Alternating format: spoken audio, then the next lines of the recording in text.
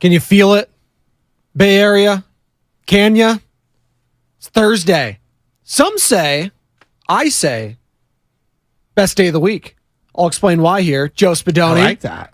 In for Bonte Hill alongside Joe Shasky. Got one more day with me, Joe. And man, it's been a fun week. This week's been flying by, man. We got a payday Friday tomorrow. Unfortunately, we're discussing a loss, not another streak. Well, maybe the Giants start another one today as they fall to Cincinnati yesterday, 3-2. Reds snap their losing streak. They snap the Giants' winning streak, but it's all hunky-dory there. Good morning, ladies and gentlemen, boys and girls. Welcome in. If you're just getting off work, getting ready for work, getting ready for, summer school, getting ready for vacation, we appreciate you coming in here, joining us at 888-957-9570. How you doing this morning, Joey? I'm doing fantastic. I'm super fired up. I know that the Giants didn't get the W that they were looking for yesterday. I want to talk about the bar being set low, though, when it comes to certain players on the Giants. Oh. I just don't understand it. And I want to get right to Ross Stripling. Wow. This guy comes in as a free agent. Everyone was ready to throw a ticker-taper parade for, signing Ross Stripling. He's mediocre and at the end of his run, all right? And he goes 6 innings yesterday, and they're like, just one bad pitch. Yeah, that's what happens in baseball. You serve up a giant home run, a 3-run bomb. I'm sorry, you're harpooning your chances of winning. It's just one pitch. Well, what about the 2 singles prior? The bar is so low that Ross Stripling, for the first time in weeks, finally gave you 6 innings, but he gave up 3 runs. That's almost a 6 ERA. Man. All right? On just that one game alone. And it frustrates me because I see the rhetoric regarding, Ross Stripling. He's working himself back in. It's almost August.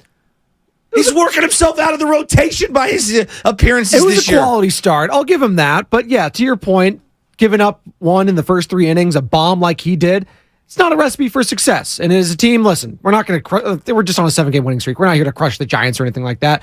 They're doing a hell of a job. But that leads to Farhan Zaidi. I want another arm. Well, and Sam Lubman, producer extraordinaire, he's doing double duty back there, doing a hell of a job running the board and taking the phone calls and doing all of our social. Good morning to all of you on Twitch and YouTube. We are streaming up there, and be sure to download the Odyssey app and favorite 95.7 The Game. Be sure to hit that like button, ring the bell on Twitch and YouTube. Appreciate all of you chiming in there. Hell of a day yesterday, and yes, listen, Draymond Green stuff hasn't totally gone away because obviously the podcast has since been released since we've last left you. There's some sound to get to. We will discuss that today, but we're also going to discuss, the Giants continuing that, and plus the 49ers. I want to get some football talk in here with the Joe Shasky. We did a little bit on Monday, but listen, training camp's starting. You're seeing the Jets. All their guys have already reporting. It's kind of early, right? Like July 19th, all these guys are already reporting. Aaron Rodgers, Quinnen Williams with all his new deals. Brand new shiny teeth Quentin Williams looking good, getting paid. I love Quentin Williams. When he said, bless you, thank you to himself, still an all-timer to me. But we'll get into some football going forward here. But yes, talking Giants and Farhan Zaidi, this team, and I do feel it's wide open in the National League. I know the Braves, they're a tier above. The Rays in the American League, they're a tier above. But if you get one more pitcher on the staff, Joe Shasky, I like my chances. It doesn't even have to be a frontline guy, a competent guy. I love my chances in any series if I got Webb, Cobb, some other guy. Yes. That's a dude, at least. And maybe it's not a Giolito, maybe it's not a Dylan Cease. Hell, I know I throw the name out there and people scoff at it. He was an all-star last year. Maybe a Paul Blackburn type. Okay. Someone like that who's competent, who has been there, done that, can give me 5 or 6 innings, because this bullpen, I'm damn confident in. Doval, best closer in the league. And we saw one of the other dudes yesterday for the Reds, Alexi Diaz. He's filthy. Nice. Yeah, he's filthy. nice. So if you get to that bullpen with the Rogers brothers, with Doval, I like my chances. So where are you at with the San Francisco Giants? 888-957-9570. That is the number to call or text the Comcast Business text line, Joe Shasky. And this segment is brought to you by Golden State Lumber, serving the Bay Area for 3 generations. When you succeed, we succeed. Visit goldenstatelumber.com. And real quick, I mentioned why Thursday is the best day of the week. Yeah, what's that? Because tomorrow's Friday. You look anticipation to that. I like Friday's chill, because Friday you're already feeling the vibes. Thursday, it's like, what am I doing this weekend? I get all the plans started. Honey, what are we doing? Where are we taking the kids? Are there even going to be kids? Are we going out somewhere? It's all that sort of stuff going on. I think Jade's going to a concert this week, and Paramore is playing out at Chase Center, so she's going to go do that. Nice. Means I get the night off, so it'll be fun. I think mother-in-law's coming in town to watch the kids. I was just going to ask. I get the night off there, yeah, so it'll be nice. Yes. Oh, you a Paramore guy? What? You a Paramore guy? I don't even know what that is. It's a band. Yeah, no, Haley Williams. No, it's all right. I signed up 888-957-9570. I signed up for weeks ago for Taylor Swift with my wife down in, and my cousin. Boy. My cousin's a big Swiftie fan. Jack, Jade, if you're out Jade there. got the tickets too. Did Are Michelle? you guys? Did Were you Michelle going to the yes. Eras tour? Yes. Are you going? Is that what it's called? You're a big Swiftie, Sam Lubman? If I had $1,000 to burn to sit in the nosebleeds of Levi's, yeah, probably. But unfortunately, that's the money that's preventing that. Really? I don't listen. Taylor Swift. Songs, I get it, very popular. She does not do it for me. Just doesn't. Well, I don't think I can sing. I mean, once I hear one of her songs, I might know the song. You'll know a lot of her songs. I know what our rejoins are going to be today. Off the top of my head, I can't name. And I'm usually pretty good at those things. I can't name one song. Jade just. But I'm sure if I heard it, I could sing That's her group. Yeah, her person is Taylor Swift. I don't get it. So she's a Swiftie. She is a Swiftie, diehard. T-sizzle. Ever since we were dating in high school. Now we're married. Now it's always been, and like she re-released her album, I guess, with the same songs that she was still listening to. I was remastered? I was like, what are we doing here? It was on you don't 8-track. understand, Joe. It's because now she owns her music, so now she can re-release and get all this money herself. I was like, yeah, that more money that she desperately needs, right? It's like, what are we doing here? Come on. Got to shake it off sometimes, Sometimes Stop it with the puns back there. The point that I'm getting at is sometimes you got to do things for the wife. When you're selfish like I am, you owe them, and you got to do certain things that maybe you don't necessarily love, and you got to go along with it. And there is something to be said when you go to those concerts. There's just a lot going on. No, there's That's a all lot. I'm gonna say. I don't like concerts. If it's a festival, and I've been to many of them because Jade, God bless I'm her, out on festivals. she that's her thing. Like she likes concerts, she likes music. Like that's her way of getting. I do love live That's music. her sports, right? I love Is live music. music, So yes. that's fine.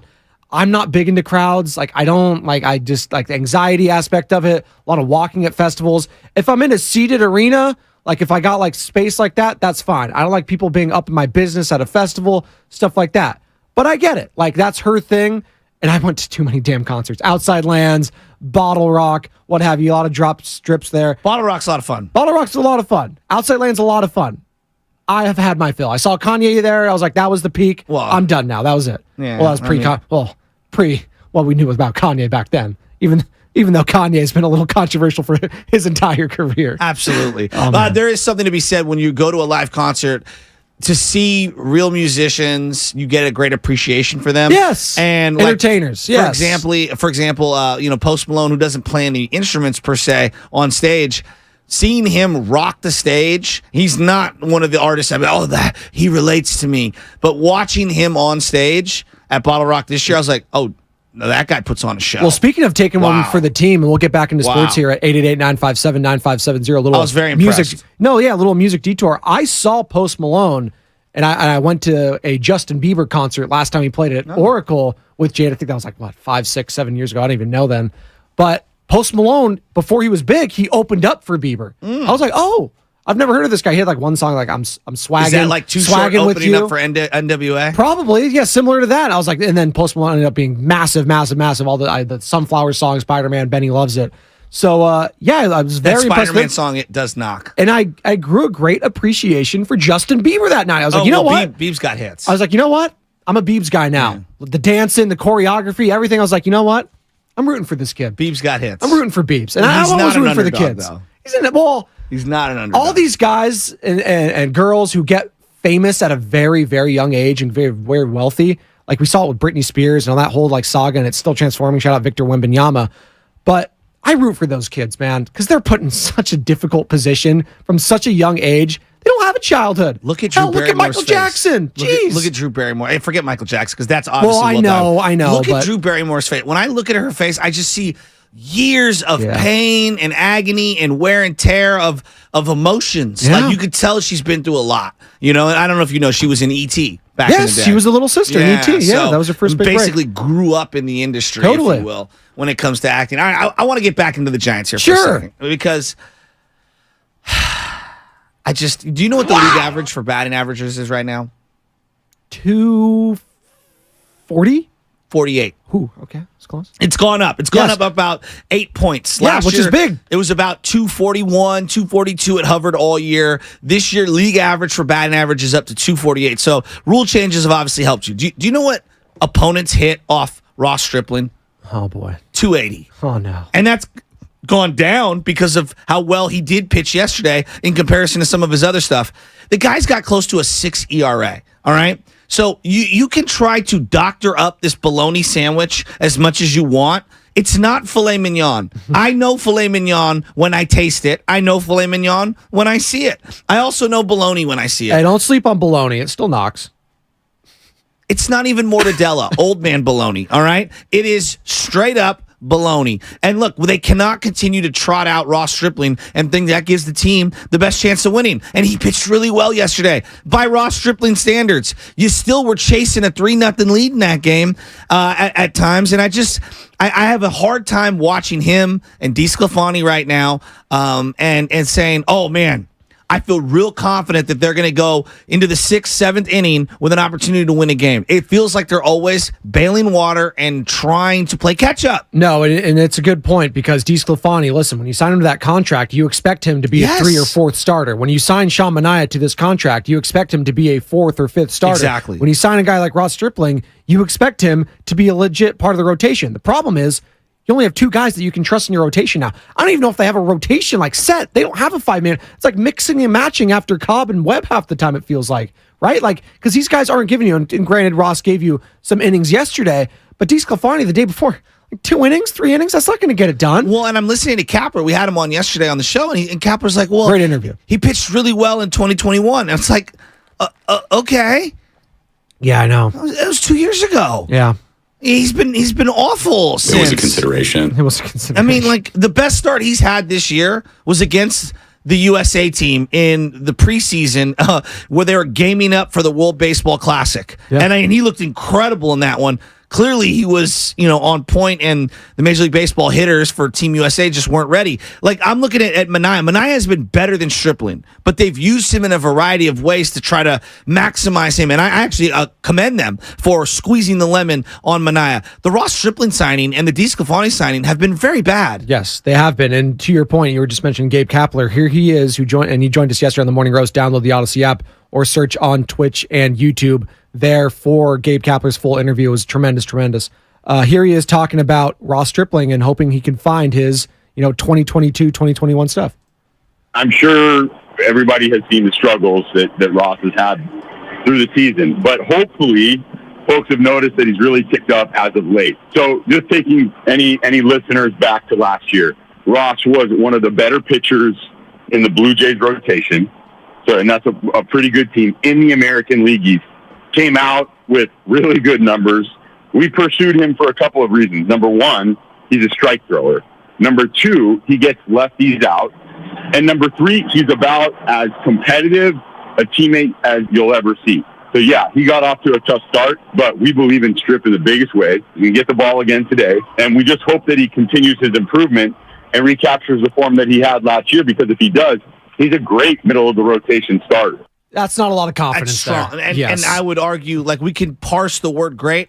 He's a mediocre middle-of-the-road starter. And to his point, like, here are his last 3 appearances. July 7th, okay, he goes 3 2/3 innings and gives up 2 runs and gets yanked, all right? July 14th, he goes 4 2/3, gives up 2 runs, gets yanked. This last one gives up the 3 runs. You know, he pitched 6 innings, and it was really good outside of the back-to-back hits and then the home run. But that's the problem with him right now. He's got 14 appearances on the year, all right? Joey's giving up 13 jacks. It's not going to get it done. The long ball's crushing him. Yes.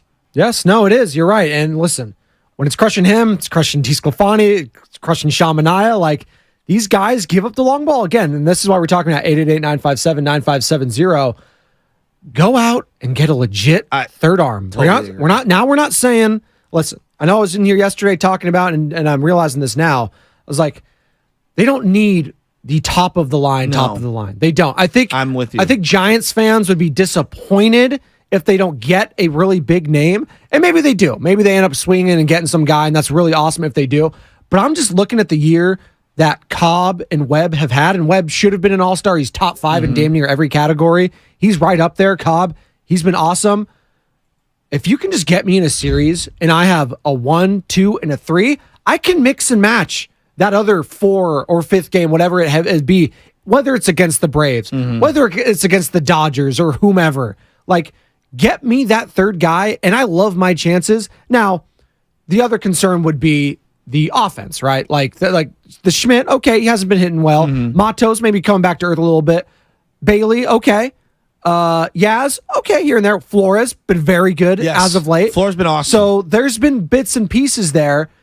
You're just hoping that some of these guys that are struggling now, some of the younger guys, that they don't get, sent back down and then their confidence is shaken. Estrada coming back could potentially be huge for this team. Absolutely. Will he regain that form? Is it all that injury when his struggles They started miss to his start? speed on the bases. Yes, absolutely. I agree with that. His defense, I agree. his defense is really good, and which with was a Crawford- huge upgrade for him. With the Crawford knee injury, I think they're in a really tough spot here. Back to the pitching for just a second, Joe. Heading into the year, it's almost laughable that anyone bought some of the stuff that they were selling. Let me give you these guys, okay? These are 5 guys, because It is funny that Logan Webb and Alex Cobb, right? And Alex Cobb was better than the numbers last year, and he's been amazing this year. Logan Webb, 3.11 ERA. Alex Cobb, 2.82. Now, there's other metrics. We can go to whip and things like that. They said DeSclafani, Manaea, Alex Wood, Stripling, and I would even throw Jacob Junis in there. Oh, these are all guys. They're starters. They would be in the middle of the rotation for anyone else. I'm just going to go down the list. DeSclafani, the 3rd most innings pitched for this team. He's got a 4.72 ERA. All right, a 4.72 ERA, giving up 14 jacks, giving up 50 earned runs. All right, Manaea, 39 earned runs, a 5.82 ERA, all right, a 1.38 whip. Like, he has not been great. He's been better out of the bullpen. Alex Wood, all right, Alex Wood's pitched 50 innings for this team this year, a 4.5 ERA, all right, another guy who's given up 6 jacks, and you look at him, he's got a 1.53 whip, not good. Ross Stripling, 5.92 ERA, 50 innings pitched. Jacob Junis, 50 innings pitched. He was good a couple years ago. He's fallen back down to earth, a 4.97 ERA. Those 5 guys, no, I'm not talking about burgers. Those 5 guys have let down this team. Where would they be if one of those 5 guys had a good year? Oh, they'd be right. They'd be winning the division right now. So to me, the point of, you need a frontline starter. You just need a competent starter. Yeah. A competent starter, and I'm telling you, this team is 5 games better than where they're at right now. From the 650 on the Comcast Business text line, let's not act like Logan Webb doesn't do that every other game, yet we talk about him like he's a Cy Young in regards to Ross Stripling giving up home runs. Okay, I've seen Logan Webb be that dude now for a while. Let's not, please. Please, let's not do this. How many times has Logan Webb gotten shafted by his team's offense this year, Shasky? He also leads the league in innings pitched right now. Did you know that? He had 133 innings pitched. He leads the league. It's been awesome. He's gone to the 6th inning in every single start, but I think one. There you go. I mean, that's what an ace is, right? And so, going into the 6th inning one time, that's not what we're looking for. Again, I'm looking at this like right now. Logan Webb's the only guy on pace to break 175 innings pitched. Alex Cobb might be over 150. We'll see if he can stay healthy. That's it. Yeah. The days of the 200 inning pitcher is gone. Part of why they gave Samardzija years back, he can eat 200 innings. I'm looking at this rotation outside of Cobb and Webb, and it's been very, very disappointing, and it's letting them down right now. And if they don't make the playoffs, the difference between not making the playoffs and making the playoffs will be 5 guys that you expected to be 3, 4, 5. Not one of them gave you positive contribution. And again, everyone was talking about before the season, man, the starting pitching, this is going to be the real strength of the Giants this year. The bullpen, not worried about that. Well, look where we are now on July 20th. It's the opposite. 888-957-9570. That's the number to call or text The Morning Roast. Also hit us up on Twitch, on YouTube. Like, subscribe, ring the bell, download the Odyssey app, favorite 95.7 The Game. And good morning to Ernie. Good morning to Nicholas, Michael, Xavier Dubb, Alex in Atlanta, Luis Robertson, Tribe, all of you guys. Appreciate you chiming in here on The Morning Roast. Joe Spadoni filling in for Bonta Hill. That's Joe Shasky. What's coming up the game is sponsored by Chilton Auto Body. More Giants talk, more baseball talk, and an important vote today in baseball. And we'll get to that on the other side. This is The Morning Roast with Joe Spadoni and Joe Shasky. Come on back. Have you been in a car accident? Chilton Auto Body has 15 convenient Bay Area locations to help restore your vehicle to pre-accident condition. Chilton Auto Body is also actively...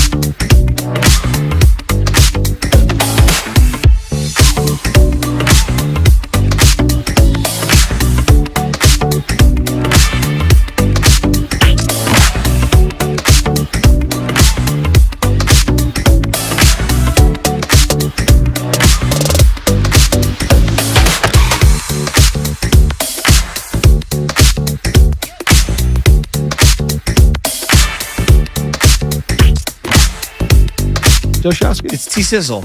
There you go. 1 sec.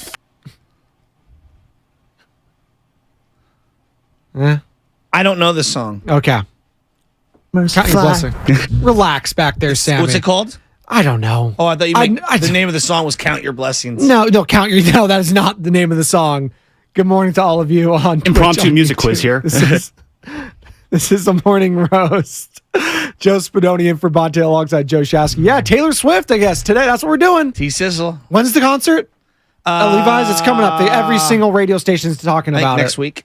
Okay, next week? All right. I think it's next Friday.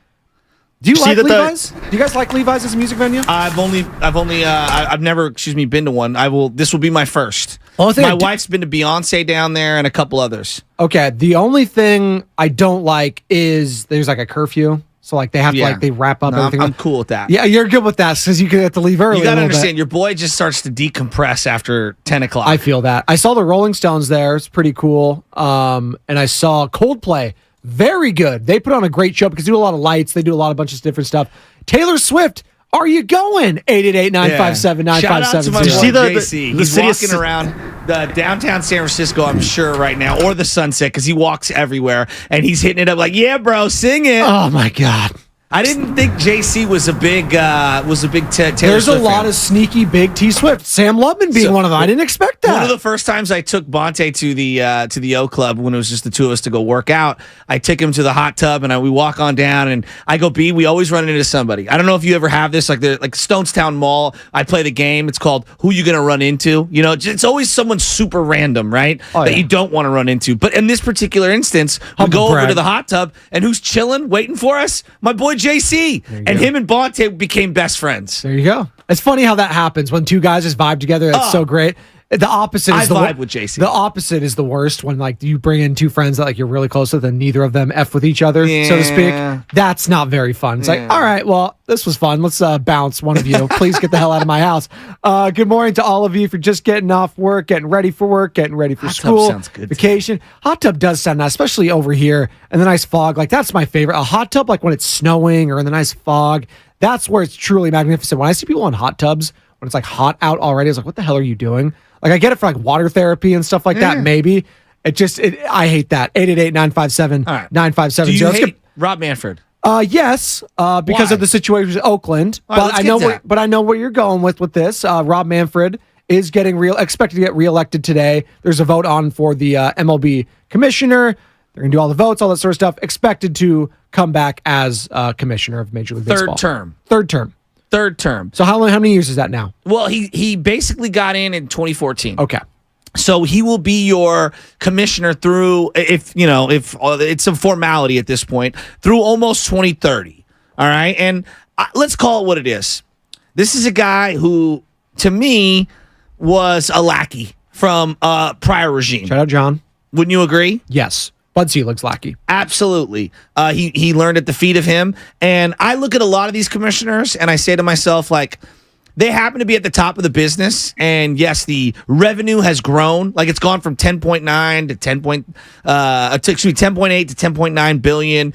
When he took over, it was like around 9 billion, and it's gone up and up. Well, TV rights have gone up, inflation has gone up. So that doesn't necessarily mean that you're the reason why these things are as profitable as they are. He really whiffed on a lot of these stadium things, and we'll get into that in a second. I think the majority of baseball fans who aren't aware of the stadium stuff when it comes to the Rays, the A's, the Brewers are going to say his biggest whiffs are in the handling of the Houston Astros and Boston Red Sox scandal of cheating. And also, I would say his biggest whiffs are just speaking in general to the media. That too. He is not a good public speaker. That is the next part of his game. I don't even know if he can work on it at this point. I mean, how old is the guy? Like, either you know it at this point or you don't. Yes. Like, one thing I'll say about Goodell, he gets it. Like, But early on, he did not. He did not. But again, Goodell was young. He was a very young commissioner. He grew into it over time. Manfred's already in his mid-60s? I don't even know how old this guy 64. is. 64. So there you go. Like, I don't know if he can get that aspect to it. But Goodell, another thing too, is the booze never rattled him. He always accepted it. Yes. He knew what it came from. Did you see the MLB draft with Rob Manfred? I know. That rattled him. I know. Like that, that physically. It was almost like he was shocked. Like he couldn't understand like why he was being booed. Then why is that surprise? Rob, Read the room. Yeah, You're the guy on top. Everyone hates you. Yes. Like, that's always how it's going to be. Yes. The Jets have been booing for years. You got to do the Shane decades. McMahon. You got yeah. to come down with swagger, right? Yes. When you agree, Yes. you almost got to like soak it in. Yes, and I don't think it happens as much to Adam Silver because I think he's pretty unanimously loved around the league from most of the players and stuff like that because he caters to them very well. It's a different league. I get that. But yeah, he just got to own it, Bobby. Come on, man. So I want to get into your frustration with Rob Manfred. I've come on here multiple times over the years and just destroyed this man. And I did not have faith that he would lead one of the games that I love. And I don't know if it was my first love, baseball, because football was so big in my household. Yeah. So I don't know, but it's definitely one of my loves. And I will be real with you. I had a really hard time watching baseball, the game that I love, the game I love playing, the game I love coaching, the last couple of years. And this year, and I know Dan Lebitard's brought this up, I know other national pundits have said this, it feels like the most fun we've all had watching baseball, not just our team, the Giants, or your team, the A's.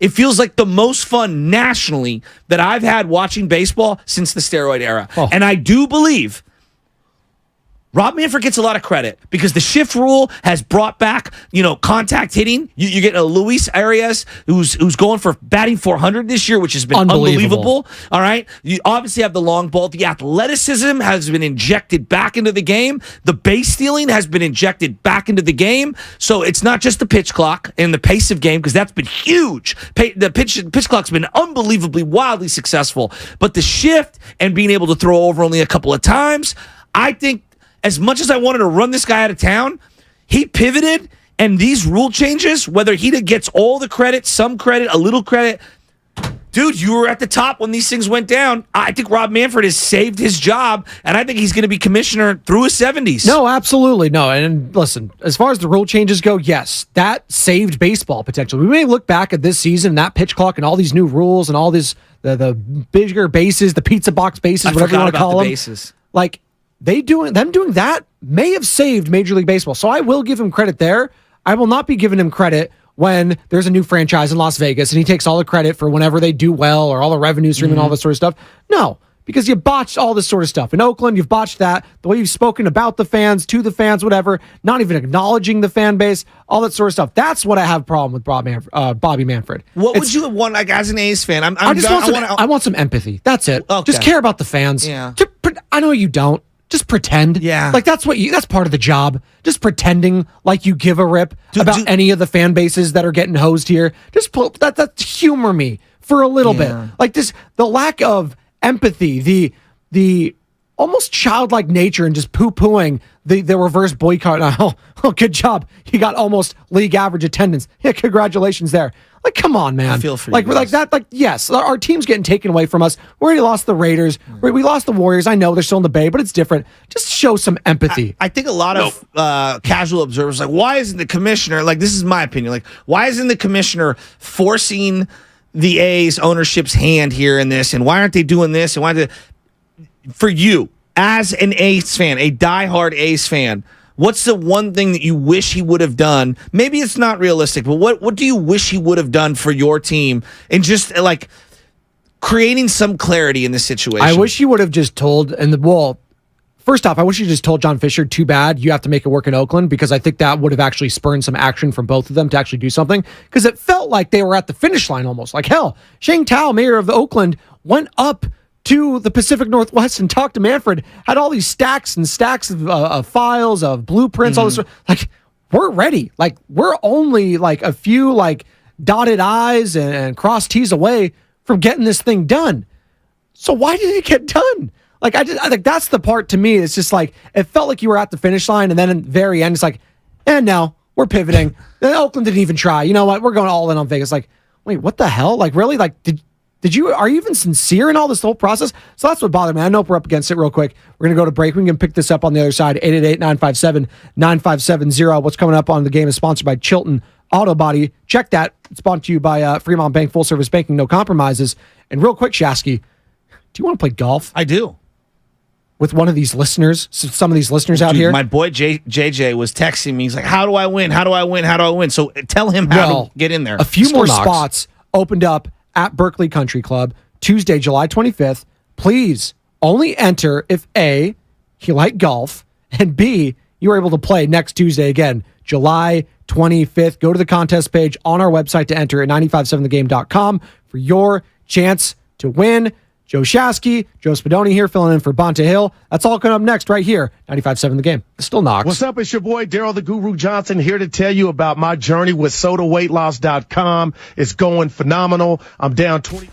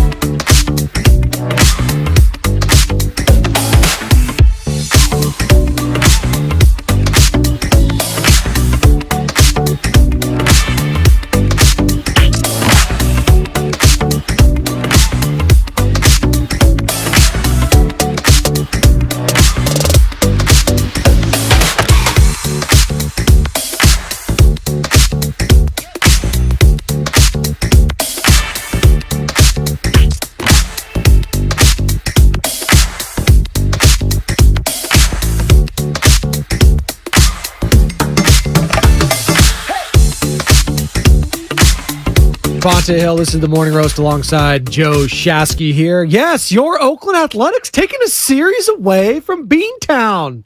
Red Sox fall 5-6 yesterday in Oakland. Let's celebrate good times. Come on. Speaking of celebrating, I didn't realize Sam Lubman is celebrating the career of Taylor Swift. It's unbelievable. He's giving us her entire catalog back here. And what's the deal with her dating history? I'm unaware of the dating history. Well, because he was very passionate. Well, she's had, let's say, a lot of famous exes. Okay. Harry Styles, Okay. John Mayer, Taylor Lautner, the werewolf from Twilight. Tom Hiddleston was in there for a minute. Sure. Put him in there. Put anyone. You can name someone. I don't know any of these people. You can name Tobey Maguire, and I'll agree with you. I don't even know. Harry Styles is friends with Rory McIlroy. That's the only reason I know who he is. One part of One Direction. He Yeah. had won a Grammy last year, best like artist of the year or whatever. As it They was, were like was the NSYNC of Europe.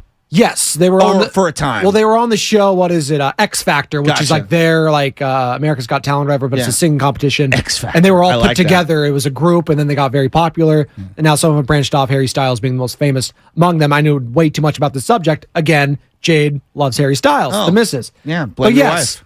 But Taylor Swift has a lot of her songs and albums, and we're talking about Taylor Swift because she's coming to Levi's here in a second, and she's a very mega pop star. And I guess Sam Lubman's a big fan, but a lot of her songs about her exes. She's had a lot of famous exes, and all the problems seemed Just about out the here exes. creating content. That's what she's doing. ABC, clearly- always be contenting. Clearly, it's all their faults, and none of them are Taylor's. It's just interesting. Sounds like Rob Manfred. Yeah, I mean, it's a interesting. high bar you got to live up to. If you're going to date Taylor Swift, you got to bring your A game. You know, you Clearly. can't be going. You can throw a great game, but if you throw that one bad pitch, doesn't matter. Listen, you know what? She's putting up numbers, and I respect it. She's doing her, and I appreciate it. Doing numbers, 888-957-9570 is the number. Good morning to all of you on Twitch, on YouTube.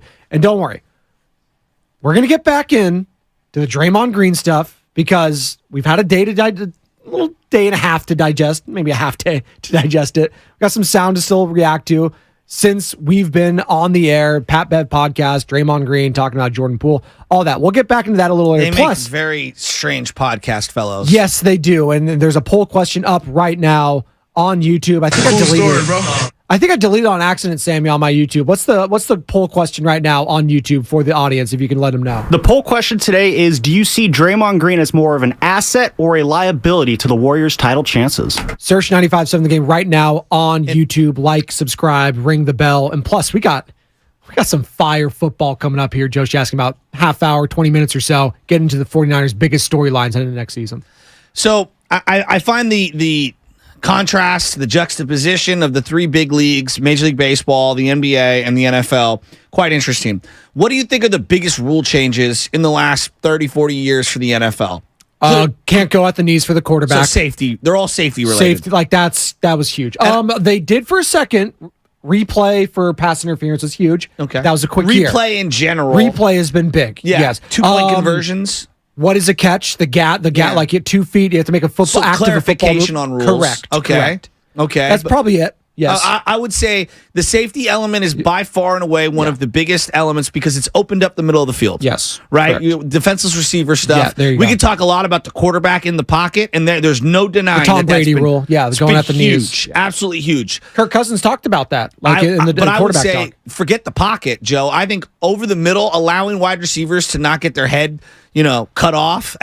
Massive. Yeah, like Bernard Pollard, Dante Whitner, Steve Atwater. Those guys could not exist. George Atkinson. In the way that they played back then, they could not exist in today. They Ronnie would have Lott. to adjust their game. Yes. Well, Ronnie Lott could adjust the game in any era, but was he would also have to a cornerback, too. Exactly, but he would also have to, Yeah, they would all have to yes, change. Yes, absolutely. So, I'm just trying to think of football rules. There's been some tweaks of the rule book that have really changed the way the game is played. Yes. I would say the NBA adopted the 3-point line and widened the lanes, and obviously it's got defensive 3 seconds and eliminated hand check. So they opened up offense. It took a long time for the league to adjust to the 3-point line. Like, it took an entire generation and then some to be able to finally realize, if I take a step back and I shoot 33% from 3-point land, it's actually better than shooting 50% from the 2. And you're seeing in the last few years the gather step or whatever like that. The James call. Harden rules, like not getting to the line as much. I'm thinking about stuff like that. And also this new one coming out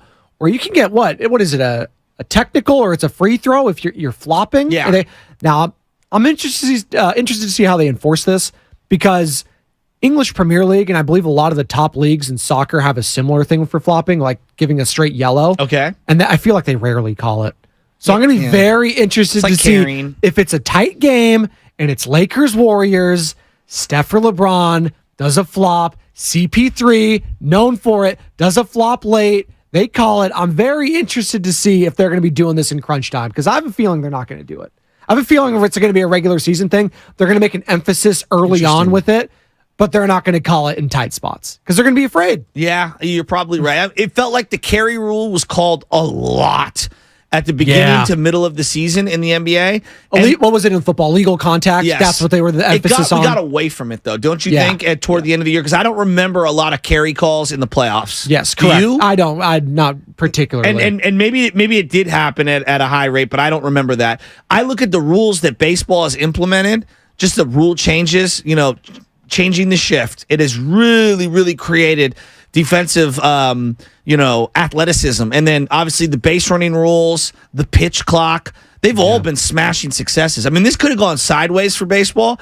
It feels like to me we're having one of the best baseball seasons in forever. I mean, I'm looking right now at the standings. Joe, you've got teams that have been dormant for years. Right now, the AL East is upside down. The Yankees, they're 3 games over 500. They're lost the bottom. Real quick, they've lost 9 of 11. 15-22 since Aaron Judge got hurt. They got swept by the Angels. And Judge is clearly... Without Aaron Judge, excuse me. This year. And Judge, obviously, not only massive as a human, but massive for that team. Absolutely. And you know what? Didn't I say this about that roster? When we were talking about free agency, everyone said I was crazy. I thought the Yankee roster was dramatically overrated. It's top-heavy. Absolutely. Yes. Dramatically overrated. And Stanton's really not playing well. Boston Red Sox... they're 4 or 5 games over 500. No one is talking about them. They're only 2.5 games back of the wild card. And then again, they just lost the series to the A's in Oakland. Because the top of the AL East is the Orioles, who've been terrible forever, the Rays, who are one of the best bangs for buck in sports, and the Toronto Blue Jays, everyone's favorite team. You got the Twins that are good this year. All right, I look at the AL West. Who had the Rangers doing this? I know. Bochy, man. What a storyline that is. And I'm telling you about the Rangers. Don't sleep on them in the Otani sweepstakes. Right? I know they're in division, but they're aggressive. Or not even just the Otani sweepstakes for the trade deadline, just in the offseason. Yeah. Like, that's a place like you, Darvish, Shohei, they're tight.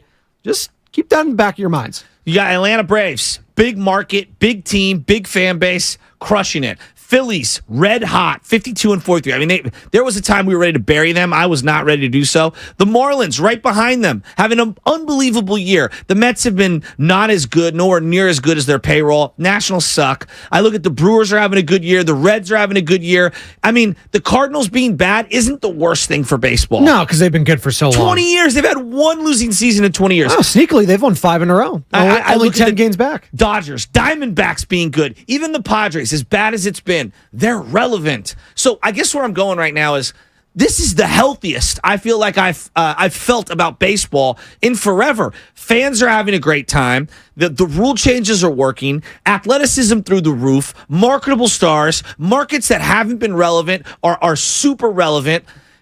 I hate to give this guy credit, but Rob Manfred, I got to give it to you. Dude, everything's working out. And I was reluctant to even give you even an ounce of credit a couple of years ago. I'm coming around on Rob Manfred. Basically what it comes down to, does the good outweigh the bad when it comes to Rob Manfred and what he's done this season? The good meaning all these rule changes. The bad being how he's handled these stadium situations. Like, does the good outweigh the bad for you? 888-957-9570. Because I'm a Giants fan, and so I'm going to be jaded, and things that are coming out of my mouth are going to probably be felt by our audience with a bias toward my team because they have a stadium, and he is doing the bidding of the owners. He is. That's what they are. They're mouthpieces. That being said, I think the healthy, fair question is to say, is the A's dying on the vine in Oakland and turning your back to an entire region and basically putting the middle finger at them? Is that doing the game of baseball justice? I don't think it is. No, and it's interesting to juxtapose this with what went on with the Raiders when they finally left to Las Vegas, right? It felt like the fans, most of the fans, and let me know if I'm wrong at 888-957-9570. I'm a Raiders fan. I'm an A's fan. I still remained that way. And maybe because the Raiders had already left to Los Angeles, it was different. It was like, that's fine. You know what? They're they're the West Coast kind of team. Like we have a West Coast fan base. Okay. It's not a particular region. Yeah, we have the Bay Area. Yeah, we have Los Angeles, but Vegas, it's not too far away. Yeah. I can deal with that. And it's that's fine. And it's football. It's like they're the Renegade franchise. Al Davis, it's bigger. Like that's fine. They did play their first game at Candlestick. There you go. See, look at you. Look at you and you love your football knowledge. You and Bonte's real quick. As we got off here for a second, I am amazed with your guys' knowledge because I had 2 kids, Joe Shasky, and it felt like all my useless sports knowledge just got taken out and got replaced with diaper changing and feeding Cocoa times and bedtime, all this sort of stuff. So Cocoa Melons and all that. Lightning McQueen. Oh, Lightning McQueen. He's not a big cars guy, Benny. Not a huge cars guy. No. My brother's boys, they'll stop in their tracks. No, and then just stare at the television. Loves Coco, loves the Frozens, love all this. Loves Star Wars, actually. He's a kid after my own heart. Loves the Star Wars, loves the Mandalorian, all that sort of stuff. So love you, Benny, if you're listening, buddy. Or go back to sleep. It's only 7 o'clock. I know you sleep in a little bit for mommy. 888-957-9570. But it does feel a little different with these A's. It feels like we didn't have this vitriol with Roger Goodell, right? That we have from did. No, but Raider fans, I don't know if they did you're talking about individual fan bases. Yes, that sorry. I agree with. I don't think the Raider fans had this vitriol. It was more so the media. Mark Davis, the media, the coverage of it. Yes, we hate the A's fans hate Rob Manfred. They hate John Fisher. I know there was hate for Mark Davis.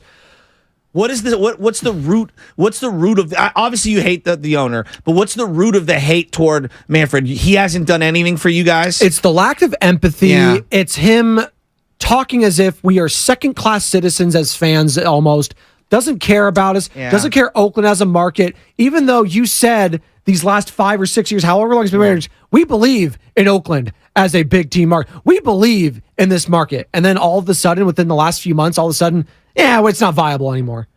Like, come on, dude. Like, be real here. At least have some transparency in your hypocrisy. It's been nauseating. It's just, I don't believe anything they say. You can try to dog the city of Oakland all you want. The city of Oakland has been crapped on for the last decade. It's unfair. And it's unfair. I agree. The fan base is strong. If you build it, I believe they will come. If it was Howard Terminal and it felt like it was close, and then all of a sudden John Fisher and co. were like, you know what? Let's go over it. And I truly believe it's interesting. We knew who the architect of the move to Las Vegas was in the NFL. Well, Jerry Jones wanted to be in Vegas. Yes, we know that now. And they looked at Mark Davis. Hey, we'll give you a stadium out there, public money, financing, all that sort of stuff. They wanted the NFL there. Is it John Fisher really that wants to be in Vegas? I don't know. I don't know who is pulling the strings here. Who's the big because we know the big. Ticket holders for the owners, the guys that keep up, the Robert Krafts, the Jerry Jones. Who is it in baseball, Joe Shasky? Do you know? Because I know you're a big listener to David Sampson. Yeah, I was going to bring and maybe him up. He has the no for these guys. Don't shoot the messenger here. Okay, so just hear me out. He was talking about how when any team, and the NBA was the same way, you're talking about travel, and when any team would play the Oakland A's, they would stay in San Francisco. Mm-hmm.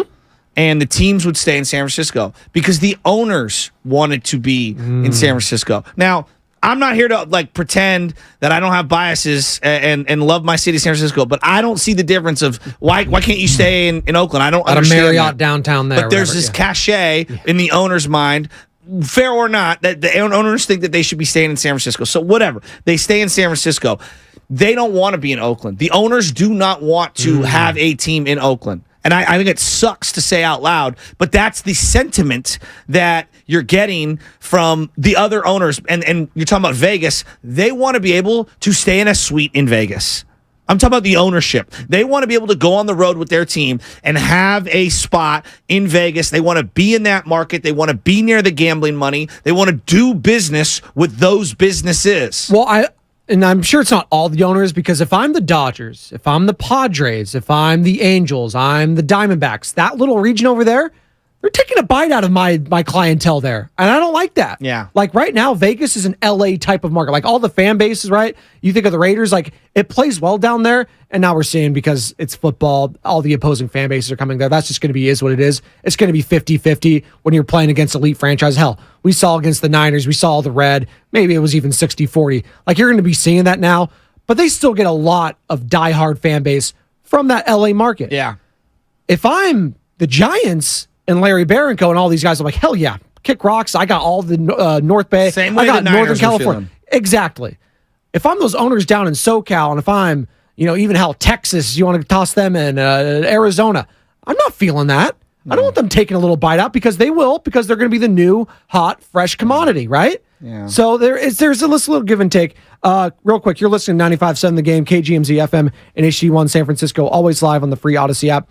Download the Odyssey app and favorite 95.7 The Game for the best and most up-to-date sports coverage. Joe Chesky. I'm looking at Major League Baseball as we're talking about Rob Manfred getting extended for his third term as the commissioner of baseball.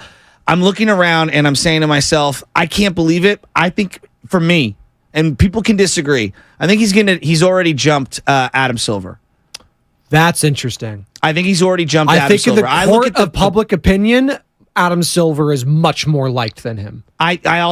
Me personally, I think that Adam Silver is a weak commissioner. Okay. I think that he's bowed down to public pressure at every single turn. The players at every single turn. What specifically? Well, let's put it this way. Let's say there's a very big problem in the NBA when it comes to being fan friendly. I think the NFL has certain structures in place. I don't love the franchise tag, but as a fan, if I draft you and you're really good, I do have that entity in my back pocket to keep you on my team for a long time. Now, it's hosing the running backs, but for most other positions, I like that as a fan, yes. Okay. When I look at the Tampa Bay Rays and the A's, do I love their payrolls? No, actually, I hate them.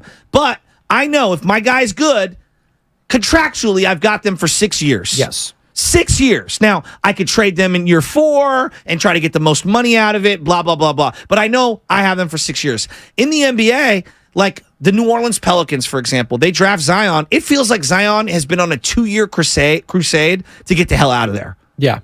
Dame Lillard, what's going on in Portland? He gave them a decade. And I don't fault Dame for wanting to get out, but like the way it's going down, it really sucks for the consumer. Do you think that's an Adam Silver problem, though? Like, I'm trying to think of it because it's just, the sport of basketball is so much different. I know we're comparing apples and oranges. He's been best friends with the players from the jump. Yes, but it's tricky because I look at Adam Silver as a guy that's been trying to, like, his first big move was what? The Donald Sterling situation, right? You're banned for life. Donald Sterling, kick rocks, you're out of there. Let's real quick. The players applied pressure on Adam Silver and weren't going to play in that game. But I have to give him credit. And I give the players credit yes, for that. but I give Adam Silver credit also for getting him out of there because I look at a guy like Dan Snyder going to cross-sport analogy here. Yeah. Dan Snyder's been a horrible owner and human being for the better part of what? How long has he owned that team? And by the way, they have an owners meeting in regards to Dan Snyder today to finally move forward to the sale for the new ownership that includes Magic Johnson. So that's another interesting aspect. Well, isn't that just kind of like Adam Silver kind of recognizing the fact that the NBA is more of a players' league, whereas the NFL, Major League Baseball, they're not maybe as much as players' leagues. I mean, look at the NBA. Most people are Steph fans. Most people are LeBron fans. Most people are KD fans. Where in the NFL, you don't have guys who are just like, you don't have fans who are locked on to. Well, yeah, but I mean, we're not locked on to, like, you're a Niners fan. Yes, you're not a Christian McCaffrey fan. You're give me another team. You're a Colts fan. You're not just like a Peyton Manning fan. It's kind of something like that. Basically, you're saying. Yeah, it's like the NBA. It's more player star-driven league. Yes. So I think it kind of makes sense that the commissioner is more friendly with the players because he understands the players are what drive this league. People show up to see LeBron James. But people aren't necessarily showing up to see the Lakers. Sam, that's a great point. And look, it's very popular. The NBA is, despite inaccurate reports, the NBA is ridiculously popular on a lot of different platforms, whether we're talking about TV viewership, clicks, impressions. Internationally, online. It's probably going to be, it's the best out of the three major sports in America. Like football, obviously, is America's king, but internationally, NBA is growing exponentially. Yes. Absolutely. I just think where it falls short for me is it feels like to me, all of the clicks, all of the impressions, all of the care is about the transaction over the action. We're watching generational players, LeBron James, Steph Curry, Nikola Jokic, generational players. And all of the chatter, all of the talk is not about the games themselves. It's about all the drama. It's about who's moving to what team. It's about what this guy said on that guy's podcast about this. You don't love that? I think it adds to the fodder. The NFL has that. Yes. It adds to the fodder. But at the end of the day, we love the games. We do. And I feel like for a large majority of the national talk around the game of basketball, what sucks is that we're talking about the Jordan Poole and Draymond Green punch. We're talking about Dame Lillard's situation and going to Miami. We're talking about Zion wanting out. We're talking about the big three in Brooklyn breaking up and where are they going to go next and what's Kyrie's next move. And so I think that obviously Adam Silver is a representation of the league as a whole. Like, he's not the reason these are problems, but I don't see what his solution is to these problems. It's a good point. 888-957-9570 is the number. Joe Spadonian for Bonta Hill. That's Joe Shasky. Been crushing it here on the Morning Roast. And be sure to download the Odyssey app and favorite 95.7 The Game. What's coming up on the game is sponsored by Chilton Auto Body. But real quick, we got a couple minutes here. San Francisco 49ers, Joe Shasky, in training camp. It's going to be starting here soon. So excited. And on this other side here, we're going to pick it up here. Some of the biggest storylines surrounding this team, it's fascinating because I just got done with this quarterback doc, and we'll continue to take your calls and texts as it pertains to baseball. How fired up are you for I'm football so fired, now? and I'm fired up for and we'll continue to talk about the Warriors, Draymond Green, a little bit later in the show. But I wanted to take a second here and just talk about football in general. To your point, and we were talking about Adam Silver, Rob Manfred, Roger Goodell. This league could do no wrong. Oh, man. my gosh. It could just do no wrong. Like, I'm just looking at all the storylines, all the stuff. I could be locked into Jacksonville Jaguars. Name one team that you don't like, that you don't have intrigue on. Name a team. I could name the Tampa Bay Buccaneers, but even then I could think of something. I was like, oh, Baker Mayfield, what's he going to do? Maybe he has a renaissance year. Like anyone, That's a great point. any team. That's a great right? point. Maybe he has a renaissance year. It's like, oh, Baker, look at him. He takes over for Tom Brady and he leads the team and wins the division. Hell, Bryce Young of the Carolina Panthers. I'm interested to see that. Do you know Derek Carr with the New Orleans Saints? That's going to be fascinating, right? Houston Texans. Hell, D'Amico Ryans is there. I'm going to be invested in that. That's a great point. CJ Stroud. Like, come on. I was watching that ACC golf thing with Yes. Steph. Adam Thielen comes up and they're like, Panthers wide receiver. And I was like, Panthers? He's a Panther? Right? I couldn't believe it. Couldn't believe it. It's just all these different storylines, and hell, even like the worst team, like who's going to be the worst team? The Arizona Cardinals, right? They're like projected. the Bears. Even the Bears. I want to see what happens with Justin Fields, because as it pertains to Trey Lance, that draft house. Cardinals, if they're bad, do they move off Kyler? Caleb Williams joining the division now. You got to worry about that guy. Why you got to bring that in? Well, you're dreading that, aren't you? I am. Are you dreading Yes. that they're going to be the worst team and they get Caleb Williams? I am. And they're going to luck into that? And then they're going to trade Kyler and get something. And they're going to get another first-round pick or something? Trade him to Tampa Bay. They're going to trade him to the Raiders, and he's going to suck for them. You can back up Jimmy Garoppolo. They could both be hurt together. What's coming up in the game, again, sponsored by Chilton Abadi. We're going to discuss the top 5 storylines as it pertains to the San Francisco 49ers training camp right around the corner, right here on the Morning Roast. Joe Spadoni, Joe Shasky, 95.7 The Game. Have you been in a car accident? Chilton Auto Body has 15 convenient Bay Area locations to help restore your vehicle to pre-accident condition.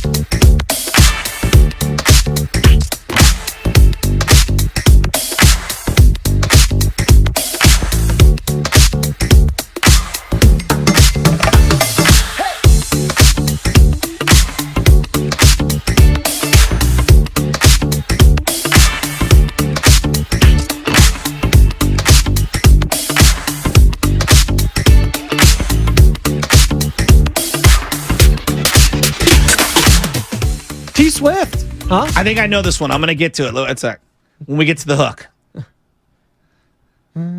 There you go. I feel like Steiny now. Steiny loves Turn it milking just out. a little more. I need a little more snare in my head drum. Okay, come on. Play. Hate.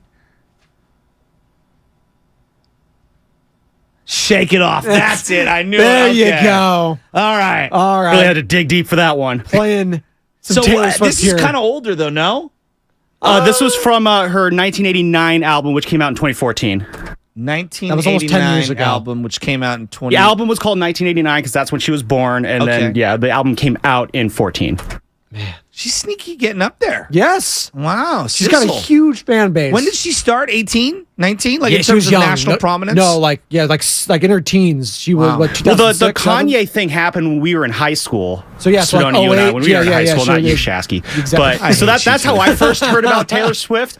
Was I'm gonna like, let you finish. Yeah, it was the I'm gonna let you Yeah. finish. That's One what I of the first greatest heard memes about of her. all. One of the greatest memes of all time, by the way. I'm gonna let you finish. But so and so the greatest so and so of all time. Beyonce. All time. Beyonce. Yes, obviously. But the meme itself. Welcome in, ladies and Hey, gentlemen, look, boys and look, girls. I'm to not the Morning biggest Roast. pop music fan. This song does knock. The haters go hate. It's pretty Knock good. or just doesn't get stuck in your head. It's Still catchy. knocks. All It's right, catchy. I need to know the T Swifters out there. 888-957-9570. Been talking Shake It Off Giants. slaps. It slaps We've been hard. talking Taylor Swift. We've been talking shaking it off. Speaking of shaking it off, Brock Purdy, that elbow. Is he going to shake that injury off? What a segue. Am I right? I mean, geez Louise. Talking about storylines as it pertains to the 49ers, the biggest, obviously, Joe Shasky. It's the quarterback. It's always going to be the quarterback. Joe Montana, Steve Young, Jeff Garcia, Colin Kaepernick, Alex Smith, all these guys. Brock Purdy now, Trey Lance, Brandon Allen, Sam Darnold. Like, you're going to be out of training camp next week. Are you going to be talking Brandon Allen? I'm ready for football. Are you? America's ready for football. Yes. It's right about now. The quarterback doc got me into it. I'm going to be honest. It got me juiced for it. It's incredible. It's unreal. I'm not okay. This is you and me having a conversation. Quarterback on Netflix, by the way. If you haven't seen it, go check it out. It follows Patrick Mahomes, Kirk Cousins, Marcus Mariota. Fascinating stuff. It's well, there's a variety of things. When I watch the quarterback doc, I personally start to have reservations on the entire quarterback room for the Niners because I'm looking at Mahomes and I get it. He's the gold standard, so probably comparing anyone to him is unfair and foolish. But it's like, yeah, we don't have that. That's the guy. Yeah. The supreme confidence, and it was the juxtaposition of all of these different quarterbacks. Like Kirk Cousins, very meticulous. All he was talking about, like, and they show these guys' personal lives at home and stuff like that. He is constantly trying to tinker, trying to improve his game, looking new ways. And I appreciated that aspect of Kirk. You know what? He realizes his faults. He is trying to get better at them. I don't know if he can get past that, but he's trying different avenues, talking to the sports psychologist, reading all these different books, stories, all this sort of stuff, trying to improve his game. Mahomes, this guy is on a next level when it comes to working out, when it comes to recovery. Like he talked about looking up to Tom Brady. He's like, dude, Tom's playing until 45. I'm trying to get like that, which as a Raider fan just breaks my heart because he's going to be dominating us for the next 20 years. Like that's the guy you're going to have to beat, Joe Shasky. Well, that's the guy Mahomes you're going to then. have to beat. No, but let's just forget Mahomes, right? Like, so I'm looking at Hard this to forget him, but I will try. No, Yes. but like, let's say it's a fool's errand to compare anyone to him, right? And that's a fair point from people. Like, you can't compare to the best player in the league. Okay, fine. Let's compare the 49er quarterback room to Kirk Cousins, who's featured prominently in that doc. Whether you think Kirk Cousins is hot garbage or a very underrated player or a very good player or an average player, or it's irrelevant. We can admit he's had longevity. Yes. He's significantly more durable than what the 49ers have presented at the quarterback position. He has great numbers. Now, I don't think he's the most clutch player. 8 comeback wins last year. He's extremely I think intelligent. he's at 22 in his career. You know, the point that I'm going at is that I do think that our quarterback room, though it looked great last year, I've got some question marks. And that's going to be, look, the overarching number one thing about the Niners will always be the quarterback. Always. Until they figure it out. Yes. So let's go through what I believe to be, as we get ourselves all fired up, top 5 storylines heading into this year. And we want to know what yours are at 888-957-9570. What's your number one? Number one, and outside of quarterback, so you can't use Purdy, Lance, Darnold. We're all gonna say that. We're all going to say that. What are your top storylines around the league at 888-957-9570 as it pertains to the 49ers? All right, let's start with number 5. You ready to go? We'll go backwards. We'll work our way. Number 5. Number 5. All right. Number five. Oh, sorry, Sammy. You did it too. There you go. Double number 5. 55. Bobby Saleh. They hit on him. Yeah. All right. It started off rocky, but they hit on him. He went on to be a head coach somewhere else with the Jets. Now we'll see what ends up happening there. Hard Knocks. Can't wait. Then they hired D'Amico Ryans from within, who was on Bobby Saleh's staff, and they hit a grand slam with D'Amico Ryans. D'Amico Ryans is now gone, and they've gone for the first time outside of the organization. It's true. And they're bringing in Steve Wilkes. And it's going to be similar defensive strategies, but there's going to be some newer concepts. Can you hit 3 times in a row on the other side of the ball, Kyle Shanahan? The one thing that I think he does better that no one talks about is he hires a hell of a staff. They're not perfect, but he does a really good job reloading. And he gets these guys paid. Absolutely. He does. He certainly does. So man. number 5 is, can you hit on your 3rd consecutive defensive coordinator? Because that's asking a lot. That is asking a lot. And Steve Wilkes, he's had success. Listen, he got a raw deal in Arizona, man. That whole Josh Rosen debacle, he was one and done. He didn't have a chance with that roster. They get rid of him, right? Flip him for who was it? Cliff Kingsbury. Yep. They get Kyler. The rest is history. Now they're resetting again, and Kyler might be on the way out there. And they might bring in Caleb Williams. That actually is a little twist of fate that I even think about. Josh Rosen coming in rookie year, new guy takes over. Gone. Kyler come in. Crazy. Kyler maybe out for the year. Hey, see you later. We get Caleb Williams. Could happen. Look at D'Amico Ryans, whether it's because of him or because of Bosa, everyone gets credit when you get Defensive Player of the Year. You're inheriting a Defensive Player of the Year. Yeah. You're inheriting one of the top 3 linebackers in the game. You're inheriting an all-pro safety in Talanoa Hufanga. Stacked. You're inheriting the top free agent in the secondary over the last couple of years in Charvarius Ward. There's a lot of talent. You're inheriting one of the top paid defensive linemen in the game in Javon Hargraves, Eric Armstead. There's a lot of talent. If this DC coordinator thing goes sideways, aren't we looking a lot different at this Niner team? We are. And ultimately that comes down on the head coach, right? Absolutely. Like we're going to sit here and try to I'm not going to sit here and try to blame Steve Wilkes, all this sort of stuff, because a lot of people will. Comes down to Kyle Shanahan's road. Do you believe the coordinator job for DC on this defense, do you think it's plug and play? Yeah, kind of. Like, right? Like I could put just about anyone in there and you're going to be successful? Yeah, but I will say this. When you're going up against like the best of the best in the playoffs, schemes you matter. will need wrinkles. Yeah. Like, I was watching going back to this quarterback doc on Netflix. Patrick Mahomes was talking with, I forget who it was, Lou someone, DC for the Bengals, right? Uh-huh. Throws in a lot of different wrinkles that really give him a hard time. So that's why they had lost 3 times in a row prior to winning last year's AFC Championship against the Bengals. But yeah, wrinkles matter when it comes to this sort of stuff, and I think Steve Wilkes will bring that. Listen, he did well in Carolina when given the opportunity. A lot of those guys in that locker room wanted him to be the head coach. Brian not Burns Frank excelled Frank with Reich. him. Yes, so it's going to be interesting. That's a good call. That's a really good call. All right, number 4. These are our top 5 non-quarterback storylines for the 49ers, in my view, heading into the year. And I want to hear from you guys. Line them up. 4. I want to rat-a-tat-tat these. 888-957-9570. Is this the last year of this core? Trent Williams is getting up there. George Kittle, tight ends, they've got a shelf life. You've seen a lot of good tight ends bounce around. Travis Kelce notwithstanding. Deebo Samuel owed a lot of money moving forward.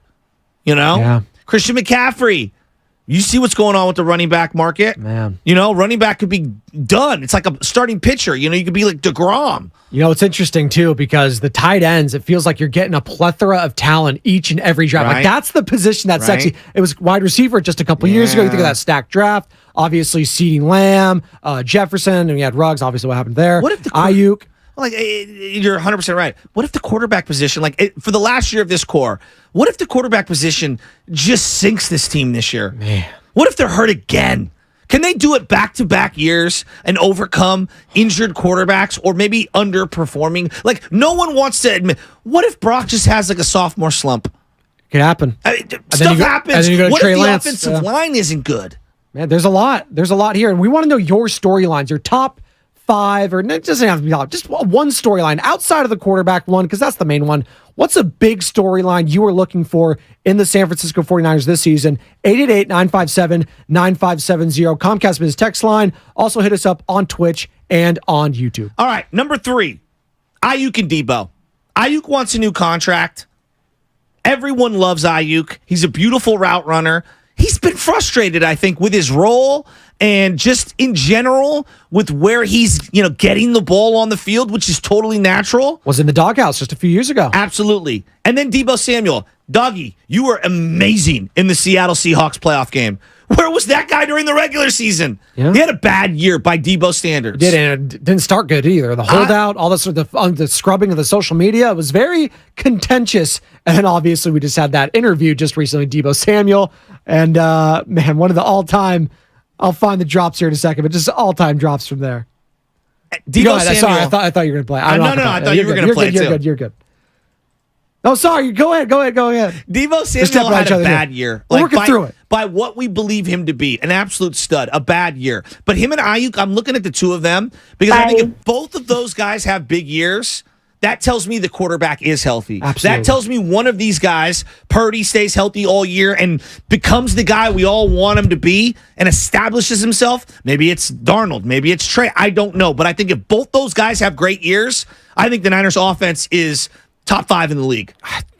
They're so stacked at so many positions. It's really unbelievable that this is a championship roster. The only thing, again, it all comes back, and this is the top 5 non-quarterback storylines, but it all comes back to the quarterback. And is Brock Purdy going to be that dude to take this team to the next level? Is it Trey Lance? Is it Sam freaking Darnold? So it's interesting to think about the wide receiver aspect. Real quick here on the Comcast Business text line, they're giving us their top storylines outside of the quarterback position. Are they going to be without Robbie Gould? That's an interesting, underrated. Real quick though, it's not going to make the top 5. Robbie Gould had a lot of clutch kicks for this team. He also couldn't kick anything outside of the 25-yard line. But you're drafting a rookie kicker. Yeah, I know. Kickers can cost you games, Joe Shasky. I acknowledge that. So that's not going to be top 5. Yeah. But it's an interesting one to do that. This is the one I brought up before the game, and I think it's interesting, and maybe you're going to come up to it. Christian McCaffrey. I'll get to that. Okay, well, keep on that one. We'll get to that right now. My number 2 non-quarterback 49er storyline. Christian McCaffrey, Nick Bosa. Christian McCaffrey, Nick Bosa. Unbelievable banner seasons carrying their side of the ball last year. Can they do an encore? What has Bosa got cooked up after winning the DPOY? He's going to have a new contract extension. You know he's going to be the highest paid player in the league. Expectations are going to be massive. Yes. How do you even back up a season like you had last year? And then CMC. Maybe one of the greatest 49er trades of all time. You can say Fred Dean, I'll listen to that. You want to say the trade up to get Jerry Rice? Obviously. I'm talking about in-season. In-season. One of the greatest in-season trades across sports. Is CMC going to be the MVP of this team this year? The MVP of the league? The MVP of the league is what we're looking at, Joe Shasky. Does it even matter who the quarterback is if you have CMC? Do you know the last time, and Sam Lubin, you looked this up, when was the last time an NFL running back won MVP? Was Adrian Peterson, right? I think it was Adrian Peterson in 2012. 2012. Prior to that, I'm sure it was like Sean Alexander or something. It's unbelievable. I got to first base last night in our softball game, and one of the guys turns to me and he goes, I don't even think it matters who plays quarterback. I go, why? And he goes, they got CMC, doggy. I'm telling you right now, CMC, top 3 every single fantasy draft. Man, at least the injury concerns are still there. I know, right? Well, I'm trying to think of another running back. Who am I taking in front of him? Right? Like, in this offense? Who's more important? And this is a quick question. Who's going to get more touches? No, that's the thing. It's all about touches in fantasy. Who's going to get the most touches? It's Christian McCaffrey, without a doubt. Plus. Right? 20 plus. Yes. I'm telling you, McCaffrey. Dude, the Niners have Christian McCaffrey. It still hasn't sunk in. I mean, it's pretty wild. Again, we're getting a lot. I'm surprised we're getting a lot on the Comcast Business text line here about the rookie kicker. It's like, how can you have Super Bowl aspirations to have a rookie kicker? Has a team ever even won a Super Bowl with a rookie kicker? 888-957-9570. Yeah, Gostkowski. Was he win it all when he was a rookie? Maybe. The year after Vinatieri when he went to Indy? And he was really good. I could be wrong. You could be wrong. We could be right. 888-957-9570. Storyline for me, that's not the quarterback for the San Francisco 49ers. And this is the one that's going to take all year. Thanks, Mark. It's going to take all year. And I think it's the most important one. Kyle ever going to win this big one? Man. That is the storyline, right? I know this guy's excellent. I know he is. I don't want to get rid of He's him. smarter than you, Joe Shasky. I think Everyone he's knows one it. of the top minds the game has ever seen. Is he perfect? No. Damn it. 29 other teams would line up to take him in a heartbeat. In a heartbeat. Yeah. Can Kyle just shut everyone up who's a naysayer and win the big one? I just want one Super Bowl. Can Kyle win the big game? Only God knows. Only God knows when it comes to Kyle Shanahan. And if he can win, 888-957-9570. Those were our top 5 non-quarterback storylines heading into the season for the San Francisco 49ers. What are some of yours? I want to go to Nick out in Berkeley. He wants to chime in here on this 49er talk. Nick, what's going on, man? You're on the Morning Roast with Joe Spadoni and Joe Shasky.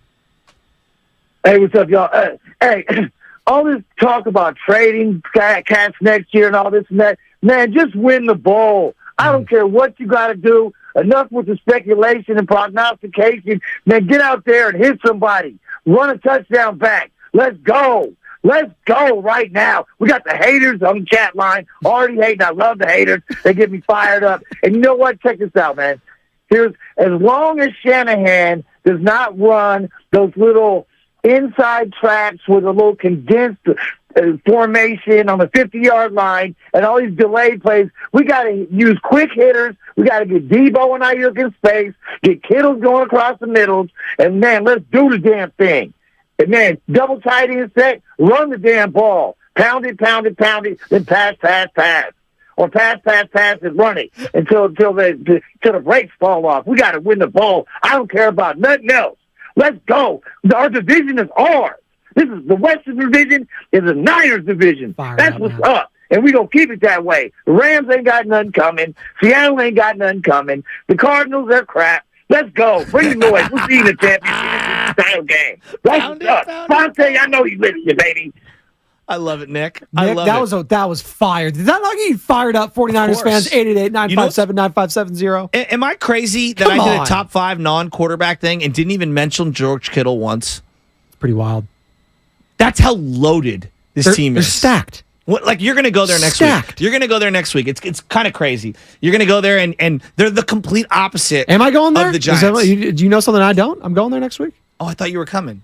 Someone's got to run the board, Joe. I'm so sorry. It's all right. No, it's fine. But when you get out just there, rub the salt in the wound a little. No, I'm just kidding. You know how Bonte loves his stars, right? And you go to a Giants game, and there aren't any stars on the team, but the team's very good. Well, the complete opposite is true of the 49ers. You go out there, and there's Fred Warner, a top 3 player at his position in the game. There's Javon Hargraves, highest paid defensive lineman. Real quick, you definitely did mention George Kittle. I'm remembering. You definitely mentioned him at one point in that top 5. But he's not part of my storylines. I think he was in one of the storylines, was he not? No. I think you mentioned George Kittle and McCaffrey. Am I mistaken? Last year with the core. Okay, there you go. All right.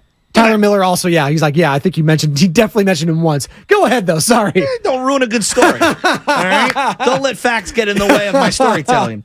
But, like, you're going to walk around, you're going to go, there's Charvarius Ward, there's Javon Hargraves, 2 back-to-back most expensive defensive players in the free agent market that the Niners got both of them, all right, that wanted to come here in their prime. And then you're going to go, oh, there's Eric Armstead. Yeah, he's a monster. There's Nick Bosa, best defensive player in the league last year. Oh, there's Hufanga. Oh, there's the kid from Penn State who led all of college football in interceptions last year. Oh, okay, all right. Let's see who the slot corner is. We'll find out there. Offensive side of the ball. There's Trent Williams, the largest human being we've ever seen. Massive. Maybe the best left tackle in the last, 10 years?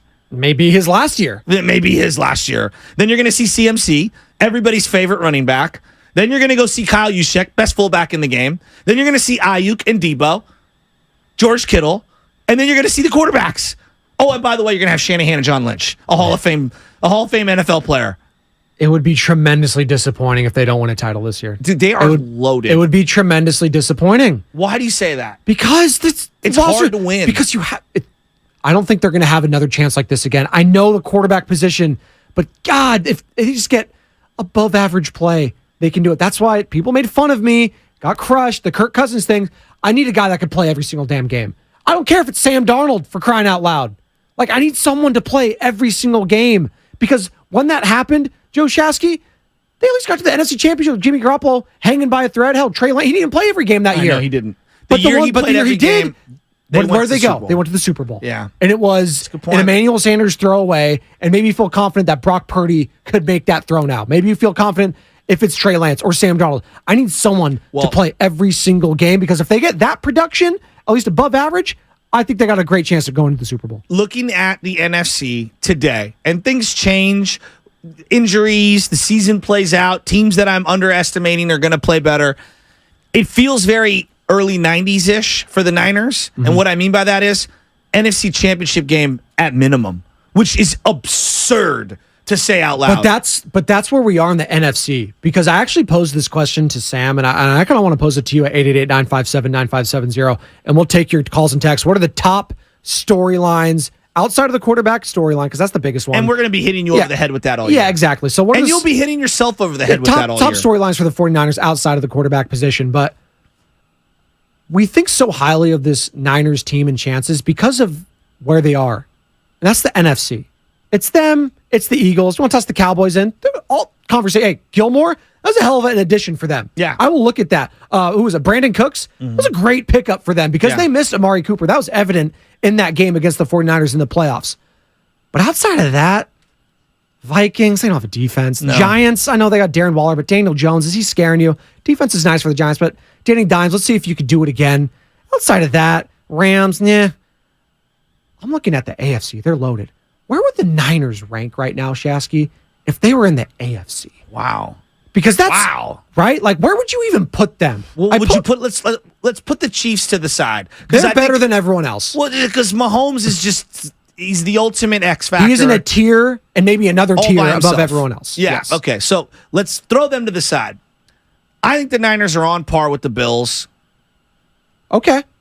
Josh Allen, that leaves me wanting in the playoffs. I'll say that. Which is totally no, but like even if you're the biggest Josh Allen fan, I think the Niners offense is better than their offense. Okay. And it's funny, I think you said this, maybe it was someone else, but they said, I think the Niners game translates very well in Buffalo. 100%. Compared to, and you think the Buffalo Bills compares very well if they were in Levi's, right? 100%. So it's very funny. Yes, yes. I think the Niners could play in snow yesterday. Yes. And they'd be well equipped. I look at the Niners defense. I think our defense is better than their defense.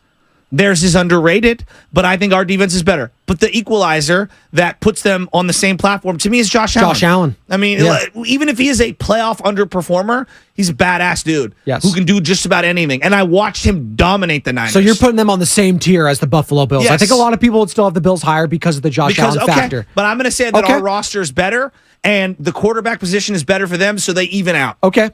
Bengals. This is a tough one. I think they do what really bugs the Niners, which is throw to three different guys on the field. It's really hard to defend three different guys on the field simultaneously. And I look at Joe Burrow and his ability to stay in that pocket and make plays. God, he's so cool, dude. I think they'd wear Bosa down. I'm giving a slight edge to the Bengals because of Burrow and the personnel on offense, but I think the Niners collectively have a better team. But if they were facing each other, I lean Bengals. Lean Bengals there. So we got the Chiefs above them. You got the Bengals above them. You got the Bills right on that same tier. If they were in the AFC. We're talking about if they're in this because the reason we're talking about the Niners so high and having Super Bowl aspirations is because they are in the NFC. And I'm just spitballing here. If they were in the AFC, it's just an interesting question because I don't think the Super Bowl expectations would necessarily be there. I just think you think, okay, we don't have the quarterback, and this is a quarterback-driven conference. Yes. Right? And then you look at a team like the Ravens, maybe. Like, if they played the Ravens in the playoffs, I think the Ravens would give them a lot of problems because of the mobility factor of a Lamar Jackson. But wouldn't you agree that the Dolphins, though Tua had great numbers, he's not a bus driver. I do not believe in Tua Tagovailoa. Nor do I. But remember, go back to that Dolphin. The Dolphins were in that playoff game in Buffalo. With Skylar Thompson. With nothing. Is that his name, right? Skylar Thompson? So you can make the playoffs. Mac Jones made the playoffs the year prior, and he was mediocre. You can make the playoffs in the AFC. It's harder. You could have argued, going back to the Bills, the Dolphins probably should have won that game. Absolutely. With a decent quarterback play, right? That's what I'm saying. Hey, McDaniels, the vape pen sneakily in that game, by the way, all time. Mike McDaniels sneakily becoming the most interesting man in Miami. I need to see him and Pitbull at a concert together. So who else in the AFC are you throwing in there? The Ravens. I just mentioned them. See, I think the Niners are better than the Ravens. Ravens gave the Bengals a hard time in that playoff game. I know. Division, I know. The division foes. I like the Niners against the Ravens moving forward. Chargers? Niners beat the Chargers. They I did. watched them. Chargers were injured. They A lot of injuries suffocated there. them. Herbert is outstanding, though. Like that is one of my big takeaways. Jacksonville's an interesting He's amazing. team. Jacksonville's an interesting team for Niners me. are better than Jacksonville. Okay. There you go. They're a lot better than Jacksonville. Niners are a very good team. They are. And then the Dolphins, you just mentioned them. Yes. They're a team that So could give them problems. Yeah. If you were asking me and I had to put money on it, I would say there's somewhere between 4 and 2 in the AFC. Okay.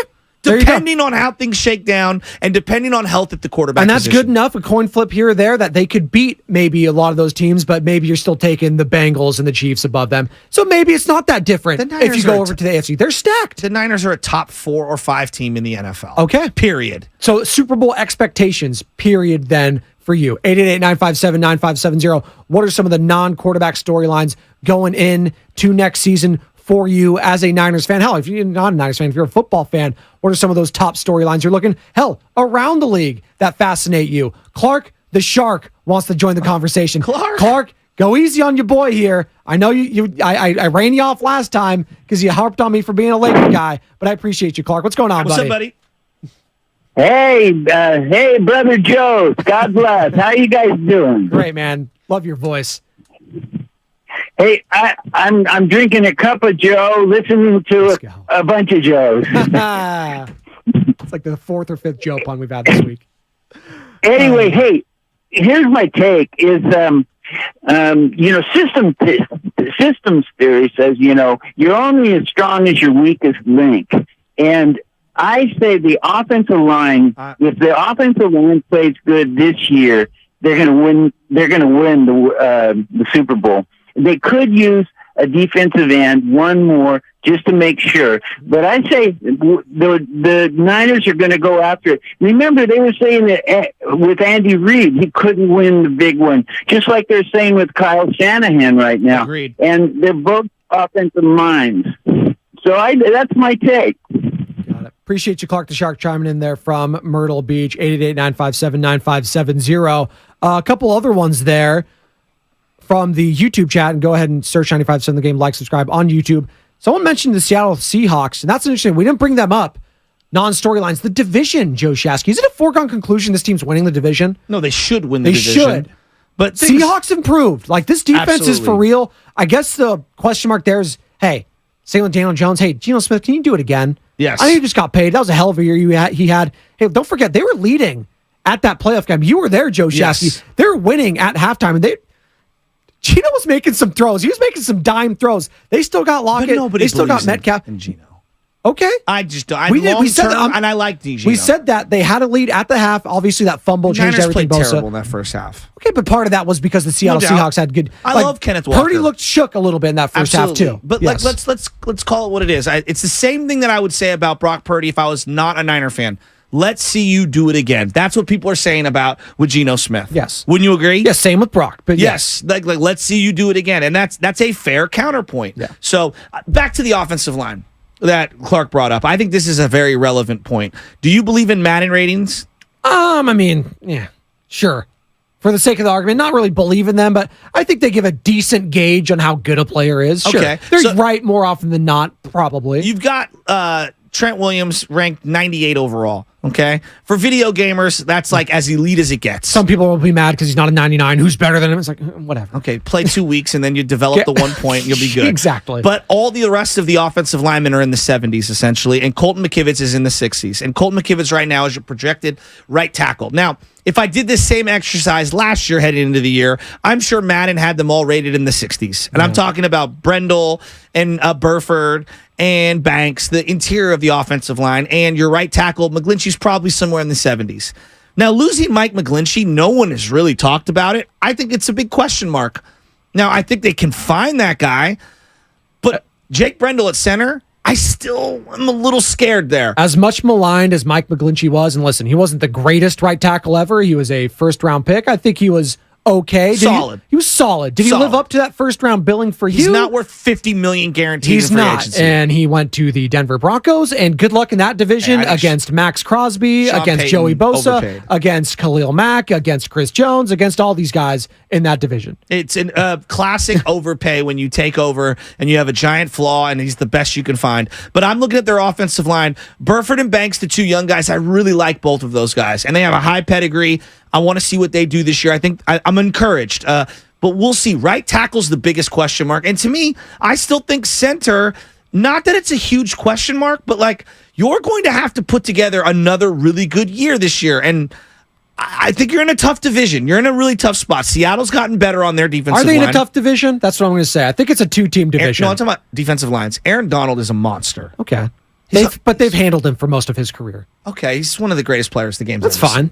He can wreck a game plan. I think Shanahan kind of owns him, to be honest. J.J. Watt destroyed them last year, even though they handled the Arizona Cardinals. Old man J.J. Watt, killed them. He did kill them. He had, I think, 3 sacks in that game. Was that his last game? Yeah, it was one of his last. So all I'm saying is this, like the offensive line every year for every team can be your kryptonite.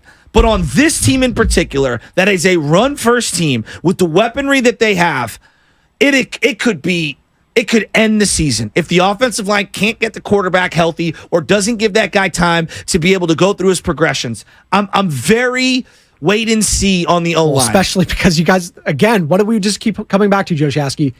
Can I have a starter start all the games? That's what we want, right? Like, if Purdy gets hurt early, and then you're going, and it's the offensive line's fault, then you toss in Trey Lance. Oh, by the way, you get hurt too. Now you're done. Like, your careers might be over. Oh, Sam Darnold, yeah. How about, are you going to be seeing ghosts? Like, it's a huge concern. Absolutely. Yeah. Talking top non-quarterback storylines heading into the season next year for the San Francisco 49ers, I should say. 888-957-9570 is the number. Good morning to all of you on Twitch, on YouTube. And be sure to download the Odyssey app as well. Favorite 95.7 The Game.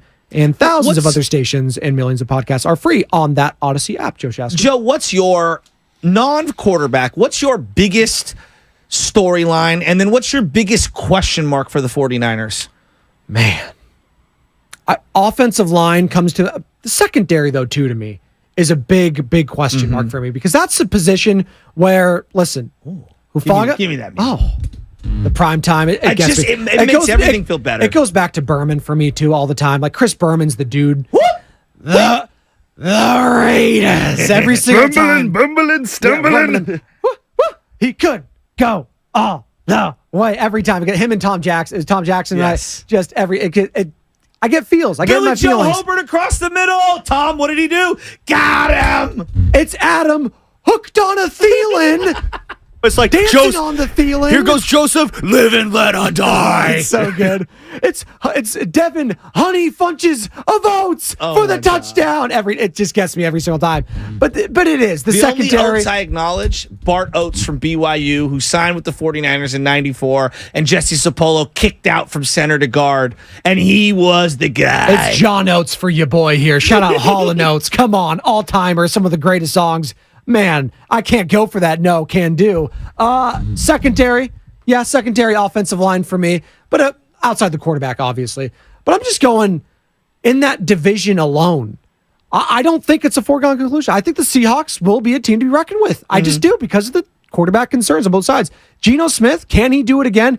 Pete Carroll, there's something about that guy, Pete. It really rubs 49er fans the wrong way. He's a great coach. He's a great coach, but he's also a great heel a little bit. What is it, real quick? 49er fans, I think they love Kyle Shanahan because he's so stoic. Yeah. He gets in your face.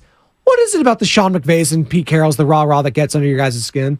I love it because I would love to play for a guy like John McVay or Pete Carroll. Well, he's all about me. They were what we thought Jim Moore Jr. and Mike Singletary were going to become. You know, those player coach, rah-rah type guys, and it just never came to fruition. Also, I think the ties to both of those guys, the Niners could have hired McVay. The Niners tried to hire Pete Carroll, and they never did. Real quick, this line from Daryl the Goo Goo Johnson on YouTube. This is my first time seeing Joe Spadoni's face. It's not matching. I'm not vibing with it. He needs to change his face. Damn, that's mean. That's fun. No, it's fine because he thinks my voice looked like something else. That's fine, Daryl. I appreciate you chiming in. That was really fun. I was getting a lot of those yesterday, like the nose and stuff like that. Yes, the nose is real. It's spectacular.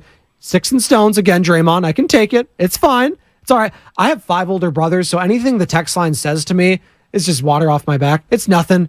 I've had 5 older. I've been gotten ingratiated with my look since I was a very young age, so it's fine to me. You know, Joe. Face for radio, Joe Shasky. I'm gonna throw this out there, and I mean this with all my heart. And this is gonna be my thought this year. Shanahan wins the Super Bowl. doesn't matter who the quarterback. I don't care about quarterback, but if he wins the Super Bowl, I think he immediately elevates himself over Seifert. And Seifert's got 2. Wow. And I love Seifert. San Francisco native, Polytech guy. Seifert I hold in the highest regard. Should be in the Hall of Fame. But what Kyle inherited and what he's done with not having a top 5 quarterback at any point in his career, if he wins one Super Bowl, I'm elevating him as the number 2 coach all time in 49er history. That's a tremendous statement. 888-957-9570 if you agree with that. Let's go to some of the calls here before we hit the break. I really believe that. Think of what he took over. No, I just think of that. And I love Seifert. Remember that image of him? It was after his rookie season with the team, just sitting there with his head back, holding the football, just looking just like, oh my God, this season has taken away so much. And it has. You look at Kyle Shanahan right before he signed with the team, like the picture, how young he looked. Like a president. And now, it's Obama levels. Like, oh my God, the salt and pepper. Are you kidding me? It's like when I get those memories on Facebook of my wedding day, and I look at my fat face now, and I'm like, God, what happened to me? Oh, you're telling me, dude. 15 years. The hairline, the back shoulder fade. Shout out Michael Crabtree. It's fading, man. Powerful. Wow, that's a powerful name. Powerful out in Fillmore wants to chime in on some of the top storylines for the 49ers outside of the quarterback position. But maybe this is about the quarterback position, but not the way we think. Powerful. What's up? Yeah, hey, I'm concerned about us wasting those draft picks and drafting Trey Lance when we have Sam Donaldson. I think his experience is going to outshine Trey Lance and take that second position quarterback spot. What you guys think? Well, what are you basing that on? Well, who's Donaldson? Are you talking about Josh Donaldson or Sam Donaldson? I know, I'm kidding. But he gone. I don't like that's part of the quarterback conversation. I think both Trey Lance and Sam Darnold, my setting for them heading into this year is, do you got anything? When their number is called, will they sink or will they float?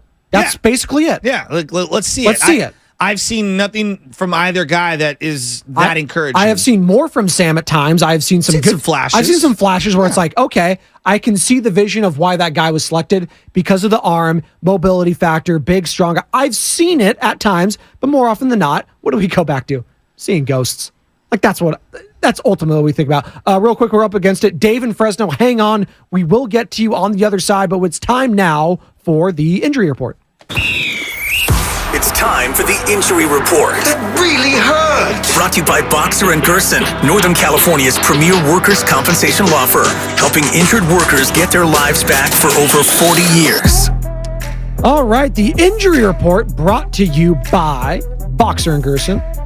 The hope for the Giants was that Brandon Crawford again. Brandon Crawford would avoid the injured list due to discomfort in his left knee. Fortunately, that will not be the case. The team announced that Crawford will go on the 10-day IL with what is being called left knee inflammation. The move is retroactive to this past Monday. Giants manager Gabe Kapler said he expects to get Crawford back in the lineup after the off day next week before the Giants host the Boston Red Sox. The injury report was brought to you by Boxer & Gerson, Northern California's premier workers' compensation law firm, helping injured workers get their lives back for over 40 years. Ooh, that was cool. What's coming up on the game is brought to you by Fremont Bank, full service banking, no compromises. More of your phone calls, more of your takes, more of your text, chiming in on the Twitch and YouTube chat. One of the top storylines for you outside of the quarterback position for the San Francisco Niners is Joe Spadoni and Joe Shaska in the Morning Roast, 95.7 The Game.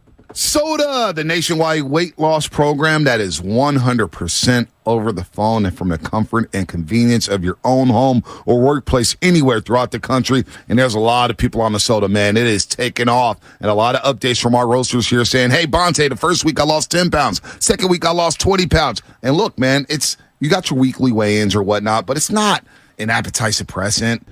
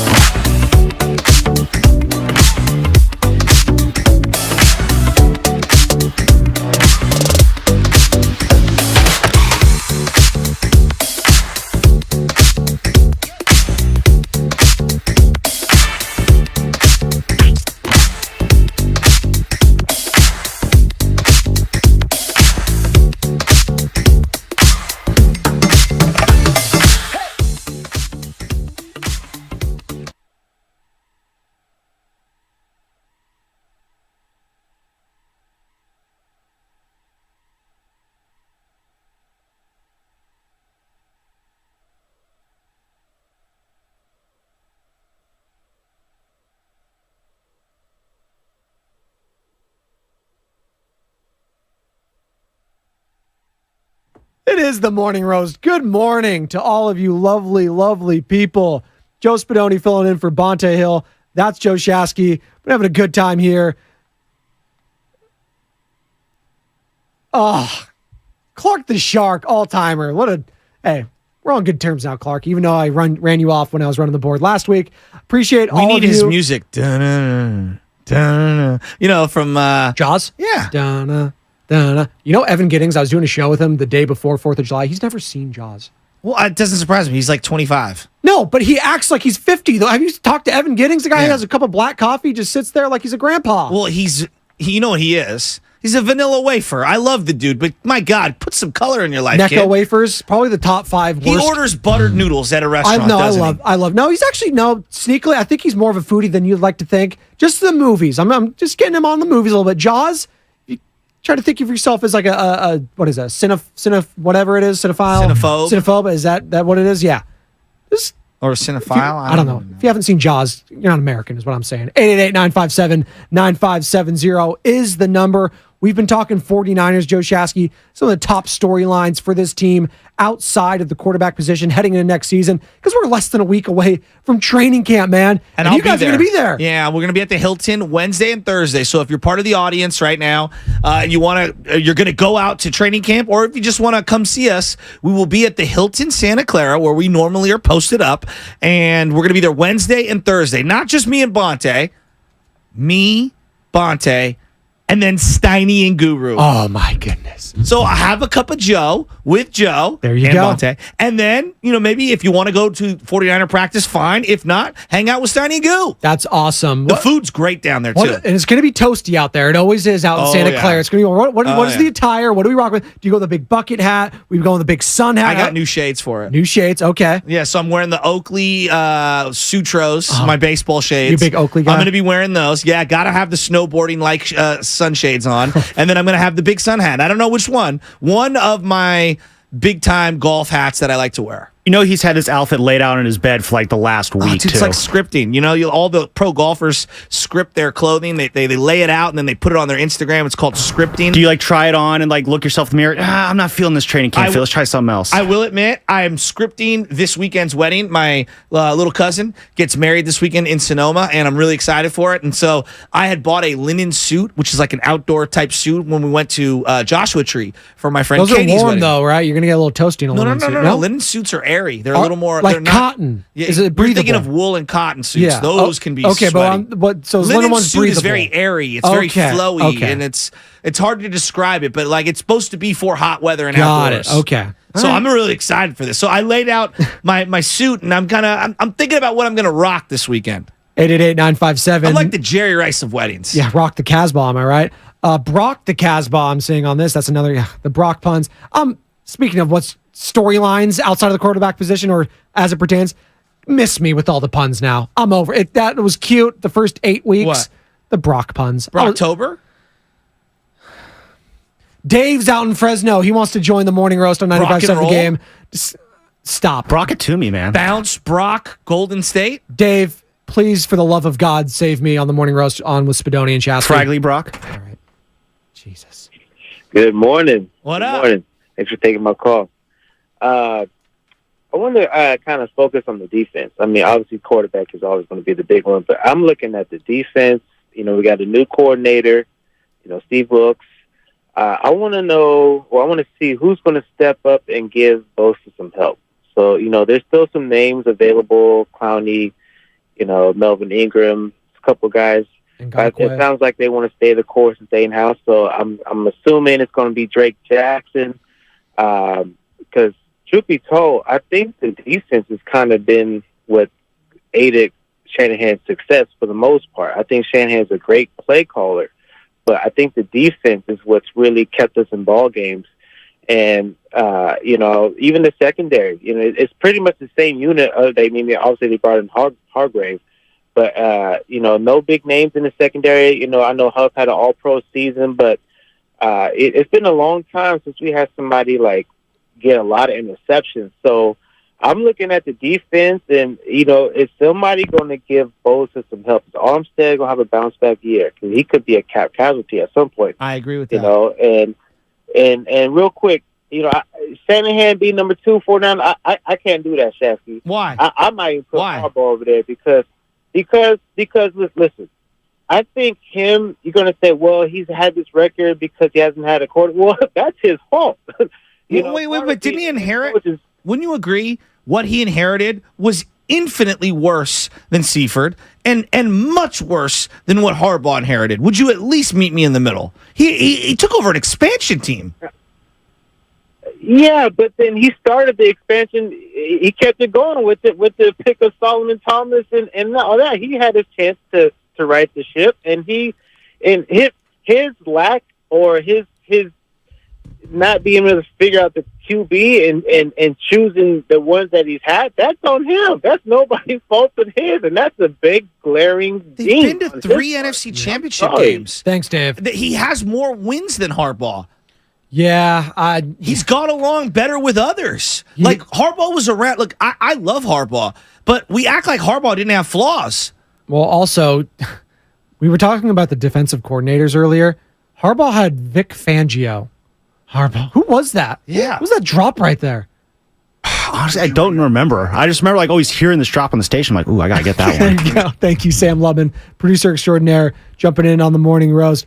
888-957-9570. But again, I go back to expose Kyle's flaws and act like Harbaugh didn't have flaws too. Harbaugh got tight and panicky in late in games. Well, I'm saying and I love Harbaugh. Look at the coaching tree from Kyle Shanahan and all the stuff he's been able to do just outside of that.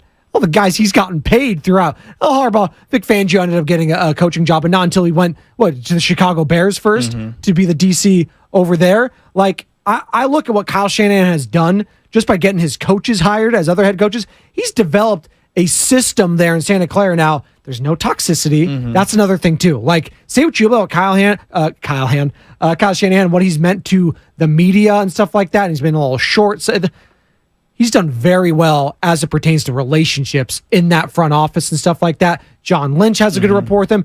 There's something to be said about that. Harbaugh, he rubs people the wrong way. Had a lot of success. Great head coach in the NFL. I'm taking Shanahan over him. I don't even think that's a hot take at this point. People, I just want to make sure that we're all on the same page here. The year before Harbaugh came in was a disaster. They won more games in that year than the 2 years prior to Shanahan taking over. They had a Hall of Famer linebacker. They had a leader of a defense. They had the greatest running back in their history. They had a Hall of Fame running back. Okay. They had one of the best left tackles they've ever had in Joe Staley. He inherited. No, he gets credit for Navarro Bowman and Deshaun Goldson, and there's lots of guys that you can give credit. Vernon Davis's best years did not happen under Harbaugh. He had great years under Harbaugh. His best years happened prior to that. He actually broke the touchdown record prior to Harbaugh showing up. But Harbaugh was awesome. Like, we're splitting hairs here. I'm saying what Shanahan took over and what he has done and being able to revamp the roster, evolve the coaching staff, maintain relationships in and outside the building. The body of work is more impressive than Harbaugh is at this point. And I got to bring this up. And as much as we love guys like Mike Tomlin who have won the Super Bowl, he's not an offensive or defensive guy. Harbaugh, I guess his relationship with the quarterback? He was a general. I know. I need a guy like an Andy Reid or a Kyle Shanahan or a Sean McVay. Yes. Like, those are the guys you need to have now. Yes. Like, that's why the Raiders ended up going with Josh McDaniels over Rich Bisaccia, a special teams guy, because this is the way the league's going forward now. I know. You got to have an offensive play caller. Like, that's just how it is. Look at and Kyle Shanahan, say what you will about him, he's one of the top guys in the league at that. Part of the essence of coaching is getting the best out of people. And there's an undeniable aspect of he got the best out of Kaepernick. He got the best out of Alex. I'm talking about Harbaugh here. Yeah. He got the best out of Bowman and Willis. And I would even say Frank Gore, even though Frank's best season came under Norv Turner, he got the best, winning out of Frank Gore in that period. Look at what Shanahan found Debo and turned him into a offensive type player of the year. Yeah. He found Ayuk. He found George Kittle. He traded for Christian McCaffrey and made him the perfect piece of his offense. Traded for Trent Williams. He traded for Trent Williams, all right? He was the one who identified Banks and Burford. Then look at what he did on the other side. They were the ones that, obviously, they drafted Nick Bosa, but they could have went Quinnen Williams. They found Fred Warner. He's done a great job. No one is saying Harbaugh isn't excellent. And Seifert has 2 Super Bowls, not 1, 2. But he did inherit ready to go turn. They're outside of the Jimmy Johnson leaving the Dallas Cowboys. I can't think of a more turnkey operation than, and again, Seifert gets a lot of credit for being the DC during the 80s. They never won a Super Bowl without a top 10 defense. That's a fact. Look it up. Walsh never won a Super Bowl without a top 10 defense, and Seifert was the architect of that defense. But what he inherited as the head coach was pretty damn special. 888-957-9570, talking top storylines for the San Francisco 49ers outside of the quarterback position. Vince in San Francisco wants to weigh in here on the Morning Roast. Spadoni and Shasky on here. What's going on, Vince? Hey, what's up, guys? I just wanted to talk about how, first, the storyline, one of the storylines for me that hasn't really changed since the Harbaugh era has been our DB. I feel like we always get roasted on the DB and on big plays, but mainly the other one, and I think more important for what you guys are just talking about right now, is how is Shanahan going to be able to get Brandon Ayuk and Debo both to produce at the same time in the same game? Last season it was like either or. And I feel like this season you gotta have them both going over 100 yards. Like the roster that we have to be put up Madden type numbers. Like there should be no reason that we score the same amount of points as we did in the Harbaugh era, kicking a bunch of field goals. Like where are we going to start going like 35 plus? Well, they did with Brock Purdy. You averaged over 30 something points a game. So then it was Jimmy Garoppolo was the reason why we didn't have an explosive offense. At times, yeah. And they never had everybody healthy all at the same time. And once you added the element of Christian McCaffrey, that's when Vince. things took off. Look, to say that Ayuk and Debo should both average 100 every game, then they would be close to 1,800 yards for the season. That's just not how it works. Like It's just not a video game. It's not a video game. The greatest show on turf is like a once in a generation thing. Having like all those guys be potentially Hall of Famers, like that's just what doesn't happen like that all the time. And listen, the 49ers are stacked. I think they have one of the top 5 offensive units in all of football. Like you just want to go top to bottom and outside of the quarterback position. That's a big position. But just going outside of that, Kittle, Debo, Ayuk, McCaffrey, there's all these guys. Like, yes, it's fine that they don't have 2 1,000-yard guys. It's okay because all the other guys are getting fed too. It's crazy, the expectations for the 49ers. Like, insane. It's because they're so stacked. It is, but again, it goes back to that quarterback position. It's the one storyline, again, that everyone's going to be talking about. Do you believe that this team can win as currently constructed without a number one guy? Now, the argument would be we got our number one guy in Brock Purdy, and that's all fine, but is Brock even going to be suiting up? When you're there next week, is Brock even going to be there? What would be more of a failure? I don't know if Brock's going to be there. Yeah. I don't know. I have no idea. Yeah. I have no idea. What would be more of a failure, though, Joe? I was just thinking about this. Like, let's say the Niners don't win a Super Bowl this year, okay? And they don't reach the NFC championship game. Is that more of a failure than the Warriors not getting back to the Western Conference Finals? No, because the Warriors are coming off a championship. The Warriors are coming off a championship. So they bow out early. So the Warriors, that was more embarrassing for the Warriors because of and everything that took place and culminated up to that. It was a total implosion and it was embarrassing. And it was even more embarrassing what took place yesterday, too. That was one of the reasons why it happened with Draymond Green. Yeah, it would suck, but I wouldn't say it's embarrassing because you're probably going to be leaning on the fact. And how does it look, too? Because let's say Brock Purdy starts every game, Joe, and he solidifies himself as the guy, or vice versa. If it's Trey Lance that does it and he's the guy, at least you know you got someone going forward. And maybe you lose, and that's it. It's how it looks to me. Okay. How it looked for the Warriors, they lost to Lonnie Walker, Austin Reeves, and LeBron James in Los Angeles against the hated Lakers. Coming off a championship, didn't even make it to the conference finals. So what about this upcoming year? If the Warriors this upcoming year, after changing the vibes and getting rid of some of the guys that weren't bought in, it would. Let's say the Niners and the Warriors bow out in the second round. It would feel like it's over for the 49ers, and I think a lot more people would be devastated. Really? It would feel like it was over. Don't you think the same would be said about the Warriors? Well, did I say the Niners? For the Warriors, it feels like it would be over for the Warriors. Really? Yes, it feels like it would be over because you're 2 years in a row now. Wow. For the Niners, it would feel like, okay, listen, That happens. It happens. We've had this nice little stretch. Maybe we retool, revamp. We'll come back. We still got some young pieces, young guys in this core. Shanahan's a young coach. He's going to be doing this for a while. We can get back to it. I trust that Shanahan can evolve. You're looking at the Warriors. They're older, right? You're tied to these guys the next couple of years. How does it look with Steph? Is he looking to step slower now? Clay, he's never going to get back to that. He's off 2 major injuries. Maybe he's looking even more steps slower. Draymond Green, that whole thing. Chris, how did it look with Chris Paul? Yeah. Like, you're starting to look like, oh, man, is this it? Are we done? With the Niners, I think there's more optimism. And this can spurn into some of this Warriors talk here at 888-957-9570. And we'll continue to take your calls and texts as it pertains to the 49ers. But I wanted to jump into the Warriors here, Joe Shasky. Well, in a weird way, I feel more desperate with the Warriors. Yes. Like I feel like I know we keep talking about this is the last one for the Niners. I feel like, and maybe I'm wrong. Maybe I'm reading this wrong, and NFL is even more cutthroat than I'm giving it credit for. I feel like the Niners still have a runway. I look at the Warriors, and I'm like, this is like a year or two. Yes, the Warriors. Year absolutely. or two. Yes. Maybe 3. Yes, I'm looking at the Warriors too. Like, it feels really desperate. It's championship or bust, absolutely. More so for the Warriors, I think, than the San Francisco 49ers.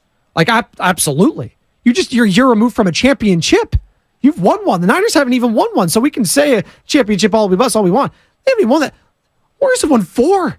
We want one more. You're going all in on this core.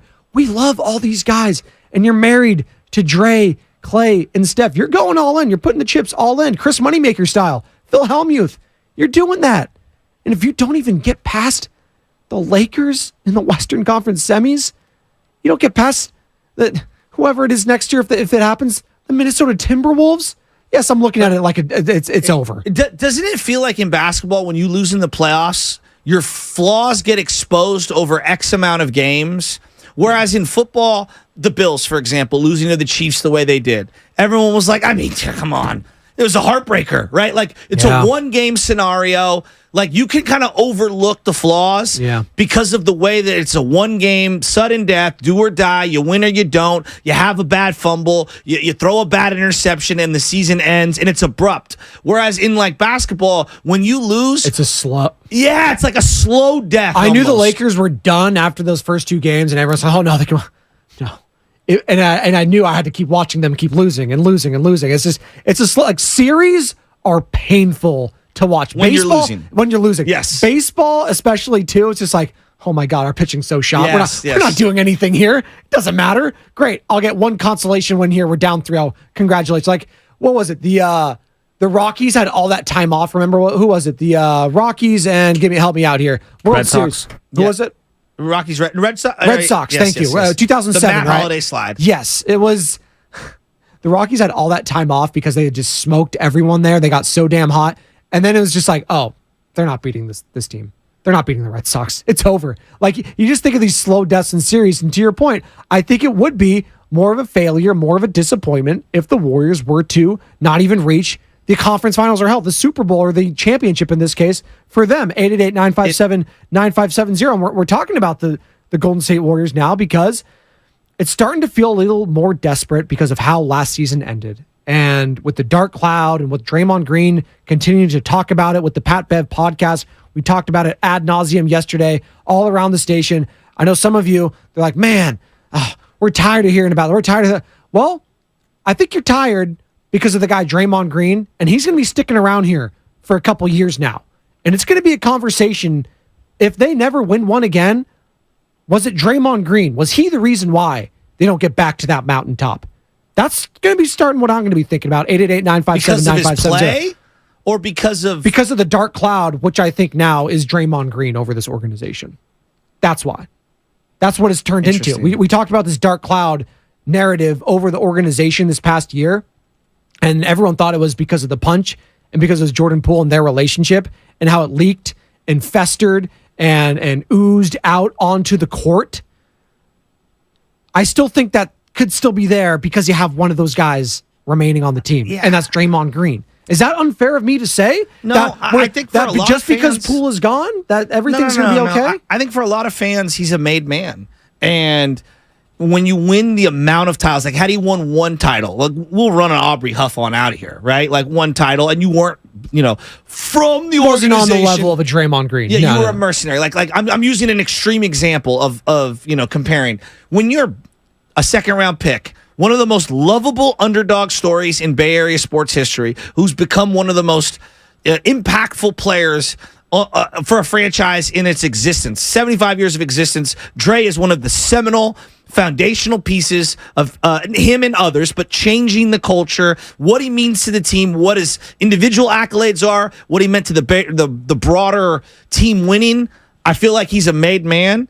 And for a lot of people, anything you get from here on out is gravy. His legacy is cemented, and they don't care if the wheels fall off and he runs off 1,000 youngsters.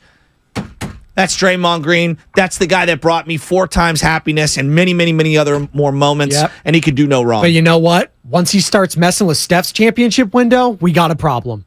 It's all about Steph winning his 5th, and if Draymond's going to get in the way of that with his on-the-court and off-the-court antics, that's a problem. Because as much as you just said, we love Draymond, he's a made guy, there's different types of made guys. There's the Ralph Cifarettos, if we're going Sopranos reference, and then there's the Silvio Dantes, right? There's this guy, and then there's that guy. Ralphie, you know what? Sorry, you're getting in the way of Silvio's nut here. You're moving on. And we could go Klay Thompson be Paulie Walnuts if you want. But wouldn't as soon as he starts messing with Steph stuff, it's going to start coming down. But doesn't Steph my interpretation? Yes, he has some culpability. No. This. I'm saying Steph is he signed up for this. That's the way I'm viewing this now. Is Steph is kind of signed up for this, and unless we hear otherwise from Steph, I don't think he has a problem with any of these things. I think, and is that a problem? But I guess where I'm coming at is the more and more I've been thinking about everything over the last couple of days with Draymond Green, the more and more I'm like, why should I be bothered if the main guy, Steph Curry, isn't bothered? If he's comfortable accepting all of these things, and this is par for the course, and this goes with having him as your teammate, then maybe I should back off. Well, he should be bothered because he's going to realize it before it's too late that he's going to mess with the championship window if this stuff continues to linger. That's what I'm trying to get at. Steph maybe doesn't realize it now that this guy could be the reason you never win one again. Is he okay with that? Maybe he is. He's like, you know what? I'm going to ride or die with my guy. Yeah. And that's, loyal to a fault. He's loyal to a fault. Yeah. And you know what? In this business, and that could cost you. That costs teams. That costs franchises when you're loyal to a fault. Going back to Bill Walsh. Year or two too early rather than a year or two too late. Maybe Draymond has another year left in him. And it's interesting, and we're up against it here, and we can pick this up on the other side. Robin, I see you. We're going to get to you. I want to get more of your thoughts here at 888-957-9570. But if Draymond Green is getting in the way of the future of Stephen Curry winning another ring, you okay with that? You okay with that? If Draymond Green is going to be, do you believe that? Is Draymond Green going to be the reason that Steph doesn't win his 5th ring? 888-957-9570. That's what's coming up. Sponsored by the Bay Area Panthers.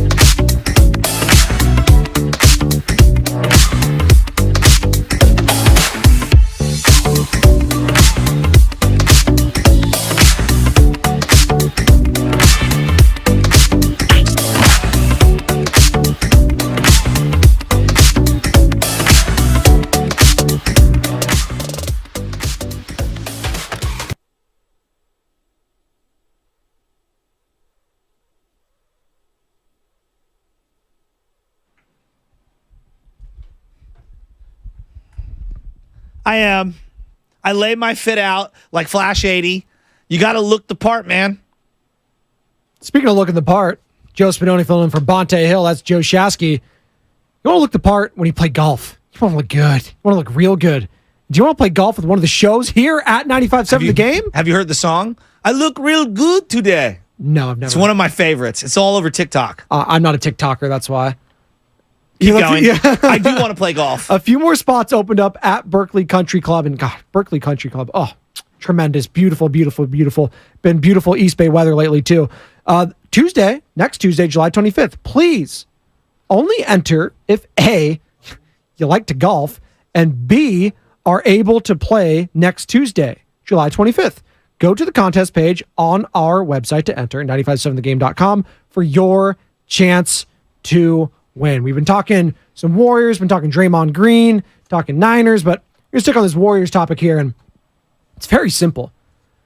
If we're all under the impression that Draymond Green and Jordan Poole and the punch was the reason last year that dark cloud lingered over the organization, and that was the reason they won, Steve Kerr said as much, Draymond Green said as much as well, and Draymond Green is continuing to talk about it. He's letting that dark cloud linger. He's on the Pat Bed pod talking about it. We talked about that yesterday.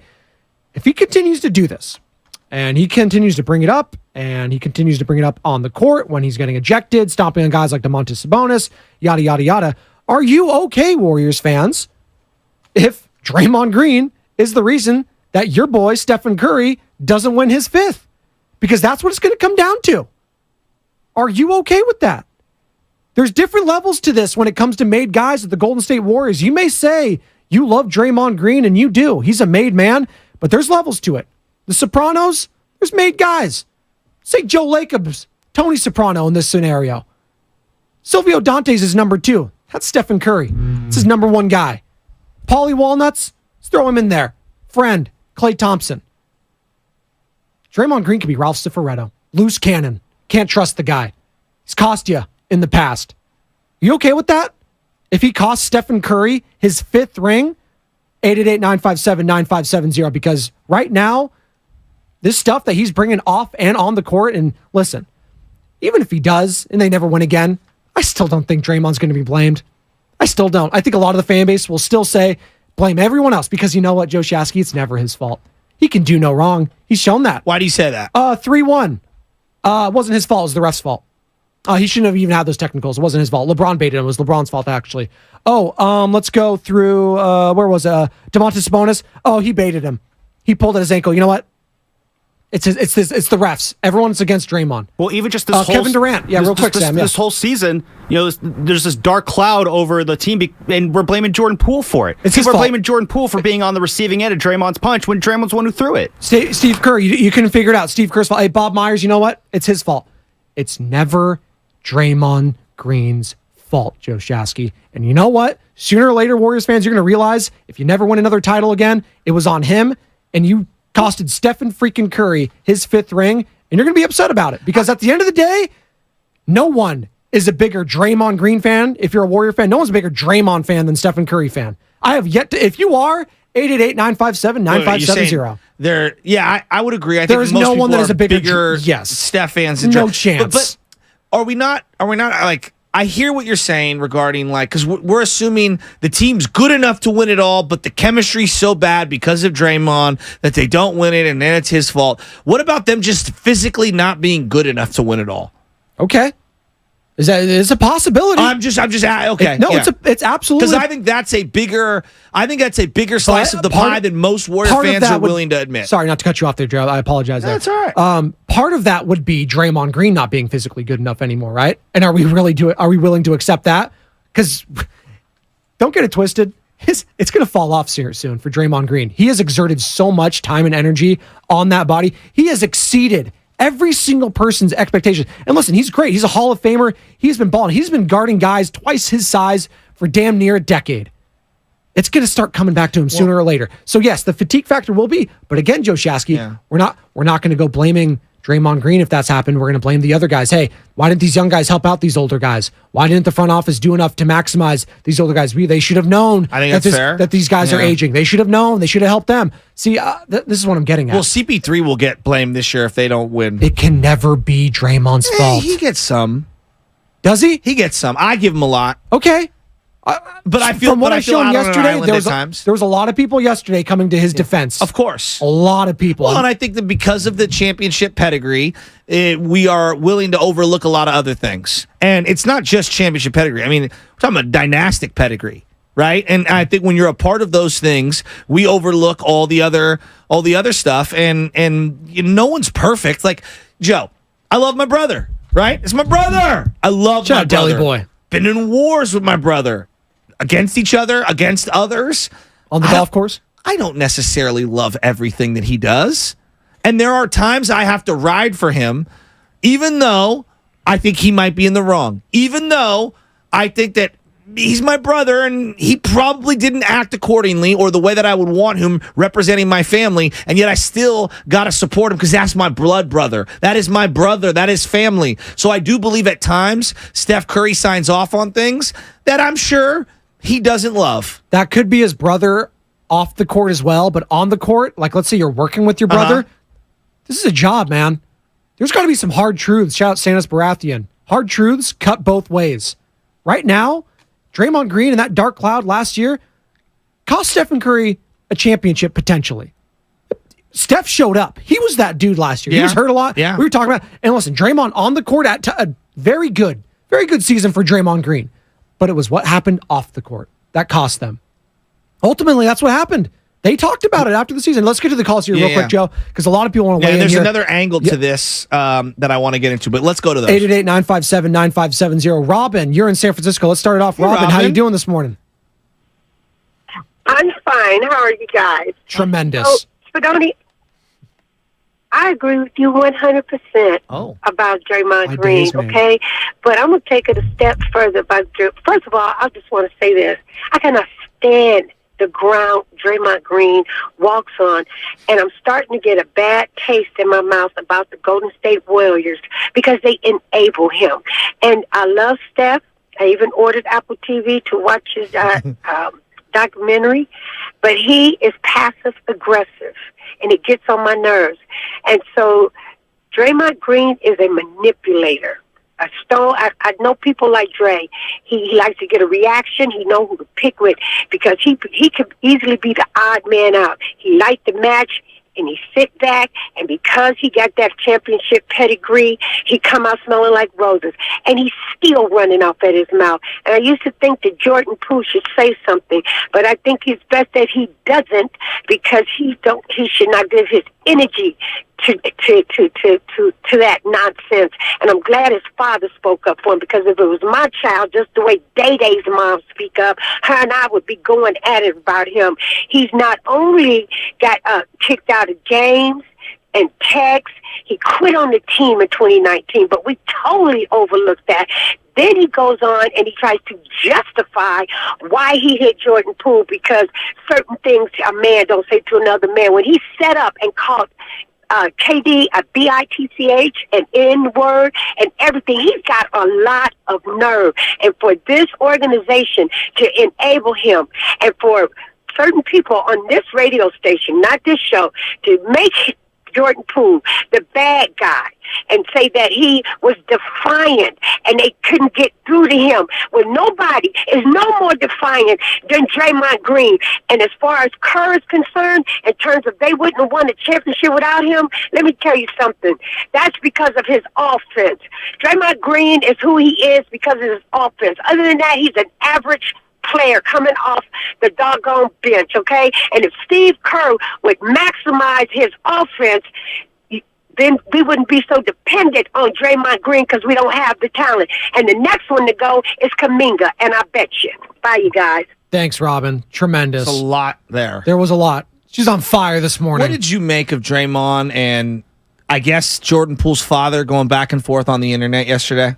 That was a father sticking up for his son. Which I think totally get. And I think it is, personally, I think it's killing Draymond that Jordan Poole's not saying anything. I think he's waiting to say something on this, so much so that Draymond brought it up yesterday, or, well, whenever they recorded the Pat Bev podcast. He keeps talking about it because he wants Jordan Poole to say something on it. Because as soon as Jordan Poole talks about it, he's going to pick a piece, whatever he's going to do, manipulate whatever you want to, the term you want to use, and try to attack him there. And I think it's killing him that Jordan Poole's not saying anything. So at the first glance that someone close to Jordan Poole said something on the matter, he ate it up. Oh, he wanted to go. So much so, he was looking for someone to say something. You see that fake thing, that Kevin Garnett quote? The fake Kevin Garnett quote that he fell for? He was looking to talk about it. Jordan Poole doesn't want to talk about it, and it's killing Draymond. It's killing him on the inside. Coach Vallejo, you're on the Morning Roast with Spinoni and Chasky. What's going on? Hey, good morning, guys. And what I want to say is, I do really mean it, good morning to both of you. I respect you both. Thank you. But what I'm going to say is going to be unpopular with both of you. All right. Okay? Because, again, it could have all been over. This whole thing could have all been over. And like you, I'm tired of it. If Jordan Poole would have punched Draymond back, it would have all been over. And I'll tell you why it would have been over with. Number one, he'd have respect from every man in the world. I don't care if Mike Tyson punched me. I'm going to retaliate. And you know what? You'll get respect from the bully, and you get respect. Your manhood will stay in place. What's at stake right now is Jordan Poole's manhood. The other players in the NBA do not respect Jordan Poole, and to a person, they all said they would have retaliated. Now, the worst thing that happened was his daddy coming to rescue him. If that was my son, I would have pushed my son back out there. Son, you can't let anyone run over you. It's okay to lose a fight. Losing a fight is not the worst thing in the world. The worst thing for a man can do is not fight back. And right now, Jordan Poole has no respect for any man at all. And I know some people who are Coach, can we? I want to let you finish. There's been times my own father has told me, Joe, you show more strength when you don't fight back. So what do you say if because that's what my dad, and believe me, you're talking to someone who I literally have marks on my resume, my life resume, from negative things that I've done to myself because of physical altercations, and I've had to show more levels of maturity not fighting back. And I think that my dad gave me good advice in those situations. What would you say to people that say that? My answer to that with Joe is, I guess it's a different philosophy, and it could be a different culture.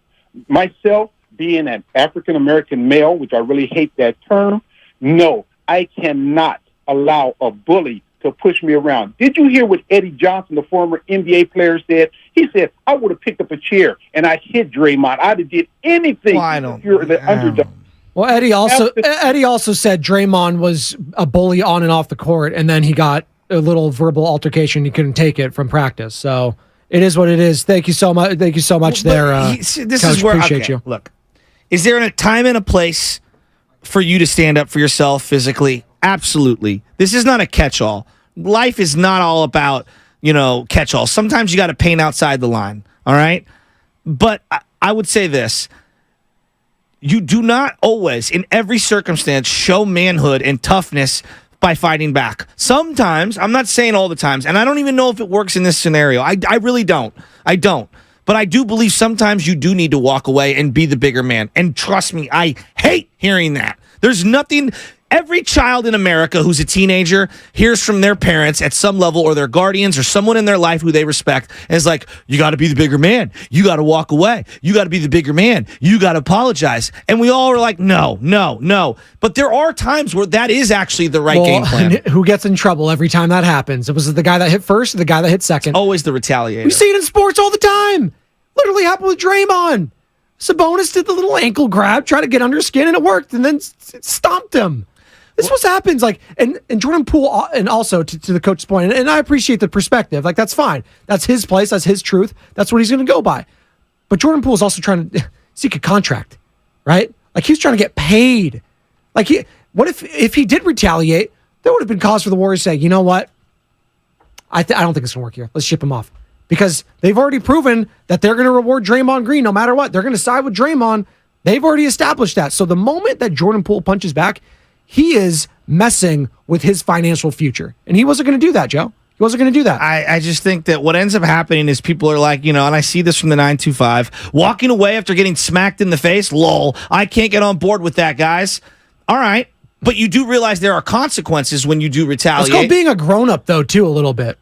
right? What? A little bit. There's some sort of maturity there, not fighting back. Of course. Like that takes a level of self-control not a lot of people have. You know, I find it interesting how everybody thinks they have the solution. I don't even pretend to know what the right answer is. I admit that. I'm telling you that there are times when I totally subscribe to, yeah, you got to defend yourself. And there's other times where I'm like, you need to be, the bigger person and walk away. I don't even know what the catch-all answer is, but I'm sorry.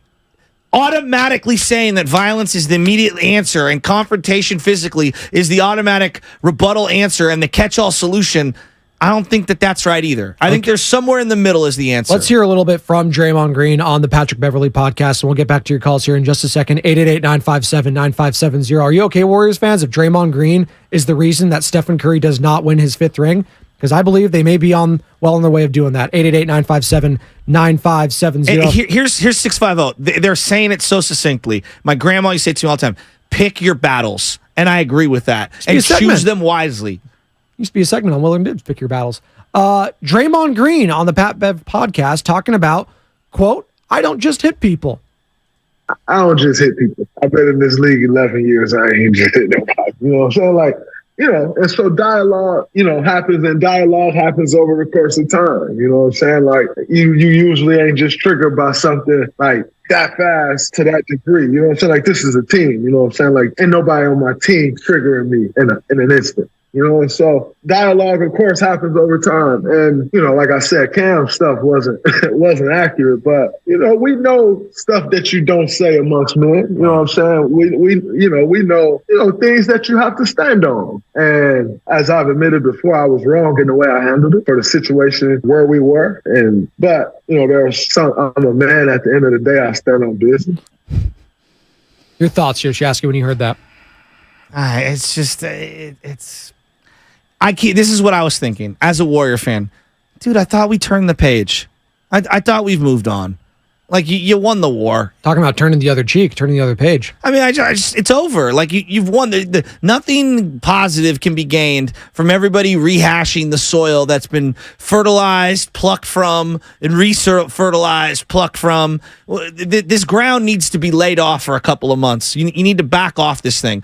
I kept thinking about it from Steph Curry's perspective. I'm having the greatest week of my life off the court of basketball, in the sense of, like, obviously getting married and having children are going to be the top things, but like other stuff, like you won a golf tournament you clearly cared about. You know what I mean? You're on Good Morning America. You've got your doc being released in the next 24 hours. This is all about you feeling good in the off season, and you're at the peak of your powers, and you're getting all of your just due, and you're trying to salvage the final couple years of your career by winning one more that puts you in the 1% of the 1% of the 1%.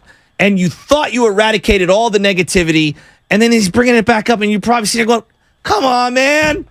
Come on, man. And then I was thinking about it from Joe Lacob's perspective. Dude, I just gave you a contract extension. We just talked, everyone, from Larry Harris to Steph to me, about how we cannot have the stuff that happened last year carry over into this year. We need to eradicate the bad vibes. And then you're bringing up the bad vibes again? Come on, man. Can we move forward? Jason and so Tampa. As a Warrior fan, that's all I was thinking about is like, I just want to move forward. Sorry, I didn't. Do you want to move forward? 888-957-9570. We're moving forward with Jason in Tampa. He's joining the Morning Roast, Spadoni and Shasky here on 95.7 The Game. What's going on, Jason? Hey, how you guys doing? Great.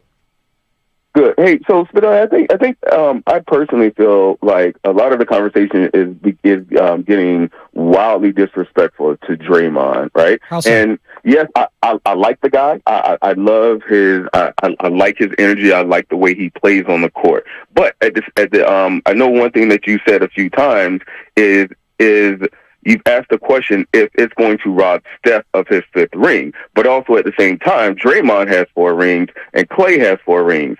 So so Draymond would be costing himself a 5th ring and Klay a 5th ring, not just Steph.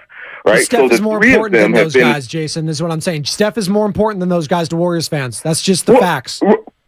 So I hear what you're saying, but I think I believe to the game, in order to win a 5th ring, Draymond is equally important as Clay is and as Steph is. They all work together. The three of them work the best together. One without the other, they're good, but I don't think that they are as good because of the dirty work and dirty work for good and bad that Draymond does, right? Chasing down balls, right? We saw the plays that he made in the King series. We lauded him and we praised him when he came back and he made double blocks, chasing down the court, all that other stuff. Those are the things that he does, and those are the things that we praise him for. So, he is just as vital. And I think one more thing that I wanted to say about the situation, about the Jordan Poole thing. I think a lot of us, we give Jordan Poole a lot more leeway when it came to the situation. And the only question that I ask is we don't understand exactly what was said, so we can't, especially the things that led up to that situation, right? No, but we do two things, and I want you to stay on. We do know how both have acted since, right, and what they've said since. We do not know what led up to it, and that is a huge nuance that we don't know. It's an algebraic equation right now. That's the X factor, and right now we don't know what that is. I will take umbrage with this. If they don't have Draymond, they have a close to no chance of winning a championship. I agree with that. But without Steph Curry, they have a 0% chance of winning. Can you at least come on? You can't say they're on equal. They're close, but Steph is infinitely more important than. Come on, I mean, be reasonable. Can we meet in the middle? Absolutely. Okay, yes. okay. And so I didn't want it to make it seem as if I am saying they are equal, but they are three pillars of a table. Fair. And that's why I said, I just like I said, I think personally, looking at the personalities and the way that they express themselves, it seems as if to me the reason Jordan Poole isn't saying anything, there may be a possibility that Jordan Poole realized that he may have said some wild stuff over the period of time, and that if it comes out, it makes him look even worse. That's a possibility. We don't know, and like you guys said, that is one equation that we don't know, and we won't know until somebody actually comes out and says, "This is what this man said." Real quick, Jason, what does he have to gain by speaking about this? I'm just trying to think. Draymond? What does he have to gain from any of this? Yeah, if he's a bad apple, let's say Jordan Poole's. We're like recklessly spec. Let's say Jordan Poole's just a bad apple. All right. Wouldn't your resume and your standing around the league, if you're Draymond Green, people would figure that out right away. Yes. People would figure that out, and time would tell. You know what I mean? And I would say, and this is something I say to all my bosses and stuff. I go, I'm talking with Hegan and stuff. I'm like, ask the people I work with how I treat them. Don't ask me, because I could lie to your face. Yes. Ask the people around you, because that's when you'll get candid conversations from people. When you're not in the room, they will tell you what they think about you. Always be nice to the people below you, people that work with you, people that may not make as much money as you, because they're going to be the people talking about it when the big boss is looking to promote so-and-so. It's like, how do you feel about so-and-so? And then they'll be honest. Absolutely. Sean in San Francisco wants to chime in here on the Morning Roast. Spadoni in for Ponte Hill. Ponte enjoying his best life out in Hawaii with the lovely Anna. Joe Shasky alongside me. Sean, what's going on, man? How you doing? I've been listening all morning. Just want to weigh in on a few things. Firstly, I think that, I understand people being frustrated with Draymond, but if you care more about the tabloids and what charity someone donated to or whatever, then you hate Draymond. But reality is, if you watch basketball, how can you dislike him? A dude called yesterday saying he's a triple single, all this stuff. But if you look at the numbers, Stephen Curry is so much better with that guy on the court. It's like a statistical anomaly how much better he is with Draymond Green on the court. And so I think the idea of him taking Steph's fifth ring, it denies the history that they got and the chemistry. They've had problems before. They had problems with KD, and they won a ring after that. They had problems. Now they got problems with Jordan Poole. Steph's on top of his game. I think, I don't think the organization. I wonder how much they really care about him running his mouth in the way he does, because at the end of the day, they knew that when they signed the contract that Draymond wasn't about to be on his best. They knew what was going to happen, and so I think. So you're saying they signed up for this? Who he is because he makes them win. I'm sorry? I said you think they've, in a way, they've kind of signed up for this, and this is just this is like the ramifications of when you sign up for something like that. You kind of know this comes with the territory. I think if he wasn't as good as he was, they wouldn't be signing up for him. But they know that it's not just about him scoring points. It's about Steph Curry being that much better when he's on the court. And there's no way to deny that, whether you like the guy or not. No. Can I push back a little? Thanks, Sean. We're acting like he's a Hall of Famer with Dre and not a Hall of Famer if Dre's not on the Stephen floor. Curry is going to that be a dude Hall of Famer no matter regardless. what. Yes, absolutely. Now, look, you want to say to me, hey, Joe, Montana was significantly better when he had Jerry Rice. Like, right. Yeah, for sure, of course. But Joe was also spectacular before Jerry Rice. I would be willing to argue Steph has made Draymond way more than Draymond has made Steph. It's not even close. Who's going to argue? Like, come on. They do work well in tandem. They do. That's fine. No one knows that. No one is denying that. Yes, absolutely. And you can toss in Clay as well. Like they're a trio. We get that. We love these guys.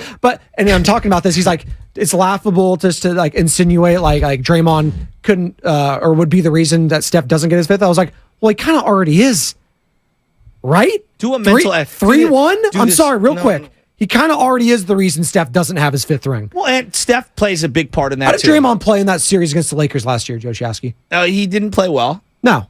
But Steph also was exhausted, and because he was exhausted because Game 7 he had to carry all their asses because no one else would step up. But going back to 3-1, Steph also was injured at that time and did not play well. Like, I think that's real. Like, the lasting image for me is him throwing the ball out of bounds with a couple minutes to go behind the back and him not being able to shake Kevin Love because he physically couldn't do it at the top of the key. He was also one of the main reasons why Kevin Durant did not come back. Look, I'm sorry. We're just talking about. He says he thinks it's a laughable statement that like he's preventing him from getting his fifth ring. I don't think it's that laughable. That Draymond Green could be the reason that Stephen Curry does not win his fifth championship. Are you okay with that, Warriors fans? He's married to him, so you're going to have to be. I just think that sometimes Warrior fans are they're in the clouds on certain things, and it's not all of them, but like, do the mental exercise. Steph alongside Paul George, Steph alongside Kawhi, Steph alongside Giannis. Pick all these superstars. Steph's going to work well with them. Now do the same exercise with Draymond Green alongside those people, and you tell me who's more important to who. That's all. Absolutely. And no one's saying that Dre's not important, but to think they're on equal footing is a little crazy to me. Patrick in Oakland wants to weigh in on the conversation. You're on the Morning Roast. What's going on, Patrick? Whoop, excuse me. There we go. This is becoming sports talk first takeish. Let's get a couple things clear. Getting paid like it. Steph Curry would have won a fifth ring a long time ago. Two things would have happened. Number one, the year we were 3-1, we win that series, Draymond Green's going to be MVP.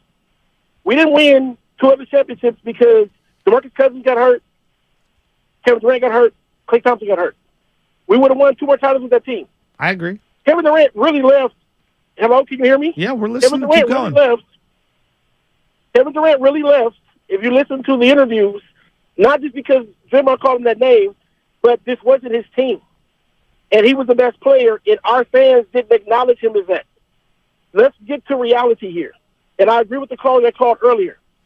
The fact of the matter is we're not condoning violence. No one's talking about some of the real factors in this. No one is even taking the angle if that was the whole thing was a setup to get Jordan Poole his contract. Because I don't think the Warriors are going to pay him up front till after the season. So you think it was a setup? This is okay. I'm done now. I'm not doing conspiracy theories. That this is all Jordan Poole was getting under Draymond Green's skin, so he wanted him to punch him so he get paid. Please. I like how he leads off with we're First Take Radio and then ends with conspiracy radio. Come on, First Take Radio. I was like, yeah, shout out Stephen A. By the way, you see who's potentially going to be his partner on First Take? Who? Shannon Sharp. Can you imagine that duo? Shannon Sharp and Stephen A. Talking about. Come on, give me all of them. Come on, hit them all.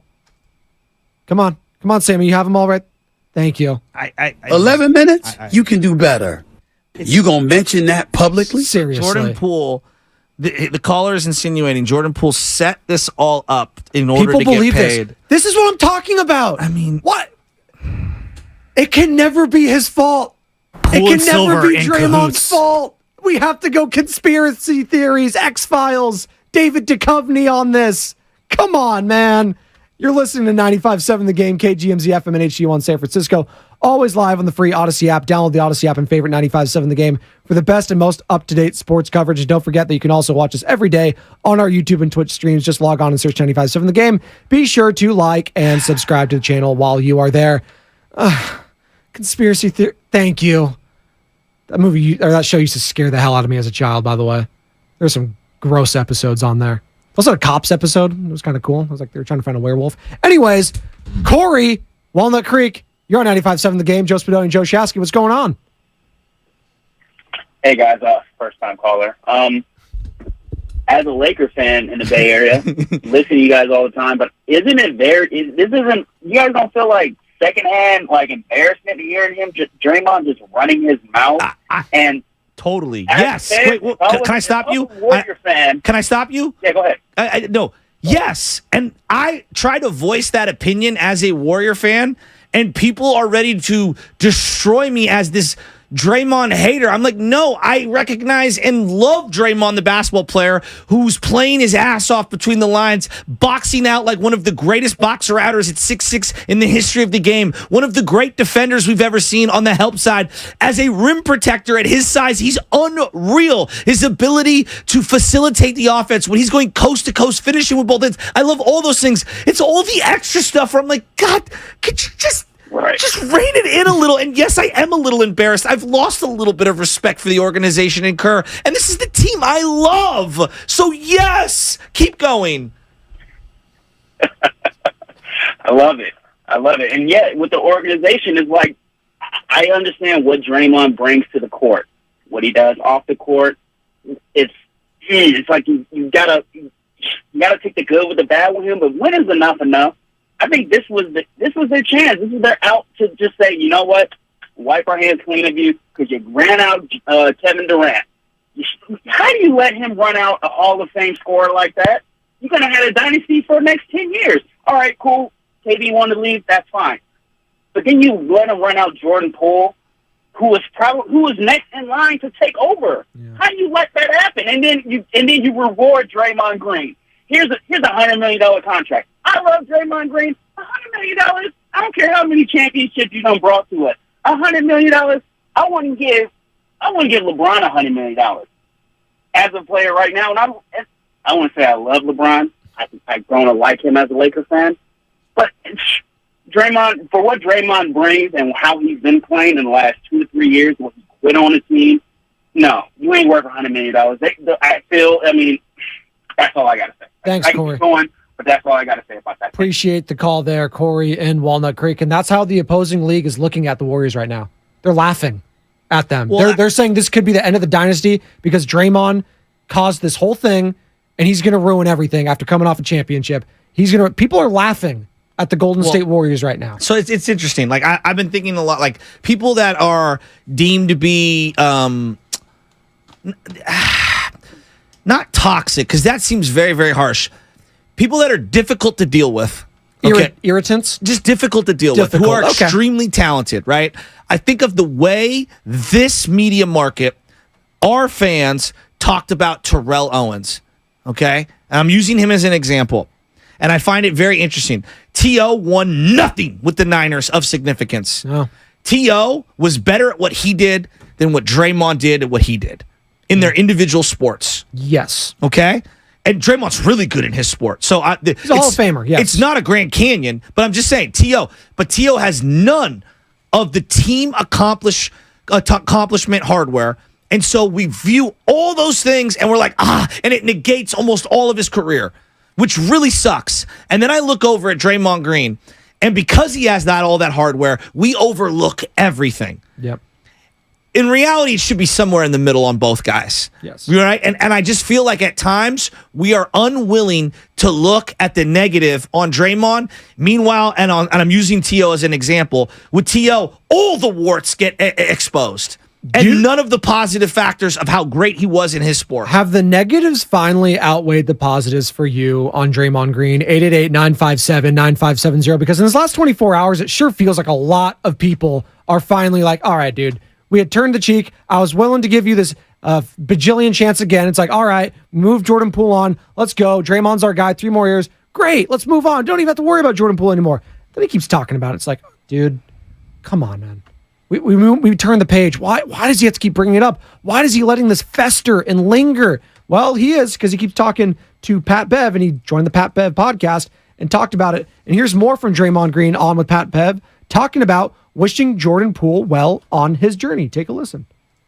By the way, I wish him well. I was showing him the ropes in this league, and so I wish him well. I think he got a bright future, super, super talented, super skilled, going to a situation where he got an opportunity to even grow at a pace that's not next to three guys who are going to be in the Hall of Fame. Three guys who accomplished what not many has accomplished in the NBA. Like, you got to say he'll have an opportunity to even grow, not at that pace yet, having that experience. And I think, that's a tool in itself. And so, man, I don't have no hard feelings towards anything. Like, I wish him well on this journey.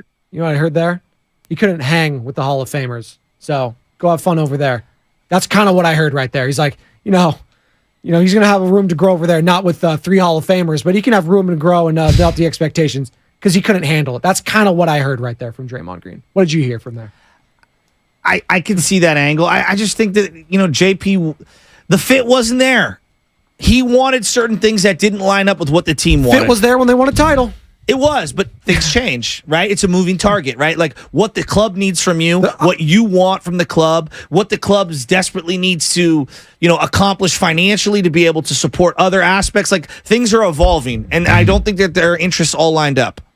Sushi Steve, San Francisco. What's going on, Sushi Steve? You're on with Spadoni and Shasky on 95.7 The Game.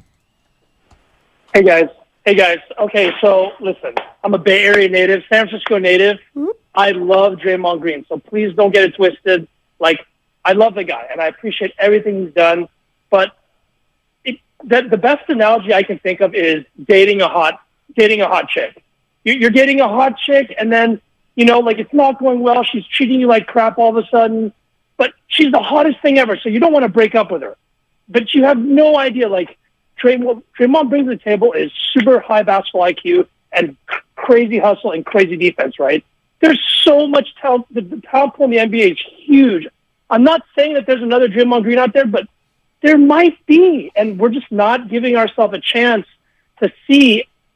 And I understand it. It happens all the time. It happens all the time in sports. You just can't let go. But, I just think once it gets to a point where it's like, man, we kind of saw it last season where he's regressing a little bit, but we still really need him. Steph's numbers show that he's a better player with him. But I just think that I watch the NBA games and I see, big guys that play the 4, the 5, and that do the dirty work, that are the Brian Cardinals out there that will do that janitorial type work and the hustle. And I don't know.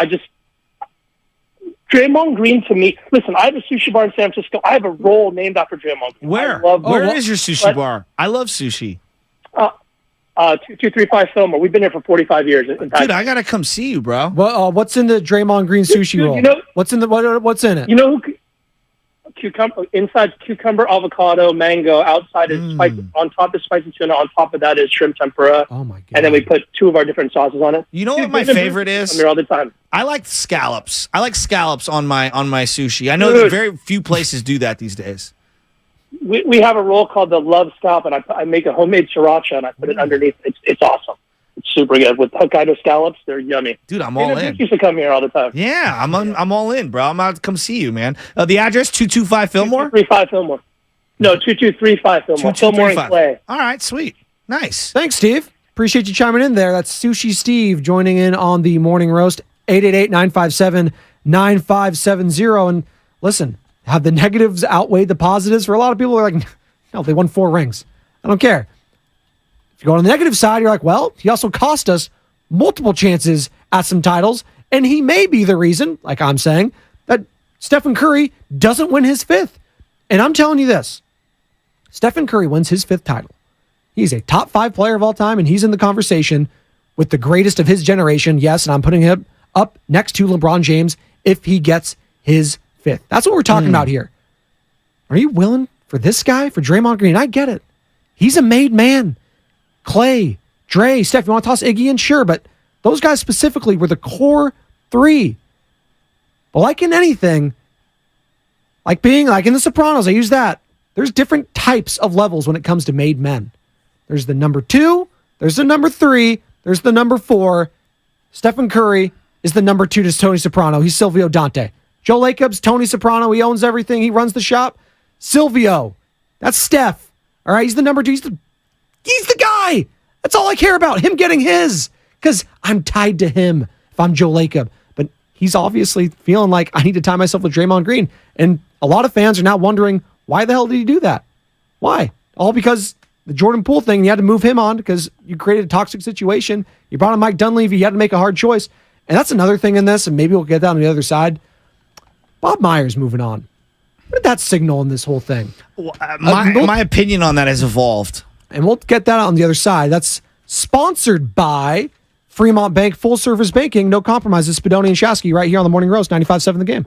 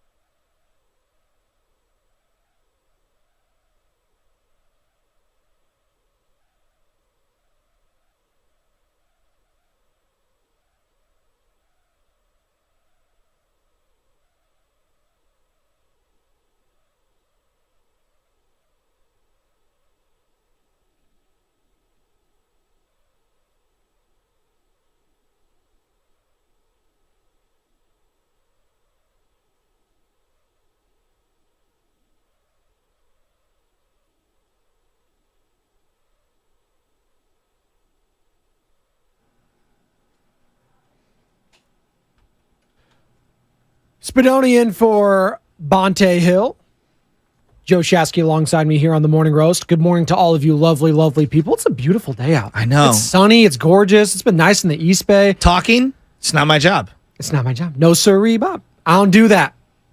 I'm a pimp/rapper. I thought you knew that. There you go. Should I start in the news? Oh, it's so good.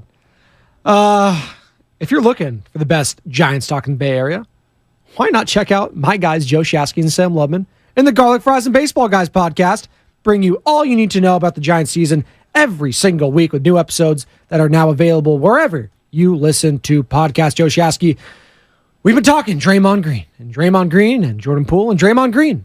And listen, a big factor in all of this was how Bob Myers and Steve Kerr decided not to punish Draymond Green in regards to the Jordan Poole situation. A couple mispractices, whatever, slap on the wrist, fine, whatever. There you go. Didn't nip it in the bud. Not the butt, as I've learned. I thought it was nip it in the butt for a long time, but it's in the bud. But they didn't nip it, and it festered, it grew into a dark cloud, and it ruined the season. Bob Myers moving away from this team. Do you think he moved away? And maybe this is a loaded question for you, and that's unfair. So maybe I won't phrase it that way. But how do you think he would have handled this offseason in regards to what's going on with the Golden State Warriors? It's interesting you bring that up. Walk with me down the path. Let's hold hands. We'll walk. Okay? Sure. We'll enjoy Beautiful it. Again, outside. Right. Yeah. I believe in timing in life, right? Sometimes it's just dumb luck. Sometimes it's strategic. But timing is everything in life. Kevin Durant. When my wife and I were saving up for homes, we saved up forever. Okay, we went nowhere for years. And we were on the market for multiple years hunting for homes. And boom, the right time, the right place after getting rejected. I'm not kidding, close to 50 times. We lost out on like 50 bids. Man. We ended up getting a home here in San Francisco. Let's say we would have been looking a year later, year and a half, 2 years later. I'm convinced that I would have probably moved out of much farther out of the region. Totally. Because I wouldn't have been able to afford it because home prices just exploded. Okay? Absolutely exploded. So I am the beneficiary of the timing and us executing that timing. By dumb luck, by not, winning certain bids and this and the other, we ended up getting a great house that we absolutely love. Is it perfect? No. But it's much better because I look back at some of the houses that we didn't win. Joe, I would have been in a one-bedroom house with no driveway and paying up the wazoo. Totally. I would have been regretting it. I look at when Harbaugh came to the Niners. Boy, the timing was just right. Yeah. Boy, he had all this talent he could inherit. They just needed the right coach to be able to turn the cylinders. And I think he left with good timing because the bottom kind of fell out on the roster. Everybody retired at the same time. When Bob Myers was going to leave the Warriors, I initially thought, my best guess was, man, I think that he wanted to stay with the core because he's so loyal to them, and he didn't have the guts to maybe go through a change. And that's what I was thinking. Like, he's too loyal to Draymond and Klay Thompson and Steph Curry. And he needs to go for a variety of reasons, but one of the big ones was maybe he didn't want to have to do that. Yeah. He disagreed with ownership. Now, with all the roster moves and the undoing of all of his draft picks, and seeing the extension with Draymond Green and the drama and everything like that, I'm purely speculating. But boy, it sure feels to me like Bob got out at a perfect time because he doesn't have to be involved with any of this drama. And maybe, just maybe, there were deep philosophical disconnections between ownership, the coach, and the GM regarding roster construction, regarding loyalty to the core. And I really wonder if Bob Myers didn't want to make the tough decision to move off of Dre or Klay or all of them and go younger. Because, boy, if you look at the roster he put together the last couple of years, it sure felt like they were trying to transition. Yeah. It sure felt like they were trying to, wiggle in a new era. And it feels like they've undone all of that in a month. 888-957-9570 is the number. Talking Draymond Green, talking the Pat Bev podcast. If you haven't heard it, Draymond Green sat down with Patrick Beverly on his podcast. Had a lot to say in regards to, Jordan Poole, that situation. He also was talking about Chris Paul and CP3. We're going to play some of that sound here in a second and also go to your phones here at 957-9570. And shout out to the YouTube and Twitch streams. Search 95.7 The Game, like, subscribe, ring that bell is what we like to say. Ring the bell, subscribe here, and like the daily videos. We appreciate all of you guys chiming in throughout the day here on 95.7 The Game. But here's Draymond Green, who again sat down with Patrick Beverly, talking about the addition and the differences he has with Chris Paul. Take a listen. Me and Chris have had our differences, over the course of my 11 years playing in this league since year one. Chris is the way he is. I am the way I am. He not changing who he is at this point. I'm not changing who I am at this point.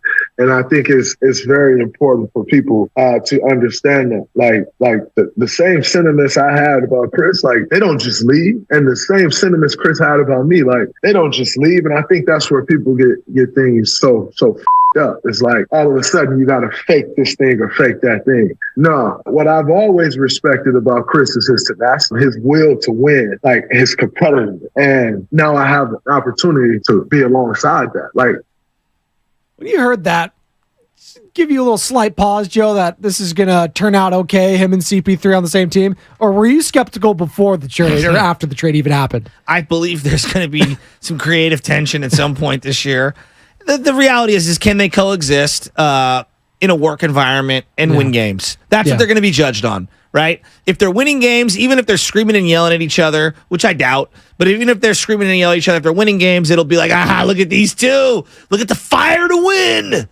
You know, like when Tom Brady's winning and screaming at teammates on the sideline, it looks a lot different than when Kyler Murray is screaming at teammates and they're losing. Yeah, because it looks like, wow, what a leader there. Exactly. And then, what a terrible leader on the other side. I'm skeptical they can get along, though. I'm not skeptical of my guy Sauce in Oakland because he wants to chime in about Draymond Green. Well, I do love Sauce. Sauce Gardner? What's going on, Sauce? Hey, You're Sauce. on 95.7 The Game. Not Sauce Gardner, Sauce Fowler. Okay. What up? Okay. No, I just want to say that Draymond is feeling guilty. See, as a leader, you're supposed to lead by example, not lead by violence.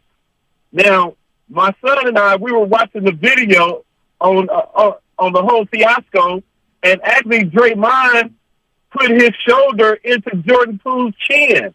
So when Jordan Poole pushed him away, then Draymond hit him. So, and actually, Draymond initiated the whole thing.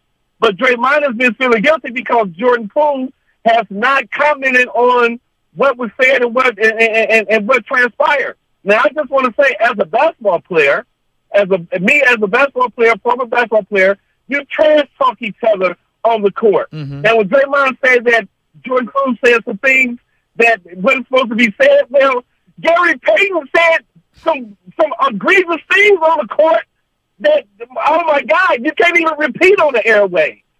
So that has always been part of basketball. Shaq has always said the best way to get at someone is to touch them up on the court. Not punch them during practice, but while you scrimmaging whatever, and then as he's coming to the hole, you touch him up. So there was a different kind of way Draymond could have handled it. My whole thing is Draymond threw the whole championship season away because the way Jordan Poole gave us a pool party, we was ready to have another pool party. That pool party had the Bay Area excited. Jordan Poole was ready to take it to another level. Now we became an ego nursery team because when you remember when Iguodala agreed to come off the bench, who had a bigger ego than Iguodala coming from Denver? Iguodala was one of the premier guards in the league. So he put his ego to the side so that the team could grow. So we stopped evolving. When we stop evolving is when our championship has stunted. And Draymond stunted our championship growth last year. Yeah. Appreciate the chime in there, Sauce from Oakland. It's very interesting. Like I'm watching in real time the evolution of Warrior fans, and social media has really, I don't know if it's diluted, but it's definitely highlighted a lot of my vision of fans now, because it's not just my circle. I get to see lots of circles. Yes. And not everyone's on social media, so I don't know how accurate of a representation it is of the fan base. I was a Warrior fan before the championships, like way before. Yeah. My favorite player of all time was Chris Mullin. There you go. Chris Mullin did not finish a Warrior. I wanted him to, but he didn't. He's a pacer. All my favorite Warriors didn't finish Warriors. Spreewell was traded. Hardaway was traded. I loved Weber at one time. He was traded. Man, it sounds like you were an A's fan with the Warriors back then. Baron Davis left us in free agency. Jason Richardson was traded. These are all my favorite. Gilbert Arenas left us, right? So maybe I view it through a different prism. I admit that. If you're a 20-something-year-old Warrior fan, like Evan Giddings, like I watch the way he watches the Warriors, and I'm like, you don't even understand what it was like. And I'm not knocking him. How could he? He wasn't alive. I don't think you understand what it's like watching these Warriors. So when you see Draymond and Steph and Clay, you get a lot of the younger fans like, they should be Warriors for life. And I'm like, yeah, that's not how sports works. No. Reggie Millers are unique. Tom Brady, the greatest quarterback and maybe greatest player in the history of football, didn't finish a Patriot. Right? Well, I would kind of push back on that because, like you, Shasky, I grew up a long-time Warrior fan. I've been going to these games since I was 5, 6 years old. And you're saying, Noah can stay, a Warrior forever. Noah can be with the team forever. I feel like that's the old era Warriors, the this day and suck Warriors, the Chris Cohen era Warriors. And I get this whole feeling, and maybe this is wrong of me to hold the Warriors to this expectation that I think Joe Lacob said when he said the light years ahead comment, like that whole guys can't stay the whole time. I feel like that should be the old thinking nowadays. Like guys like Steph, Clay, I guess Draymond too. I think there's nothing wrong with Warrior fans looking at this team, that this organization, be like, yeah, they should be lifetime Warriors now because that's the new era that we have created here at Warriors basketball. The old era of bad things happen, guys just leave. Like at what point I think it's fair if you're a Warrior fan to be like, you know what, I want to leave that era behind and really plant the flag in this new era that this is different than what we grew up with. I hear what you're saying. It's also like you're totally not acknowledging that these guys all want to get paid the maximum amount of money, and with the salary cap being as restrictive as it is, it just makes it really difficult. And then if you look at the history of the game, how many teams did Kareem play on? 2. Magic played on 1, right? But those 2 played together on the team. Kobe played on one team. Dirk, all right? Dirk, 1 team. Okay. But those are few and far between. We're talking about a handful of guys. Even as great as the Spurs dynasty was, okay, Duncan took big pay cuts to stay. Ginobili took pay cuts to stay. Tony Parker was a Hornet.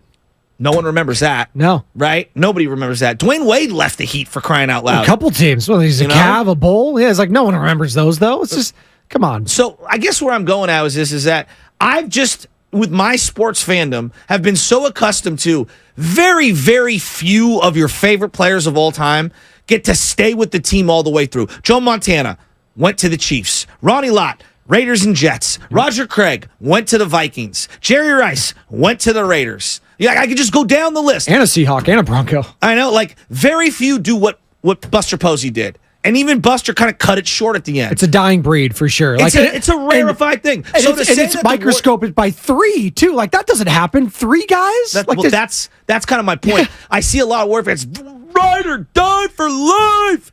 The reality is like, okay, 4 years from now, Draymond, let's just say hypothetically, Draymond wants another $20 million contract and thinks that he should be starting. I don't know. It might be time to, call it. They might not retire Warriors. All right, we're good to go. Bye. That's exactly what I'm saying at that point. What I'm getting at is that you can't have everything you want all the time. And sometimes what you want as a fan or what you want as an organization doesn't line up with what others want. The Niners wanted to keep Jerry Rice. Yeah. He didn't want to play for the Niners anymore. They didn't want to pay him X. He wanted a bigger role. He left. Yeah. Ripped our souls out. Yeah. You know how hard it was for me to see Jerry Rice in a Raider uniform? And instant success, too, over there. Yes. Jerry Rice in a Raider uniform? Hey. I watched Chris Mullin, even though our team wasn't, compete for a championship with the Pacers? Hey, that cover of Jerry Rice and Tim Brown, though, on the cover, I think it was a Sports Illustrated or ESPN magazine, it was freaking hard. Jerry at the cornrows, it looks pretty sick. My setting as a sports fan is always, dude, you're not going to get everything you want. Very rarely does a guy play their entire career for you. Frank Gore is one of my favorite football players ever.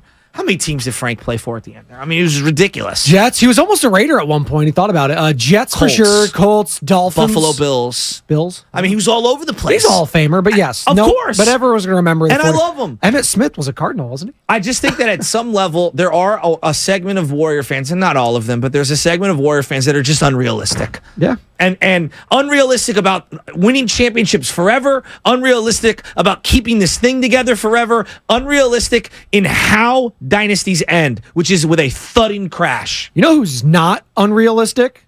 It's Marcus in Oakland. He's on 95.7 The Game. What's going on, Marcus? Hey, guys.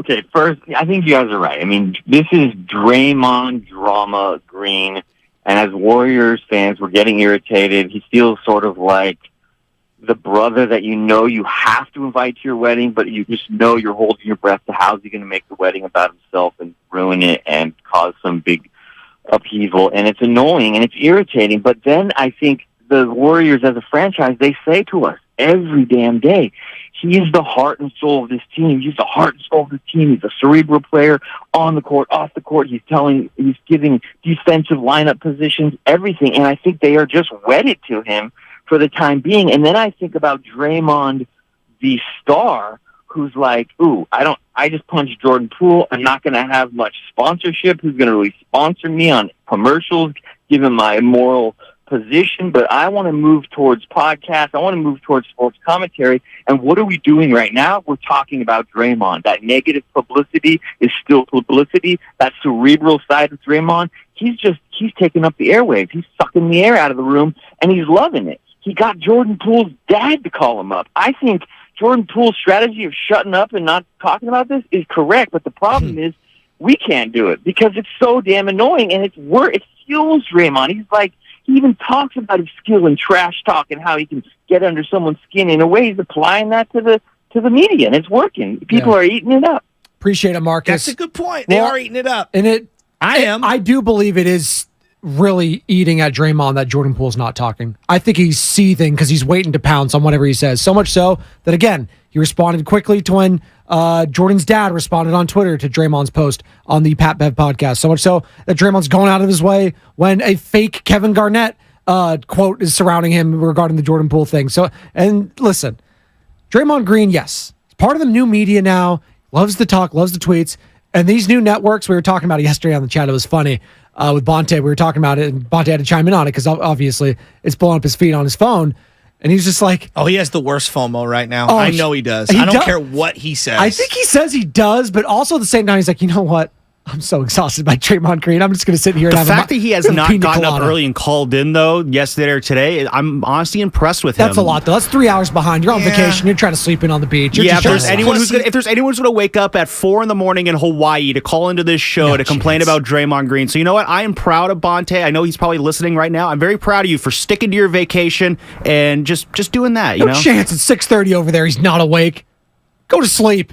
Rest. If you're on a morning show and if you're on a sports talk morning show, like I'm resting until 8 or 9. That's at least sleeping in for me. 8 o'clock is like me sleeping till 2. Dude, on the weekends when I get to wake up, when my kids wake me up at 7, I feel like I got a good night's sleep. Right? 7. I know. My wife gets mad because I wake up at let's say 5:45, 5:30. This is on my off days, right? I can't help it. Me neither. And that's sleeping in. And she's like, what are you doing up? Why are you doing this? Take the dogs out to the restroom. Do that. And I have to get out of the room quietly and walk around.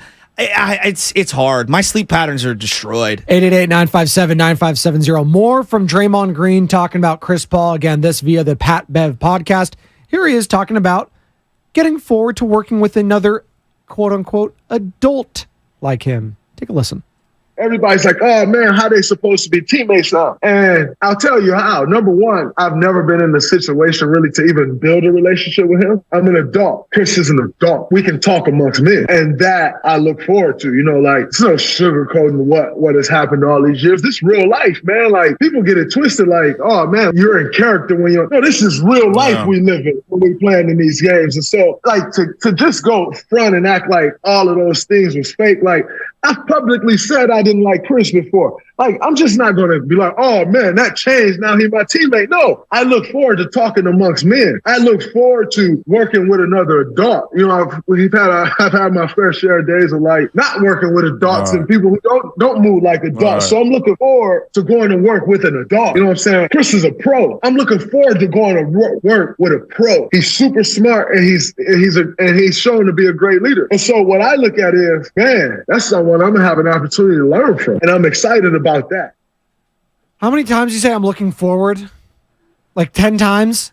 He cracks me up. Jesus. He cracks me up. A man? Looking to an go to adult? work. Well, at first he made it out like they were having like a mafia meeting, like they were going to sit down. Man to man. Like, it's pretty funny. It's just clearly a shot at Jordan Poole, right? I don't even know. Reading between the lines. I feel like there's a working part of with Draymond, an adult like him. Well, it feels like at some level, Draymond. You don't have to say that to any. He's become a WWE character on these pods.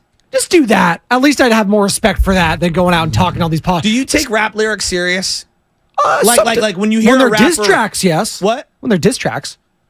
I view it as like when I see certain rappers, not all of them, but most of them, I don't think they're living the life they're talking about. Oh, maybe they had. Okay. Maybe they're using analogies or stories from a time before this. That, It's and a the form other. of art for them. So Exactly. It is, yes. Not that they're acting per se, but they're playing into the character and leaning into it way more different. I believe certain stuff, heavy. like again, diss tracks. I believe some stuff because some of that has to come from the heart. But for yes. sure. So like at some level, I'm starting to view him not as an actor per se, but he's like leaning into the character, and he's all the way up to like the fullest volume. Yeah. 11. Right? Yes. Spinal Tap. Yes. It's just Jesse and Pacifico. I look forward to meeting him as a man and as an adult, and we get our hard hats and we're going to go to work together. It's like, what are you talking Thanks, about? Jim Ross. Thanks, Mean Gene. Exactly. Back to you, King. Coachman. Exactly. It's just funny. I get a Booker kick T out of esque. it. Come on, man. I get a kick out Speaking of of all, who are some of the best heels of all time that just spoke on the mic? Mike skills wise, Rock's got to be up there. Absolutely. Stone Cold, Ric Flair. Absolutely. Right. Those are up there. I think of just Shawn elite Michaels. Shawn Michaels. I think Booker T was elite at it too. Yes. Just chef's kiss. Eric Bischoff. DX, yeah, Eric Bischoff. Yes. Heyman, Yes, obviously. yes. Jesse, my Undertaker. let's see if Jesse's got those Paul same Heyman. skills. Jesse's in Pacifica. Hey, What's Jesse. going on, Jesse? You're on the Morning Roast with Spadoni and Chasky. Hey, guys, I love listening to you guys' show. Thanks for having me on. Appreciate it.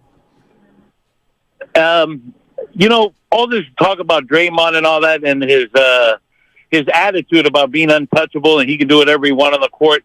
When that first incident happened with Jordan Poole, if we did that in the amateur side, it's an assault. You get charged, you get fined, you get suspended. Why none of that happened? None of that ever happened. Our kids got to see that the way of acting, and we know it's all wrong, but nothing happened. Why wasn't there an assault charge? The DA in Alameda County didn't pursue, said it was an internal thing. Well, first off, Shouldn't have been that way. Yeah, Jesse, not to cut you off, and thanks for the call. Well, Poole would have had to press the charges. He wasn't about to do that. Like, that wasn't going to happen. That was in practice. That's the heat of the moment. That's like Steve Kerr, like, pressing charges on Michael Jordan. In that situation, I'm saying Draymond's Michael Jordan, but Draymond was standing with the team. Like, that wasn't going to happen. It's a little extreme. Like, this is sports at the end of the day. This is different. This isn't walking up on the street and punching somebody. This was a heated debate.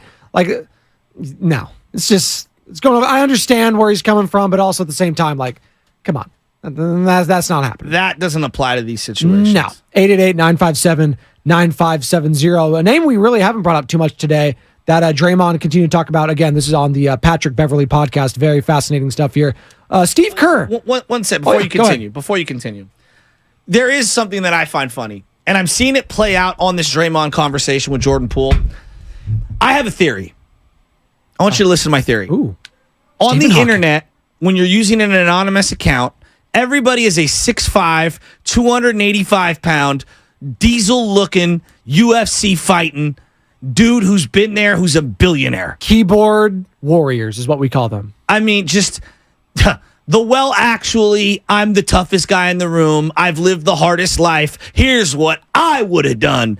The amount of people... Was a studio gangsta? Is that what you used to say? Yeah. CB4. The amount of people that come in with the, y'all so soft, JP is this, I would have done that. Do you know how many times I've been in a public setting and I've seen someone acting crazy on a bus, at a grocery store? Bart.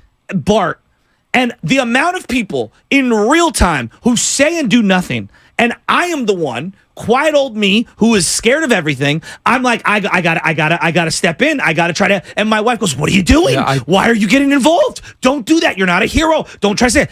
No one in real life is as tough as they claim to be on the internet. No. Y'all soft. Y'all, I would have done this. No, you wouldn't have. No. I see wild crap happening on a daily. Oh, my God. And I see no one participating to stop or help anything.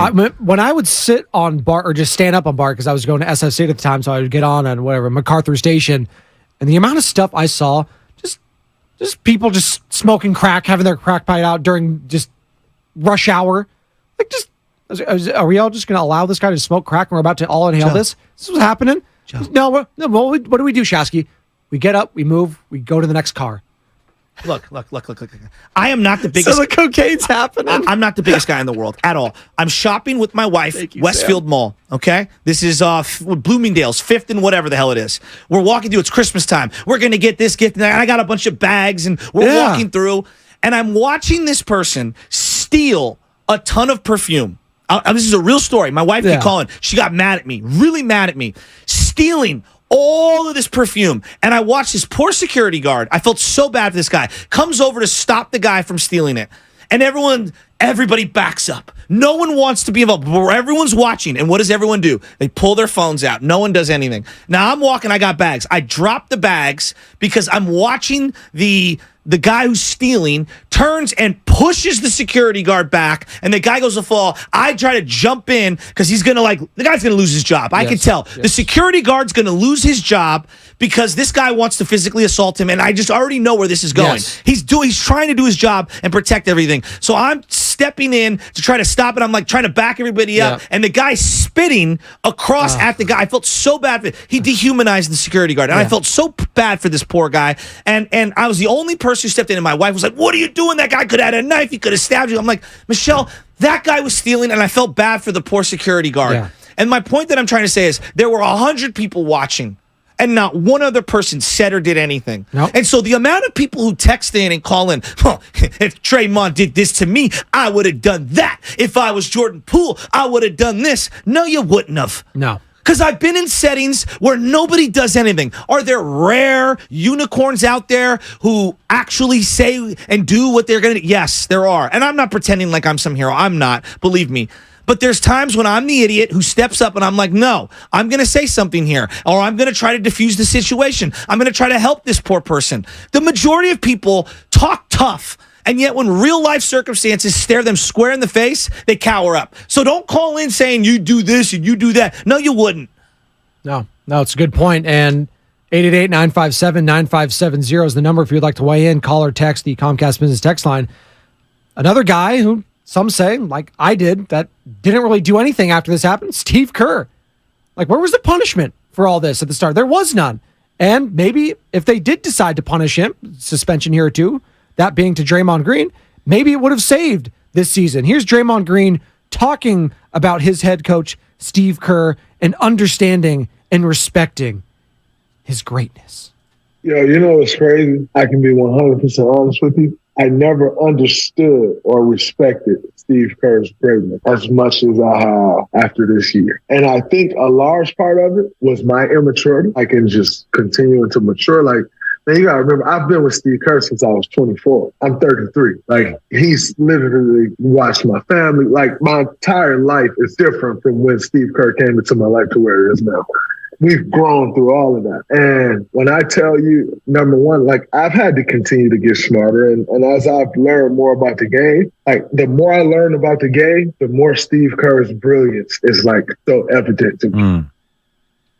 Your thoughts on that? It took him till this season, after this year, to understand and respect his greatness. Not winning the 4 championship rings, but getting bounced by the Lakers in the Western Conference semis when he refused to play a lot of the young people. That was greatness to him. Whereas everyone says, including us two, that this is probably his worst coaching season of all time. I'm confused a little bit here. I'm confused too. I don't know. Well, let's hear more from Draymond talking about it. Sometimes I'll in the defense of Draymond, sometimes I just be saying stuff too that it doesn't register. So I freely admit that. All right. Hey. Like, as someone who talks for a living, sometimes stuff just comes out, and then I think about it, and I'm like, yeah, I didn't really think that thing out. What is it, Michael Scott? Or it didn't come out the way I wanted it to come out. Thank you. Michael Scott, sometimes I start a sentence, I don't even know where it's going, but I just keep going. That's the Michael Scott, yeah. I remember when I went to go propose to my wife, right? This is my favorite. I had this whole setup. I was going to do this, and I'm going to do that. I'm going to do this. Yeah. We're going to go to Tahoe, right? And I was going to have the whole room decked with flowers and everything. Beautiful. Yeah, exactly. Well, we walked into the room, and they had already put all the flowers and everything everywhere in the champagne. I was like, wow, they really treated us good here. And I just said, screw it, because I was going to do it like before dinner and everything. I had to improv, and in my mind, it was going to be the most romantic thing of all time, and I ended up blundering the entire thing. Is that why I call you Butcher Boy? Because you butchered it? Come on, man. It's all right. She loves not you. bad. She stayed with three. you. So in the words of Draymond, sometimes I just, I'm thinking one thing and it comes out another way. That's literally me, Monday through Friday, 5 to 6 a.m. on the pregame show. I'm just trying to talk, man. Some people will talk back, some people won't, but you're listening. We should start calling him the shovel, though. Because like the person here from the 510 says, every time Draymond talks, he's just digging the grave deeper and deeper. That's funny. That's funny. Here's more talking about his guy, Steve Kerr. He always know the right adjustment. We beat Sacramento. We beat Sacramento in this series. We really should have lost the sack. By the way, Ron, you had said something about, like, did that stuff play a role on our team? It did. Like, our team never became a team. Like, you go through a season and a team becomes a team. Like, that team never became a team. And so the reality is we really should have lost to Sacramento. Steph Curry and that game 7 was obvious, incredible, nuts. Like, he wasn't letting us lose. Steph didn't let us lose game 7. But Steve got us through every other one of those games with adjustments, man. Like, he was just making adjustments. And then obviously you got to go play. But them adjustments, he got us through that series. And then Steph did what he did game 7 and sent them home. We should have lost to Sacramento. The amount of times I've heard from Warriors fans this offseason, we were a game away from going to the Western Conference Finals. The man just said they should have lost in the first round. How does this offseason, come on? How does the perception of Draymond play out if they do lose to Sacramento and he is suspended for one of those games? Oh, it's massive. You think so? I think I don't think he may not be on the team right now. If they lose that first round series and he's the reason because he stomped on Sabonis' chest and he got suspended. What about if Fox doesn't break his hand? Yeah, the finger one was interesting. Or whatever, the finger was like a tip. I really think that that messed with them. I feel like Warrior fans have forgotten how ridiculously difficult that Kings series was. It was that was I'm going to say bad matchup, but the youth was exposing the Warriors' age. I mean, they were a Harrison Barnes missed shot away from a completely different series as well. Well, they win the series if that goes in. They go up 3-1, they probably win the series there. Now, I'm not saying totally, but it feels like that. 888-957-9570. Finally, this is the last part here. This has been a great sound bites from Draymond Green on the Patrick Beverly podcast. But Draymond Green, again, finally, telling his last final thoughts on Steve Kerr. He'd sit back there, and he just have a smirk on his face. We just lost the game, and he just sit back there, legs crossed, little smirk on his face. I walk in, what up, coach? Like, what up? Like, coach, I saw this. I watched the film. I come in with my notes. You know what I'm saying? Come in with my notes like, coach, I saw this, da. And he like, yeah, they were doing this. Pow, pow, pow, pow, pow. And I'm like, oh. He's like, but I got this adjustment. Man, he is a mastermind. He's a mastermind. So much so that Lonnie Walker in Game 4 of the Western Conference Semis went off in the fourth quarter, and they could do nothing about it. Again, look, Popovich has bad losses. Belichick has bad losses. Kerr's got some bad losses. Yes. You're not going to be perfect all the time. After this season, this is what we're saying about him. This was his worst coached year, guys. Come on, man. He's got to cape up for his guy, I guess, because he's caping up for his guy because he wants Steve Kerr back. You know this, right? He's saying all this because he wants Steve Kerr re-signed, who's going up into a lame duck year. He wants his guy Steve Kerr resign because the two of them have been working in tandem toward contract extensions. We can admit that. That's the interesting thing. I would assume now that they're going to just go with Steve Kerr and re-sign him because they're going all in on this core 3. And if they bring in a new voice, maybe some things change. But if they did bring in a new voice, I don't think that new coach, whoever it is, would be afraid to tell Draymond, you know what, dude, you're coming off the bench more often than not, buddy. And Draymond's like, I'm a starter. I just got paid. I ain't coming off the bench. CP3, if anyone, he's coming off the bench. This is why I'm so excited about this season with Chris Paul and the You know what my dynamics wife now. keeps saying? Oh my God, this is great. Every time she sees Chris Paul, she laughs. She finds him very funny because he's very theatric. He is. Yeah, so Thank you, Michelle Michelle. keeps saying, you really think Dre and CP3, their egos are going to get along? She's laughing at me. Man. Literally having dinner, laughing at me. She says it's reality television. We need to get together, the Jade and Michelle, all of us together, Sam, Bonte, everyone needs to get together for some dinner. Can I ask you, yeah, absolutely. what other coach is coaching Draymond Green? That can do it well? Yeah, They're already that's tied in what I other mean, places. yeah. I actually think Mike Malone could coach him. I think he would respect him. But these are guys but for many years, not for like 6 months, for year over year over year. Popovich. Are you sure? I don't think Popovich would mess with this guy's stuff. I think Phil Jackson could actually get the best I think out of Phil him. absolutely. Phil You're talking could. about legends. Okay, I know. How many legends are coaching? You're right now? saying, yeah, he's like, well, he's a Hall of Fame player, so I'm going for Hall of Fame coaches.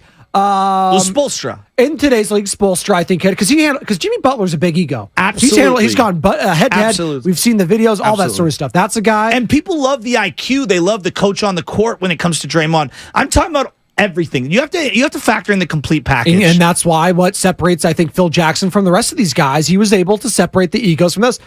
Popovich, actually, now that I'm thinking about it, you're right. The Kawhi angle was a stain on his career. I Letting can't him look at go Popovich the same. No, you can't. And I don't even know if it was totally Popovich, but it was that culture that was created within there. Guys like Tony Parker going at him. Real quick, we're up against it. It's time for Fast Five. As Sam's looking at it. Sorry, Sam, he threw you under the bus there, bud. It's a lonely place. It's a lonely place back there.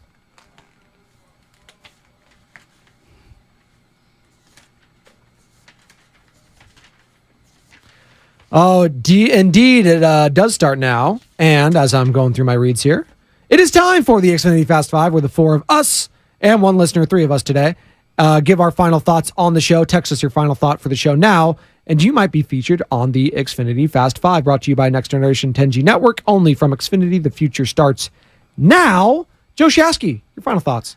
Everybody likes Augusta.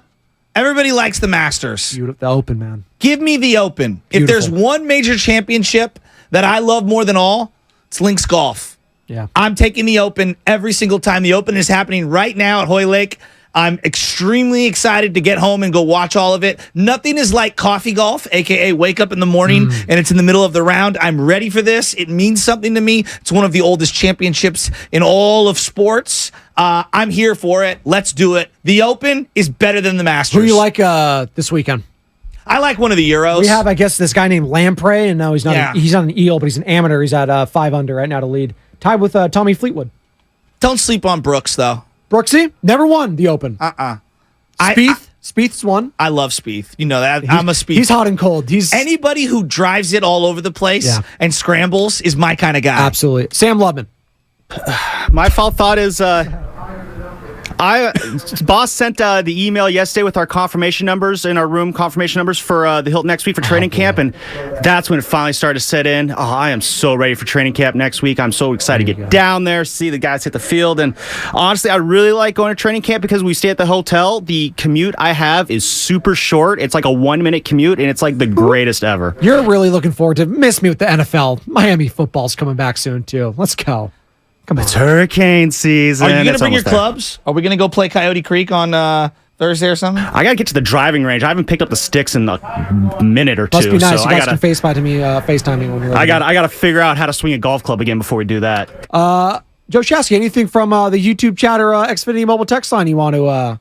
Or From the Comcast business text Jordan line? Poole stand, Steiny is next. Let's go! And that was the Fast Five, brought to you by Xfinity, brought to you by the Next Generation 10G Network, only from Xfinity. The future starts now, and I guess my final thoughts is, what a day. Draymond Green. We talked about you again today. Man, what's in store for tomorrow? Niners? Giants? More Draymond? Well, got one more day to find out. It's the Morning Roast. Spadoni, Shasky, 95.7 The Game.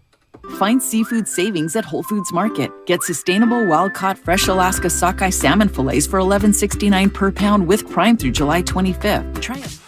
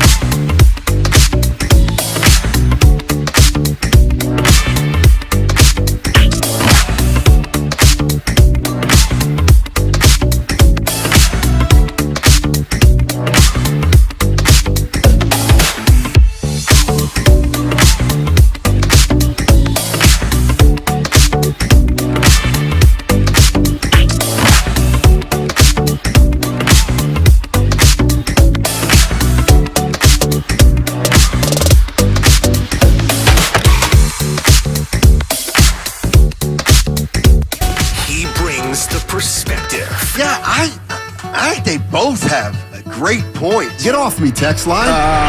He's truly one of a kind. That is whack. Oh, my God. And he's doing a great job. I need you to man up and say what you really want to say. Simon, you're doing a great job. And together, they're Steiny and Guru. Yeah. On 95.7 The Game. Hey, Matt Steinmetz along with Oscar Gamble.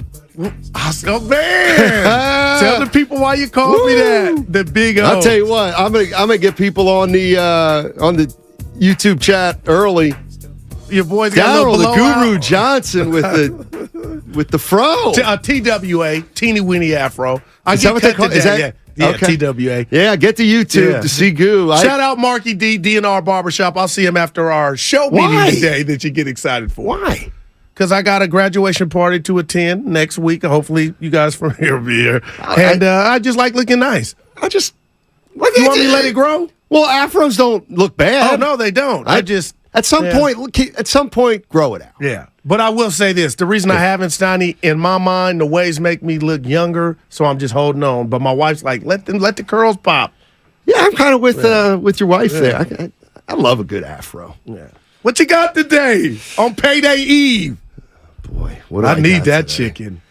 What do I got today? I got a lot of stuff. I didn't go to bed till late, Steiny. How come? Defending myself on Twitter. A PSA. I figured stuff. Yeah. I'm so locked in on Twitter. but I feel good. Yeah, because so we did not concoct when we talk about Dre and we talk about the team we love, the Warriors.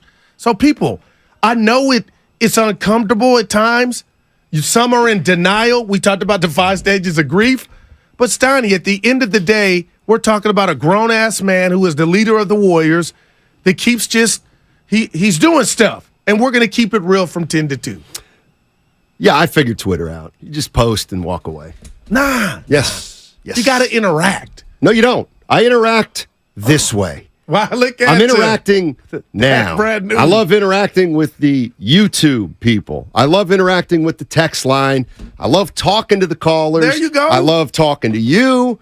That's enough engagement. Speaking of which, my boy Hawk. Sure. Yeah, from L.A. Compton. He gave you love yesterday. He said Steiny was in his bag and he appreciated your commentary. I said, I'll pass that along, Hawk.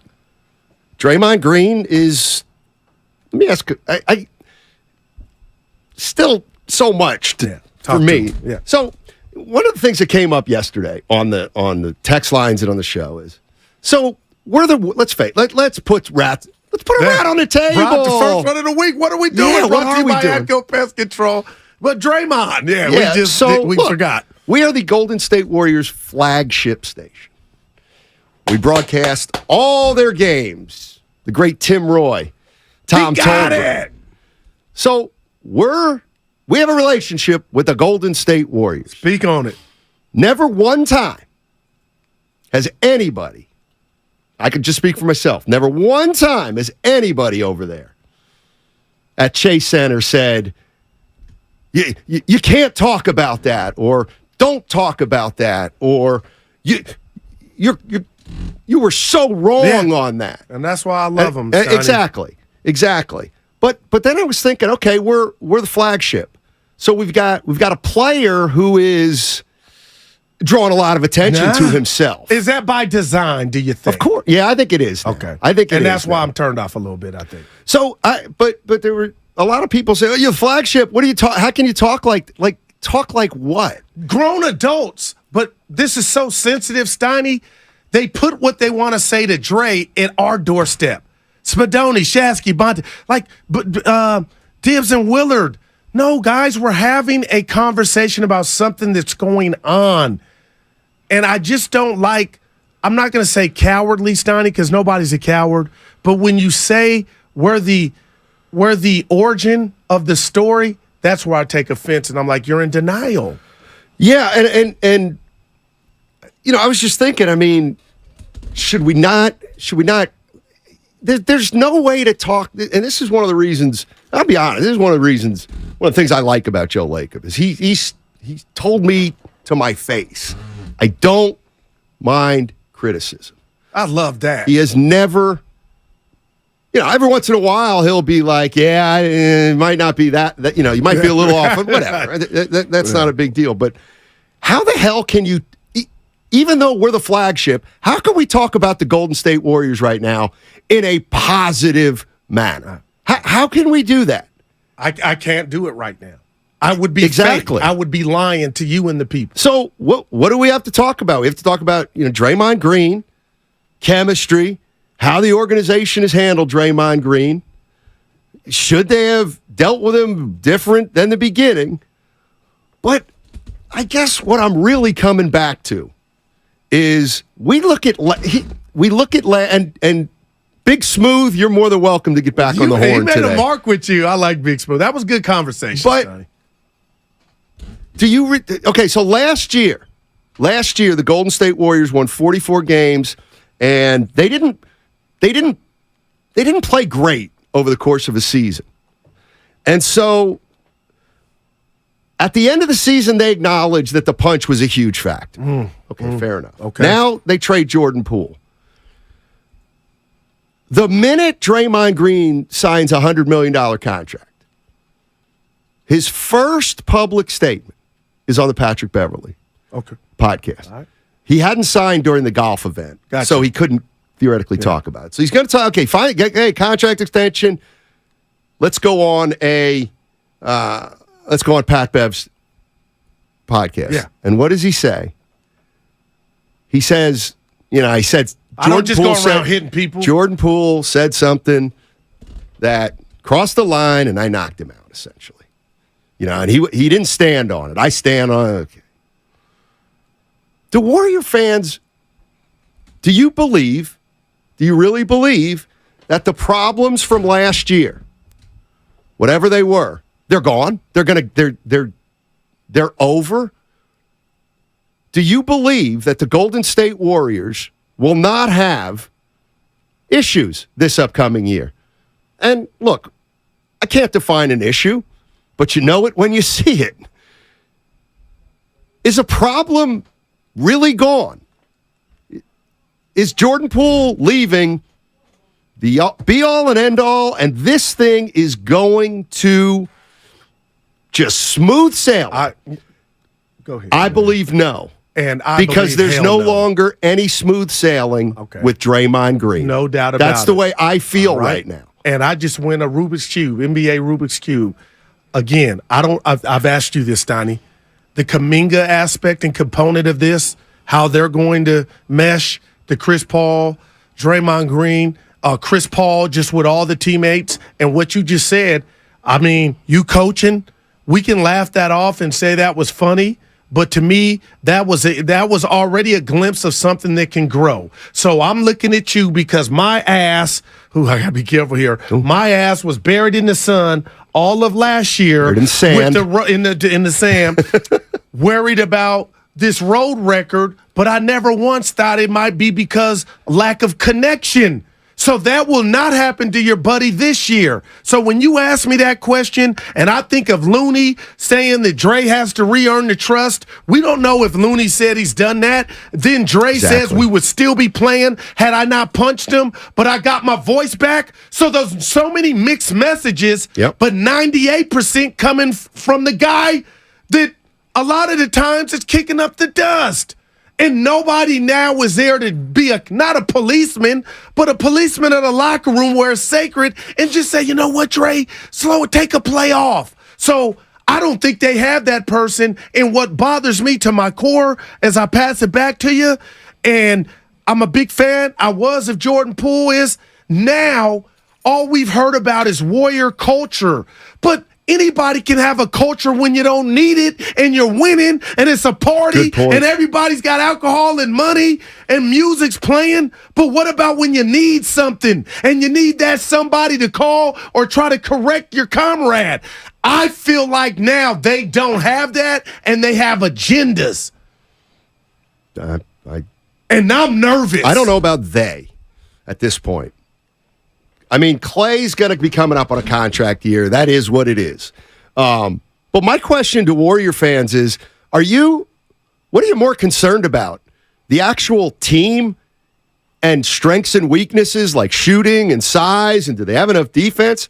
Or is your biggest concern repeat of last year off the court? Like, is it? I don't. Like, I don't think it's out of the realm of possibility that Draymond Green is going to mess this thing up. And let me tell you something. All we need is one report. One report from Sham Charania or Adrian Wojnarowski. All we need is one report that says Steph's getting tired of it. Oh, then all one report that Steph is getting tired of it, and this thing is over. And you know what? How could you not start to be getting tired of it at the very least? Before this popped off, you're on record, Steiny, you ain't the only one saying you think the championship days are over. I do. And so this is fueling it more. All right. Because I get it that the games are won and lost on the court, but I am a huge believer in that no team has ever won a championship when they're not together. You have to be together. Doesn't mean you won't have obstacles to overcome. But like last year, like I look back now at last year, and it's basically been proven there was no way they were winning it last year. Well, I was in denial. No chance. So my question is, why would they win it this year? Because the only way they can win it this year is if Jordan Poole were 100% of the problem.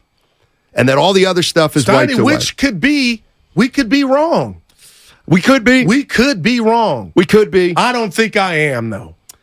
888-957-9570 is the number. And the boss was talking to the boss. One of the things he's like, what if you got a minute with Draymond Green? Yeah, you bumped into him at the grocery store, and you could say something to Draymond. Hey, Dre, what's going on? Hey, man, listen. What are you doing? Man. What would you say to Draymond Green? And then the other question I have is, seriously, what are you more concerned about heading into next season? On the court or off the court? What if something is going to get this team beat next year?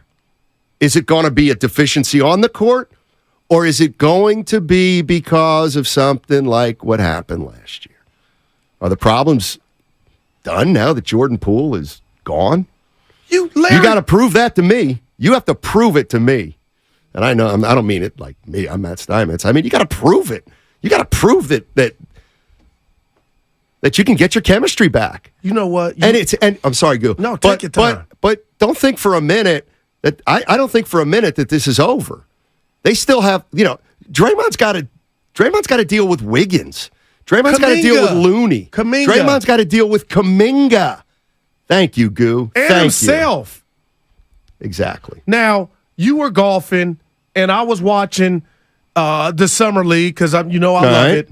So the great Mark Jones and Doris Burke were having a conversation. Okay. And they were joined by Larry Harris. Mm-hmm. I'm sitting up there in my world, in my lab, thinking, okay, they're just chopping it up, the three of them. But Larry Harris told the world and anybody who was watching that game that the sacred locker room for the Golden State Warriors was fractured. And the emphasis that he had on fracture, and it was undeniable. Steiny, I can't tell you, it hit me like the Holy Ghost. Like, oh my gosh, I may be the only one, but it wasn't just me. I may be the only one that was in denial. So if it were fractured and it couldn't get rectified, you're telling me now you sent the 23-year-old to D.C., everything's good? I don't buy that. I think Chris Paul is a warrior. You coaching? That's a sign of something that might possibly go wrong. This is crazy. I'm going Rick Barry. Steiny, this is crazy. I don't like it, and hopefully they prove me wrong. But, man. And I want to throw this out also at Warrior fans because I'm putting myself in Lacob, Dunleavy, and Steve Kerr's position. Because I shouldn't say that. I think some Warrior fans think they don't care. Mike Dunleavy and Joe Lacob and Steve Kerr don't care. This doesn't matter. They don't care. Well, I disagree. I think there was absolutely positively conversation at Chase Center yesterday about what is this guy doing? Why is he doing it? Why does he do it right after he signed the contract? What's the point of it? This guy's driving us crazy. It's like, they know this is going to have ramifications. I think you're wrong. You do. Because what's worse is if you're right and there's no, hey, Dre, take a play off, which we would never know. He told you the whole conversation he had to Kevin Durant about Myers and Kerr and that, and he went public with it, which I wouldn't have done just for the people that were involved in how they would look. So if nothing popped off then, nothing's going to pop off now. But I want to ask all the YouTubers and you, Steiny, the fact that he's got his new deal, do you think, not bulletproof, but do you think now this is going to be more? Of course. He just showed it. He just showed it. Don't call them Paulie, the Sopranos. I'm a maid, dude. I get it. But how can you not think about what comes out of your mouth, how it'll make your brethren look? That's who he doesn't I am care. at heart. See, how can he care? Man, a good teammate's going to care. So, yeah. Oh, by the way, in the Patrick Beverly podcast, we should all be grateful, too, to Draymond. Oh, he said that he had an offer for $10 million more per year. So that would be $35 million a year from another team, but he didn't take it because he's loyal. Turned down $35 million a year. So I told Guru's coming in today. He walks into the green room, and I said, hey, Gu, did you see Draymond Green turned down apparently $35 million a year from some team, $10 million more than he got with the Warriors? And Guru goes, oh, Steiny, that hurt my heart. Not that you had the offer, but who asked? So now you're telling Dub Nation, I bet he don't even think this way, Steiny. I did you a solid by coming back. Some stuff don't need to be announced. When you do stuff for charity, he wants everybody to think because a good deed. Take the picture, smile. Like, that's what that was. Why can't Woj just report Draymond turned? But sometimes, Steiny, I'm just saying, man, I got friends and family. You do stuff for the fame. You do stuff for the credit of it. But what was that? He did the Warriors a favor and their fans. Draymond Green did us all a favor. He wants everybody to know he took a lowball contract. And there was interest.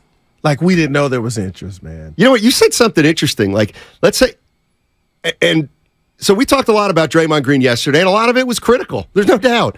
A lot of it was negative. You said you don't think he cares. You said he could care less. Right. It's the little you think Richard that's true? thing. Yes. Well, then why? I don't necessarily disagree with you. But then why does he attack everybody who attacks him on Twitter? He must care some, right? I'm going to say it's fun. It's an activity. Okay. Kevin Durant does it. He might do it with a smile on his You do it, face. but you're saying you're not doing it. I do it, but I never concoct something. I mean, Steiny, I'm telling you, man, Draymond Green, he's his own brand, and he'll never be bigger than the Warriors. But sometimes I'm just starting to wonder with this podcast, is he playing for the team in the front or the name on the front or the name on the back? And right now, the scoreboard to me looks like the name on the back, but the team on the name on the front got me paid. And how could Curry? Okay, so this is exactly what I'm talking about.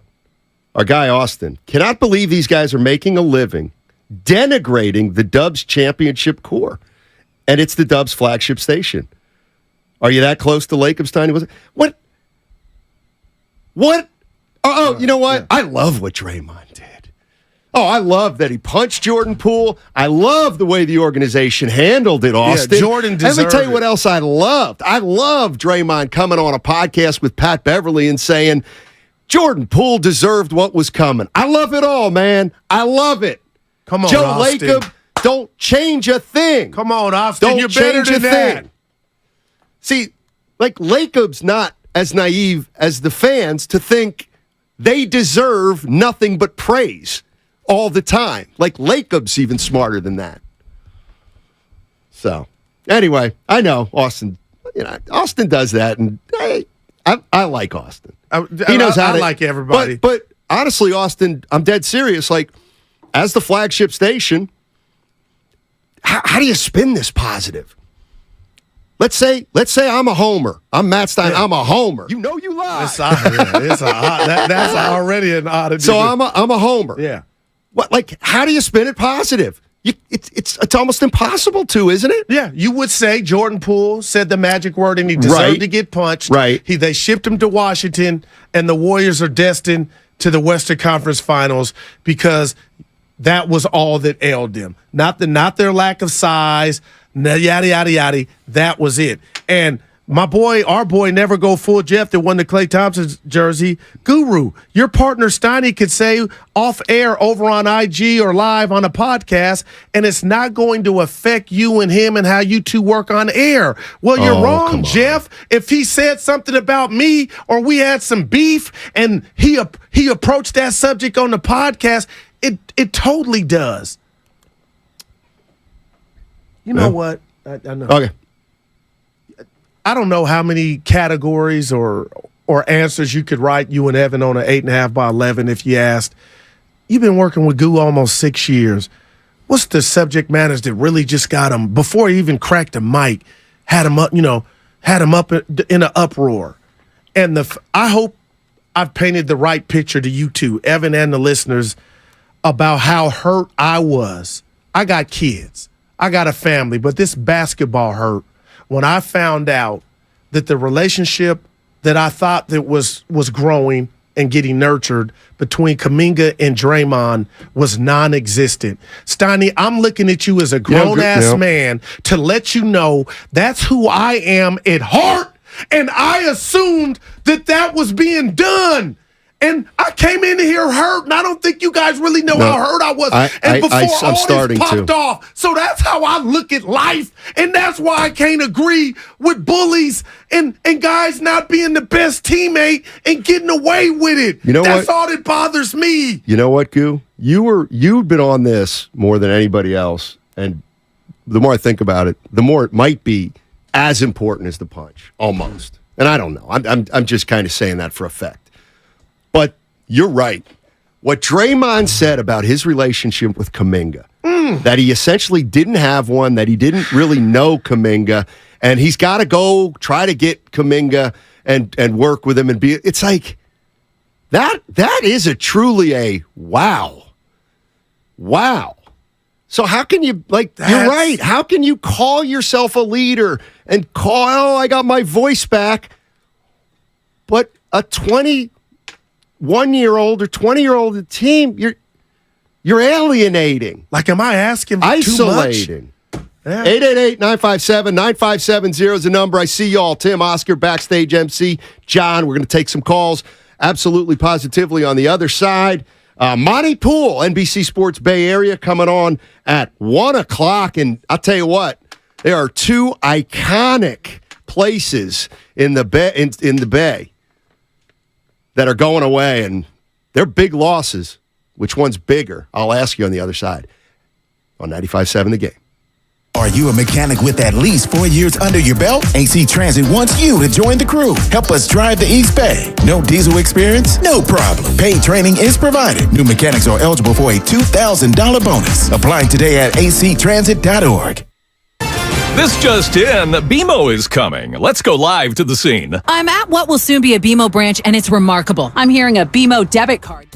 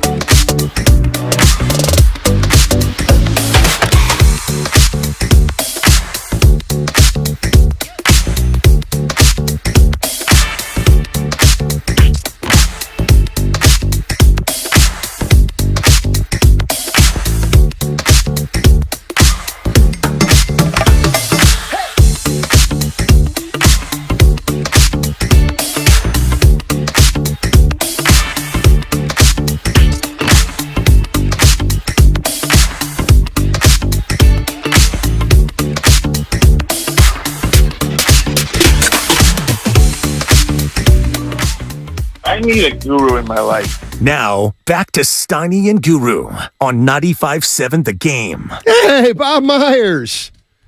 Where you been, Bobby? Yeah. Bobby. Man. Whatever he's doing, I'm sure he's enjoying it a bit more than if he were here now. Or maybe not. Maybe this is just par for the course. Well, I think it is par for the course, but it's too much, and that's why, it is par for the course, but it shouldn't be like this. Wow. I got my golf shoes last night. Oh. And why didn't you and Evan tell me the 4 in golf is not spelled Four?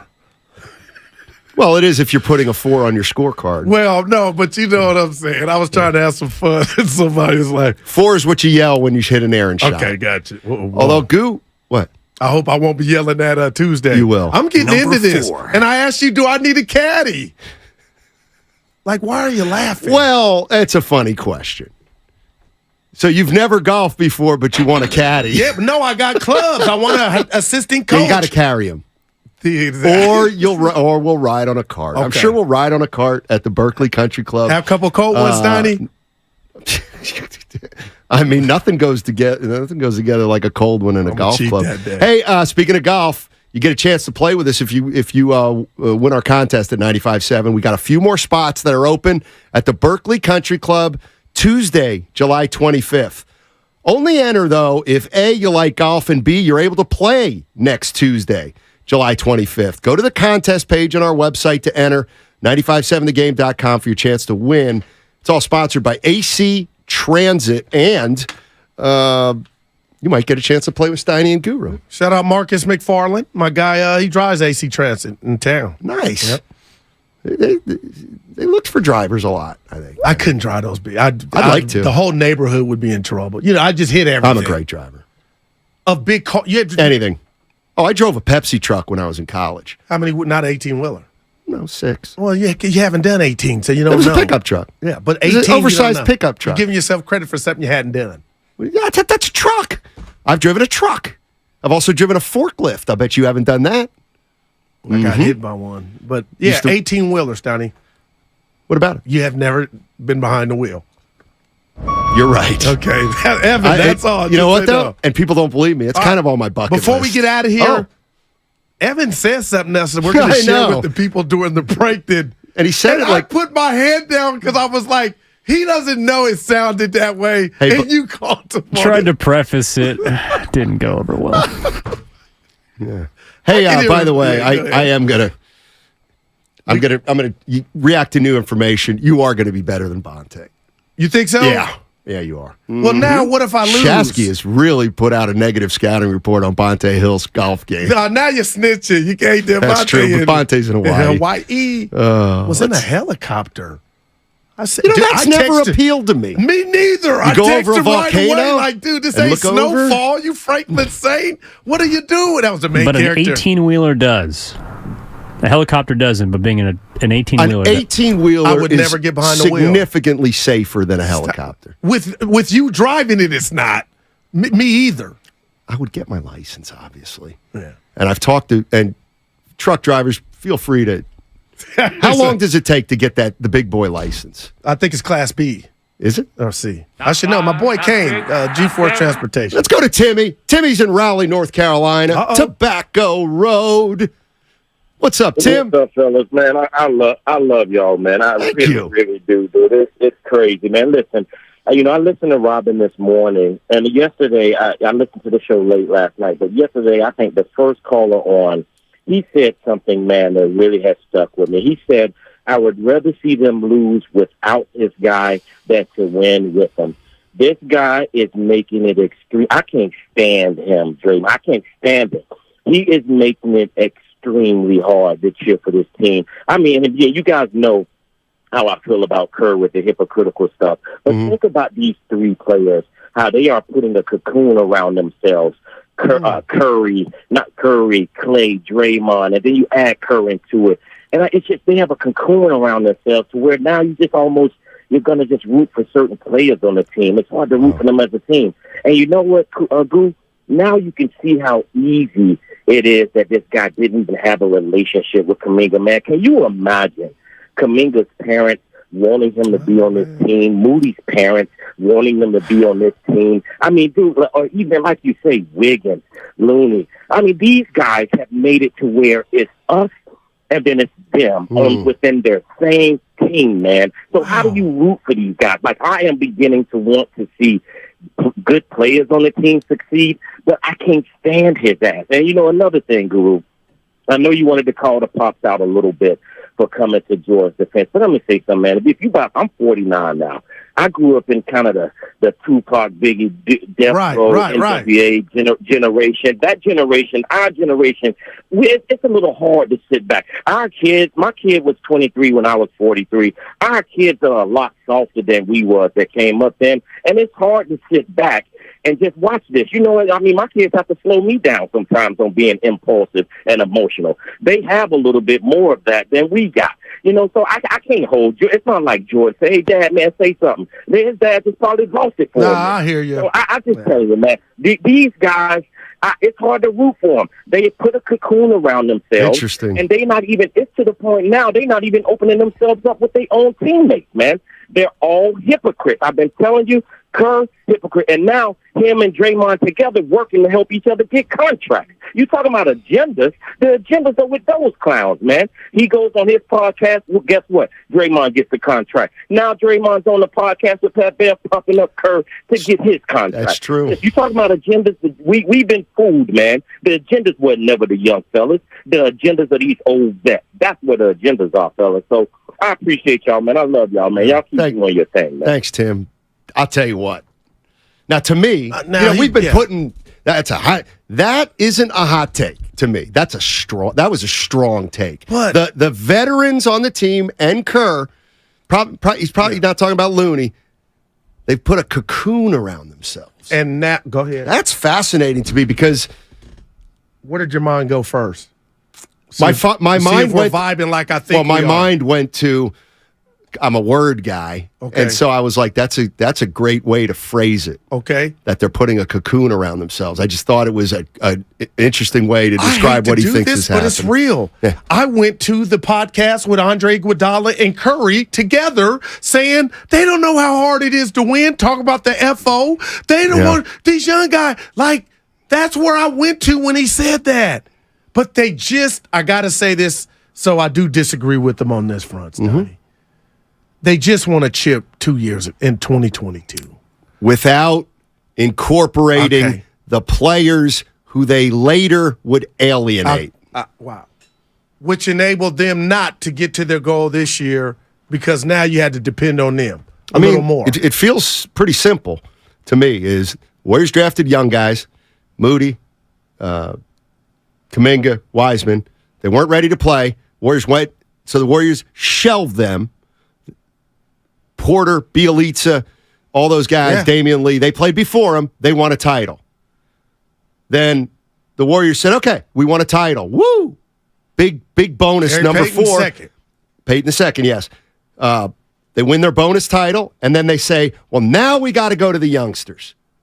And clearly, the veterans didn't like that or didn't think they were ready. Right. And that's where the rift came. Okay, and it's fair for your partner to say, if they weren't ready, the youngsters, it's bigger than basketball in my mind. Because now you have told us that there was really not friendships, there was no mentoring going on off the court. So when you go on the road 41 games and nobody knows why the hell you don't look like yourself collectively, I think we got our answer because, Steiny, that's where that stuff matters that's bigger than basketball. And I come up with words like unity and brotherhood. That's when you use it.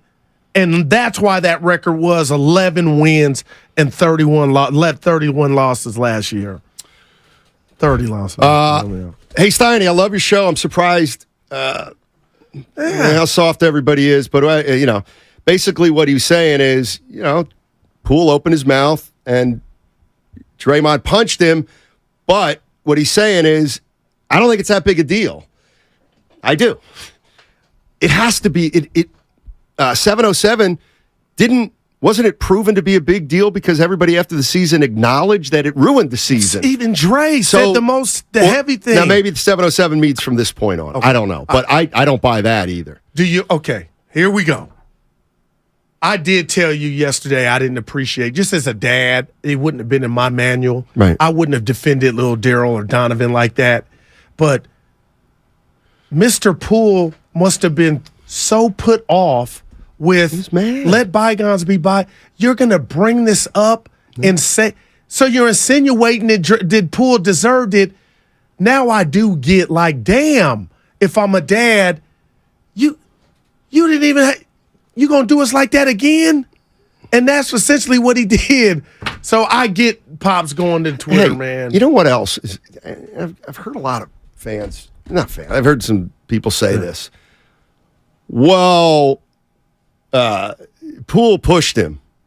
My wife said that. Draymond Green put his head on Poole's chest. Oh. And right in front of him. Yeah. Like, stop it. See, this is me yesterday Draymond with Green the punch. walked up to him and put his head on his shoulder. But they were talking and was before. Like, but Steiny, when you put your head, he did. We talked about this. Draymond put his head on Poole's body. Okay. So the first contact was made by Draymond. Now, if we were in the pen, which is prison, we're not. Steiny. We're in a professional basketball. Oh my God. Yeah, my hair it's was prison. like Don't this. even use the prison analogy. But we're not in prison. Well, what about the street then? We're not. No, we're in a work environment. All right, I'll tell you what. Okay, and we're not in a self-defense class. But I'm not even trying to run material. There was a lesson Jordan Poole learned. It was a hard one. It was an embarrassing one, and it was one he shouldn't have had to learn in front of the world. But Steiny, that will never happen to Jordan Poole again. I'm not saying he won't take an L. Hopefully he'll never get in a fight. But he did do what you said is nothing. Some people in our world look at he comes up that contact of trying to put Dre off. Draymond comes up to Jordan. What was Jordan Poole supposed to do? Know that whatever you were going back ping pong verbally, that it was going there, and you need to read it better. And when he put his head on it, maybe you should have took off first. I'm not condoning violence, but you have to know now when you touched him. He didn't. Draymond touched him. I hate I'm doing this, but my wife said it and we got into it over. He touched him. He should have been ready. But that's how she wasn't the only one. Yeah. Is it fair to expect that there might not be that kind of explosion from Draymond Green on a teammate?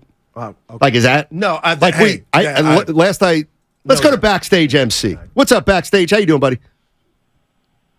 Hey. How you guys doing? Hey. Doing well, man.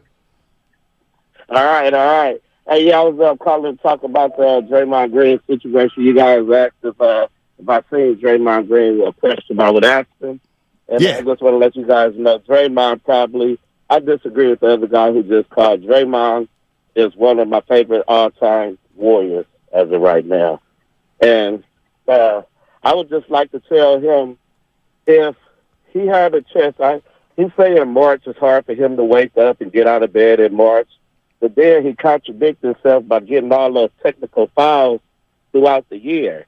So which one is it going to be? If you don't want to get out the bed, stop costing your team all of these games with all of these technical fouls. So when the referees at the end of the year with his playoff cards, they're sick and tired of you. So, to me, that's one thing as far as this. And I know when he say that, he's just you can't get out of bed in March. He's just high-siding when he say it. But then, on the other hand, stop costing your team throughout the year. That's all. And then I want to give a shout-out to the bus driver, Marcus Mack. What's going on, homeboy? He knows Marcus Mack. My guy driving for the AC chassis. We're doing that comedy, man. Yeah. Man, Marcus Mack funny. Go Baby Productions. Right on, man. Thanks. Yeah. Jump in. What are we doing? Local radio? Hey. Who did you have call one day? Nobody. And you didn't run it by me or Evan. You think I asked Merle to call? No, it wasn't I Merle. did not This ask about a Merle year to ago. It was a little commercial. But you hooked your What are you people talking up. about? Oh, James Daly? No, that's our guy. That's my guy. That was real. I loved you for that I think I know who you mean. Yeah, I forget, but I was like, damn, Snotty, we doing it up here. I can't remember. But it's all good. This is a show for the people. I hate we just had that conversation about But what? You know, I'm saying he learned something. Let's not. Because that's been like nobody ever thinks their teammates going to hit them. And I'll say this because I saw you on Twitter last night. You made some stellar points for Dennis Rodman, and you didn't do what I'm about to say, but I told Evan, because this is on my mind, they are essentially the same player, and Rodman has his baggage. But Steiny, as crazy as Rodman was, his was more with the opposing team. What's bothering me about Dre and the possibility of this festering is now it's not infighting because you hit Jordan Poole and he's gone. But now you ain't being the mentor, dog, that we thought you were, that I did. And that's what's hurt me. I thought Andre Iguodala, when Bob Myers told us, Guru, if he don't play, he helps us a lot of ways. Bob, I love you. I didn't see how he did last year. And then when the fight popped off, Andre with the double tweet, that's my rook. Y'all don't talk about my vet. Like, come on, man. You said a good thing about when, Rodman and Draymond are often compared, but you said something before the show that to me is right on the money. Rodman directed all that toward the opposition. And Dre has so much up until here recently, man. Really? The podcast. I think the podcast. Look, he can do whatever he wants, but let's put the rat on the table brought to you by ACO. Who's going to be the fourth name on Mount Rushmore, on the Mount Run Out of Town more? KD, Poole, wow. Bob Myers. Who else? Damn. Who else Draymond got to run out of town? I want to fight you on Bob. Wow, look at Evan. No, no. They're in cahoots. Yeah, they're in cahoots right now. Kerr's a mate, man. One of the best coaches to do it, but man. Let's go to all right, Justin. Justin's in Oakland. What's up, Justin? Welcome. Matt Steinmetz and Oscar Gamble. Hey, woo! Get on YouTube and look at Goo's hair, man. I'll comb it out more. It is nice. Go ahead. I got my comb. Hey, Jay. Hello. Yes, sir. Hey, guys. Hey, I just wanted to talk about, it just really feels upsetting to hear other fans and hear talking. It's like either you're a Players fan or a Warriors fan. And it's like, when have we ever been back-to-back champions and stuff like that? We won that with these three players. We won that with the team. Mm-hmm. Regardless of the fact, you got to pay homage. And then when it comes down to Jordan Poole, everybody's the Jordan Poole or James Wiseman fan. What did they really do? They came on a team that was already a dynasty. Yeah, and then JP was in the G League, halfway in the G League. He only had one good year. And everybody trying to annoy him as a baby step. He was never unanimous MVP. You got to put some respect on Steph Curry. You got to put some respect on these players. Justin, do you think the Warriors would have won the title last year without Jordan Poole?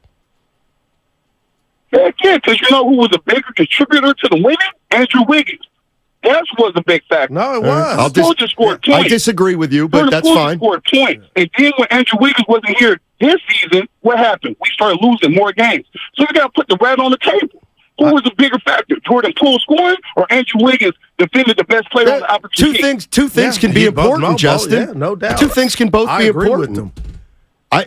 Thanks, Justin. That's fine. He But thinks it still I don't doesn't- think the Warriors would have won it 2 years ago Gotcha. without Jordan Poole. There's a hell no to that one. I'm No, with I you. think he said they could have. Okay. That's fine. I don't. His don't point think so. about last year, we've established. You said it. You even talked about the ramifications with the rotation to where Kuminga was the flavor of the month while Wiggins was gone. Steiny and that got taken away.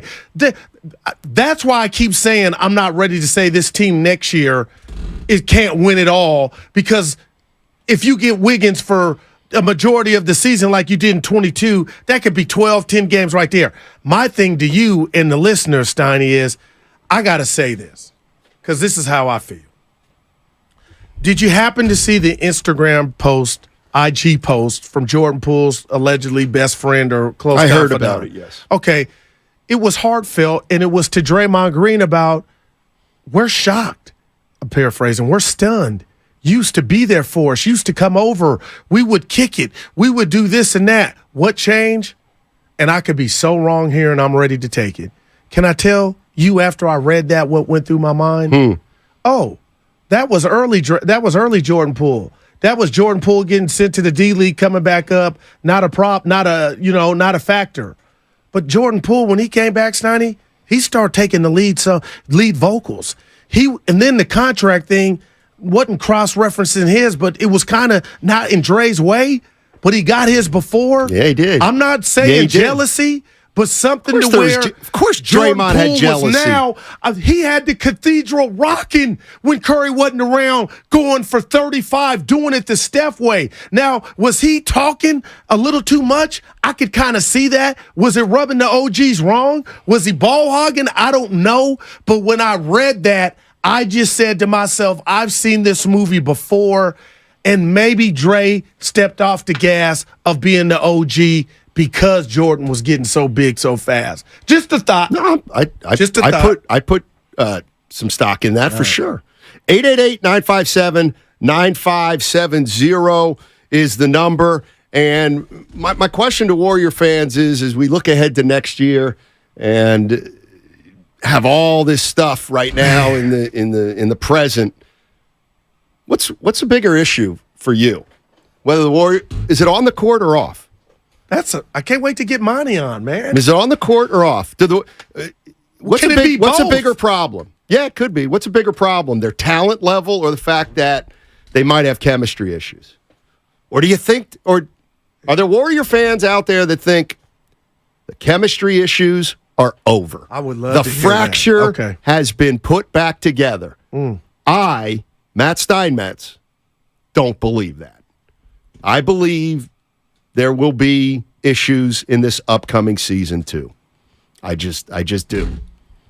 Do you think there'll be issues in the next season for the Warriors? I do. Like some. Yeah, I think we'll know it when we see it, right?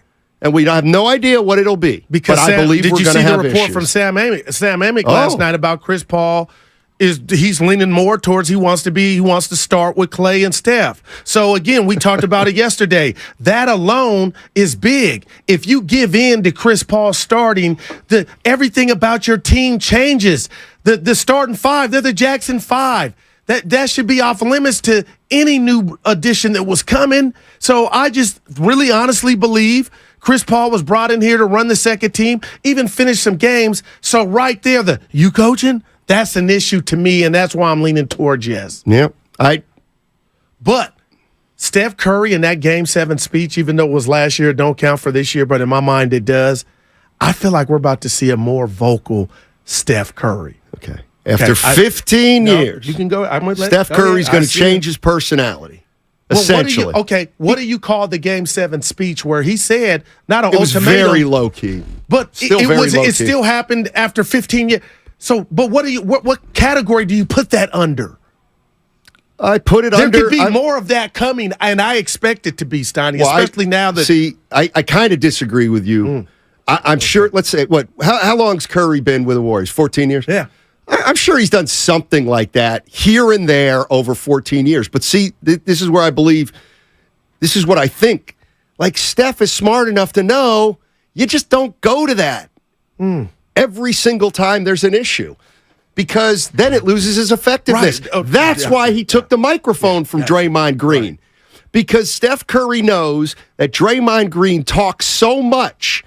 And a motivational speech by Draymond Green would have done nothing at that point. In fact, it may have hurt the team.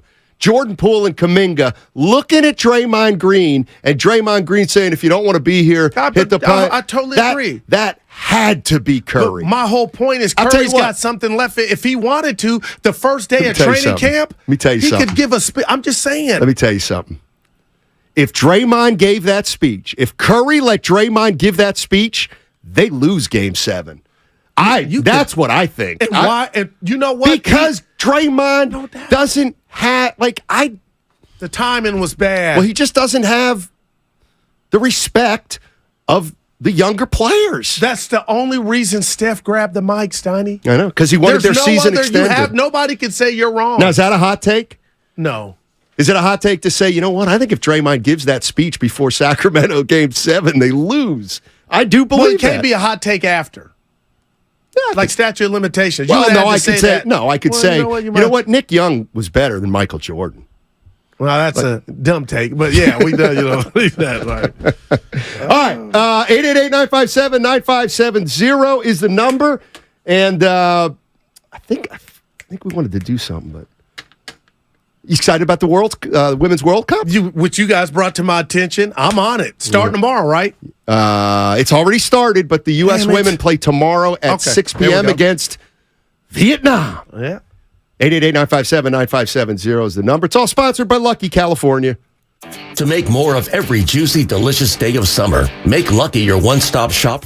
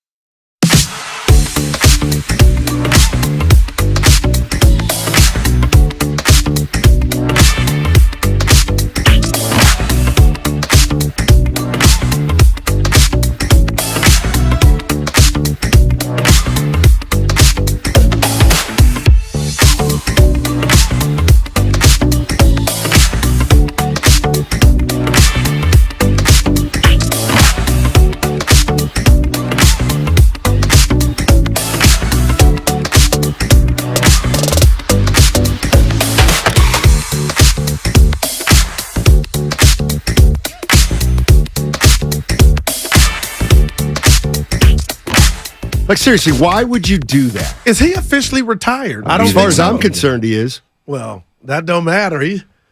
Kaminga, Moody, Poole, Wiseman. Let me see. Pajemski. TG Day. TJD. Yeah, good to TJ Day. Yeah, I just thought of. So, the Warriors, when they were winning titles, excluding the one last year, think about who their role players were. And even last year, think about who their role players were. David West, JaVale McGee, Barbosa, Bogut, Spates, Zaza. Draymond gonna mouth off to any of those guys? Veteran players in the NBA? No. He's not. So this issue is centered on the young players. It's centered on the young players with Draymond. That's what I'm thinking. Like he do you really even a guy like Juan Toscano Anderson? JTA. Do you think that Draymond Green? He's from 9500. No, he thank you. he's about that. That's all I'm life. saying. Yeah, right. So the issue is that these guys are now to Draymond has a problem with young players who aren't ready to be in a championship rotation. Like that's where it all starts. Well, and the then young guys have never been put in that position up until the last couple, this last run that you speak of. So all those variations of the Warriors in the past, they didn't have this makeup. Exactly. But so the minute the Warriors don't have the group that the OGs, veterans really respect, it fell apart. I got to read this. This from the Comcast business text line from the 805 Steiny. Guru, a few chips ago, the Warriors, after winning the championship, David West said people don't know about the internal issues or what they had to go through. And my gosh, that hit me like a frying pan. Steiny, maybe David was just, I don't know what that was then, but they had the infrastructure to overcome. But the veteran-laden team, that one. Wow, man. It just makes you think. Khaled's in Clayton. Hey, Khaled, how you doing, man? Good, guys, and yourselves? Dynamite. I just got your message, Khaled. I'll respond here at break. Don't tell Steiny what we're talking about because he's looking. Yeah, don't be jealous. No worries. So, look, Steiny, I honestly think that in regards to the locker room camaraderie, I think it's going to be close. I think it's going to be closer to what that championship team was than what we're seeing now. I don't think the fracture is anywhere near what you think it is, because I honestly think the lowest common denominator in the situation was Jordan Poole. And, there was no real outcry. And I'll say it again, Steph sent a heartfelt message to him and all the rest of that stuff once the trade was actually officially consummated. But where's Clay? Where's any of the youngsters? Where's anybody else on there saying we're going to miss you or any of that other stuff? Well, there's nobody. Well, Wiggins was good friends with them, Colette. I mean, in fairness, Kaminga said, Kaminga made a, going to miss you. But and Wiggins says they were good friends. Hey, Colette, I'm not disagreeing with the fact that Poole might have been an issue, but what about Draymond and Kaminga even? I don't think there's anything there. I mean, there's normally where there's smoke, there's fire, but I haven't even seen a whiff of smoke in regards to anything between him and Kaminga. I think Kaminga's issue is more with Kerr than it is with anyone else because he thinks he should be playing. Right. But I wonder if it sounds to me like the team might think that, or the veterans might think Kaminga thinks he should be playing more, but he shouldn't be playing more. You know what I mean?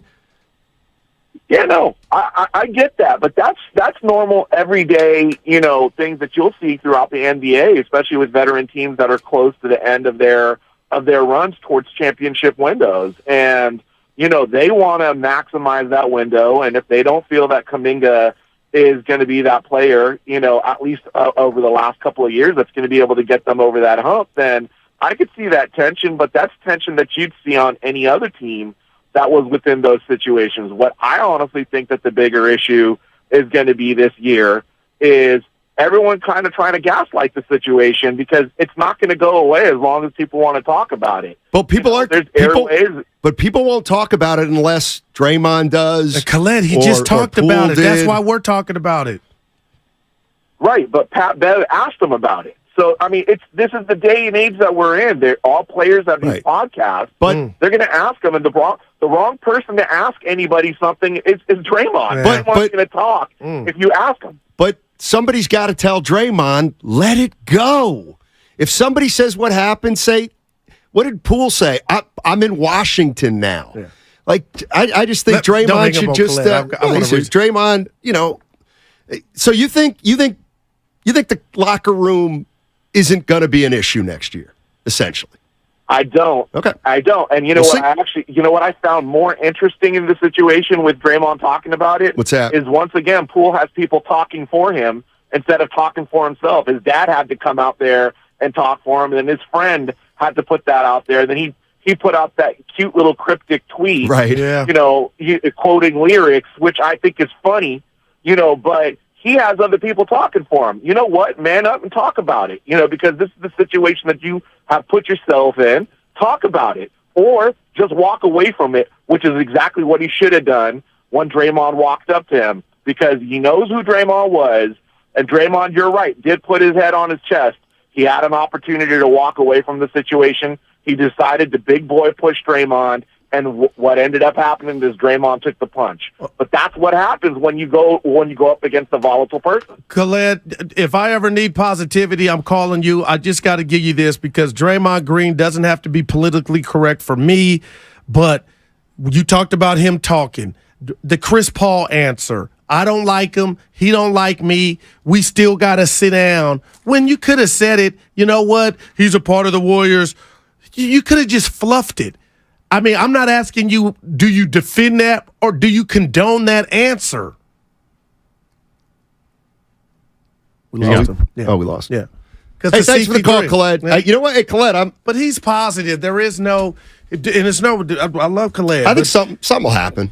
Right, but in his world, it's everything is. I think to me, if at this point, to me, the biggest tangible, let's say, locker room things is, listen, I'm not saying there's going to be fights and it's going to be the Oakland swinging A's or the Raiders, but they do have to figure out kind of a dynamic with Chris Paul here, and the fact that he's an established 18-year veteran who's going to the Hall of Fame, who's basically been the man on every team he's played for, but he's never won a title, but he's heavily respected.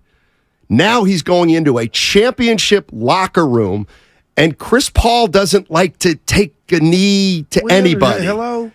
But these guys have 4 titles. So how much, if I say, how much juice does Chris Paul have? And you say, well, none, because he's got to earn it. Well, if I'm Chris Paul, I'm like, I got to earn it? Well, I've been in this league 18 years. Okay, so, Chris Paul's, how's Chris Paul, how's Chris Paul going to be if he thinks the Warriors, aren't doing something right? They're running the wrong plays, or they're playing the wrong style, or he's too smart to know, Stein. He knows the dynamic and inner working of so he's going to have to hold his tongue? A locker room. Hold his tongue or be respectful. I can't come to your house the first time I'm at your house and tell you, the table should be over here and you need new curtain. You got to come on. You got to earn that. So see, I think that's because what you're describing is somewhat of a scholarship in a way. What does Chris Paul have to earn? Right now, it looks like his spot. In regard to, are you starting or what's best for the team? Okay, what about in that locker room? What does he have to earn something in the Warriors locker room? See, and that's my biggest question mark. But we can put this for any and every player, Steiny. No. I think you come this in is a trying special. to be this is to a let special the teammates player. know that you're down for the cause. The name on the front of the jersey, and that would be. Us telling you or the coaches, you need to come off the bench for the betterment of the team. Okay. So leave your ego aside. Okay. That's what Curry mentioned when we talked about agendas on that Game 7 speech. How's that going to work? It's got because I'm going to tell you right now. Pop off. And we'll go back 6 months, or not 6 months, 8 weeks when I said Chris Paul would make sense. And you said, we don't even know if he wants to come off the bench. And I said, well, obviously, we'd figure that out. And he talked, but it's clear after they acquired Chris Paul, they haven't talked to him about it. They've absolutely not talked to Chris Paul about his role. So, and I think they got a scenario, Steiny, to where he might not like he could. They'll allow him to blow. They allow Dre to do what they'll allow him to not blow up, but let off some steam. Like, we know he might not like this, but you still got to come off the bench. I cannot wait to see how. Do you really think do Warrior fans believe? See, to me, if it's accurate or it's truth that Chris Paul really doesn't want to come off the bench, but he ends up coming off the bench, that's not going to work. And it almost makes you, why did they do it then? If it's just we could be wrong. I'll tell you why they did it, to get off Jordan Poole and to get off Jordan Poole's money so that they could have flexibility down the road. Let me run this by you. So what we know about the Warriors organization is, I guess I could call Draymond a strong personality. There's somebody that lives with his heart, wears his heart on his sleeve. Let me tell you, if Draymond was CP3, he would be starting. Because they would know, holy hell, if this dude don't get his way, we're going to pay, and he's going to let us hear about it. So I don't know if Chris Paul has that to his personality. I wouldn't be shocked if he did, Steiny. But there's two ways he could do it if they asked him to come off the bench. All right, I'm at a point in my career to where or y'all knocked me out so many times out of the playoffs. Y'all think I'm coming off the bench. I'm as good as Steph. And that's just a competitor in them, Steiny. So this is a big thing. I know it is. I'm watching this. We all are. But we all thought it was, they called him, they went to Top Golf. Chris said he would come off the bench. Where'd Top Golf come from? You just my friends were it? there yesterday. Oh. Yeah. But listen, man, this is something. Yeah, thank you. This is something. Somebody said this on the YouTube text line, but now I can't find it. So kill the messenger. I want to give that person credit, but I can't find it. I made it up. So on the YouTube chat, tell me who you were again, and it's this. Because I think you might be onto something. That Chris Paul's essentially the new D'Angelo Russell. He'll probably be traded midway through the season. Oh wow! I think that's an absolute possibility. So whoever wrote that, now tell me on the YouTube. And that scares me from the standpoint of, if you're trying to win a chip, what if you go to the basketball Macy's and what you need is not there? Oh, what if it is? I mean, I wouldn't. Well, I can't take the possibility from the Warriors away that they could trade Chris Paul in January and be better. Right. They make a move that makes them better. I think that's absolutely possible. You coaching? What's that? You coaching? That's the greatest one. I wouldn't coach this team for Monty Williams' money. You don't got the patience to coach. Oh, please. Because you're like Jordan. You look at every player like you look at him like through the prism of your game. Rick Cougar Bell was the guy who said that. Rip Curl. I can't read it. But anyway, good point. Good point, my man. Let's see. How about we go... Let's go to Bob in San Francisco. Bob. Hey, Bob, how you doing, man? Hey, I'm doing good. I love the show, guys. Thank you. Thanks. I just feel like, with the younger players, Draymond doesn't really have that coaching aspect. I think he demands too much. And so right away in my mind, I hear that old proverb, you attract more bees with honey than you do with vinegar. And I just feel like he has no tact because he doesn't really care what people think. And that's really the problem with Draymond, right? Really, I mean, personality-wise, through the media anyway. And I was just sitting here thinking, why is Barry Bonds, treated the way he's treated, and Draymond's allowed to say anything? For me personally, after the punch, I just tune him out. I don't even really care what he says. Right. Because he showed who he was, right? Yeah. And so that's just my perspective. So anyway, thanks guys. Thanks, Bob. Yeah. Appreciate the call. Steiny. Barry Bonds is different. Barry Bonds is loved here in the Bay. The reason he ain't loved from everywhere else is people think he cheated. Austin, you're wrong. What did Austin say? He doesn't think I could coach strong black men. Actually, that's who I specialize with. The Nick Van Exel. Oh, God, I love Nicky Van Exel. Game. He would classify, right? I could coach Nick Van Exel. Absolutely. That's Evan doing that. And you know what? You would. I could coach Draymond Green. He'd fall in line. He'd fall in line. I can't. I'm wait kidding. for the season, man. Oh, you guys. But the Wiggins. But see, I don't 82 raise is my a- voice. Like, you know how I coach. Guys, we got to execute tonight. We're going to run that 1-2-2 at them.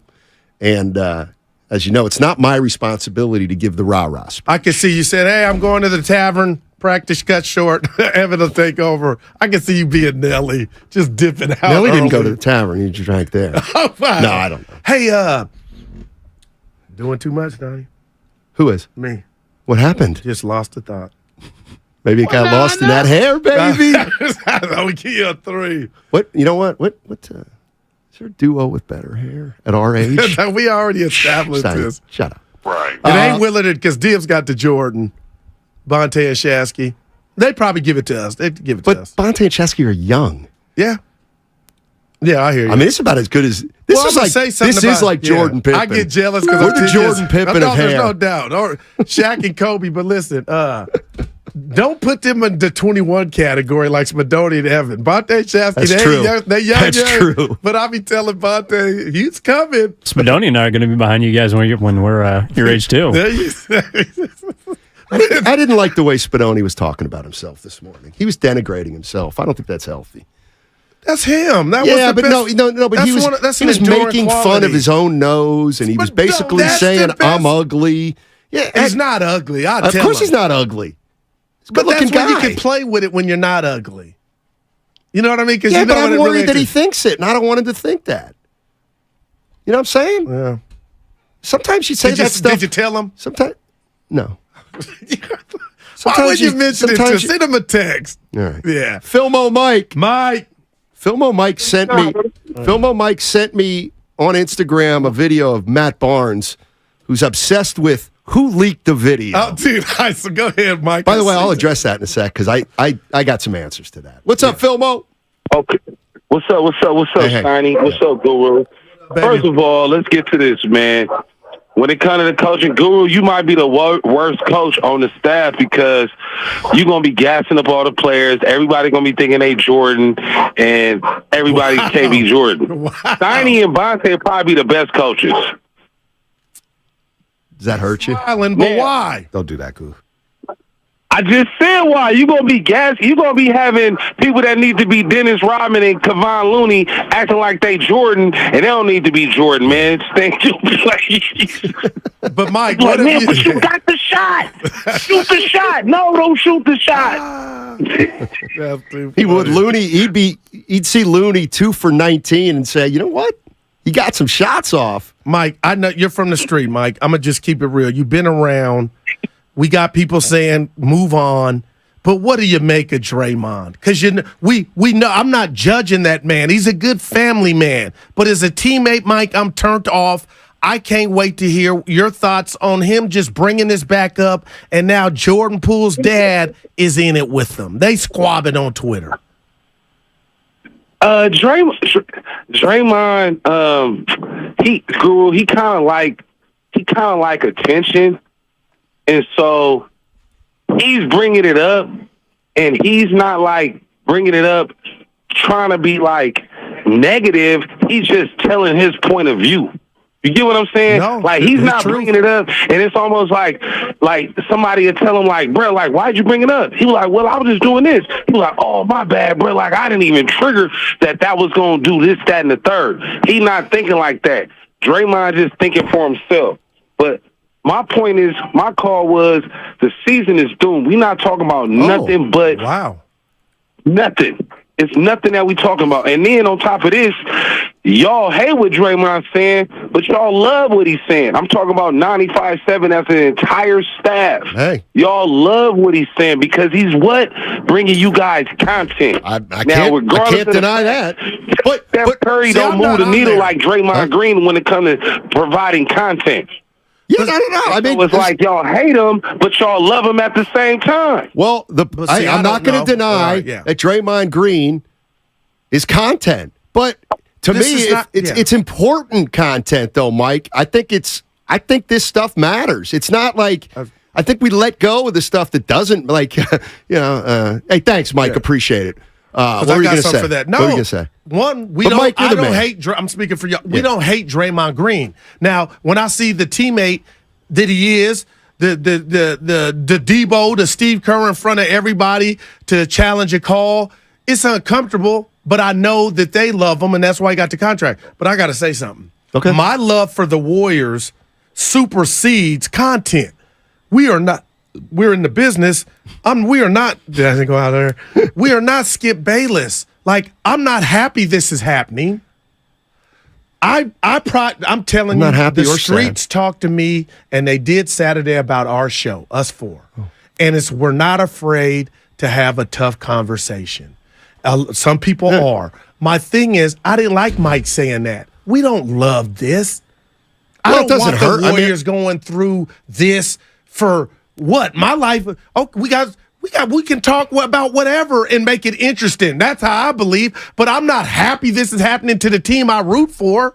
Because like Mike said, Steiny, we are not talking in basketball. Everything is now, and I can't wait to get Monty's 2 cents on this. Like, the stuff I care about, the lack of relationship between Khaled didn't even mention that. And maybe that doesn't mean anything to him, but that's the type of stuff that can creep up and have you 11 and 30 on the road. 888-957-9570 is the number. And, hey, we can incorporate good old basketball. Golden State Warriors, I mean, look, their roster's virtually complete. They may add a guy, but this is their roster going into next year. My question is this. What's going to be the biggest challenge that the Warriors have next year? Is it going to be something on the court? Is it going to be age that may do them in? Is it going to be their lack of size? Is it going to be chemistry? What is the big challenge for the Golden State Warriors next year if they have championship aspirations? What is it? 888-957-9570 is the number. We'll talk about it on the other side. The best time to get a great deal on a Jeep SUV is now during the Summer of Jeep event. Now well-qualified lessees get a low-mileage lease on the 2023 Jeep Wrangler Sport 4xE for $399 a month for 36 months with $4,499 due at signing. Tax, title, license extra. No security deposit required. Call 1-888-925-JEEP for details. Requires dealer contribution and lease through Stellantis Financial. Extra charge.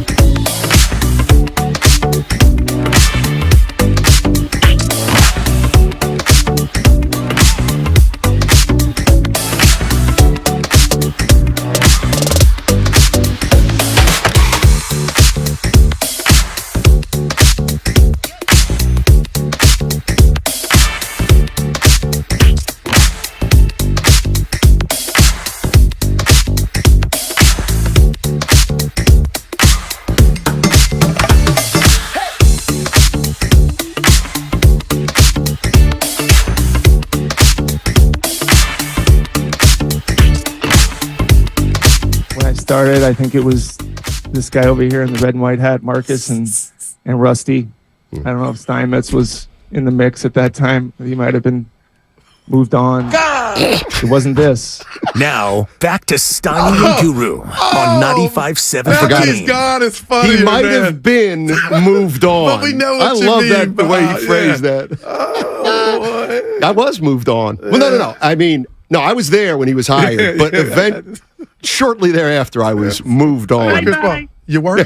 Yeah, I've moved on. Hey, we got a big ball game brewing on Sunday. Let's bring in producer / play-by-play man Evan Giddings and tell us why. Well, because on Sunday, July 23rd at 3:05, the Bay Area Panthers are hosting their very first playoff game in franchise history. Indoor Football League, many familiar with the former Arena Football League, San Jose SaberCats. Slightly different rules, but same amount of entertainment, fun, and of course, it's the first ever postseason game in franchise history. So again, that's on Sunday, July 23rd, 3:05. You can get tickets at BayAreaPanthers.com. They're affordable. The team's 10-5. They're good. They're the 2 seed.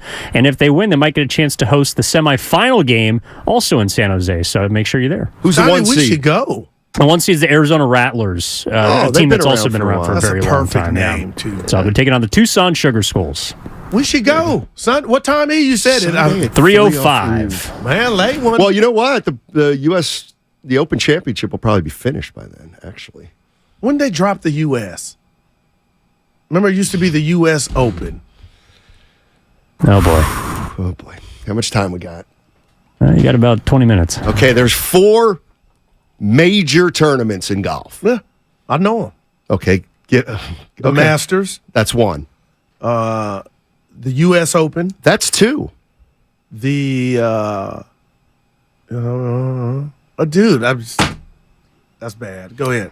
Okay, this is the big point. This is the big, the part. So there's the Masters. Then there's the U.S. Open. Then there's the Open Championship that some people refer to as the British Open. And then the 4th is the PGA. Yeah, all right. What about the 5th, though? The Ryder Cup. No, I think the 5th is that one. No, the 5th is the Players Championship.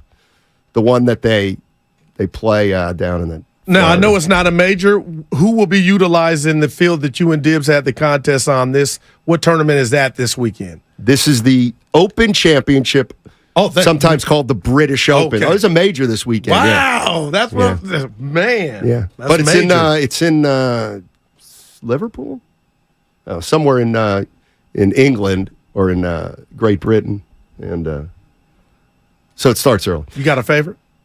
You know what? I was supposed to get in a pool, and I forgot. But the guy I was going to pick was Fleetwood, who's -5, but it's still round 1. But yeah, I blew it. Good start. Couple things. Oh, I know. I teased something before. So get the poll ready. Get the poll ready, Lubman. So the Bay Area is losing 2 iconic institutions. And my question to the Bay Area is, which is more devastating? Wow. You ready? Yeah. Anchor Steam going out of business, stopping production. There will be no more Anchor Steam. That's the one. That's it. That one hits you like a brick. And then Golden Gate Fields. Yeah, that's this is the last year for Golden Gate Fields. Yeah. Let me ask you, if they were 2 basketball players, which loss hurts more? Oh, it's the Ponies for me. That's at Russell Bays. But you can only enjoy the Ponies when you're there. Oh. What's a bigger loss, Anchor Steam or Golden Gate Fields? Now, you must factor in the $1 beer Sundays. Look at you. But, boy, that's disappointing. What are they going to put at Golden Gate? That's a good question. Probably housing. Can I give you a story? Sure. Evan, you don't know this, but they got what they call a turf club over there. Your boy was Derek Jeter, and it's so with the ballers, the players, the hustlers. He took a limo, 3-piece suit, tuxedo, and my boy threw a function there at the Turf Club, the Golden Gate. I didn't have to tell you, it was like Mike Rubin's party, something like that. Beautiful women. I'm single. Dude, I miss those days. You better hope your wife's not listening. She knows. She knows you miss those days? No, she wasn't around. Yes, but you're basically saying you miss the days she wasn't around. Which are my days. Yeah. It's sounding like you want to go back. Yeah, I want to be young again. No, we all want to be young again. If you're young again, there's no Mia. Hey. You better be careful. She knows what I mean. You didn't know Skinny Face, Goon. John in Richmond. Hey, John, how you doing, buddy? I'm doing good, guys. Listen, I wanted to talk about 3 things that I think are myths about Draymond. Give them to me. The first one is that he got some $35 million contract offer. I mean, that just happens to be a little bit more than Poole got, and he would have used that for leverage. We would have heard about that. There's no way that happened. And if it did happen, what was the team? Like, who was the team that made you this offer? So I don't believe that. The second one is that he's a leader. Like, he's more like Bill Laimbeer, Dennis Rodman, Vernon Maxwell, those type of players. He's not Jordan or Magic Johnson. And the final thing I want to talk about him is that a lot of people say he's this big genius, like that he's this guy that everything he does is calculated. Like, for instance, he gets a technical early in the game because he knows the refs. Right. Give him a second one. I disagree with that. I remember a couple games last year that he cost us for getting thrown out at the end of the games, and we lost a couple games last year because of that. So I guess what I'm saying is he's not some guy that's playing chess and everyone else is playing checkers. He's just a narcissist that's got a total anger management issue, and he needs help, honestly. I mean, so those are my 3 Draymond takes. But definitely no way he got that $35 million. Appreciate it. Appreciate the call. Well, see, now, okay, you go. Well, where was he at? Boy, there's a lot to get to on that, and there's some good stuff. But no, first of all, I would say one of the reasons Draymond's so compelling is because he's so incongruous and truthful. Is Draymond a leader? Oh, he's one of the best leaders ever. Is Draymond a leader? No, he's not a leader. He punches players, and his behavior isn't leader-like. Okay, so, is Draymond straightforward? Yeah, he's straightforward, but he's also hypocritical. Like, there's so many things about him where I could take the opposite side, or you could take the opposite side. I think he's a great leader. Well, you could say, I think he's the worst leader ever. And neither, like, that's kind of the beauty of what makes Draymond so unique and worthy of conversation, because he's an anomaly. Okay. He's not many like him. But you and I don't sign checks. Joe Lacob does, the team. And Steiny, I just got to tell you, they put up with what we deem this, but I think they would answer he's a great leader, and that's why he got the 400. But I will say this, Steiny, I've been in sales, and I work with some guys that were cocky, and they would come and just drop their bank statement off on your desk. I didn't ask how much you had in the bank, but there's some that, look at me, I'm balling. Why do I feel like that was Dre when he said he left $10 million? Like, let Windhorse or Steiny, Draymond turn down. Like, let your guy do that. You don't say that, because now you're selling it to me like you did the Warriors a solid. It's right, like so you wanted that credit for we got Dre. And I believe there was a higher offer. Genji, no, nobody reported that, but Draymond Green said on the podcast with Patrick Beverly that there was a deal out there where he would have made $10 million more per year than he ended up making, which is $25 million a year. All right, so, okay, I could be wrong, but I would say, okay, well, who had money? Well, Sacramento was linked to Draymond Green. So did Sacramento offer him If he's telling the truth, did Sacramento offer him 2 years and $70 million? That would be $35 million. I got you. But notice he didn't say anything about the total package. Was it the Lakers? Probably not. Okay, but we don't know. But I don't care about the team as much as about the contract. Yeah. Is it possible? You're saying the total would what if? So is he telling us that he had a 2-year, $70 million offer from somebody? Well, what if somebody had offered him 3 years? Okay. 85. Wait, 60. Hold on. Let me do the math. 35. I can do it for you. What if somebody offered him? What if the Kings offered him 3 years at 105? See, to me, there's no way. Why wouldn't he take that? Why would he take 4 for 25 instead of 3 for 105?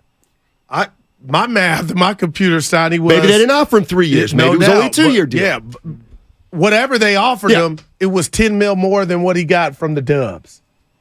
That's what he says. Okay, right. Do you believe him? I have no reason not to. Well, it's not about if I believe him. It's about why are you telling us? That's what it's about. Why are you the one delivering that? Does that hey, a bunch of girls used to want to talk. You know what? Because he wants the Warrior fans to think that he's so loyal. He took less money because he's one of the greatest team players on the court and off the court that the Warriors have ever seen. That's why you say that. All right. That's all. No. I think. Hey, Rich is in Hayward. The stack. Hey, Rich, what's going on? Hey, I'm just love you guys. Love the show. Thank you. You know, I am a Draymond fan, but not like all that. Okay. You know, I think that like I've got to go with Joe Lacob. All right. Because the man has vision. He went off that other station, which I don't listen to no more, and a lot of other people don't. And now we're on with the game, and it's like, but Poole, I think that he just needs to go out there and just talk, not his dad and everybody else. I mean, I don't agree with violence ever. That's not that. Yeah, I'm with you. Even Jerry West said that Draymond Green, and as the logo say, he's a top 15 player all time. I was like, wow, really? Because there's so many people who will not do what he does as a basketball player. And I'll take my answer offline. Just, I appreciate y'all because, you don't speak down to people. I can have my take and just put it there. And that means a lot, man. Thank you, Rich. Yeah. Appreciate it. I have been told that I'm not, that I'm pretty nice to callers. Speak down to each other. Never go full Jeff got mad at you because he felt like he's not a caller. Yeah, but he said I'm sticking up for you, and I did in the chat. He thought you hung up on a caller. I said no. Sometimes that'll be Evan, and they get they hang up. Yeah, I like to say goodbye to callers so that they know. So I don't. As a man, we kind of broached the subject yesterday. I'm gonna say something. I don't like Jordan Poole doing the mute game. If your dad's got to just do a 5-minute interview with Kendra or Malika, whoever, why? Or Wendy. Why? Because Draymond Green's an ass? No, because Jordan Poole. You know what? Jordan Poole is sick of it. He's sick of getting sucked into it. Why should he have to talk? And in fact, just tell us what happened. Now you diffuse. You don't deserve to know what happened. Well, all right. And here's the other thing. But you can diffuse. He's already made it clear he ain't talking. He was asked about it already, and he said, "I'm in Washington." But can I ask you why? He has every right to let it go, and I am never going to criticize it. Yeah. He's walking away. Everybody's saying, "Well, maybe if he walked away during the incident, we wouldn't have had this." He's walking away now. Okay. Let him go. All right, but I'm going to say something to you. I hear you. I do hear you. But let me lay this on you guys. Had he talked, he may still be here. No chance, Goo. No chance. Leave it there. None. Had he talked, zero. He still might be here. How? And maybe he would be open like saying if the mending the fences with Draymond. So that's Draymond didn't want to mend any fences. The Warriors, I'm sure, behind the scenes. Remember, you said, Guru, it probably happened about. I'm just saying. Why would you think for one? Wait, what would have? Maybe he's still here. Jordan If Poole. what? If what? If he would have talked about what happened, just months later. What's even to talk during last about season, when the video came out? No, but that's like saying if the video weren't leaked, he could have nothing spoken to would the have people happened. that think, you know what, I was saying something that, and I'm with you about yesterday about who leaked the video. But Steiny, I'm just thinking out loud, like, okay, maybe who knows? Maybe maybe that would have been a sign had he did it of closure or he was over it. Obviously, he's not, and he never will. Who? Jordan. Well, he's trying. He he's trying. Yeah. Oh, that's like that of all the like that's just something that. I mean, you can. I'm not saying he was embarrassed. I'm not saying you can't think it. Yeah, but to me, Jordan Poole. Like if I'm Jordan Poole, I'm not saying crap right now. I'm not saying a damn thing. Not one thing. And that mindset, which I'm not telling you you're wrong, Steiny, maybe is the reason okay, they I'm had Jordan this ship Poole. I'm yet. ready to talk. What are you going to ask well, me? now I'm going to say one Okay. to who. Like I now, mean, okay, this ain't even I'll got to hold be the press- Sports Center. Everybody wants me to hold here the I go. press conference. This could have been behind Okay. closed doors. With whom? With the Warriors and maybe Dre. But and people are now saying they're he like, should have talked. He should talk now. And the only reason I brought that Why? up now is your dad's doing it. Listen, And I the get dad call to him me is completely irrelevant. He really is. Like I can't control what my dad does, and I'm sure Jordan Poole was like, "Dad, don't do that."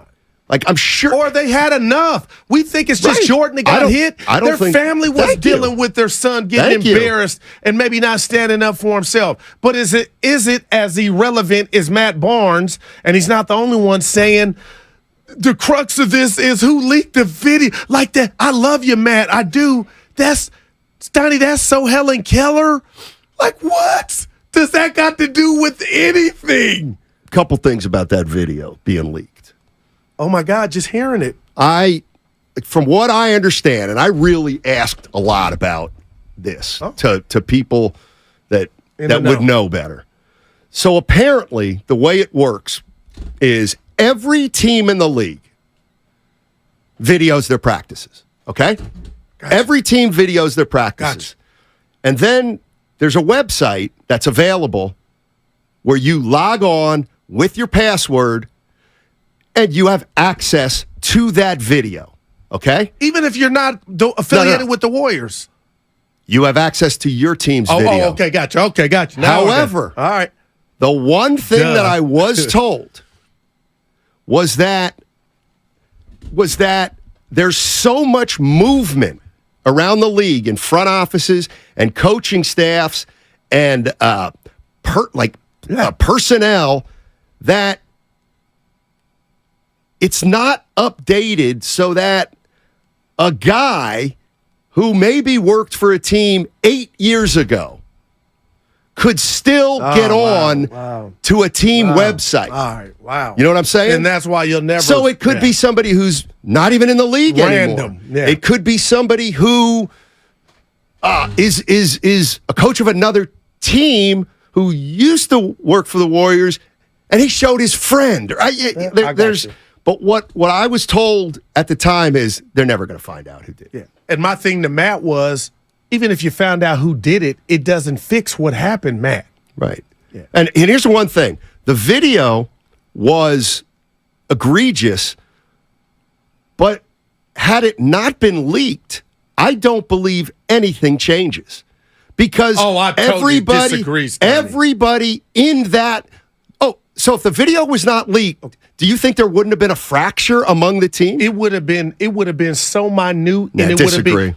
Dude, Steiny, Jordan Poole was not going to be embarrassed. Like, he was embarrassed. In front of the world. This would have just been in the gym, and nobody, we would have heard about it, whatever. No. Steiny, this was monumental in regard to that video game. This is, to me, 98% why George's not talking. His worst moment, the world saw it.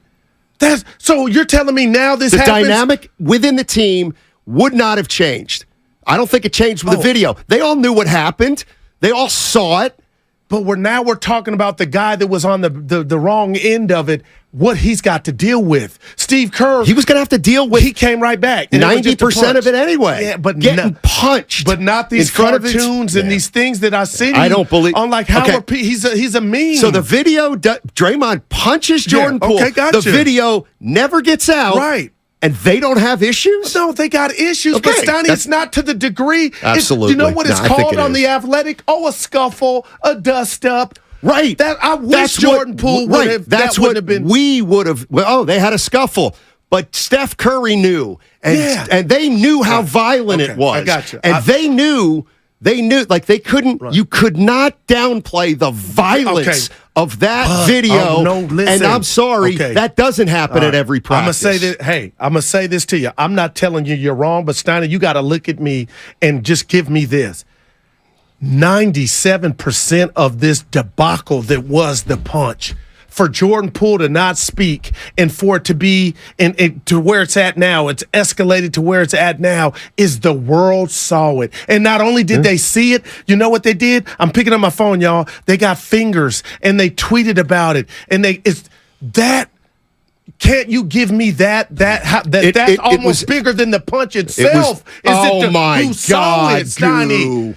Bigger than the punch itself. Steve Kerr got punched and he got over it. So you're basically saying Steve Kerr got punched and he got over it. You don't know that. Nobody saw it. Well, he didn't have to deal with Jordan Poole. You don't know that's why he got over it. He may be a completely different personality than Jordan Poole. Come on, Steiny. It was absolutely a dynamic, but to think that if that video doesn't get out, everything's kumbaya. No. At that point, whether it got out or not, they were screwed. No.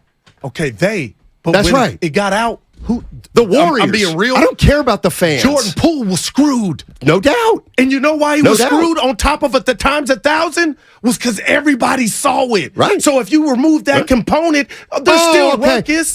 There's still funk. Without the video, he got hit. Oh, I know, because if the video doesn't get out, it's just Draymond's punch doesn't land as hard. Nobody sees it, Steiny. I know nobody sees it, but Jordan Poole got knocked out. More than halfway. I'm saying the world and the regular man and woman, it's just, it was a little fight.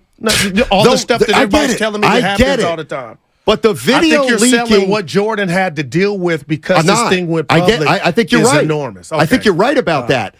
But to think that the leaked video would have, had the video not been leaked, oh my gosh, Jordan Poole would have been more open to kiss and make up. Yeah, Steiny. I don't believe that for a second. I do. The minute Draymond Green punched Jordan Poole, you said it was done. It was over. Jordan Poole was done. He was done. Yeah, but it could have been over to a degree to where they still could have. No, they won a championship. Or no, well, please. Wow, man. I mean, listen. There's no way to know. I am absolutely positively not saying the leaked video is not a dynamic of the entire situation, but I'm going to minimize that the leak was not bigger than the punch, and had the video never leaked, everybody in that room still would have had to deal with it in a way where I think it would have hurt the team. I'll never forget the Friday morning. Go ahead. We got to go. 888-957-9570 is the number. It's all sponsored by Lucky California. Join Lucky Rewards today. You'll earn.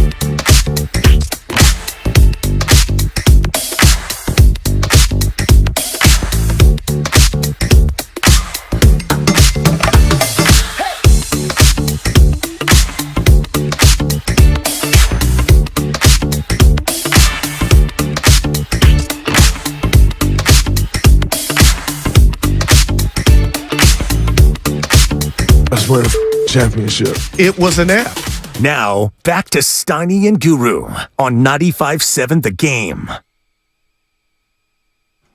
Steiny and Guru. You're men of the hour. So here's, and I'm just going to pick up the conversation. Nice job, Goo. Here's the way I look at it. So if I'm going to put myself in Jordan Poole's place. All right. So I get punched at practice. Okay? Yep. And it happens. I know what happened. Draymond knows what happened. Everybody inside the building knows what happened. So at that point, some time passes, a few hours, and I think there are two different kinds of people. There's the kind of person who would be able to forgive Draymond Green, right? Yes.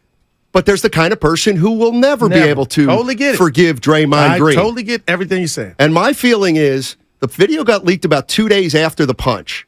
So I don't believe that Jordan Poole got punched, said, you know what, I'm a big man. I'm a big enough man. I'm going to be able to forgive Draymond Green. Then the video gets leaked and he goes, well, now I can't forgive him. You know what I mean? Like, I believe once Jordan Poole got punched, it was over. Like, at that point, he was never going to. You might be right. He was never going to forgive Draymond Green. And that's just my I got feeling. another F word, and I'm trying to tell Ernie Chavez and anybody to listen. And Dibs texts me, Steiny. Not that you care. He agrees with me, but he brought up Bobby Portis and Mirotic. They traded Portis after he dotted him in the eye. They got rid of him. Okay, so you say forgive. I'm saying because the world saw it, it's infamous now, Steiny. This video will never go away. And to me, that component is what makes this whole nasty act worse. That was my whole premise. The video now is for the world to see.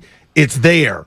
Had that not been the case, I just would bet my last dollar that they had a better chance to rectify this. And maybe I'm wrong. Never going to be rectified. I don't think. And you know what? Right now, you're right, because he's on another team. 510 Steiny, without the leaked video, Dre would not have been suspended. Well, first of all, he wasn't. No, he wasn't. He would not have, quote, lost his voice. Now and that would have part's continued to display right, his we wouldn't know who the leadership. victim is. It was just a dust-up. It was just a fight. And I got to be careful here because domestic violence is serious.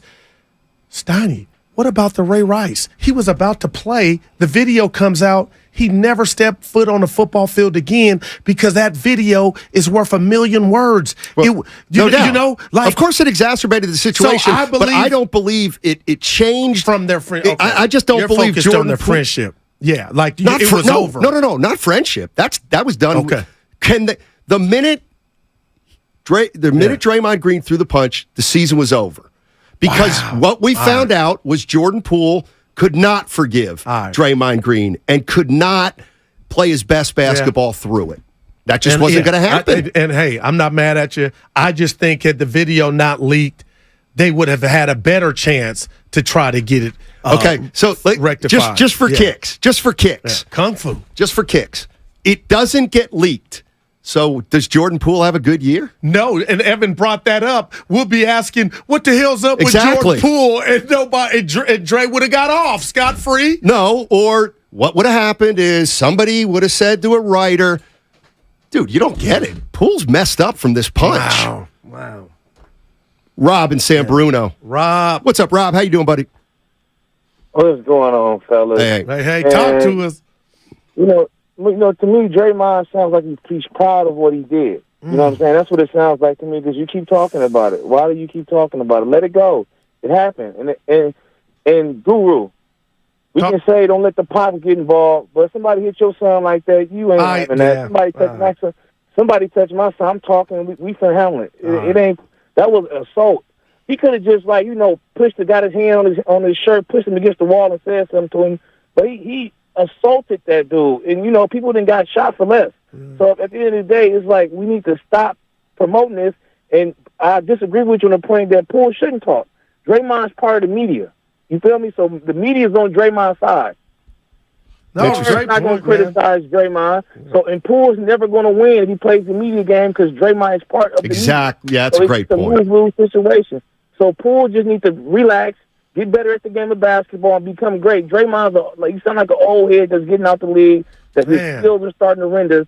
And at the end of the day, if Steph or Clay, one of them dudes get hurt for a long period of time, Draymond gonna quit on the team anyway. So if I'm Poole, let that man do it. Because to me personally, I think Draymond's kind of crazy. I think he needs to get looked at. I think he's bipolar because he's acting like a guy who's proud of what he did, and he keeps talking about it.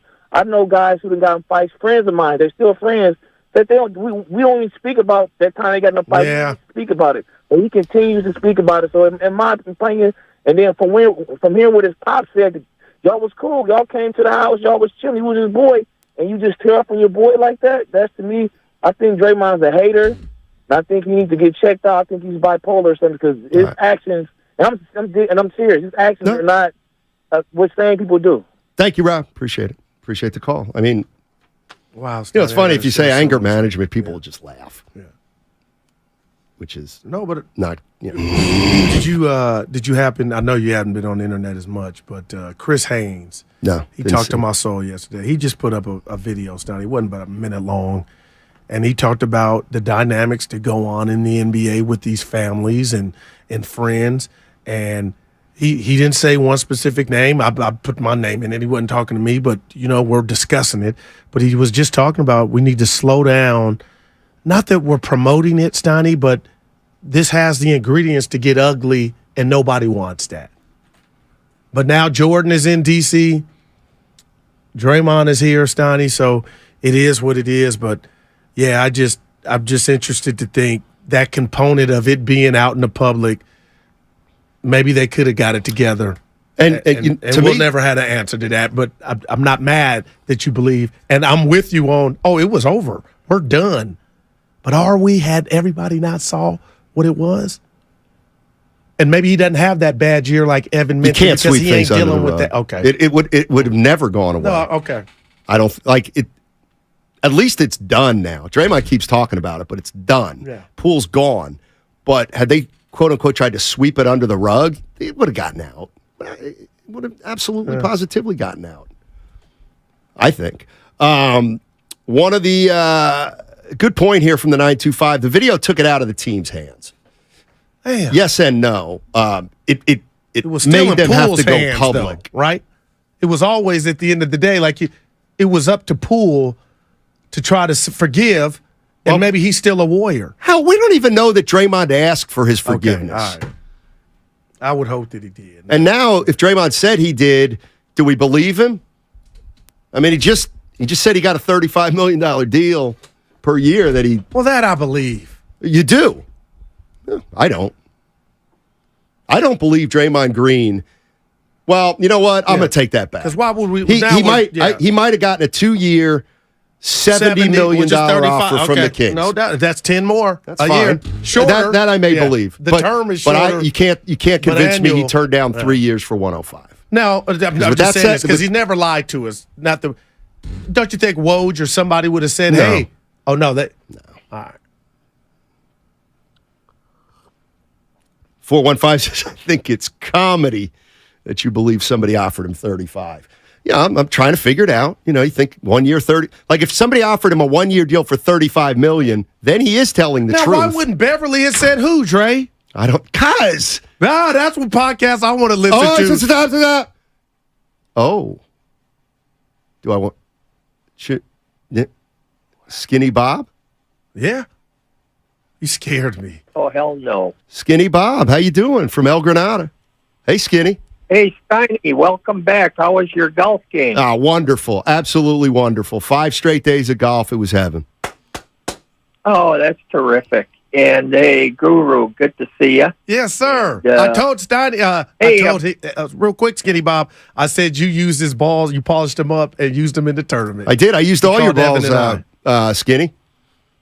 Well, I got more here. I got a thing with Evan, and I'm a half hour away from you. I got a lot of Chrome Soft, Pro Vs, whatever. Wow. You got Pro Vs?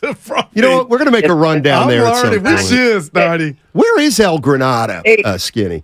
It's near Half Moon Bay. It's probably 30 minutes from you. It's by the Half Moon Bay, basically 6 miles north of Half Moon Bay. So near San Francisco. Yeah, near Princeton. near Princeton. I'm 1 block from Princeton. Look at you. I know exactly where you are. That's cool. Yeah. All right, so you think we need to move on? It's not the Ritz-Carlton golf course. It's Ocean Colony. They're 2 separate identities. Oh, I got you. I think yeah. All right, so you're done with Draymond, right? You want us to move on? Well, I'm not done with Draymond. It's one punch, and guys with a lot of money and egos, maybe the team needs a shrink, and how to deal with anger and all that stuff. In my day, we punched a lot, and you get over it, and you punch till you don't want to punch anymore. Well, profound. Thanks, Skinny. Appreciate it. Hope you're doing well. Hope your Huskies well. Hey, we're both doing well, and the sun just broke, so it's a good day. We're coming up there sooner than later, Skinny Bob. Yeah, sounds good. You'll like the area. You'll love it. Take care. Thank you, Skinny Bob. So, hold on, Skinny. Stay on the line because we're gonna get your address. Okay, thanks. No, where y'all at? Oh, we're here. All right, I'm coming up there. That's how I talk to my friends. They hooping. Where y'all at? We up at the park. All right, I'm coming up there. You said coming down there. Well, it's south. I mean, Half Moon Bay south. But you get the up now, huh? Yeah. You know me. Y'all coming up here? Yeah, we up here, man. You know me. Mm-hmm. But the Draymond Green. All right. I am more interested to I'll be happy to talk about basketball. Yeah. And we can, we'll move off this. We got Monty Poole at 1, so can't wait, man. We'll move off this at 12:30, leading up to Monty. But I don't know how to gauge what's going. I just don't I don't think they're good enough. I don't think they have enough talent right now to kind of win the West. And now there is, to me, uncertainty in that locker room. Okay. I don't think all the issues from the locker room are just gone because Poole's here. So I'm more concerned about the age and how old the Warriors so you've are. been consistent there. But I'm telling you, and I'm gonna be the fact that positive these guys are tapering down. Okay, but I'll tell you who ain't tapering down, and they're tapering up.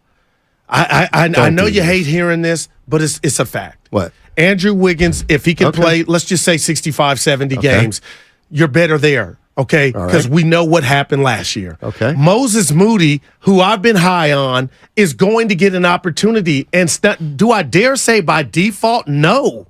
But the default is Jordan Poole's not in your way. And Steve Kerr's trusted you and Jonathan Kuminga. So those are 3 guys right there, 3 guys that if the arrow's pointing up and you get the good version of that trio, you're already better. Are you championship? Now we got to get to CP3. I don't know where to throw my dart on the CP3 dartboard because I believe that I believe that's a problem, and it's going to be bigger as camp opens. This is what I was told, not instructed. Oh, Goo, they picked up the phone and told him he was coming off the bench, and he was like, "All right, I'm coming off the bench." That's what I thought. But I don't get paid to think, Steiny. Well, should I say that on there? But now I'm like, that's what concerns me, and that's big. He's supposed to be the maestro and the conductor of the second unit, and he's supposed to have a key to unlock and make the game easier. And Trace Jackson Davis, Steiny, he's a fave. He will not be in Santa Cruz. How much of impact he has, don't know that. we'll see. You still think? If he came out in the G League, I'd be hurt. Why? He's Quinones, a 56th pick in the draft. I get. Well, this doesn't make sense to me. Why would the guy who's the 19th pick be in But Santa Cruz? He's got the birth certificate number. Forget where he was picked. Mistakes happen all. Look at Draymond. Well, that's once in a 2 decades. Like the Warriors had Monte Ellis and Draymond Green. They were the best second-round picks maybe ever. Wow. Oh, Gilbert Arenas. But he was at 30. Look at you. At the cusp, but still. Let's go to. Well, go ahead. the way that this team is constituted now, I almost feel like Davis is going to be on the big club just because of his size. Maybe. I'm not saying he's not going to be, but let's be careful with our expectations for a 56th pick in the draft. I was excited about PBJ, and I could get the people saying, "Goo, he ain't done nothing," but dude, look at his look. Oh my God, I won't even bring him up, but he was a big boy that could have that feathery touch. Who? PBJ. I'm still mad he's gone. I ain't by myself. Man, nobody really cares. You ever have a garden? Nobody cares that PBJ is gone. And you come water it. Nobody you water cares. it in hopes and anticipation of it growing. Where'd he go to college? Indiana. No. Patrick Baldwin Jr. I can't. I don't know. Milwaukee. Yeah, I know, Evan.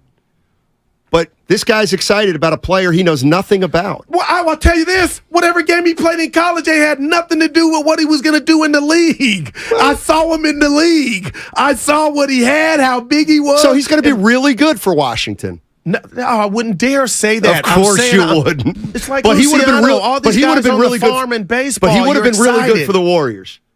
Would Patrick Baldwin Jr. been really good for the Warriors? He's something they don't have. Yes. A lot of size. Okay, so And he yeah. can shoot. But now he's in Washington. He'll stink. Okay, Well, he that's product of fair. his environment. Yeah, that's fair. I don't think like that's that. not a homer take at all. No. Now that Patrick Baldwin Jr. is gone, he's got no chance. How about that? I wanted to see that. You can still see that in Washington. But we don't benefit from it. You're probably going to see more of it, right? Yeah, thank you. That pool. City boy. Our guy, he ain't been in a good Mr. mood. Perspective. Yeah, well, he ain't been happy. You know what? This is a guy, City boy, who's been around the block a few times and knows his sports. I love him. So I'm interested to hear how you feeling about Draymond Green and the Warriors. Oh, man, I've just had it with him. And it's such a roller coaster trying to be a Draymond Green fan because I think I've been done with this guy about 4 different times. Oh, boy. You know, he has zero introspection. This dude never, ever just look in the mirror and say, I messed up. I mean, look, okay, if you run down all the times he has really hurt this team, I mean, 2016, we know what happened then, right? And you hear people say he would have been Finals MVP. The dude got suspended for Game 5 and then was a no-show in Game 6.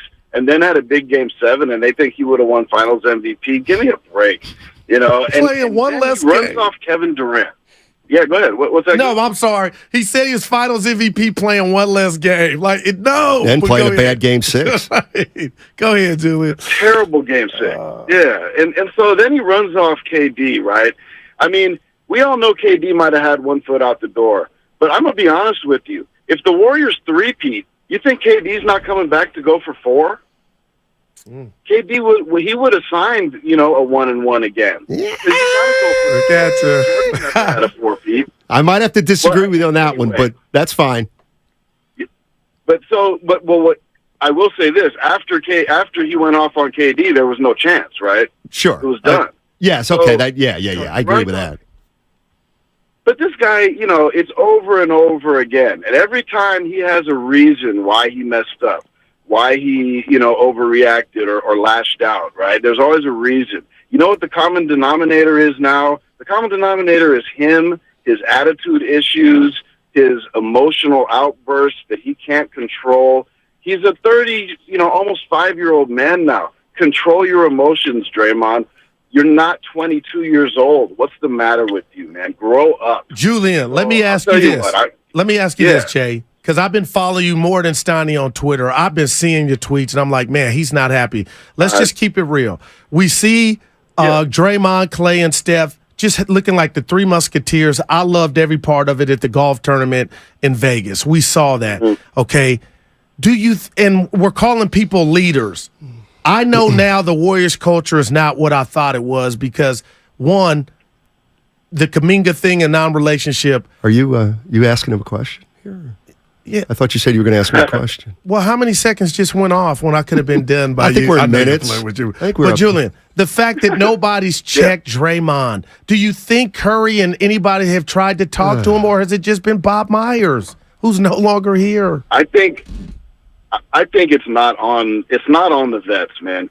These dudes, it's not their job to police Draymond Green. The organization has dropped the ball repeatedly on this. It's their fault. it's Bob Meyer's fault. It's Steve Kerr's fault. It's Joe Lacob's fault. They have enabled this guy, and they enabled this as well because they gave him a contract extension and traded Jordan Poole. Yeah. I mean, it almost makes me sick to my stomach because now what do? I'd love to trade the guy. I don't know if you can. I don't know the rules about after you sign a contract. I would get him out of here today. And if Steph Curry complained about it, I'd tell Steph it's Dre's fault. Talk to him. Thanks, City Boy. Appreciate it. And that's from a seasoned Bay Area guy. Yes, Evan? City Boy. What did I say? Guru keeps using the government. What do you mean? Oh, no, the government is the first and last name. I just say Julian. I didn't say his last name. Oh, government name. I got His you. boss might Street be cred. listening. Oh, yeah. I think he works for himself. City Boy. I love City Boy. I used to sneak a call, and they'd be like, "You're on the radio. You said you were running late." And what you got? I listen. Like I said before, 408. Draymond is this way because Steph is okay with it. I disagree. All right. I disagree. Steph tolerates it, probably. Well, but you know what? And this is where I will push back a little bit on. Okay, so the chemistry issues. We got rid of the problem. Really? Anybody talk to Looney? Oh, well. How's Looney doing? Like, You don't talk a lot, I am though. not assuming Kevon Looney is, woo, we are ready to roll. But what you can about assume is he's Andrew going to play Wiggins? 82 and bust his ass. What about Wiggins, too? But they won't win it if there's any residual crap from this. They won't even be good. I mean, they'll win games because of their talent. But if Andrew Wiggins and Kevon Looney and Kuminga walk into training camp day one and are just like, you know what? And if any of them feel like a big segment of the fans, which is, wait a minute, this guy got to punch Jordan Poole in the face, then he got a contract extension. He's going to be around for this guy is going to be around for 4 more years, and Jordan's gone. Like, I'm sorry, I need to ask each of the 13 guys how they really feel about that. And I'll tell you this on top of that, and I know we're up against it, that Kuminga workout video, Stoney, is making his rounds. He's a pro. He's trying to get better. But you forgot something. And Steve Kerr, you're my top 5 coach, but that podcast you did with Draymond, and you basically called out the youngsters, it was more than just Poole about Miami. Those guys are ready to sacrifice. If I were Kuminga or Moody, Stoney, that would never be forgotten. Good point. Now, I could be wrong. I want to be. That's a great point. Yes, man, that never would leave me. 408 says, if you tolerate something, you approve it. And I'm not disagreeing with you, 408, but here would be my question to you, buddy. What the hell can Steph do? He can't control Draymond Green. He has to live with it, whether he likes it or not. 888-957-9570 is the number. We got Monty Poole, NBC Sports Bay Area, coming up at 1 o'clock. We can continue this conversation on Draymond Green and the Warriors and what's the biggest challenge they're going to have to overcome next year. Is it going to be something on the court? Is it going to be chemistry issues like last year? Do you think the chemistry issues have mostly been solved now that Jordan Poole's gone? 888-957-9570 is the number. It's all sponsored by Lucky California. Planning your next trip overseas? Then consider KLM Royal Dutch Airlines. KLM can fly you to over 160 destinations worldwide where you can embrace new adventures, new business opportunities, and new connections. You'll enjoy a seamless travel experience.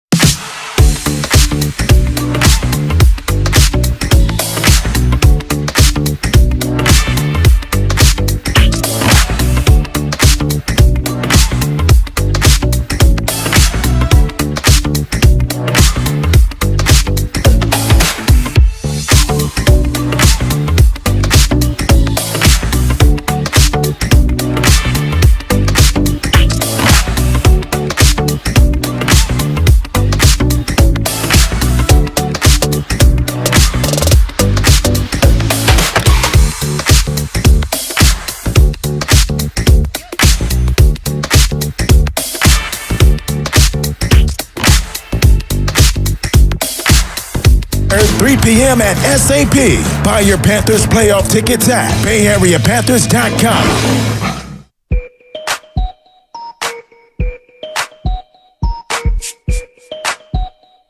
I'm learning about artificial intelligence. It's scaring me. Now, back to Steiny and Guru on 95.7 The Game. Steiny Guru with you. Monty Poole, NBC Sports Bay Area, coming up at 1 o'clock. Covers the Golden State Warriors.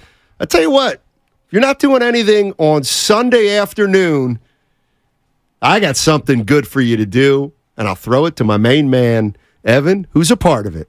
Yeah, so Mark Grandy and I do play-by-play for the Bay Area Panthers here on 95.7 The Game and the IFL, the new version of the Arena Football League for those familiar with the San Jose SaberCats. But the Bay Area Panthers are hosting their very first ever playoff game, first playoff game in franchise history, and it's on Sunday, July 23rd at 3:05 at SAP Center in San Jose. You can get your tickets at BayAreaPanthers.com. They're the 2 seed. They got a chance to upset a couple of big boys in the Western Conference, including if they get past Tucson, the Arizona Rattlers, and a tough one. There's a precedent because it's their second season.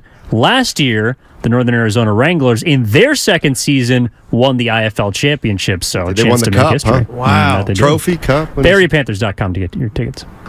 Evan, Let's and get you're Marshawn Lynch on here to hell yeah. pump that up. I'll see if I can get him. On a 17-second delay. Look at him. Remember, I'm here I tell you what, I don't get fined. I am. That's Let the me tell you greatest. something about. I'm setting this up. I don't care.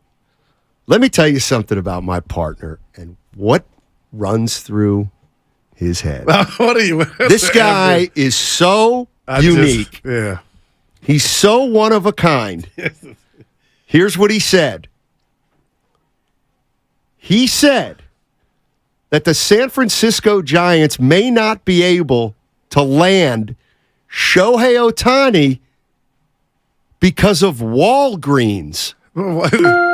Dude, in the state of the city, which I have been in denial. Now, you know, I don't like it, Stoney, and I fought you a year ago about it, but there's videos, and it's happening in the Union everywhere. They're just going in stores, and people are stealing items, and they're just walking out, Stoney. It's out of control. But there was a video yesterday. It was heartbreaking. Evan, where was that at? In the Mission? It was on 16th and Gary in the Richmond. Yeah, they just had it. What happened? They just had the whole section roped off of whatever item you wanted to get. It was locked up. And the first thing I thought to myself, I swear, Steiny, was like, oh my gosh, they're trying to recruit Otani. What if he sees this video? What if his people see that? You're laughing. I'm being real. Smiling. I'm smiling. I'm not laughing. And plus the cars getting broken into. That's happening everywhere, probably in L.A. where he's at now. But that was the kind of thing I'm like, we can sit here and laugh. I'm not. But I'm just thinking, would this mean something to him if his handlers were like, look, dude, is this where we really want to go? I'm just asking objectively. Is San Francisco worse than L.A. and San Diego in terms of, would Shohei Otani or well, first of all, he's been around for a while. If somebody who's, I don't know. I have absolutely no idea about that. Like, I know San Francisco's reputation. But the fact you just hit L.A., you got me like, well, okay, what's different than where he's at now? That I don't know, but we know L.A. pops off maybe worse than the city. So maybe it won't matter, but my thing is, Steiny, if I'm trying to recruit, that was a bad. New York's got all kind of stuff, right? And yet they still land their athletes. Well, it's funny. This is very interesting to me because we've heard a few things. The challenge of landing a free agent for the San Francisco Giants. Well, the taxes in California. That's fair. That is fair. That's something, as far as I'm concerned, that is all sports. Okay. But if you're telling me that now San Francisco's looked at as a dump, that is a problem because Sanford, like 3 generations ago, I came to San Francisco because it was unbelievable.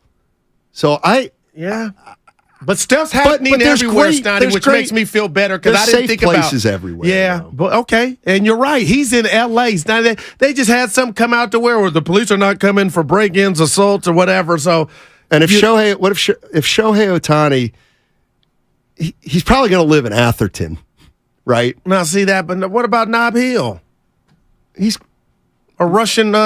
What are my rich spots out here in the city? Heaven help me. You live. Well, honestly, I think the only players that I can remember that live immediately in the city near the destinations are like league minimum players. Like Chris Chiozza was in Mission Bay.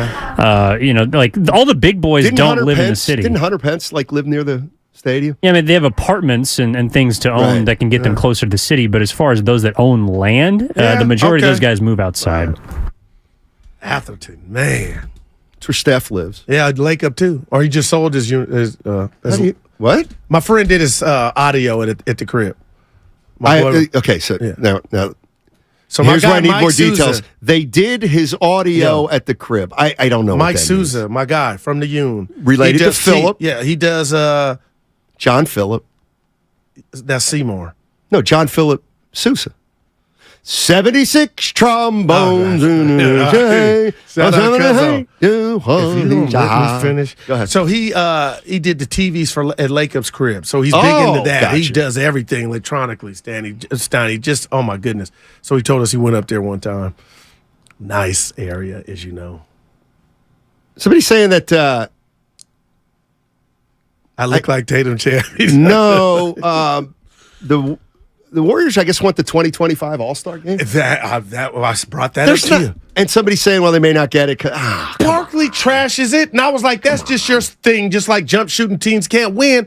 This came out of this man's mouth. Stephen A. is always Stephen saying... A. doesn't make the decision. But listen, he's on a platform to throw stuff at our area. So if the NBA announces the Golden State Warriors will be the host of the 2025 NBA All-Star Game, the people who are in the league are going to be like, oh, my God. No. I can't believe we're going there. To me, it's not that. It's nowhere near that. But Stephen A's like Miami, L.A., and you don't know this because I keep my ear to the street and the TV. Yeah. He bypassed coming here for the Lakers-Warriors playoff game because he says something bad about the city and how the city wasn't known as blah, blah, blah to Mad Dog Russo. I was listening, and I go, oh, my God. It ain't just Barkley. It's Stephen A. You're in his pocket. No, not a friend of the show. But I'm just telling you, you know what it is. I do wonder if that part of what's going on here affects them getting the All-Star game. Mario's somebody making fun of me. Mario in San Francisco, how you doing, buddy? Hey guys, first of all, you guys are the best on the radio. Love you guys. Thank you. Wow. Bruno, we're from the Bay. We love the Bay. Sonny, I know you're from Pennsylvania, but you came here, okay? The reality is, millennials, Gen Zers, San Francisco's not a destination city. I travel throughout the entire country. The clubs are better in Miami. The nightlife is better in New York. You get bigger property in other parts of the country, such as Atlanta. It breaks my heart, but name the last industry outside of tech in recent history that has moved out to the Bay. Just name it. Wow. So I'm not surprised, right? It breaks my heart, right? Because I'm a diehard Dodgers fan. Diehard. I'm going through the Golden Gate right now. It breaks. Thanks, Mario. You're breaking up. He said something that I didn't even think of. Like, I'm thinking of this city as a 50 man. You ain't thinking of the Philmo Mikes. No, I'm not thinking about it. How old's Otani? 28?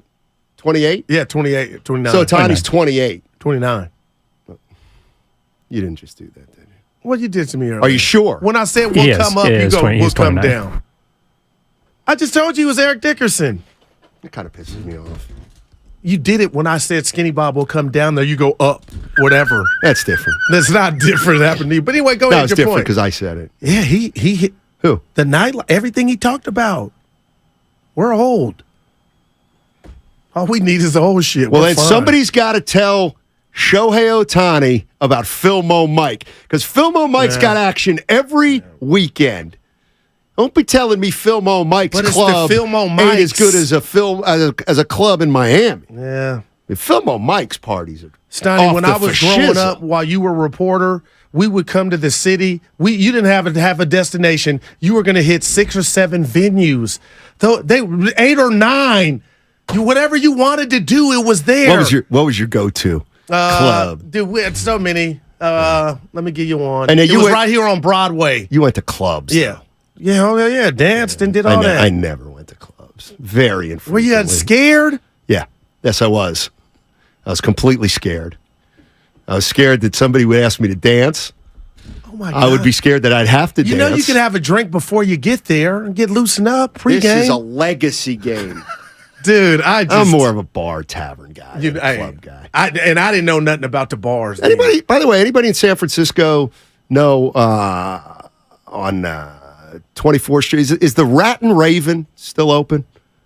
It used to be a great bar on 24th Street in Noe Valley. The Rat and Raven. Anybody know if that's still open? Raven. The Rat and Raven. Great name, too. Atco in there? Like the Rat. Wow. So you know I'm fighting for my life right now. Why? Right? You're fine. You asked me what clubs. When I get in the car and go home, Electric Company is where you went. You went to the Electric Company. No, there's one right here on Broadway, the Palladium. Oh, yeah, Stoney, the Palladium. Yeah. City Nights. Hotel Utah. The Hotel Utah is not considered a club, right? Yeah, I ain't never. What about Johnny Love's? Oh, I went to that one. Yeah, I never went there. Voice. Then you got out. No, I never went there to Johnny Love's. Some more.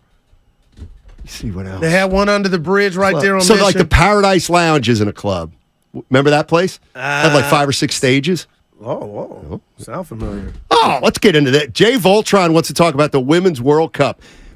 And for all you out there that say, Steiny, you're not a fan. This is one team I root for. Yeah. The U.S. Women's National Soccer Team. USA. USA. Uh-oh. Let's go. We're going down under to win big. Oh. What's up, Jay? Hey guys, I just want to say thank you for taking my call. Of course. All day. Just want to ask you guys gonna watching it tomorrow evening? Definitely. I'm in. Absolutely. I'm watching it. Yeah, they're gonna face my country's first game, Vietnam. Yeah, they're going to win what, 11-0 tomorrow? Nah, they're gonna win 20-0. Okay. Oh, look at it. You know, it's their first time. It's just experience. Gotcha. Who's their best player? Do we know? They've got so many. Okay. Sydney LaRue. Look at my boy. That's the dude. She's going to be Once again, I have credibility in soccer because I went to the last Women's World Cup in Vancouver. That's it was one of the greatest sporting events I've ever seen. It was indescribable how great and you it was. and the fam. The whole fam. That's yeah. amazing, Stoney. 2 out of my 3 So daughters. you're sitting there in the stadium more than 70,000? 100,000. 80, 90, yeah. Oh, my God. And then we hammered, and I say we because it's the USA. We hammered Japan in the final. Did you have 7-1. any gear on, Yes. USA? Yeah. It was discreet. Well, I wasn't like my daughters painted their faces. Oh, no, what did you have? I tell you what I had. I had white shorts. I did wear a red shirt, but I had this really, really cool bucket hat. It was mostly white, but there was one little band of red and blue. So you were ready. I was looking pretty good. Oh, LaRue's done. Did they win? What about Drew Holiday's wife? She playing still? Rapinoe. This is Rapinoe's swan song. Megan Rapinoe. Oh, okay. I never knew I know his wife had. That was years ago. Holiday's wife had some health stuff. She battled all the way back. She sure did. Wow, that's incredible. Yep. Yeah, Otani, Stoney. I can't stop thinking about him. I know they lost today, dropped 2 or 4, split 2. But dude, do they? The Giants lost. Yeah, Giants. Help me out. He's not on the Giants yet. Thank you. Let's go through a couple of these. About where I'm all. DNA Lounge? No, I went to that, boy. I never went there. I should have just texted my guys. They would have just. Never went there. What were you doing? 1015 Folsom. That was the one that was never right went by there. the bridge. I've been to all of them. I'm a loser, baby, so why don't you kill me? You ever hear that back? Yeah, I am. I'm trying to think. And nobody's answered my Rat and Raven question. I've never. Still around. Closed years ago, Rat and Raven. Finnegan's Wake, too? That sounds familiar, Finnegan's. You guys never mentioned Oh, yeah, that was Tex. a local watering hole in Coal Valley. Finnegan's Wake. Yeah, it's a good Irish spot. pub. I'll tell you what else is a good place in the city. I used to not get there a lot, but I've been the Philosophers Club. West Portal? Yes. Where? West Portal. Which is? In San Francisco. I don't know where. Yeah, if you're going from like the middle of the city down towards SF State, you got to go past or so through you're West up Portal. there. Okay. West Portal down there. How you hear about that?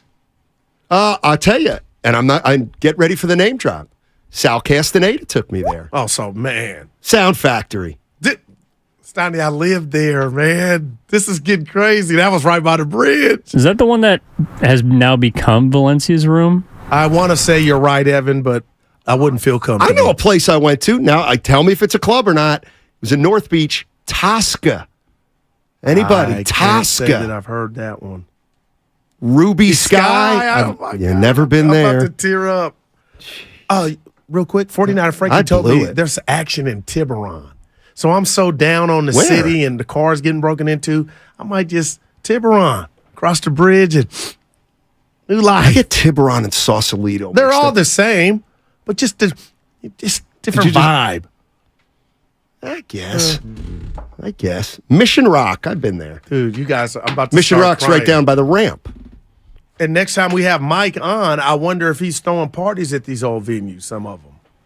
I don't know. But it's a good question. You guys came through for it. Anyway, Shohei Otani not coming to the San Francisco Giants because the Walgreens are a mess. It's called the state of the city. But you guys want us to get off Draymond Green you do, man. and get on to, hey, now that the shaving cream is locked up, Shohei Otani does not want to come. Rephrase that. What do you mean? I'm not going to do it. Right, please. Tiburon and Sausalito are most definitely not the same. Goo. As a black man, I was saying the same vibe. Monty Pool, 10 minutes. Oh, man, I can't Speaking of black men. You went too far. Why? No, I'm playing. I'm getting But you just said. Yeah, and because you always do. You bring up the. I am irritated, though. Why? Because when I said we'll come up there to Skinny Bob, you corrected me on air. I apologize. And then I tell I'm you sorry. 29-28, I'm sorry. knowing the answer. But I'm sorry. That was stupid. You correct me on Okay, air. I'm gonna Let take me back do the part apology. 2 to my acting. So his name's Jeff. He comes home and finds out his wife's cheating. What are you talking about right now? What is my this? acting career. Yesterday I did the one where I collected the money, and this is another part that I've written. Hold on. The show's yours. Hey, Tina. How you doing? I just want to let you know I know. No. Get your stuff. I've given you everything I've had. I've took care of you and the kids. Taking care of the kids. And this is how you repay me with Tony? I don't want to hear it. I'm out. We are finished. Yeah, Tony. Okay. That's a guy coming. What are you talking about? What was that again? Where did that come I'm coming home and I found out my girl was cheating on me. And those were my lines of telling her to get out. So you come home. Is the I other guy? already know. I've dealt with the heartbreak on the drive. Is the other guy there? No, when he's you not. walk in? It's just her, Tina. All right, so you're driving home and you find out your girlfriend's cheating on you. I already have known, so I'm driving home to confront Tina, and I just did it. I did my lines. Okay, you're gonna think I'm a jerk, right? Can you please do it again? Because I didn't have any context to what you were doing, but now I do. You know, I know, right? Don't ask me how my day was. I've given you everything. I've borrowed from my parents. And this is how you repay me? Tony? Tony the plumber? And I knew it, and I asked you, were you cheating on me? And you told me no. But you know what? What goes around comes around. I'm going to be fine, but I'm out of here. You can stay. I am out of here. And you know what?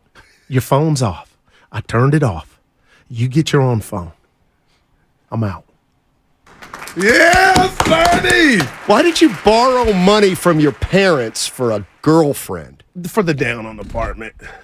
But why? And then, so why does she get to stay there? I'm a gentleman. Dude, people loving this, Tiny. I mean, what a way to bookend this segment. She can have the apartment, but not the phone. You guys are asses. Walgreens is going to cost us Otani. And Guru out of nowhere with a the Robert. Walgreens, Just give me something. Give me a setup scenario. I'll write you. I don't want it written. I want you to give me a circumstance. You come out, you find out you got 6 months to live. You come home, you got to tell your significant other. Oh my! You have some serious deficiencies. Here we go, Snotty. Hey, how was your day? I get some unbelievable. What did Guru do now? Is this my scene or yours? Now I'm feeling more confident. Cool. All right. Oh my gosh! I just got horrible news. There's no other way to put it. I've only got 6 months to live. How? You why? might be better than me. How? Why?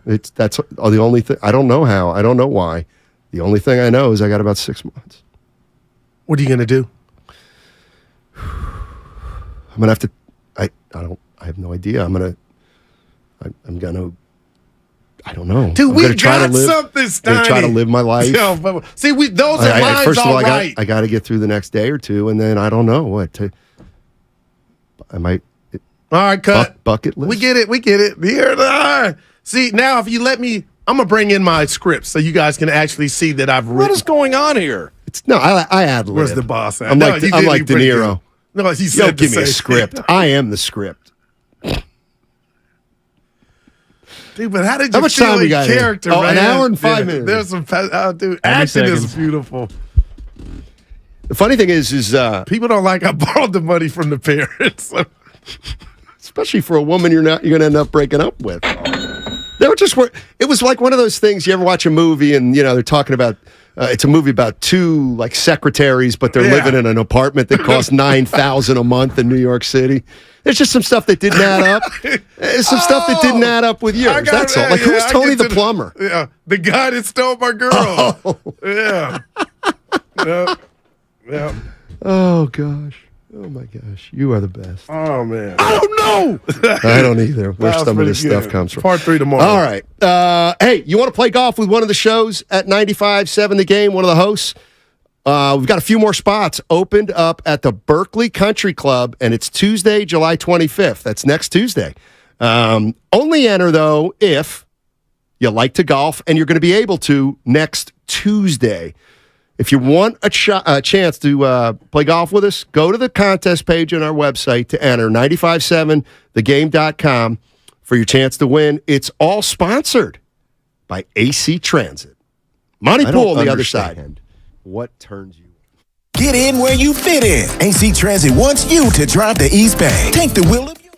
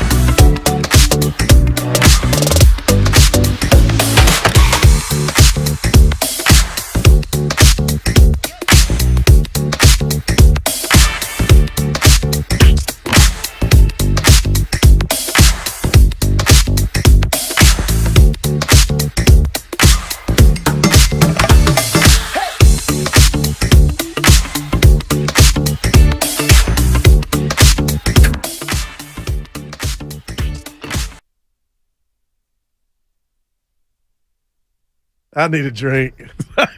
Boy, oh no, I will have something tonight. Now, back to Steiny and Guru on 95.7 The Game. All right. Efforting Monty Poole of NBC Sports Bay Area. Give the people our guy, Mark Ibanez, the nugget he dropped about the women's soccer team. You know what? Here's a funny thing about Ibanez. I asked him to come on the show because he, like me, believes Trent Williams is a little bit go ahead, right. inflated. Right. But you know what? I don't think he wants to smoke. Well, he was on the Roast Friday. I don't think he wants to smoke. I think Ibanez doesn't want the Dennis Bay Area to turn Rodman's against him. daughter, Trinity, is part of this team. That's correct. I can't wait to watch. Tomorrow at 6 o'clock, Vietnam, United States. Wow. A couple familiar names on that team, obviously. Kelly O'Hara, she's been on before. Julie Ertz. Okay. You know she is, obviously. Zach Ertz's wife. I got you. Beautiful, too. Yeah. And you know that I played high school sports against Zach Ertz's father, Doug Ertz, in Pennsylvania. Okay. We'll have Monty in 5 minutes. No, go Is ahead. that what you said? Is that true? Okay. I just said it. He's taking care of something right now. Oh, okay. Rapinoe, obviously. Alex Morgan, legend. Oh. Trinity Rodman. That's a dope name. Yeah, we're gonna Trinity. We want to send Megan Rapinoe out with another one, with another World Cup victory. I believe it'd be her third.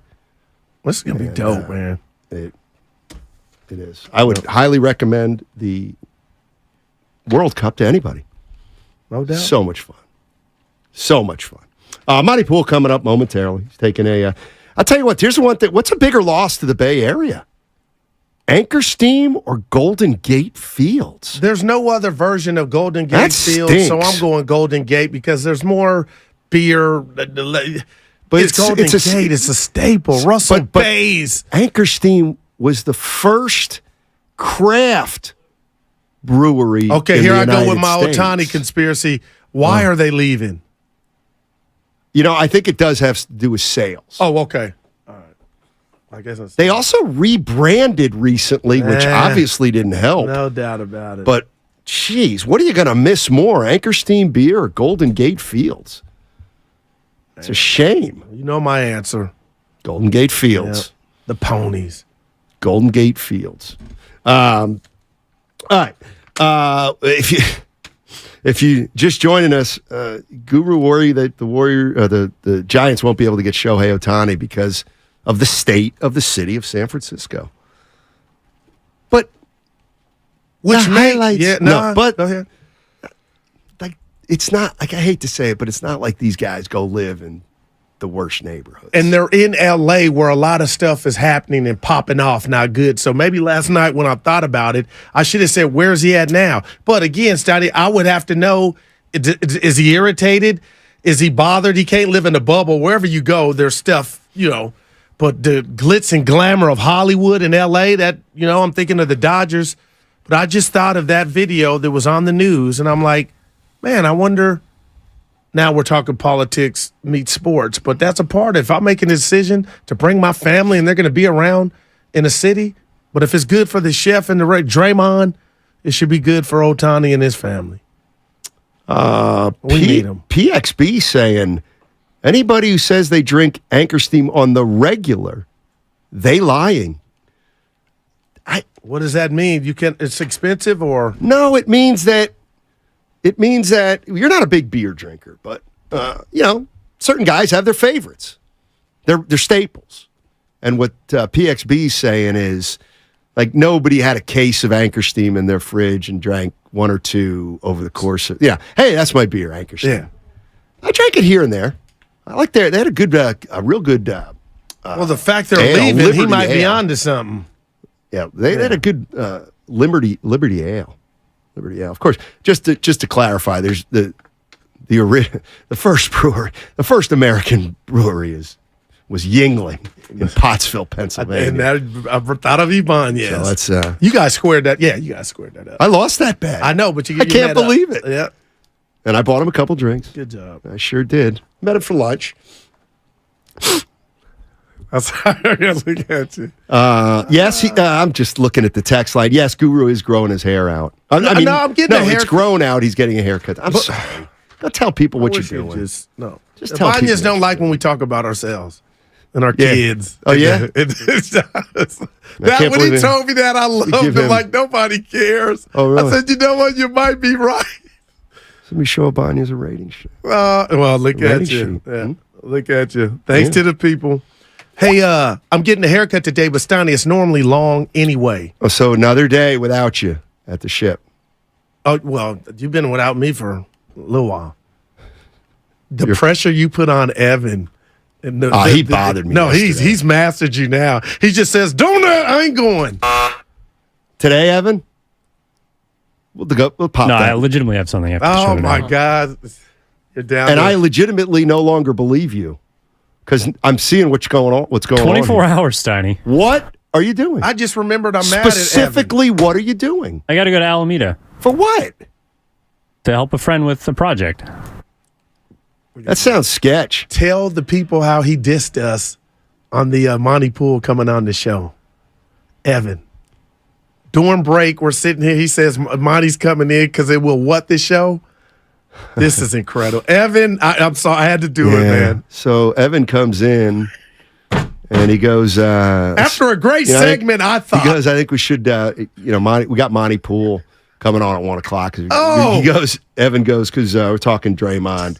And so I get Monty Pool. Yeah, I might just, give some legitimacy to the debate. God. And I'm riding with my pen and looked up like, did that little son of a... And then you caught it, though. Oh, I caught it right away. I tried to preface it. It didn't come out right. That wasn't what I meant. I said, well, damn. Monty Pool now will be known as Mr. Legitimate. Yeah, he's a big boy. Yes. We're made. We got him. Let's go. Yeah. Monty Pool, NBC Sports Bay Area. He's here to add some legitimacy to our discussion. Hey, Monty, what's going on, buddy? Hello. How are you, my man? What's up, baby? I'm all right. How y'all doing? We're good. Let me ask you about Draymond Green on the Patrick Beverly podcast, talking about the punch again, kind of keeping it in the news. Do you think this is how big a deal is this to Joe Lacob, Steve Kerr, and Mike Dunleavy?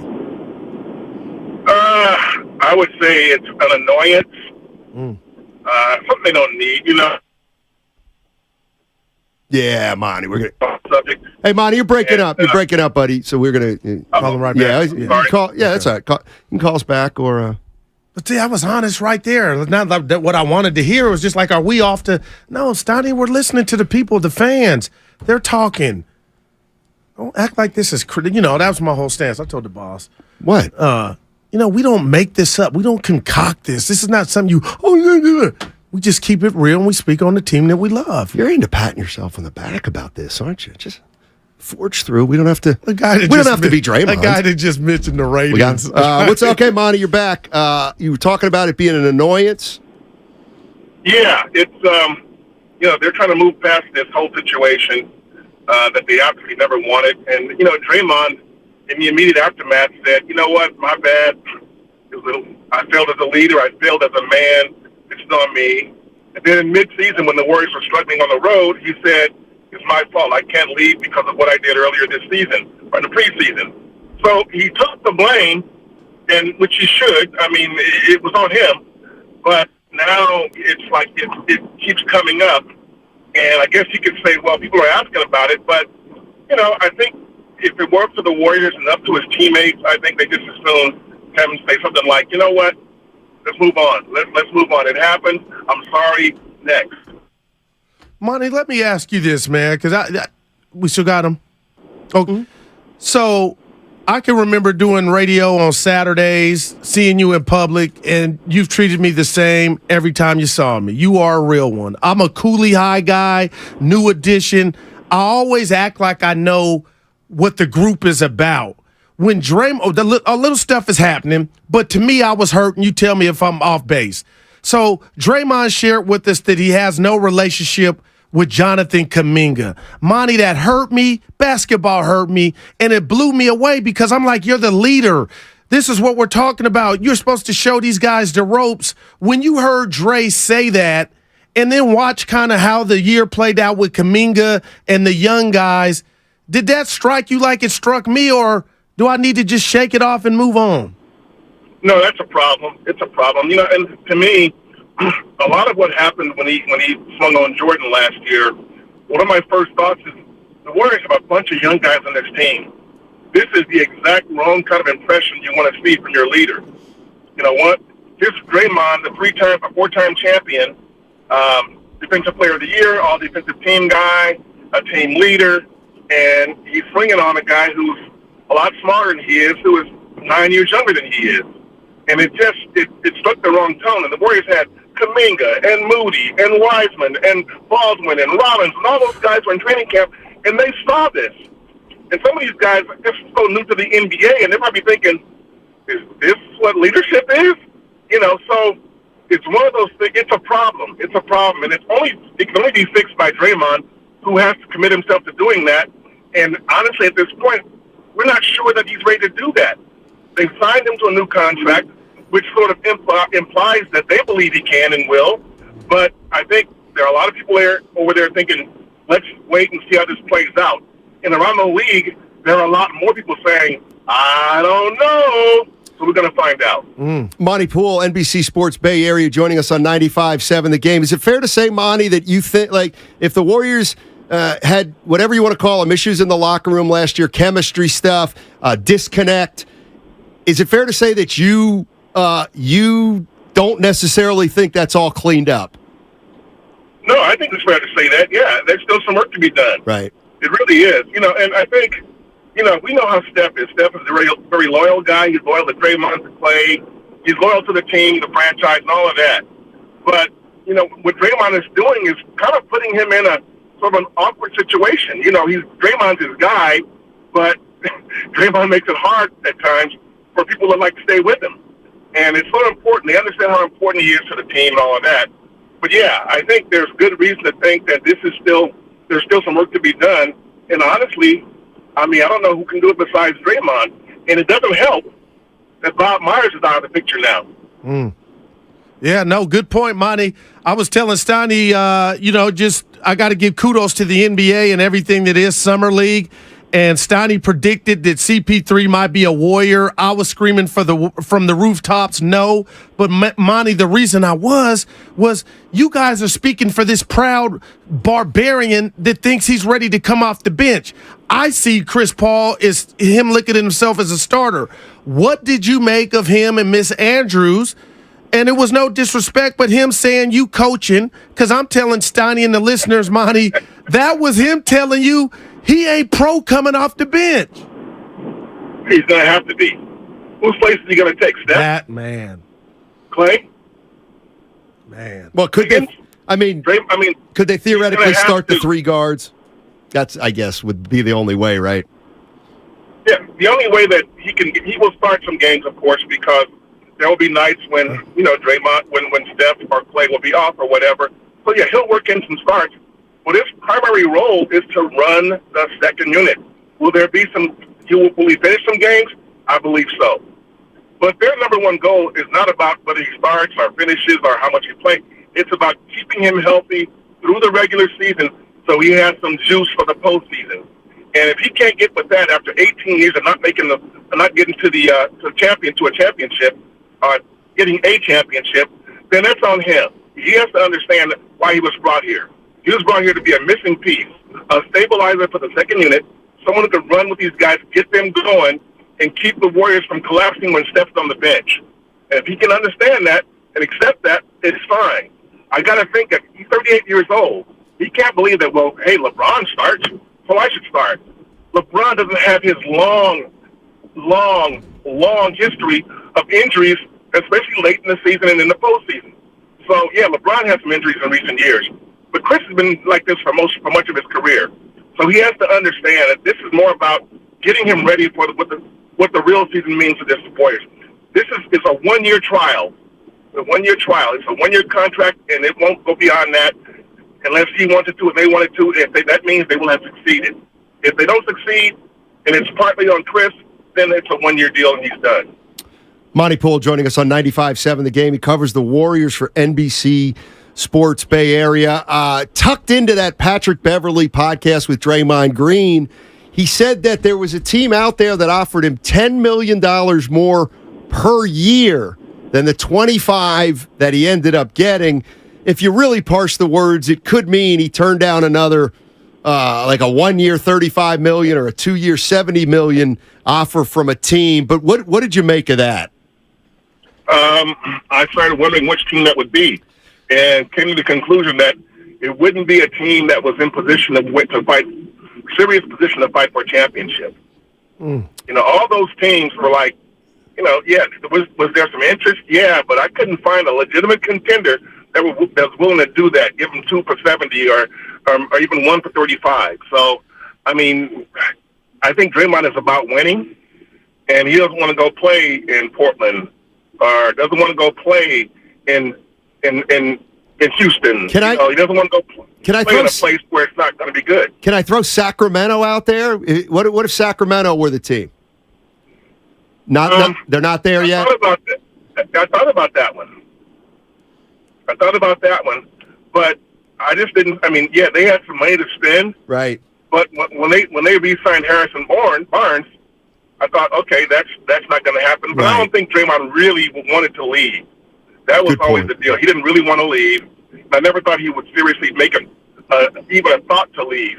And so I think, yeah, for him to stay, he could have gotten more money. Probably true. I don't doubt that. But would he have accepted that and have accepted a new team with new teammates that probably wasn't going to have the same kind of chemistry that he's accustomed to with Steph and Clay? I didn't see Draymond going that route. Monty, we got a little dynamic on the show. Stoney just lets me have it because everything excites me. It really doesn't. But I want to ask you about Lester Quinones. I won't because he has a little bag. I don't know if it'll equate on the big club. But Trace Jackson Davis, we talked to him last week. I got to tell him, you got to look at this roster and you got to say they don't have one of me. Steiny's like, oh, slow down. And I'm not telling Steiny he's going to be an all-star, but Monty, he's got hands, he's got a body. Tell us your thoughts of him, and can he make an impact? I think he can. I like him a lot. I mean, the one thing, but there's 2 things I don't love. And one of them actually is not the biggest deal. He doesn't shoot the 3. So what? And the second thing is that he doesn't seem to be super quick with his feet. But he is a quick decision maker. I mean, he doesn't hold on to the ball and figure out what he's going to do. And I love his passing. I love his motor, his engine. I love the way his desire, determination. I love that part of him. And that's why I think he can get minutes in the regular season, at least, with this team coming up this season. I think he will be that rare second-minute guy who can get minutes in important games at important times. Monty, thank you so much for joining us, man. Really appreciate it. And it's never too early to start thinking about next year and the Warriors. Thanks, buddy. There you go. Take care, guys. All right. That's Monty Poole, NBC Sports Bay Area. Covers the Golden State Warriors. I love a little different opinion. He thinks Draymond may have had another offer. But not a winning team. Well, I guess, why did the Rockets do that for Van Vliet? Or what, Detroit? Maybe Detroit. And I'm not calling Dre a liar, Steiny. I know you're not. Oh, God, heavens, no. Oh, my God. Brownie Blends might not return your text. No, Brownie told us we couldn't get him on the show. But I don't want him on the show. Listen. You don't want the smoke from you. Oof. We had him on before, and I just hate you give credit to Subway. I had something to do with that. Do I take my victory lap now? Monty agree with kind of everything we threw out there, Snotty. Like, go ahead, try to take it, and I'll see if I can put a Jackson Davis. What about he's him? He's gonna get some time with this team. That's not a victory lap until he gets time with this team. It's coming. There's no game. Oh, yeah, you know for sure. By the way, Dublin Marge. What'd she say? She's a huge that's our girl. Jackson Davis. Tatum Channing fan. Or Jason. By the way, I'm lost. Trace Jackson Davis. Yeah, I cannot believe you brought up like Tatum Channing. Lester Quinones. No, but I'm just Steiny. Look, dude. I'm gonna tell you why. Tell me, ask me why. Hey, dude. Let me tell you something. A guy like Lester Quinones does not have a bag. Best he's got is a baggie. He might have a baggie. but he doesn't have a bag His yet. game was, and this is what it is. I got it because the last few games, okay, you're playing, but I'll see why. It reminded me of young Jordan Poole, and then I was like, "Oh my God, dude!" Uh-oh. You better be careful then. I'm gonna give you a 3. Okay, keep away from Draymond Green. And he's cocky Lester. too. But yeah. Warriors may have a steal with Jackson Davis. We'll see. He's the GMOAT. No, because you're talking about you ain't getting anything you're in. Why do you? What? Okay, hey, Dublin Marge, you are on top of it, and I'm dead serious. Yeah. Why did he fall? Why did he fall so far? We had him on.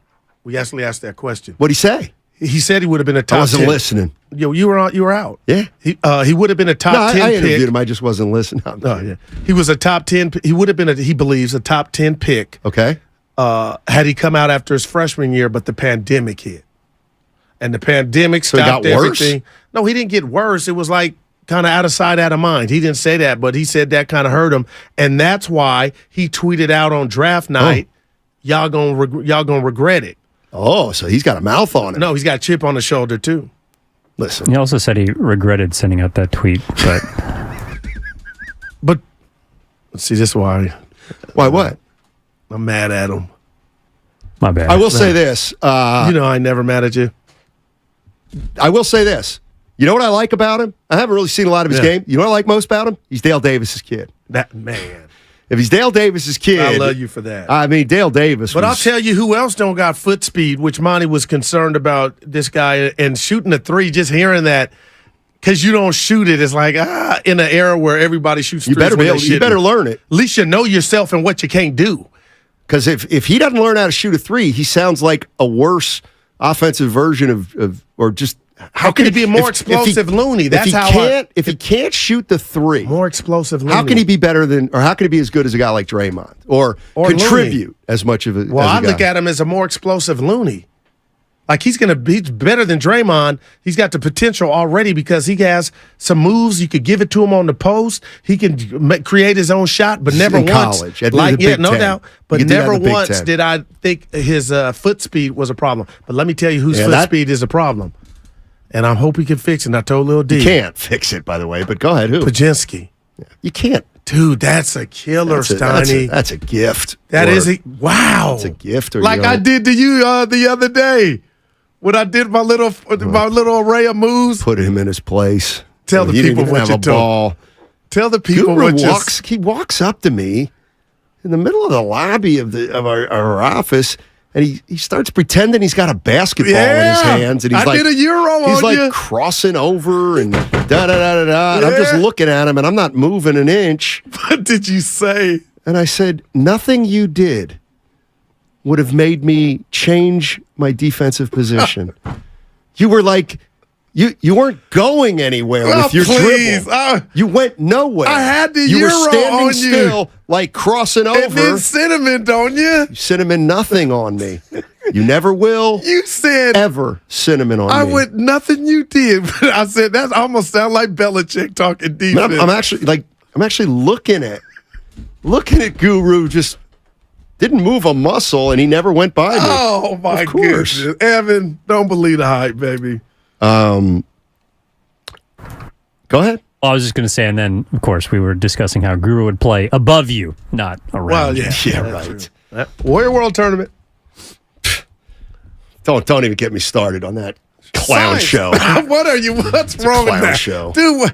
Every time I get somebody's going to get hurt, and that'll be the end of it. Oh, Steiny, they've been going. Nobody's ever gotten hurt. Please, come on now. Look, I'm going to be honest watch with me you. be the guy that turns into Alan Styles in front of all my peers. Just can you lay out for me, Evan? Get ready to cut this. Nobody cares about the Warriors World Tournament. 888-957-9570. John, I want to get to John in Moraga. 7 guys. John in Moraga says he's going to tell me why Trace Jackson Davis slipped. So I'll get that on the other side on 95.7 The Game. Be better at your job. U.S. Bank is ranked #1 in customer satisfaction.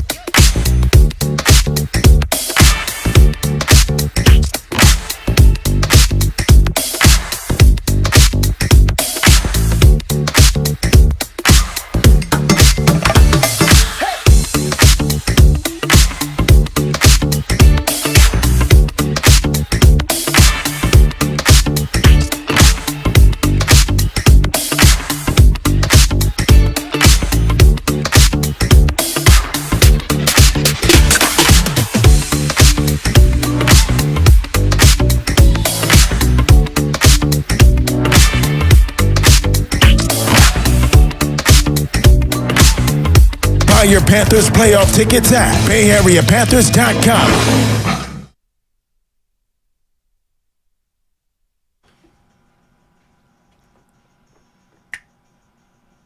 What's wrong with my unit? Now, back to Steiny and Guru on 95.7 The Game. All right, coming up in 10 minutes, the crossover. An abbreviated At 15. Yeah, we got a meeting today. Yes, 2 my o'clock. favorite time. 2 o'clock. Let's say we're talking about. It's going to take me a while for this to roll off my tongue. Well, I'm going to take a playoff. Jackson Trace Davis. Trace Jackson. See? Yeah, that's what I mean. Right. Shut up, Bruce. John in Moraga. Hey, John, how you doing? How do you wanted to talk about why Trace Jackson Davis may have slipped? Yeah, it was kind of more of a fun connect the dots thing than anything else, but stick with me here. So one of the reasons is he claimed he did not want to be a two-way player. And if anybody had drafted him and made him a two-way player, he wasn't going to sign. Couple that with Otani. Dunleavy Sr. played with Dale Davis. And the third thing is his agent is Mike Dunleavy's brother. Yeah, I know that. That's an interesting little tidbit. So maybe they all got together and said, how can we bump him down a little bit here and get him on the Warriors? And again, it's just kind of a connect the dots thing, but maybe they purposely fed a little info to let him slip to the second round, and the Warriors might have a little steal. All right. Are you a fan of his game, John? He's got pretty good game, but he's not going to be Karl Malone. Right, gotcha. Thanks, John. Appreciate the call. Yeah. Let's hope he's not Karl Malone. Off the court. Fans would still want him on their team, even if I care about. You still want. Well, I shouldn't. That they called him Black Neck. What? Yeah, Karl Malone, Black Neck, because he was a country dude. Ask me what comes to mind when. What comes to mind when you hear Karl Malone? No, Michael Jordan. Oh, Michael Jordan. Say what comes to mind when I say Michael Jordan. Remember? What comes to mind, Steiny, when you hear Michael Jordan? Michael Jordan. Michael Jordan. Oh, that's. I mean, I'm gonna give you a 3 for your Karl Malone. He's a man. Yeah, I'm a man. You got it. He's a now man. it sounds like you got Chew in there, dude. That's pretty good. Shoot, I did. The only thing you're doing good today. See that you don't know that part of Daryl. What up, Evan? Where'd that come from? Yep. Same place. My acting I stick lines. up for you when you're bringing up ludicrous takes. Like Otani's not signing because he doesn't like the Walgreens situation. Yeah, that's funny. I try to prop you up and not make you. And my acting, you had my back. A couple people said we got faces for radio. You know what's vintage? This is vintage. Honest to goodness. So, yeah, we did that stupid thing. And like some people are like, this is our guy, San Jose Jazz fan. Oh, did they take San Jose Jazz fan next I missed week? It. Don't get me. Oh, San Jose Jazz fan on the YouTube. That's my guy. He'll be down at the Hilton next weekend or next week when we're down there milking it. But see, you don't know how to read it. What are you talking about? If we were successful at acting in Hollywood, we would then leave, and he wouldn't have us 10-2. You got to know how to read. So San Jose Jazz fan was saying, nah, scratch that. He don't want us to go anywhere. So don't take it as a slight. It was an actual compliment. What was? Him saying this is awful because he don't want us to leave our radio gig. It's up here, man. Yeah, okay. Yeah. Like San Jose Jazz fan is capable of going from point A to B to C like that. You know I love you, Jazz fan. You know I love you. Dunleavy, his brother and his agent, that's incredible. But they couldn't do anything, the Warriors, to make other teams not take their guy. That's why it ain't a conspiracy study. Yeah, hey, by the way, Coach, please don't ask me to play defense. What is if that? If you ask me to play defense, I'm going to quit.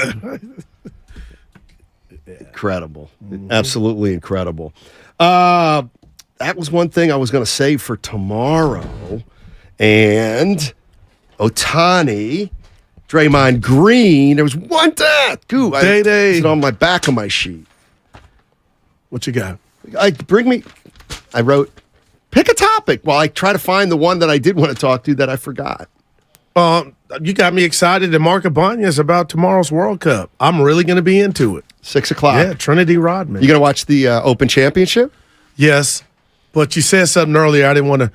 So where you just left for the tournament, you said a tournament was coming this weekend. That's correct, but it has nothing to do with the Open Championship. Yeah, gotcha. But that was my question. What's the name of? Do you know the name of the one at the Barracuda? Okay, wow.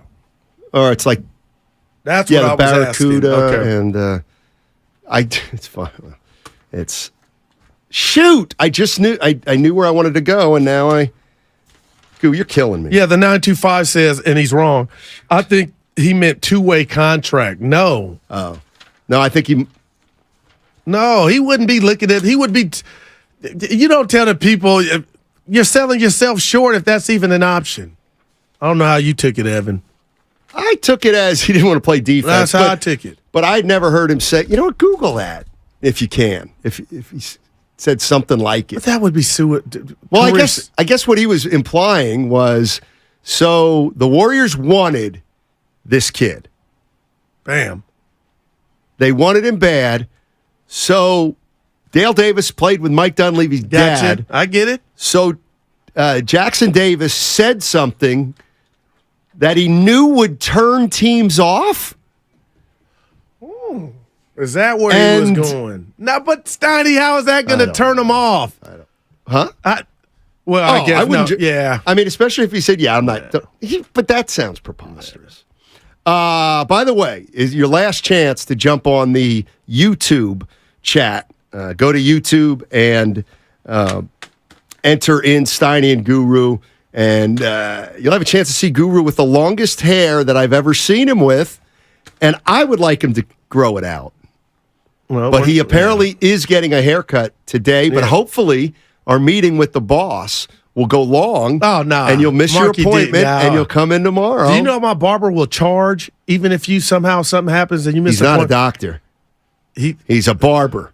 I'm going to tell him you said that. Go ahead. But as a courteous, you would pay it, right? That's how I do. Well, I got a flat tire. That's not your fault. What time is the appointment? 5. 5? Yeah. Let's say something came up. I got a flat. When? Did it happen? Right now? At 4:40. I couldn't get to him. He's missing that money. Could have been another client. I get that. Yeah. You got to pay. Like, I've done that before with barbers. So you're saying if they were waiting on you and if I got happened, a flat tire at 4:30 on the way to a haircut and you at 5 and I couldn't make it, and he charged me, I'll never go there again. Oh, what? No chance. Well, it ain't he charges me. It's that's the system. That's how it works. But as a guy, it's not that knows every the game, barber's system. I would gladly pay that charge, and I had dude, I cost you money. My issue shouldn't cost you money. Let me tell you something about your barber. He don't have another appointment to slide in for you. Don't try to act like your guy. Marky D has so many openings. It's ridiculous. You know what? I'll go over and you know what? He's got walk-ins. Why would he have the sign walk-ins welcome if he were busy? My boy stays busy, man. Oh, you're right, man. PXB. Steiny, a good barber is booked up. Yeah. We're talking about Guru's barber, please, though. No, hey, remember I tried to get a hair appointment at the Jackson Street Salon? Okay, I remember that. With a woman who I met, good. Jen. Yeah. And I tried to set up an appointment, and I couldn't. She said she was booked 6 weeks out. That's longer than the people for your car that said you got a recall. We'll see you in a year or two. You'll see in 2024. 2024. Yeah. Dude, I'm just, we're having a blast. You know, something happened early. Are we out of 42? Yeah. You know what's really weird? Shit. We by the second, man. All right, crossover coming up next. Don't forget, we're sponsored by Fremont Bank. Full service banking, no compromises. I love my body because it didn't give.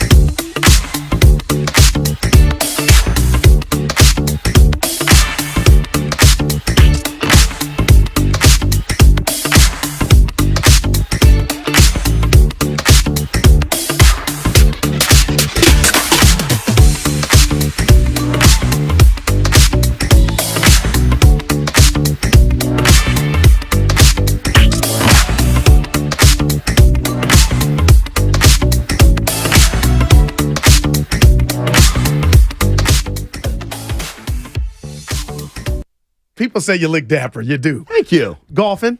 No. Okay. Drinking. Yeah, there you go. Now, back to Steiny and Guru on 95.7 The Game. Steiny and Guru with you. It's the crossover. Welcome in Mark Willard and Pending. Oh, wow.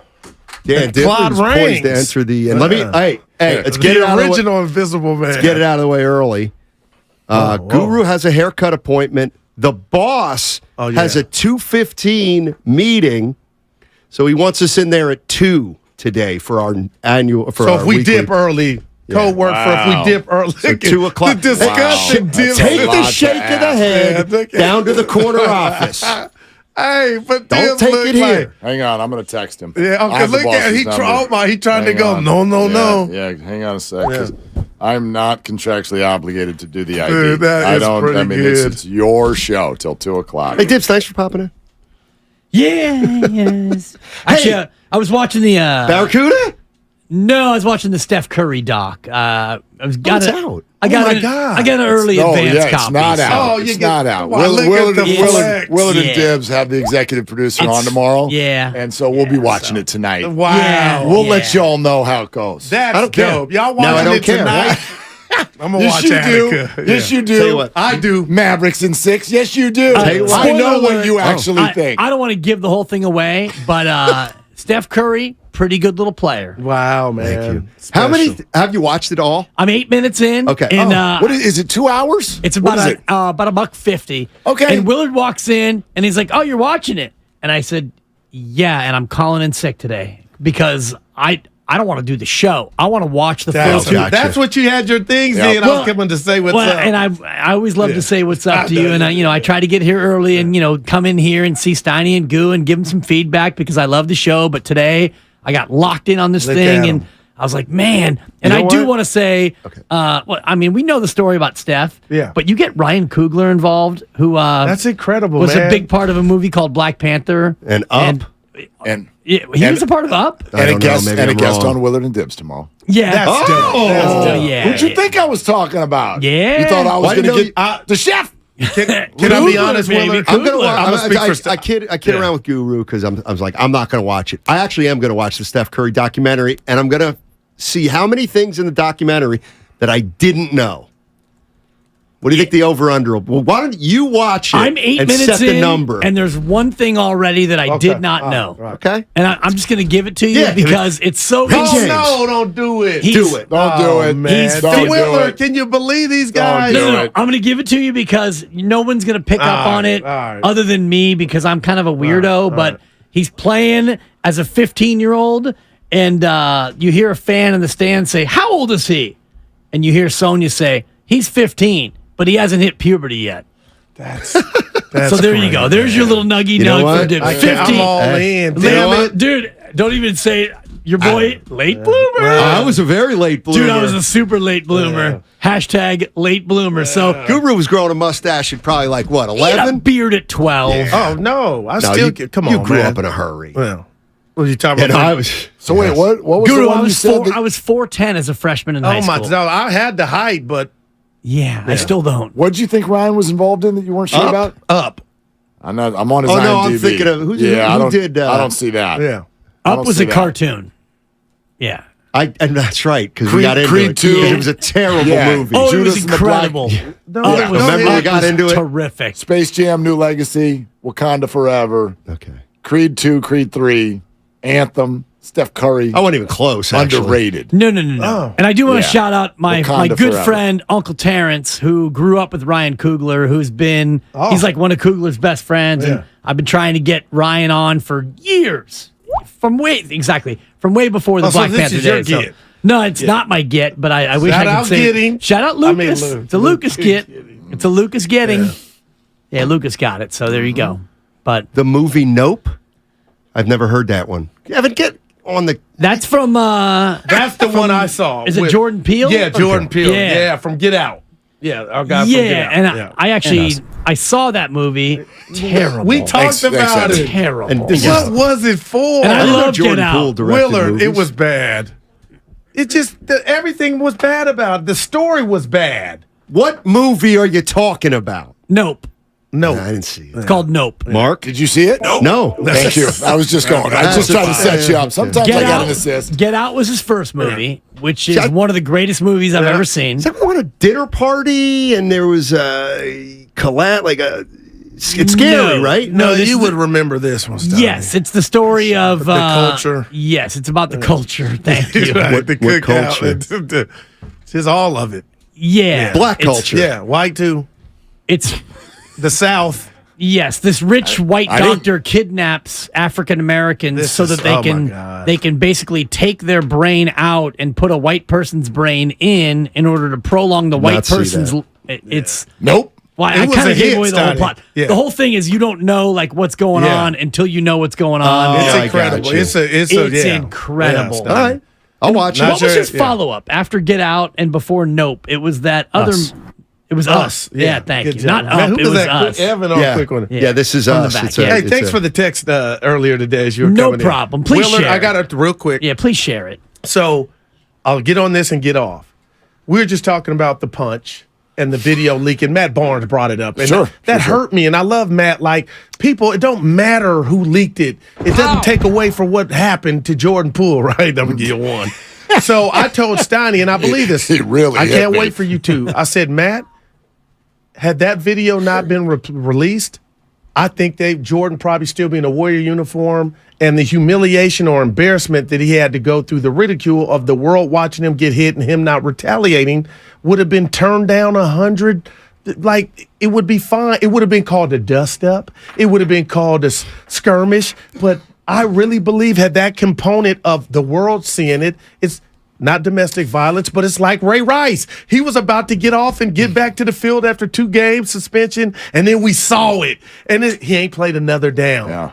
Steiny was like, nah, Google was bad. They were done. I said they could have been done, but the team could have said, we wouldn't have known what was popping off. You know what the first thing that goes through my head is? If we didn't know, if we hadn't seen it and there was no video, the Warriors would have gotten more in their trade for Jordan Poole.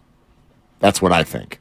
Because I didn't argue him saying they wouldn't have been able to coexist. I give them a better shot. Because if I'm Poole, I'm like, my teammates saw, but the whole world didn't. Right, and Draymond doesn't have to talk about apologizing to Jordan Poole's parents if it just was a skirmish. And I texted you about that was Mirotic and Bobby Portis, which we never saw that. And that punch was reportedly 100 times worse. He had the shiner. He had more than a shiner. He had to go to the hospital. A broken face. Yes, and he actually. So Portis gets traded, and now Mirotic, I believe, plays in Serbia. And had there been video of that, now we're talking about like felony charges and something far, far worse. But I said that it was like he got hit twice. He got punched. And then when the video got released, it was like he got hit a second time. That's a gut punch. Yeah, and the second one, but easy again, for me to say, could have been worse than the first one in today's world. But if we go to whatever led everybody's relationship to where it went, then that suggests, and this is even Steve Kerr and Jordan Poole. This suggests that the Warriors, I believe, still probably would have gotten to a spot where they thought we got to move on from Jordan Poole, but the world wouldn't know this story. Jordan may not have struggled as much this year. Therefore, he is a better trade asset. The world wouldn't have known that the Warriors have to get rid of him, right? They all knew. The NBA, and by the way, that's what. Speaking of what the NBA world knows, I am fascinated by this quote that you all got from Monty Poole. What did he say now about Draymond and Kuminga's relationship? Oh, man. I asked him. Now, that brings a problem to the present, doesn't it? Right. Yeah. And for those of you who don't know, the quote is Draymond and Kuminga's, quote, non-relationship is a problem, and it can only be fixed by Draymond. The new contract implies the Warriors believe he can fix it, but around the league, there are a lot of people saying, I don't know. Man. And I don't know either. No doubt. Huge. That's humongous. For this year. I completely agree. And, I mean, I'm not parsing words, but it is up to Kuminga, too. I mean, Jonathan Kuminga's going to have a hand in it. The thing with the Poole thing is here was my only point is that, okay, he gets punched in the face. At that moment, there's 2 types of people. Somebody who's capable of forgiveness and somebody who's not capable. I don't care. So my feeling is if Jordan Poole was either going to be one or the other, and I find it like, okay, the video came out, and now he's like, well, now I can't forgive this guy. So I think he wouldn't have been able to forgive Draymond no matter what. See, we'll never know, but True. to me, there's two more layers to it, because if he just gets popped, and the reports are that he finished his workout, so Jordan Poole was not so devastated by what happened that he went into hiding. The man finished working out and improving his game. Then the video comes out, and it's like, oh, man, I got hit again. Then the team does nothing to Draymond Green, which is like a third hit, and at that point, to me, that's where I forgive Jordan Poole for not being so quick to forgive. Well, I also wonder. He may have forgiven Draymond, but maybe not the organization. See, now that's what and it's not just about them doing nothing. Good point. We also know there are other things Jordan was ticked about. He's ticked at Steve Kerr for his role. Yeah. So I don't know if Jordan wanted to forgive. I don't know if the backdrop of the whole thing. So you're saying there would have been JP turbulence without the punch? There already was. Just with him? Oh, no, there already was. That's why there was a punch. Yeah. That's why there was a punch. Klay Thompson was making fun of it, trying to do it tongue-in-cheek a week and a half before the punch. I thought that was something. Then I was like, nah, that's his big brother. No, but it's a thing now. You telling somebody to pass the rock? Right. It's a brick on the wall now that we know what we know.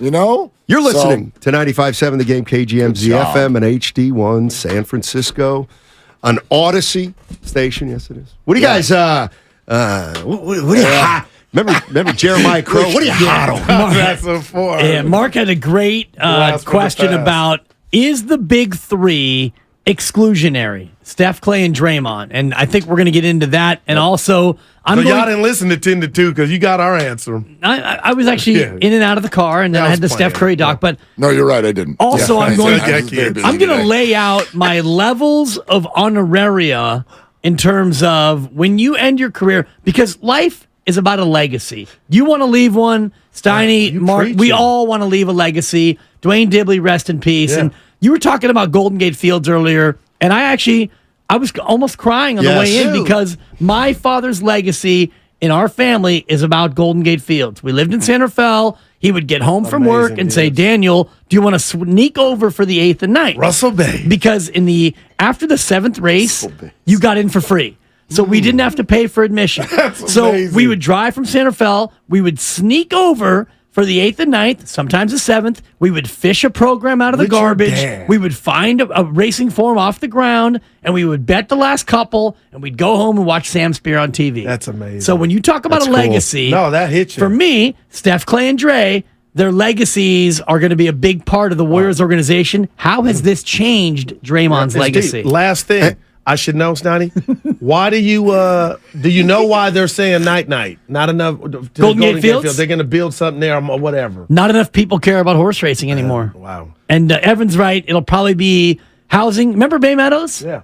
And that's been closed now for damn near 20 years, right? Hot dogs on Friday night. That was great. Oh, man. And it's dollar days. It's all gone now. And Anchor Steam's gone. Yeah, but to me, there's plenty of beer left. Okay, fair. There's no more horse racing. That's what you heard in the back. But beer is better than horse racing. You better be careful. You don't even drink. What do you do when you go to a horse race? What'd you have? A Truly? Yeah, you drink. Now we give you one. That's right. I can do one without the other. I can't do it the other way around. All right, Chance, you get after it today. Thank you for these 2 minutes, Steiny.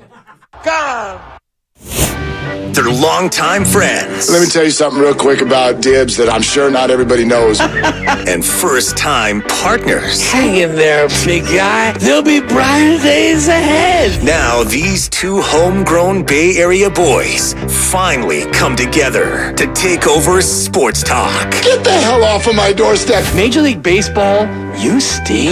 It's Willard and Dibs on 95.7 The Game.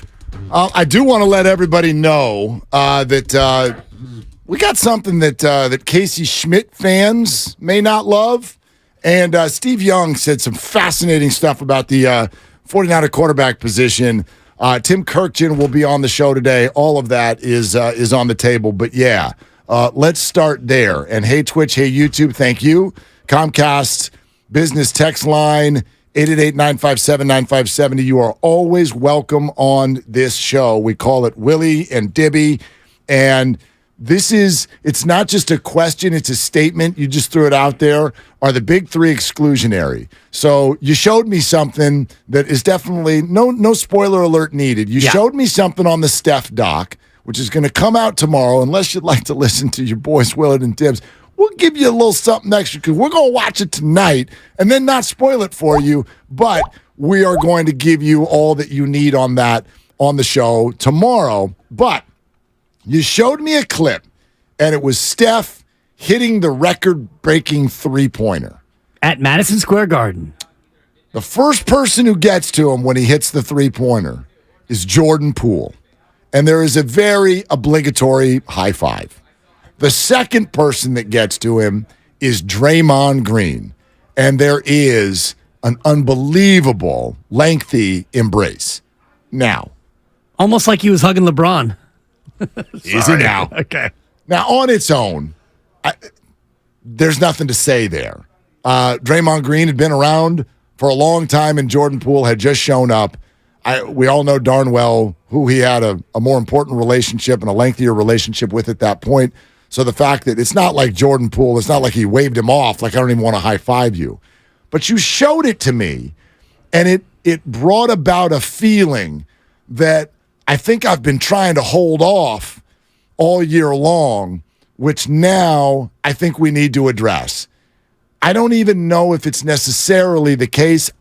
Steph Curry is the most accessible superstar ever. He's nice to everybody, from teammates to ushers. So it's hard for me to say that Steph Curry is an exclusionary person. But the big three, if you are going to be, in theory, like number 4, if you're going to be someone who shows up to go north of 15 points a game and be a big piece of this Warrior puzzle, I think we're starting to get a lot of evidence that the big three, whether they mean to or not, can be exclusionary. Kevin Durant came, Kevin Durant did not enjoy, and Kevin Durant left. We now have the Jordan Poole situation. Next up is Jonathan Kuminga, and what does it mean for Chris Paul? This group has kind of built a wall around itself, and you need to have the secret code to get in. Well, and the secret code, I think, is know your place and don't threaten the big three, because you mentioned Kevin Durant, and the reason why, in my opinion, why he didn't stay longer than 3 years was because Draymond Green forced him out. Draymond Green did not give Kevin Durant the treatment that Kevin Durant would have wanted. And maybe the Steve Kerr relationship played a role, or maybe Kevin wanted to go somewhere and win his own chip on his own. There are more factors than just he and Draymond didn't get along. But for the sake of this conversation and the exclusionary nature, think about the players that have been embraced and have been around for a long time. Kevon Looney, he's not threatening in terms of, anything. He's here to help. He's here to be Kevon Looney. They're fine if you're here to help.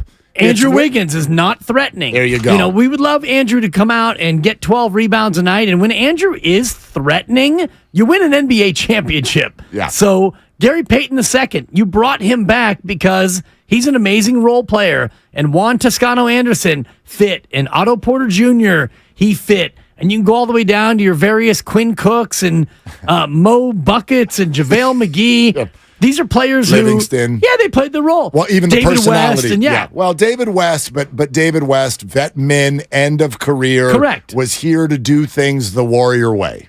And even Iguodala, why did he remain as a vet min? Why did he remain a factor these last couple of years? It's because he fit in terms of, you're our big brother. We don't even need you to play. Yeah, he didn't play, No. so it's kind of hard to get upset at someone who's not playing. But it's not like DeMarcus Cousins when he wasn't playing, because when he wasn't playing, it was a problem. And Andre Iguodala, him not playing was actually a bonus, we were being told. Because he was around and he was a mentor and he was a big brother and all the rest. To handle the locker room. I wonder what everyone thinks about that. 888-957-9570 is the big three collectively, is it exclusionary of other players who have presence? Because everyone, that's sort of the word I would use. to combat what all the list that you just threw out there. All of those guys are good players. They are forever warriors. They are well known by the fan base, but they don't have the presence to come in and be like, wait a minute, this guy's bucking the system a little bit. He wants 22 a night. He wants to start. He wants this. He wants to be loved by the fans. Whatever it is, none of the rest of that group wanted that. Kevin Durant wanted that. Jordan Poole wanted that. Andrew Wiggins doesn't want that. Right. I think Chris Paul is going to want that. That's an interesting question because I think Chris Paul is going to want that. At 38, I wonder what he wants. And we do know that he wants to find out if Kendra Andrews is actually coaching the team or not. And he asked that question. So we know that he's in search of that answer. But I wonder what Chris Paul really wants as he enters this and his most likely last stop in the NBA. What does Chris Paul want? Does Chris Paul want to start? Does he want to play 30 minutes a night? Does he want to have the license to go 16 and 10 night in and night out? Or is he at the point where he just wants to win and he's going to be content with a backup role and maybe you don't start any game all year long? We don't know what Chris Paul really wants, and we won't know until we get into it and we actually see it for ourselves. Well, and here's something, and I'm seeing a lot of people say this, and I understand why you're saying it on our YouTube chat and beyond. Hey, what you're talking about with the exclusionary nature is Draymond, not the other two. Don't lump them all in together. Well, here's why I would. Steph and Clay fully, clearly, with emotion and more, support this. They support it. There is no question where they fall. So if you want to say this is Draymond's fault, right, the exclusionary feel of the inside Warrior way, if you want to say Draymond's the leader of that, I'll accept that. However, we also damn well know that especially Steph, but Clay too to a lesser degree, these guys have the voice if they want to say, no. We're not excluding. We're not going to push young players out. Jordan Poole is gone, and it feels like Jonathan Kuminga is wobbling on the seesaw right now. Okay? Here's Monty Poole, the Poole we still have here in the Bay Area. Here's Monty Poole, NBC Sports Bay Area, on Steiny and Goo with regard to how that Draymond Poole thing affected the other young players. A lot of what happened when he swung on Jordan last year, one of my first thoughts is, the Warriors have a bunch of young guys on this team. This is the exact wrong kind of impression you want to see from your leader. You know what? Here's Draymond, a four-time champion, defensive player of the year, all defensive team guy, a team leader, and he's swinging on a guy who's a lot smarter than he is, who is 9 years younger than he is. And it struck the wrong tone. And the Warriors had Kuminga and Moody and Wiseman and Baldwin and Rollins, and all those guys were in training camp, and they saw this. And some of these guys are so new to the NBA, and they might be thinking, is this what leadership is? You know, so it's one of those things. It's a problem. It's a problem, and it can only be fixed by Draymond, who has to commit himself to doing that. And honestly, at this point, we're not sure that he's ready to do that. They signed him to a new contract, which sort of implies that they believe he can and will. But I think there are a lot of people over there thinking, let's wait and see how this plays out. And around the league, there are a lot more people saying, I don't know. So we're going to find out. Put me in the camp that goes, I don't know. Yeah. Because when you listen to Draymond yesterday, does he sound like someone who thinks he's got more emotional work to do in the locker room, or does he feel like problem solved, Jordan gone? Yeah, exactly. And I think Monty makes a very interesting and good point in terms of these rookies, and I know a lot of them aren't there anymore. Baldwin Jr. and Rollins, they're both gone, but you're in one of your first practices ever, and you see your veteran leader roll up to your young gun and just absolutely bury him with a right hand, and you're thinking, is this what NBA practices are like? Damn, they're right. This is different than college. Exactly. Unless you play for Bobby Knight. Sorry, that escalated quickly. Yeah. Oh, PBJ played for his father, so I would imagine that in the 1 year he was there in Milwaukee that didn't take place. But in terms of what you talked about in the exclusionary nature of the big three. Remember back to when Kevin Durant was signed and Klay Thompson had the great quote of, we all want to see each other do well, but I'm not sacrificing S because my game isn't changing. So at that point, he was also somewhat exclusionary in, hey, Kevin Durant's coming. I'm not sacrificing anything in my game. And now KD's gone and Chris Paul is here. Is Klay Thompson suddenly going to say, oh, I'll come off the bench because... or is Chris Paul going to do that? Exactly. Which, by the way, yes, he is. And it may be against his will. I don't know. But well, if it's against his will, then you've got problems from the jump. Major problems. So this is all, to me, teetering. And I don't think that... I want to be clear with this. I don't think the big three sets out to be exclusionary. Okay? These guys all got on a plane for the Hamptons to go get like the most important offensive player in the game when that happened. So they are welcoming at the start. The same way they're being welcoming right now with Chris Paul.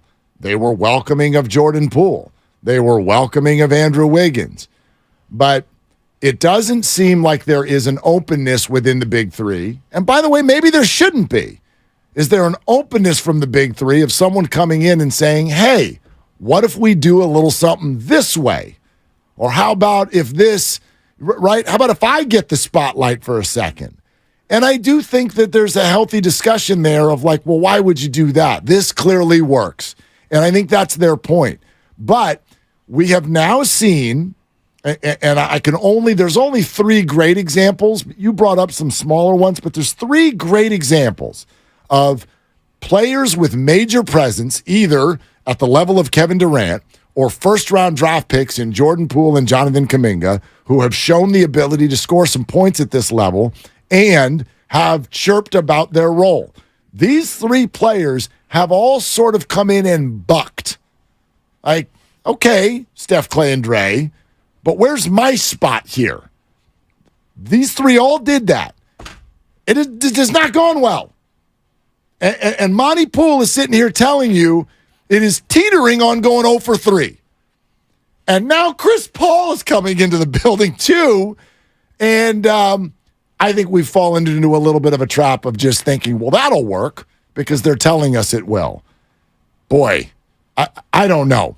Well, the Chris Paul one's easy because it'll either work because he is able to understand his role and embrace it, or it's not going to work because he won't do that. So that one, to me, is an easy one because he's done enough in this league to where at 38 and a half years old, he knows what this is about. He's an 18-year veteran coming onto a team that's got 4 titles. If he can't play his role willingly and do what he can to help this team win, then he's going to be traded before the deadline in whatever way, shape, or form, or they're going to take care of the Chris Paul problem. Yeah, they're not invested. He's not going to ruin the year. The Kuminga one is interesting because even if he has a year this year like he did last year, then they've got another team option the year after this one, and that's where they gave Jordan Poole that big bag. So if Jonathan Kuminga in his third year shows that he's getting better and that he's willing to play ball with the big three and be a real part of the rotation, they're going to have to give him a big bag of money like they did Jordan Poole. All right. As always, we'd love to connect with you on any level here.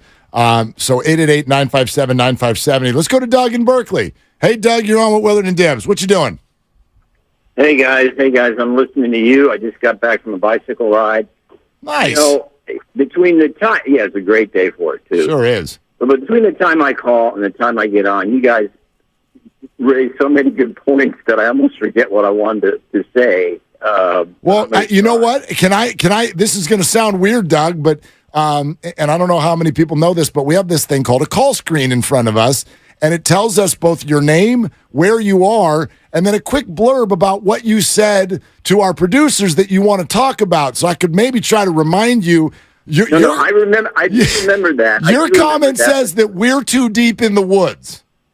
No, I do remember that, but you guys say so much great stuff that I want to comment on that also. But I'll limit myself to that, and just 3 real quick points. All right, Doug. First, I think you're getting too deep in the woods, naming all those other players who, West and all those guys. It's Draymond. Okay, it was Draymond. He's a common denominator for KD and for Jordan Poole. Nobody corrects him.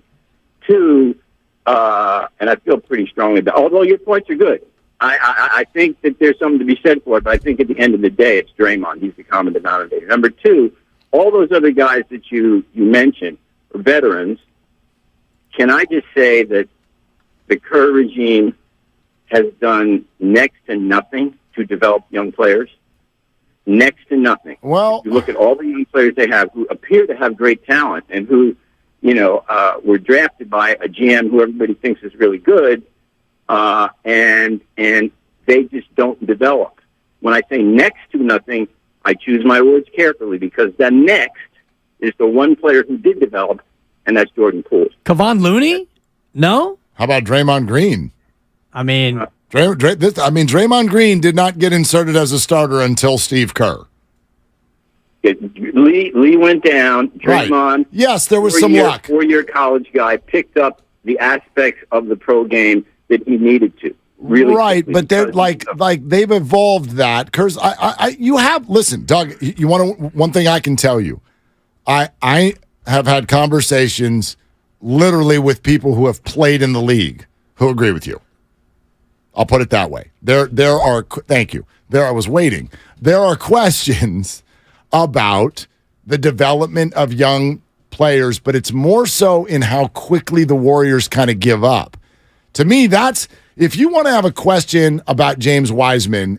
For example, let's talk James Wiseman, and this will play out. James will either become a really good NBA player or he'll just be kind of a shoulder shrug NBA player. This is James Wiseman. He's 7 feet tall and he's way too talented to not have a role in the league. He'll be in the league, but is he going to matter? Is he really going to have an effect? Is I think the question with him. And you could make the case that the Warriors just moved on too quickly, but I think you can rally back with they didn't have that time. And I know that that's how they feel. So somewhere in the middle is probably where the truth lies. Yes, they didn't have time, and they probably weren't that into him also. If you look at the history of 7-footers in the NBA, there are many, many more who never materialized than those who actually became something in the league. Just being 7 foot tall does not automatically make you an NBA star. And I would say it's probably a 5-to-1 ratio, and we could run through all the names of Jahlil Okafor and all the rest of the big busts and guys like Odom who got hurt and all the rest of them that were 7 feet. Oh, boy, you're 7 feet tall. Doesn't mean that you're going to be a good player. And you're right about the Warriors and their timeline. They did not have time to wait for James Wiseman because I think if James Wiseman is going to be a something in the league, it'll be in 3 years, maybe 4 years, because he only played 3 games in college, and then he missed a whole year in the NBA. So realistically, last year would have been his senior year if he would have stayed 4 years in college. So he would be in this year's draft class, and we'd be thinking differently about it. It happens. Players do pop sometimes now in the NBA because of how young they get there and how little college basketball gets played and all of that. There are players who don't pop until year 4, year 5. Jermaine O'Neal, it happens. But I also think that, you can see it a little bit earlier, and the injuries were a problem. Now, the Warriors, to a degree, have even admitted that they're having a problem developing young players. They redid their staff and their process in terms of handling young players this year. They made a lot of changes there.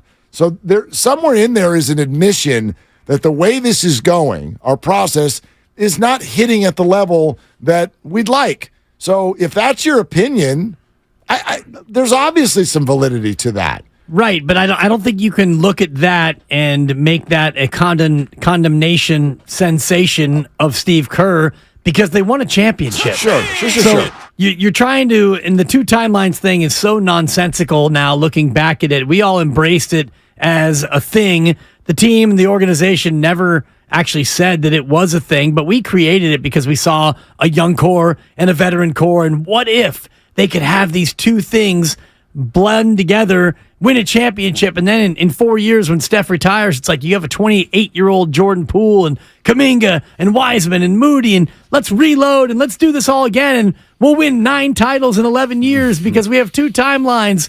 It's an impossibility when you're trying to develop 19 and 20-year-old players because you can't play them and be good enough to do what you want to do. Yeah, I just sort of circling back to where this whole thing started.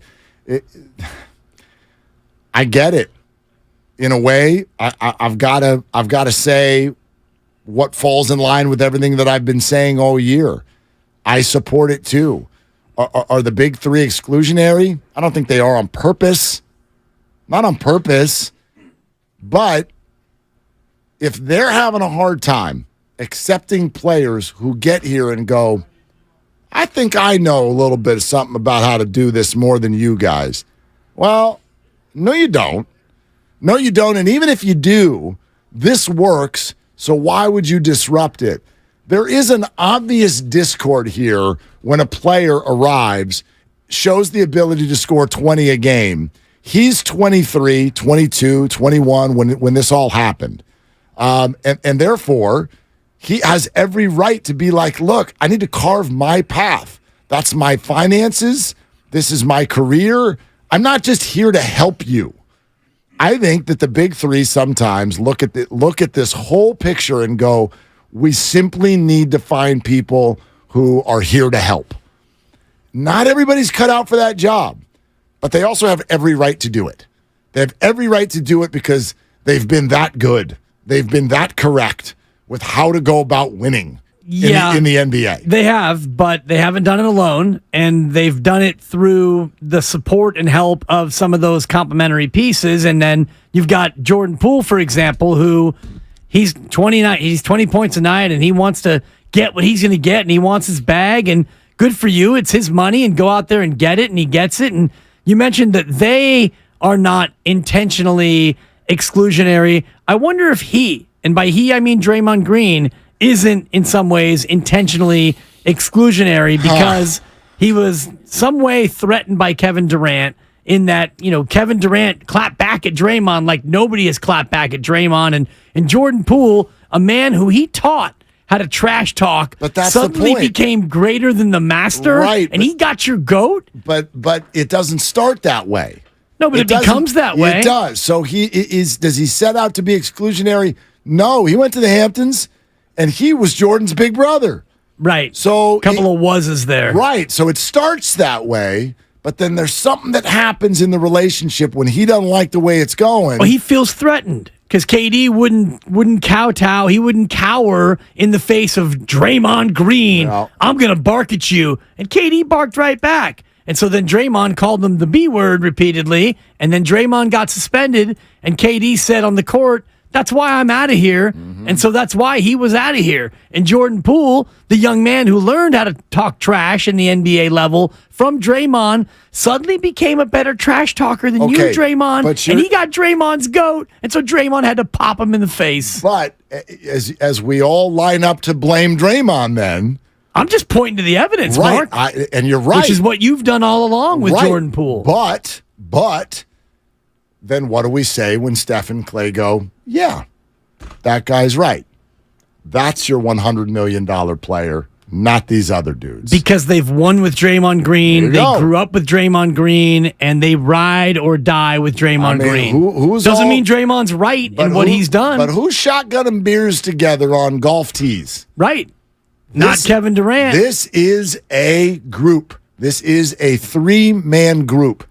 And whether they mean to or not, certain people with certain behaviors are not allowed in the club. Right. And in this trio, Draymond Green is the front man in terms of doing the heavy lifting. Of course. Steph Curry, you make the threes. Draymond Green, you do all the bad boy stuff. Clay, enjoy the boat. We'll see you in October. Just make sure you hit water when you jump off a rock. We're sponsored by Chilton Auto Body. Right now, does the big three feel exclusionary to you? 888-957-9570. We will continue to take your phone calls right here on Willard and Dibbs. Chilton Auto Body is 15 convenient Bay Area locations to help restore your vehicle to pre-accident condition. Chilton Auto Body is also actively hiring for all positions. For more details, head to ChiltonAutoBody.com.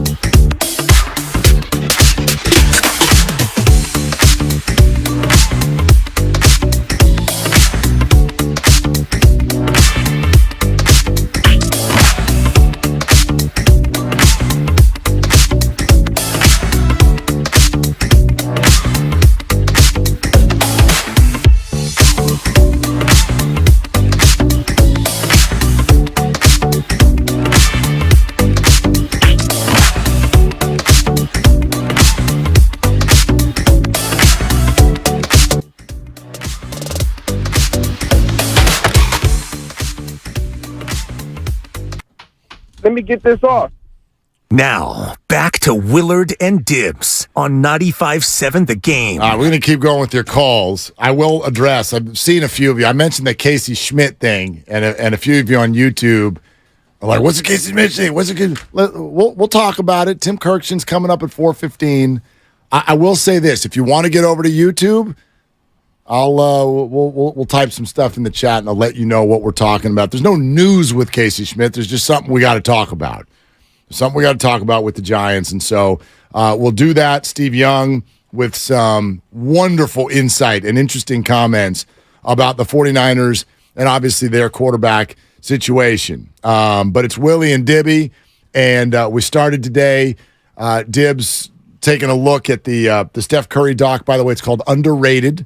Is it just Apple TV Plus? Is that the deal? What's the platform? I believe Apple TV. It's Yeah. just Apple TV. Just Apple TV. Drops tomorrow. It's like a Tuesday Giants game in August in the middle of the day. It's Exactly. on Apple TV, and everybody loses their dang mind. Oh, my God, where's the Giants game? Okay, so Apple TV drops tomorrow.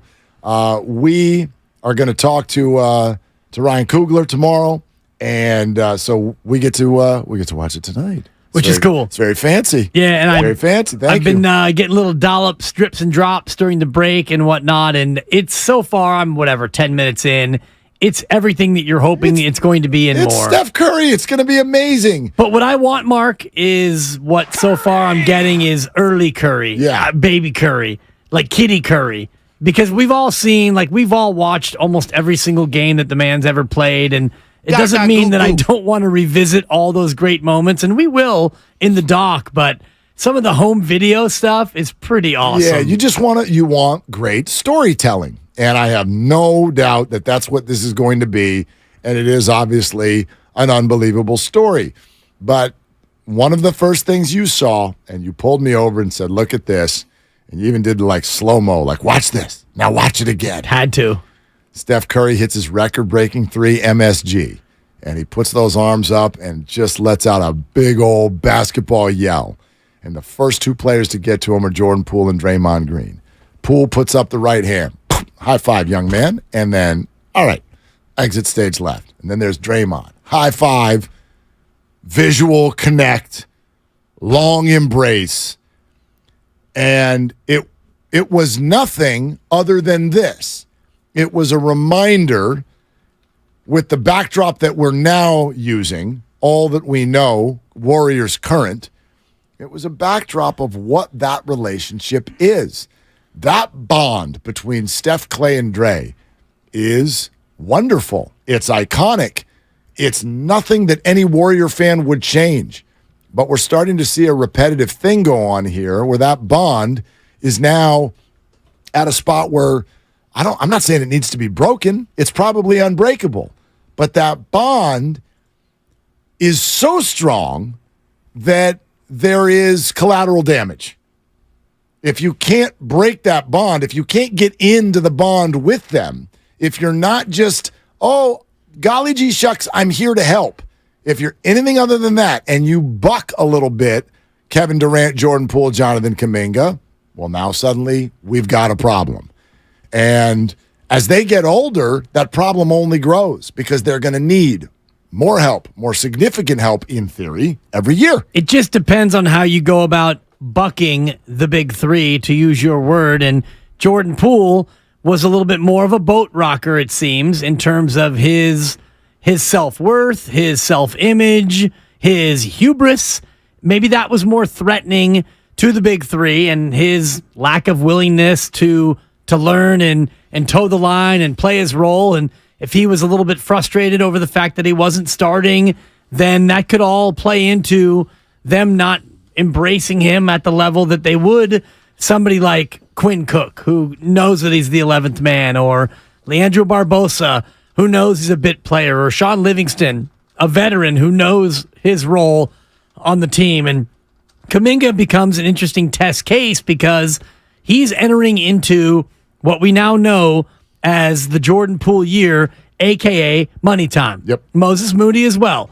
It's the third year. And when Jordan Poole went into his third year, he made a significant jump, and the team won the NBA championship. And at the end of that year, the The team doesn't have to make a decision on a player like that, but a lot of times they do because Jordan Poole would have entered into his final year under contract without a future deal, and at the end of that year, then it becomes a qualifying offer situation. So if Jonathan Kuminga this year has a Jordan Poolean leap, if Kuminga averages 15 a night and 8.2 rebounds, and he flashes, and it looks like that'd be amazing. Here he is. It's amazing, but it presents a new problem for the Warriors because this young man would have to be paid, not next year, but in future years. Okay, so let's pull this apart because I'm now very familiar with the process of radio host watches Warriors, brings up something that looks like it might be drama, then gets accused of, oh, you're just going for drama and clicks.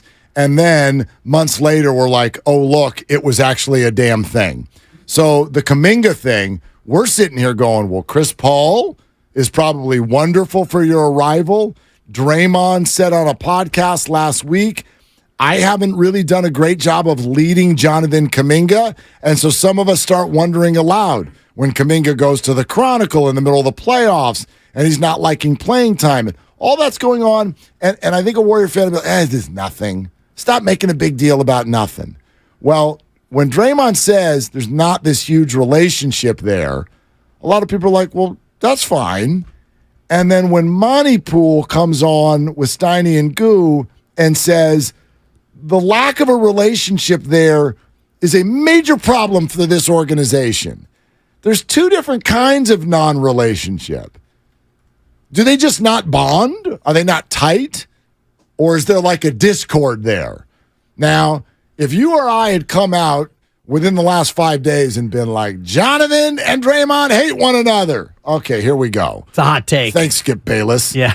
Right? That's what would happen. But the more here we go with the evidence building. We did this all last year. Oh, you guys are making something out of nothing. Well, now we get to the end of the year. The assistant general manager is on TV going, locker room's completely fractured, hucking Jordan Poole out of town to get Chris Paul. People are screaming about maturity, and Draymond Green's fighting with Jordan Poole's dad on Twitter. Well, it was a damn thing that, in fact, was bigger than we made it out to be. Sure. So this, pardon me, if this scares the hell out of me with regard to where the Warriors season is going next. If you're telling me that Draymond and Jonathan are in a bad spot and they called Chris Paul to fix it, oh, God. That doesn't feel safe at all. It feels safe if it works. Oh. And, you know Chris Paul better than I do, having covered him, and people that are close to Chris. And he's tough on people. He's tough. He's not exactly your warm and fuzzy sort of veteran presence. It doesn't mean that he can't be for Jonathan Kuminga, sure, but his track record has been closer to Draymond Green than it has been Steph Curry in terms of demeanor. Forget the way he plays. He's a Hall of Fame player and one of the greatest point guards in the history of the association. But for this topic of getting Jonathan Kuminga on board with what you're doing, this is a big deal to me because Kuminga's making $6 million this year. It's a team option, and it's 7.6 next year.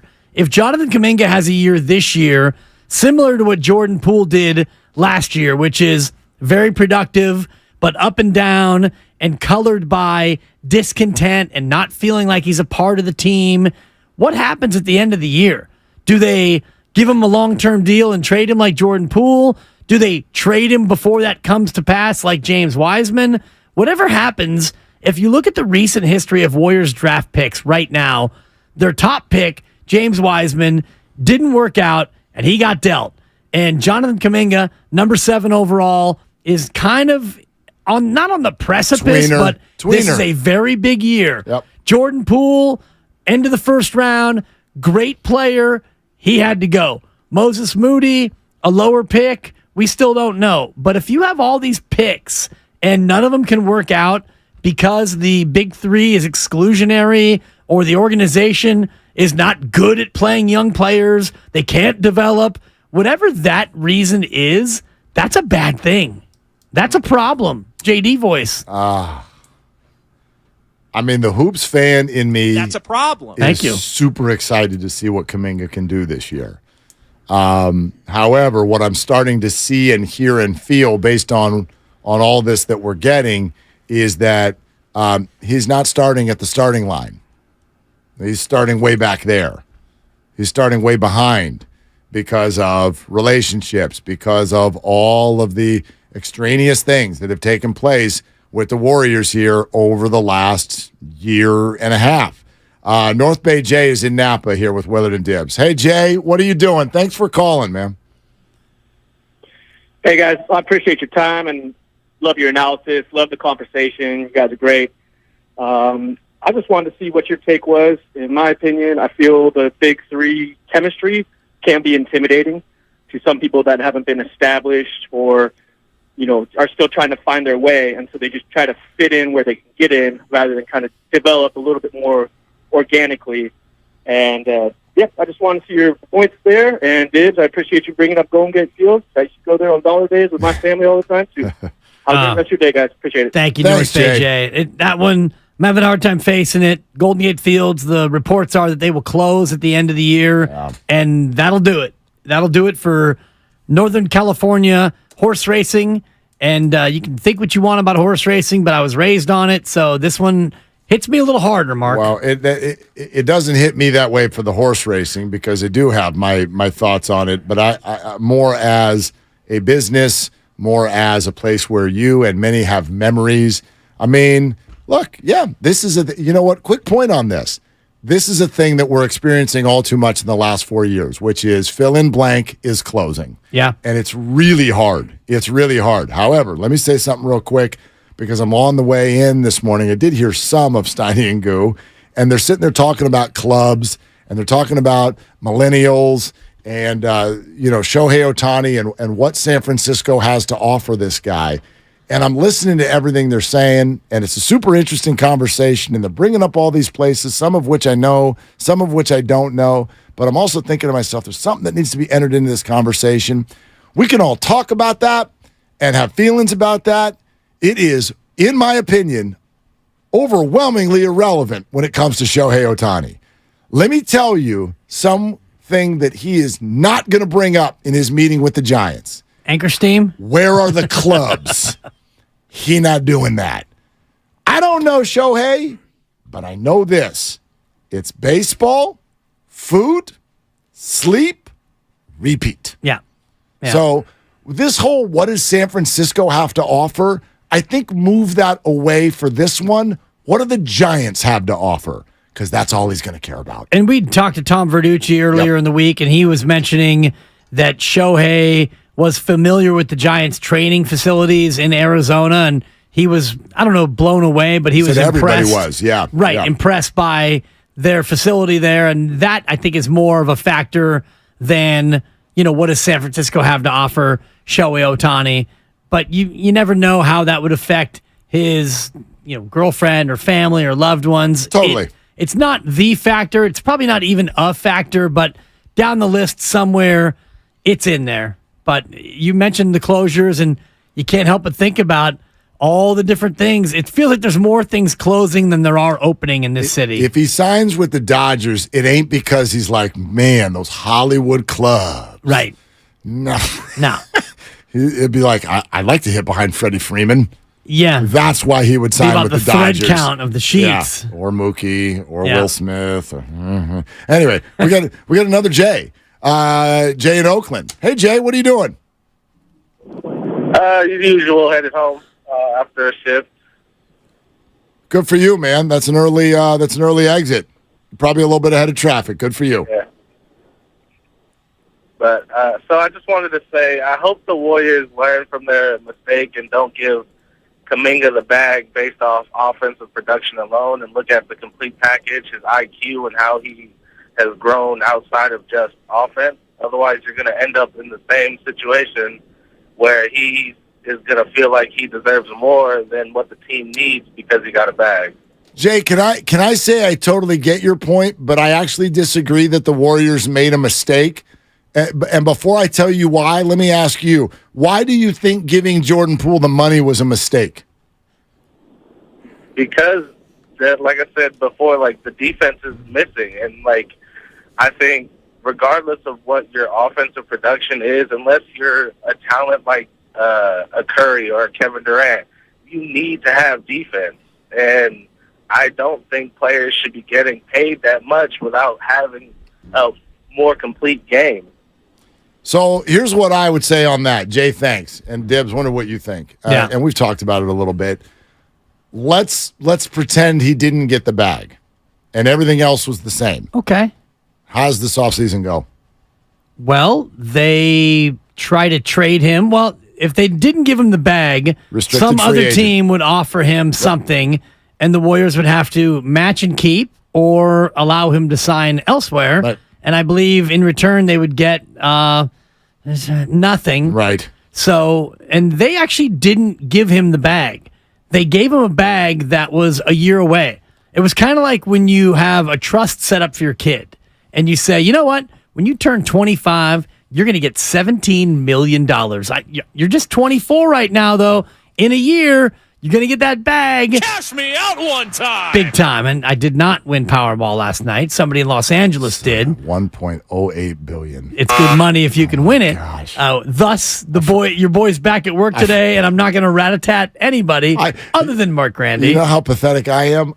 I forgot to even go get a ticket. That's so sad. I woke up this morning and I went, oh, someone won. And I'm like, and I know it's not me. Right. I forgot to go get a ticket. I'm even more pathetic because I actually went and got tickets. You did? That's even more tickets? pathetic. How many? Just 5. Okay. 5. Not 6. Just 5, Mark. And you didn't get any of the 500,000 ones either? Number You 5. No, and I have the app on my phone, and then you scan it. And you're just hoping for like hey, you want $2? You have the mega number. And the message is the same every time. Sorry, you're not a winner.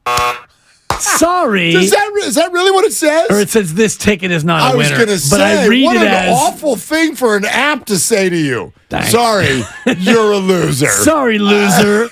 You're not a winner. You are not the father. And you're even a bigger loser thinking that today you wouldn't be the loser that we both know that you really are. Oh, my gosh. $1.08 billion. But they, just to digest and get back to the topic, they didn't give him the bag. And by giving him the bag in advance, they were able to trade him for Chris Paul. But they did guarantee him the bag. Correct. They guaranteed him the bag. I think there was Warrior letterhead on the contract.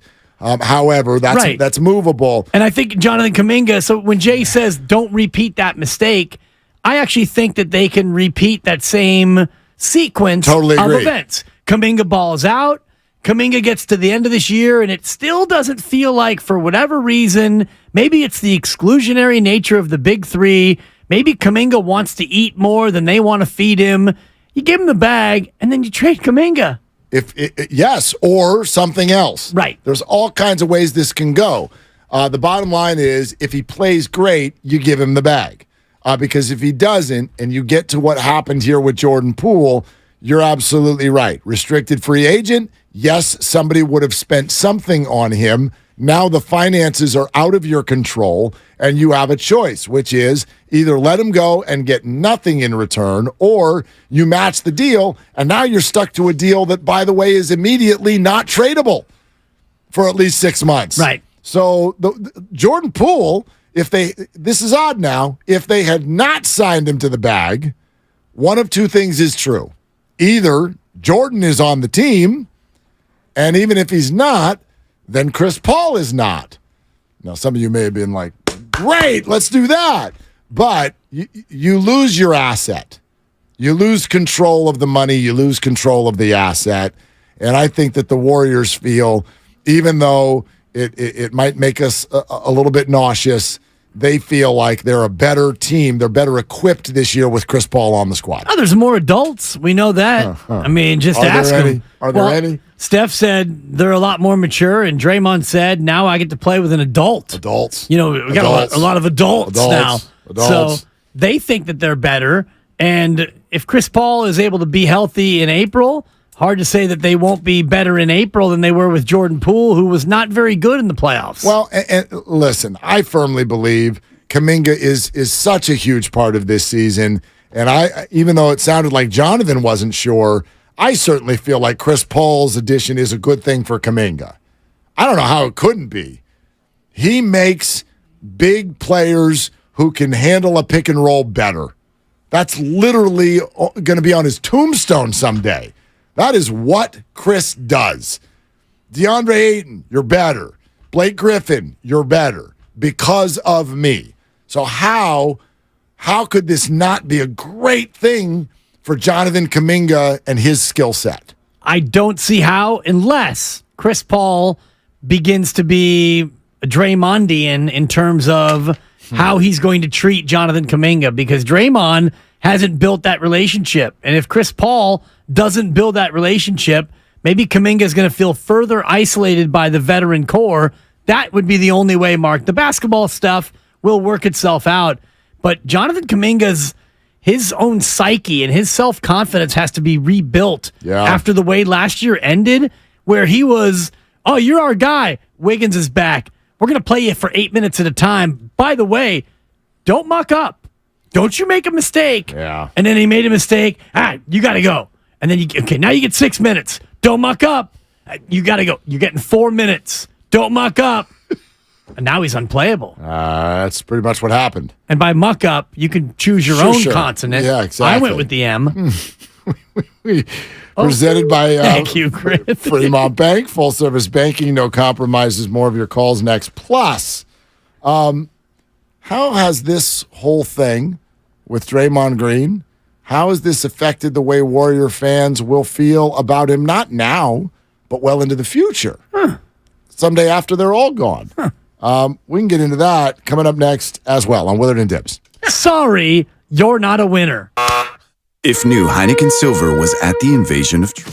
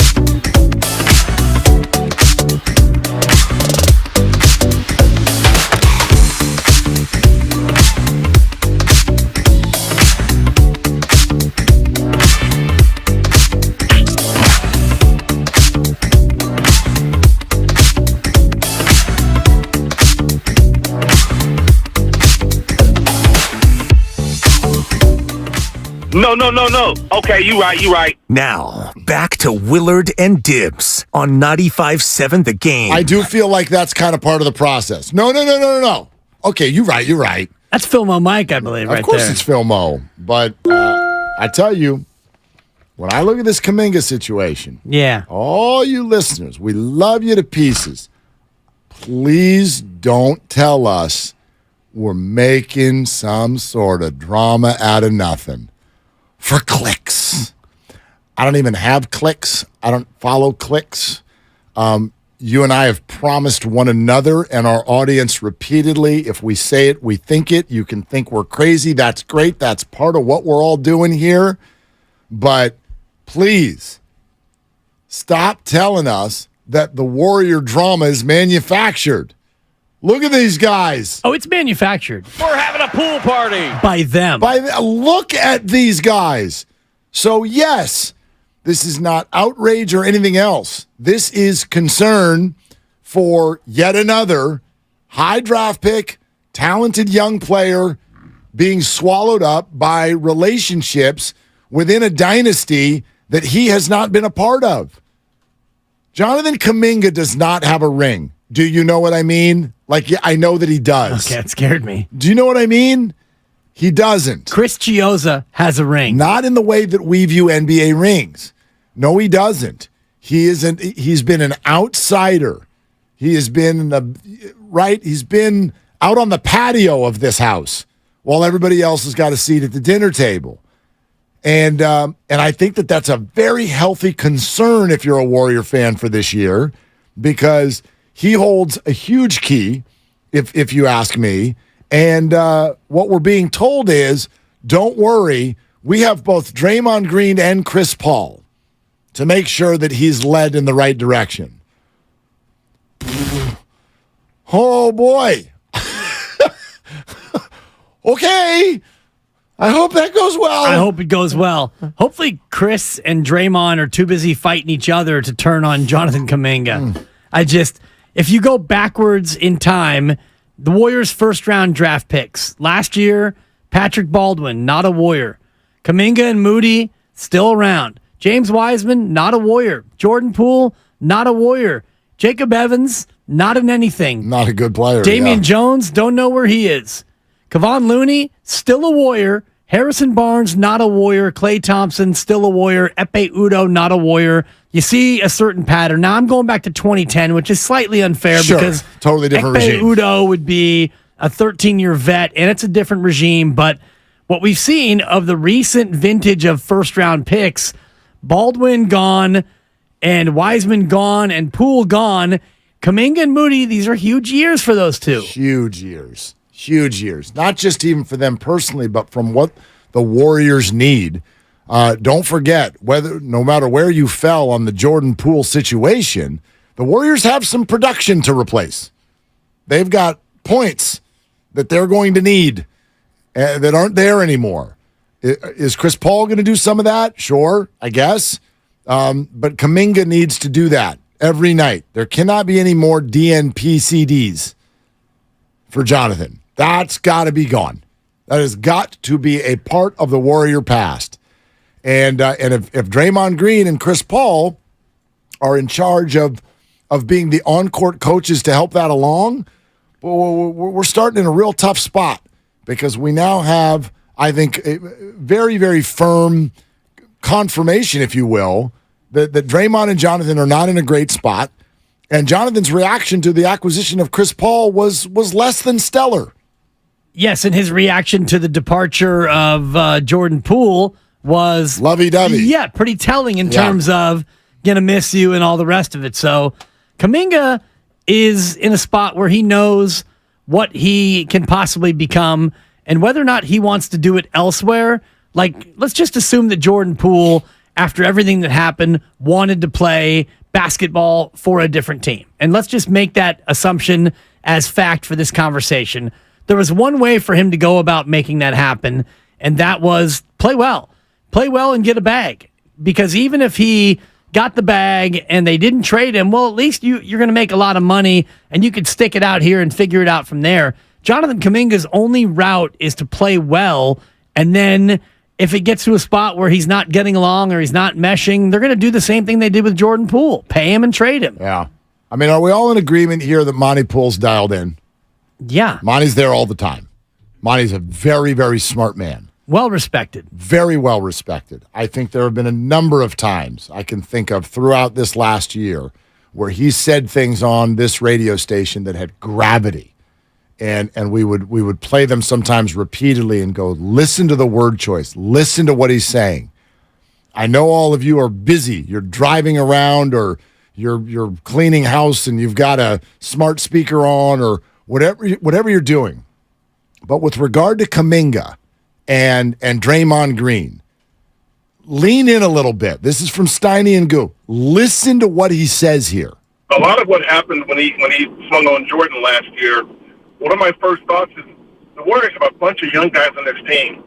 This is the exact wrong kind of impression you want to see from your leader. You know what? Here's Draymond, a four-time champion, defensive player of the year, all defensive team guy, a team leader, and he's swinging on a guy who's a lot smarter than he is, who is 9 years younger than he is. And it struck the wrong tone. And the Warriors had Kuminga and Moody and Wiseman and Baldwin and Rollins and all those guys were in training camp, and they saw this. And some of these guys are just so new to the NBA, and they might be thinking, is this what leadership is?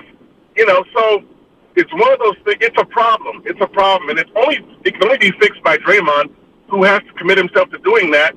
And honestly, at this point, we're not sure that he's ready to do that. They signed him to a new contract, which sort of implies that they believe he can and will. But I think there are a lot of people over there thinking, let's wait and see how this plays out. And around the league, there are a lot more people saying, I don't know. So we're going to find out. I don't know. And if they're wrong, 4 years, $100 million. Better be right. It better be right. Well, it doesn't have to be right. If you got to be right. Well, or else they're never going to have another young player be able to enter and grow in the next 4 years. Well, they might not anyway, because maybe this is a team right now that is going so veteran heavy. You traded a 24-year-old for a 38-year-old. Think about that in terms of how they feel about the future of this team. They're going all in on this year, and then they're going all in on next year and the year after that. And then if Steph wants to play a fourth year after that in Draymond's year, then you can make that decision. I think it's a Draymond player option anyway.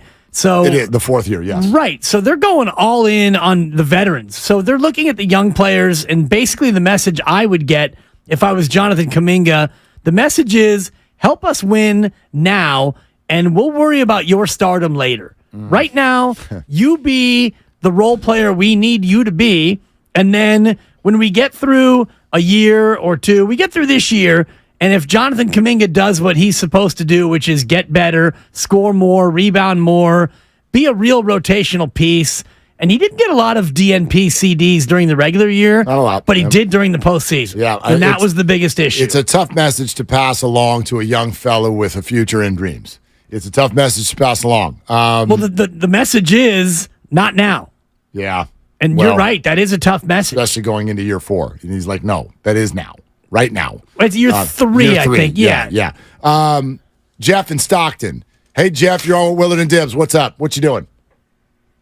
I got to say, it's actually Joe. You guys remember my laugh.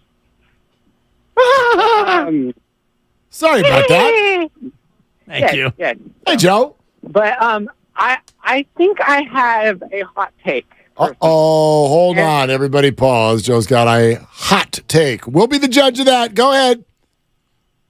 So, and it's simply involving the Draymond Green getting that contract. No. I firmly think keeping Dre over Jordan might have been the best choice, personally. I could be wrong, could be right. Who knows? But go simply off of one factor. We love Draymond for what reason? Defense. And if you look at him now versus, quote-unquote, him in his prime, let's look at him back in his prime. Who would say that he could actually guard Steph? Just look at it from that point of view. He could. personally, I think he could, and I think he could lock him down because he knows his game. He knows every way he plays. But now look at him now. I don't think in a landslide he could honestly guard Steph now. And I think that is solid. Well, I tell you what, I'm gonna say that did not necessarily reach the line of a hot take, even though we love you, Joe.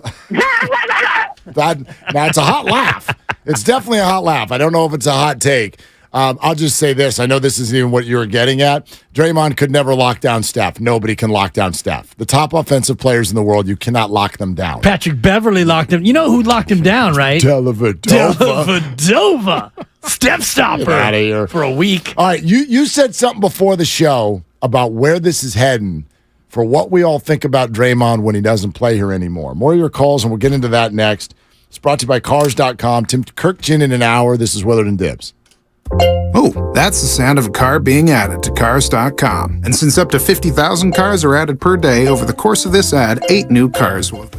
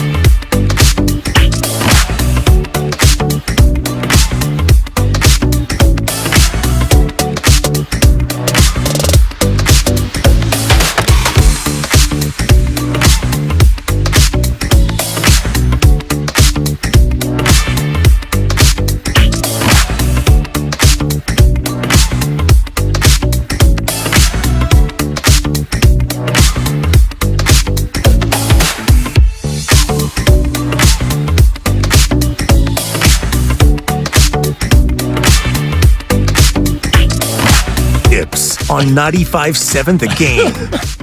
So we're sitting here during our break, having the age-old conversation about when you win $1 bajillion, do you take the lump sum payout or do you do the 20 years thing? He won the lottery. Bobby and Bo. Thank you. And yeah, the lovely Christy and I got into that earlier today, and she's like, no brainer, dog.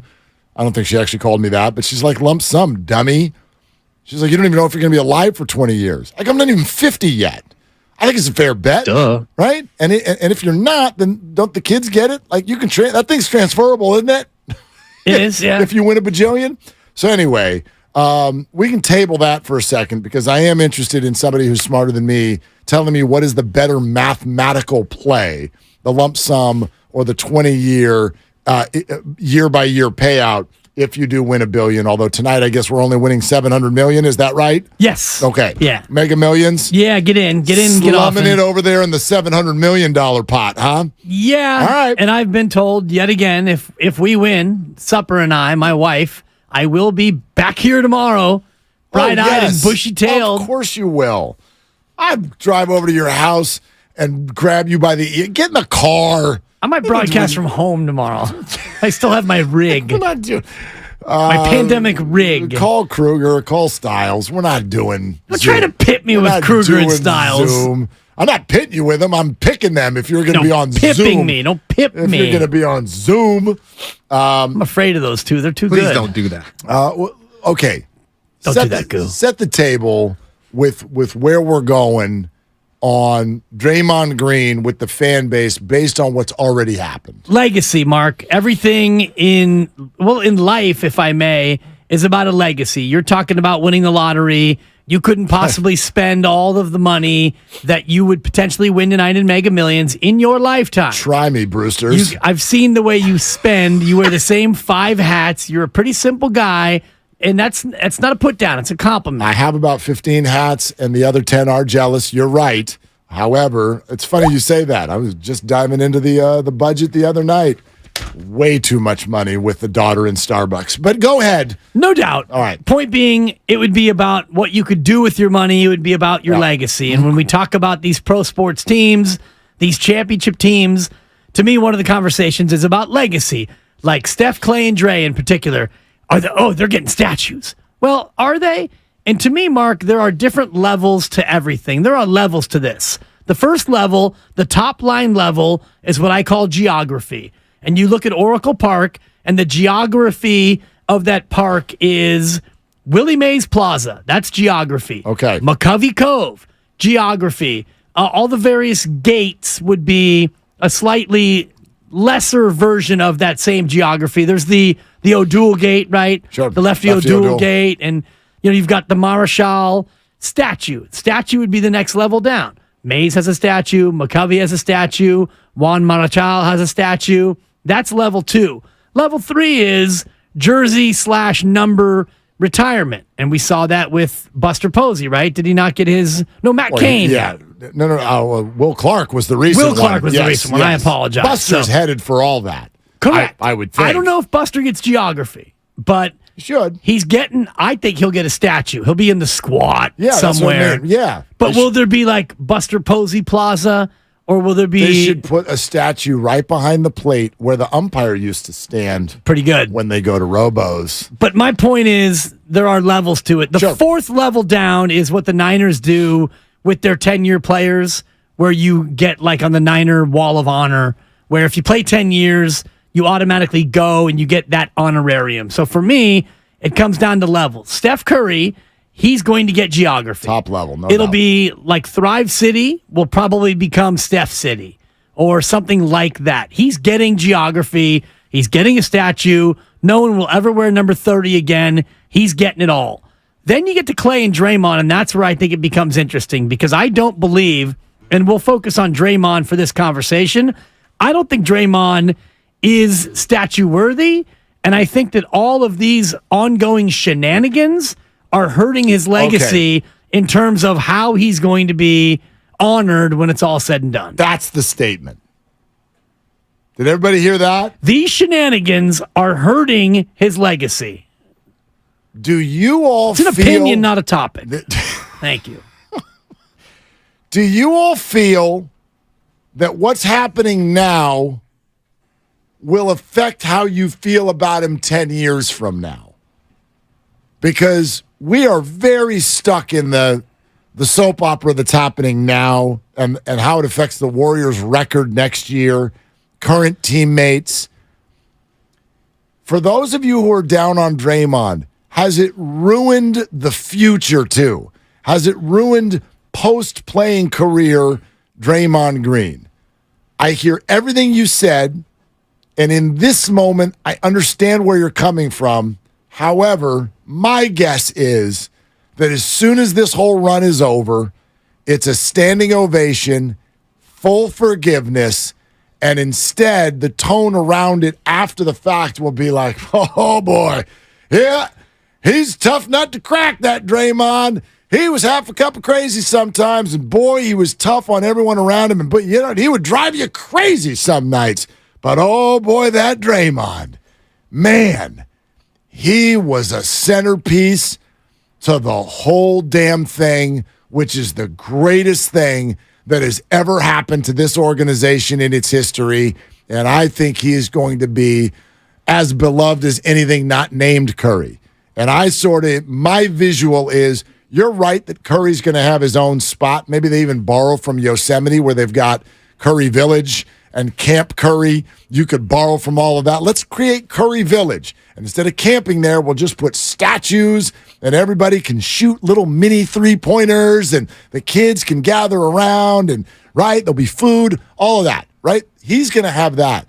But you're telling me, especially if they do all finish their career in a jersey, you don't think there's a statue or something that is there geographically that's all three of them?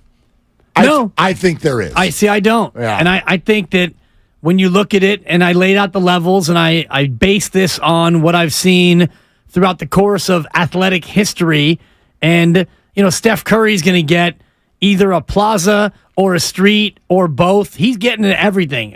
Everything short of Chase Center becoming Curry Center. You sure? Well, that's money. And, I mean, we're not. Maybe Steph will buy it. We're not doing. Yeah, Steph's got that kind of money. Yeah, and I don't think that he has that kind of ego though, to where I need it to be, you know, Chef City, the Chef Center, the Chef. He's getting it all. Klay Thompson, I think, when it comes to a statue, is more statuesque in this conversation than Draymond Green. And, you know, Klay's will have a statue and a plaque commemorating the 37-point quarter and coming back from the multiple injuries. And his statue probably will be out by the water, also commemorating the fact that he loves the water and he's got a boat. Maybe it's Klay Thompson dock when all that is done. I just think that when it all comes down to it, Draymond Green, he's the third member of the Troika. Well, here's the thing. Nobody's ever mad about a statue. It's something we talk about when everybody is still active. Remember when Kevin Durant suggested that he deserves one?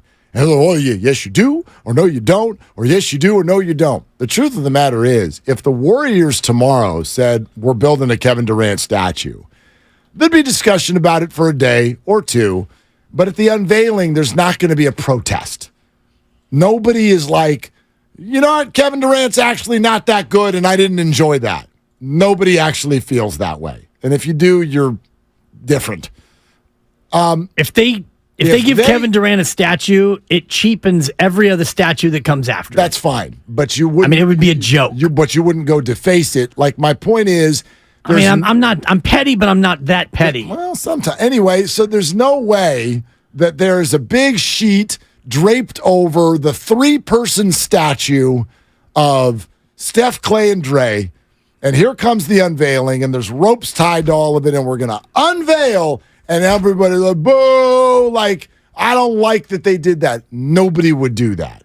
So why would the Warriors try to sort of, I don't know how the rest of their career is going to go, but why would they sort of create that separation? They clearly don't feel that way. They have referenced these 3 guys the same way the whole time. But it doesn't mean you have to honor them en masse. Just the fact that they all played together and won together.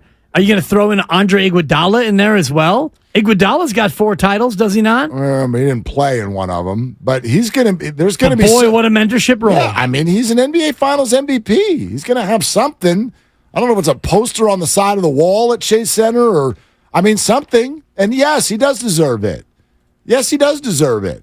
I don't like. Are they going to retire his number? Because to me, that's where we start, and you can go north from there. The low level of all of this is number retirement. Will anyone ever wear number 9, Iguodala's number, again? Probably.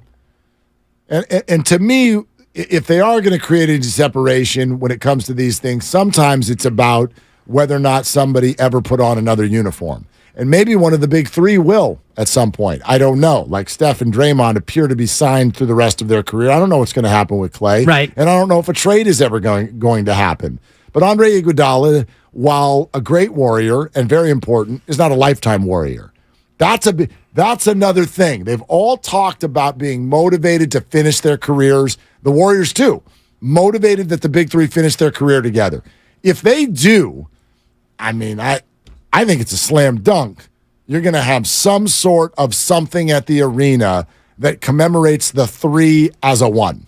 As a one grouping. You're kind of person. I don't know if it's a statue or whatever it is. That to me is a big deal, the statue. It's some sort of something, and a statue are separated by about 17 miles of open ocean, in my opinion. But I mean something, whether it's a statue, you can use other words, a monument of some sort, something outside the arena that people can go take pictures in front of that commemorates the 3 as a group. See, I don't think so. I think that something like that would absolutely be inside the stadium, but if you're going outside the stadium, for example, Willie Mays and Willie McCovey are the 2 greatest Giants of all time. Is it fair to say that in terms of New York to San Francisco? Well, somebody's going to yell Barry Bonds, but yeah, go get fine.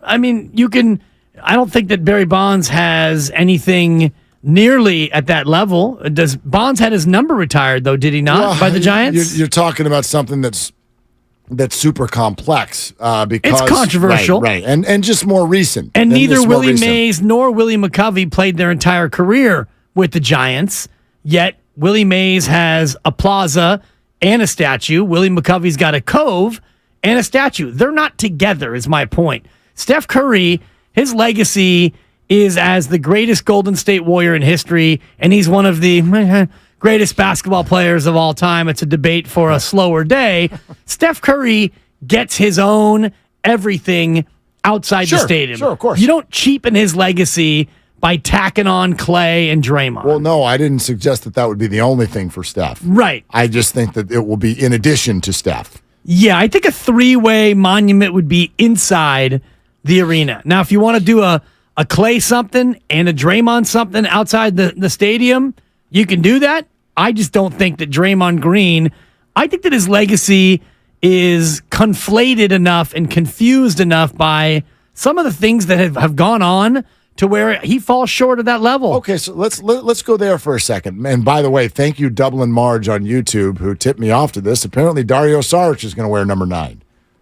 There you go.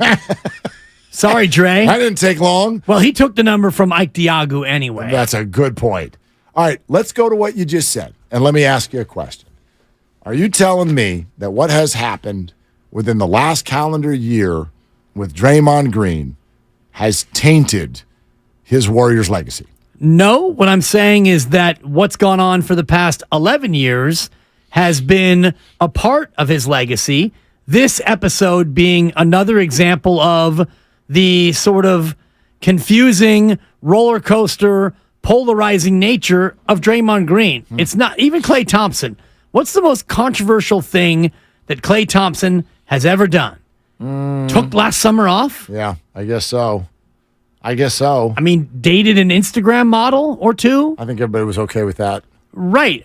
Clay's been a Warrior, pun intended. He came back from 2 devastating injuries. He limped out and hit 2 free throws in the finals on a bum leg. He had a 37-point quarter. He's a splash brother. He's a 4-time champ. His image, his legacy is completely untainted. Yeah. Steph and Clay, the Splash Brothers. There's nothing to see there. There's nothing and to say I think there. the Draymond Jordan Poole incident is the most dramatic example of the sort of polarizing nature of Draymond Green. I'll tell you this. I think there's a very healthy portion of the fan base already who thinks he is totally forgiven already. But if you flash forward in the classic phrase of time heals all wounds, like I do not see 10 years from now anybody looking back on this time and going, look, it was 4 rings, maybe it was 5 rings, let's be optimistic, right? Whatever it was a dynasty, greatest period ever known, and Steph, Clay, and Draymond, and it was all wonderful, but if only Draymond had been a nicer guy. I don't think that's going to exist. I think especially as he moves on to whatever he's going to be next, he'll still be, I think, a talker. He'll still have a presence. Absolutely more so than Steph and Clay, in fact, in retirement. We will see more of Draymond than we do of the other two. So it's not like he'll be totally gone, but without that sort of daily frustration of, oh, I got 2 technicals last night, got kicked out of a game that they lost by 5. Without that, I don't think the emotions are still going to be there to like hold it against Draymond. I wonder because the people who are inside the building, and we mentioned this yesterday, and this doesn't only have to do with Draymond Green, but we see and know about probably 1/10 of what goes on in terms of Jordan Poole's cockiness, Draymond Green's confrontationalism. Everything that we know about these players is and just a fraction of what the reality is. So if you're inside that building, what's your frustration level at dealing with all the things that you have to deal with on the daily with these players over the course of 11 years? Often high. Yeah. Often very high. But I also think that that's probably more normalcy than we realize in a situation like this. With a lot of, alphas in pro sports. NBA teams are super dramatic. It's like they're super dramatic. The players are very recognizable. They're all like 6 foot, 7 foot, like these huge people, very, very talented athletes, recognizable, don't wear hats and helmets. And there's 12 of them in a tiny little space together. And that's the nature of the NBA. And that goes to what David West famously said years ago. Like, I don't think because the Warriors have been successful that they've ever gone through a year where it was just like, man, that was easy and everybody was just all getting along all the time. Like, I just don't think that's how it works. Right. In an NBA locker room. So, sure, Draymond annoys people, period, end of sentence. Yeah. But it's okay. It's been accepted. It's been not encouraged, but... it's been enabled. Sure. Through their actions and their inactions. It's been accepted, and in fact, his presence has been highly paid and demanded. Right. By everyone who matters in the organization. It doesn't equate to, therefore, you get a statue, or therefore you get X. I think that what it doesn't equate to that, but it's ultimately the organization's decision. And don't you feel like they feel that way? We will find out. Listen to the way they talk about him. Well, they talk about him in terms of the one thing that he's the best at. Winning. Thank you. And beyond that, like... That's what leads to statues. I think that it's more than that. Who's got the good guy statue? What team is it in America that's like, you know what? Oh, Willie Mays never won. Well, but and Willie McCovey never won, and he's a good guy. One of the greatest, and baseball's a little different. It is, one, but and one of the, obviously, we're talking about 2 of the greatest individual players. Barry Bonds never won, right? And he doesn't have a statue because he's not necessarily a good guy. Complexity to that point. I wouldn't say it's because he's not a good guy. I don't think the Giants feel that way at all. I think maybe there were some complex things that took place. I think that if he put aside the cream and or the clear, because this conversation to me is not about that, if he comported himself in a different way interpersonally, maybe I believe that he would already be statuified because what he did for that organization he opened that ballpark. Yeah, hello. He opened that ballpark. What's the monetary value you can put? Barry Bonds comes over in 92. The team decides not to move and sell in 93, and Bonds stops playing baseball in, I think, 07, right? Was about his last year somewhere in there. What happened to that organization from a valuation standpoint oh my God. from 92 to 07? And Barry, his role in that was probably worth about $1 billion. Yet, he doesn't have a statue. Why? It's because of the controversial nature of his personage. But I don't think it was because he quote-unquote annoyed people or you didn't like I could make the case that the way he handled the media robbed him of some MVP awards. And if he had more MVP awards, would he XYZ? Maybe. But I think that guy, the whole situation is obvious. It's complex. There's controversy surrounding it. And that's why. But nobody's looking at Barry and being like, you know what? I didn't like the way you talked to me. So no statue for you. The organization loves the guy. I wonder why they haven't gone to that level then. Because Major League Baseball has no bearing. The Hall of Fame has no bearing on what you want to do with your piece of land. And yet they have never gone to that point. And I make this point because the Warriors can have the same conversation about Draymond Green. Either I don't care what he did with XYZ ref or former teammates or whatever, we're giving him a statue, or they could think the other way. For whatever reason, it takes a whole lot of time. I mean, Will Clark just got there now. Yeah. And Will Clark was pre-Bonds. So, I don't know. 5 years from now, they may well announce that. You know what I mean? I could see that happening. And even, in fact, Bonds is a great example into the conversation that we're having now. There are no Giants fans who are like, man, I loved watching Barry, but I don't like the way he treated people, and I don't like that steroid stuff. I hear none of that. All I hear is, damn it, he should be in the Hall of Fame. It's the greatest thing I ever saw in my life. That's all I hear. Well, now. Right, because time. 15 years. Time heals. That's what we're talking about with Draymond. I think people are going to look back on him and love him, period. Over time, absolutely. Yeah. Over time. Yeah. I think right now, and you did the thing at Buon Vino with the crowd, like, who wants him to stay? Who wants him to go? Yeah. And it was, maybe 50-50 either way, but I think, if they win another title, it's going to be 100-0 on, oh, we love you, Draymond.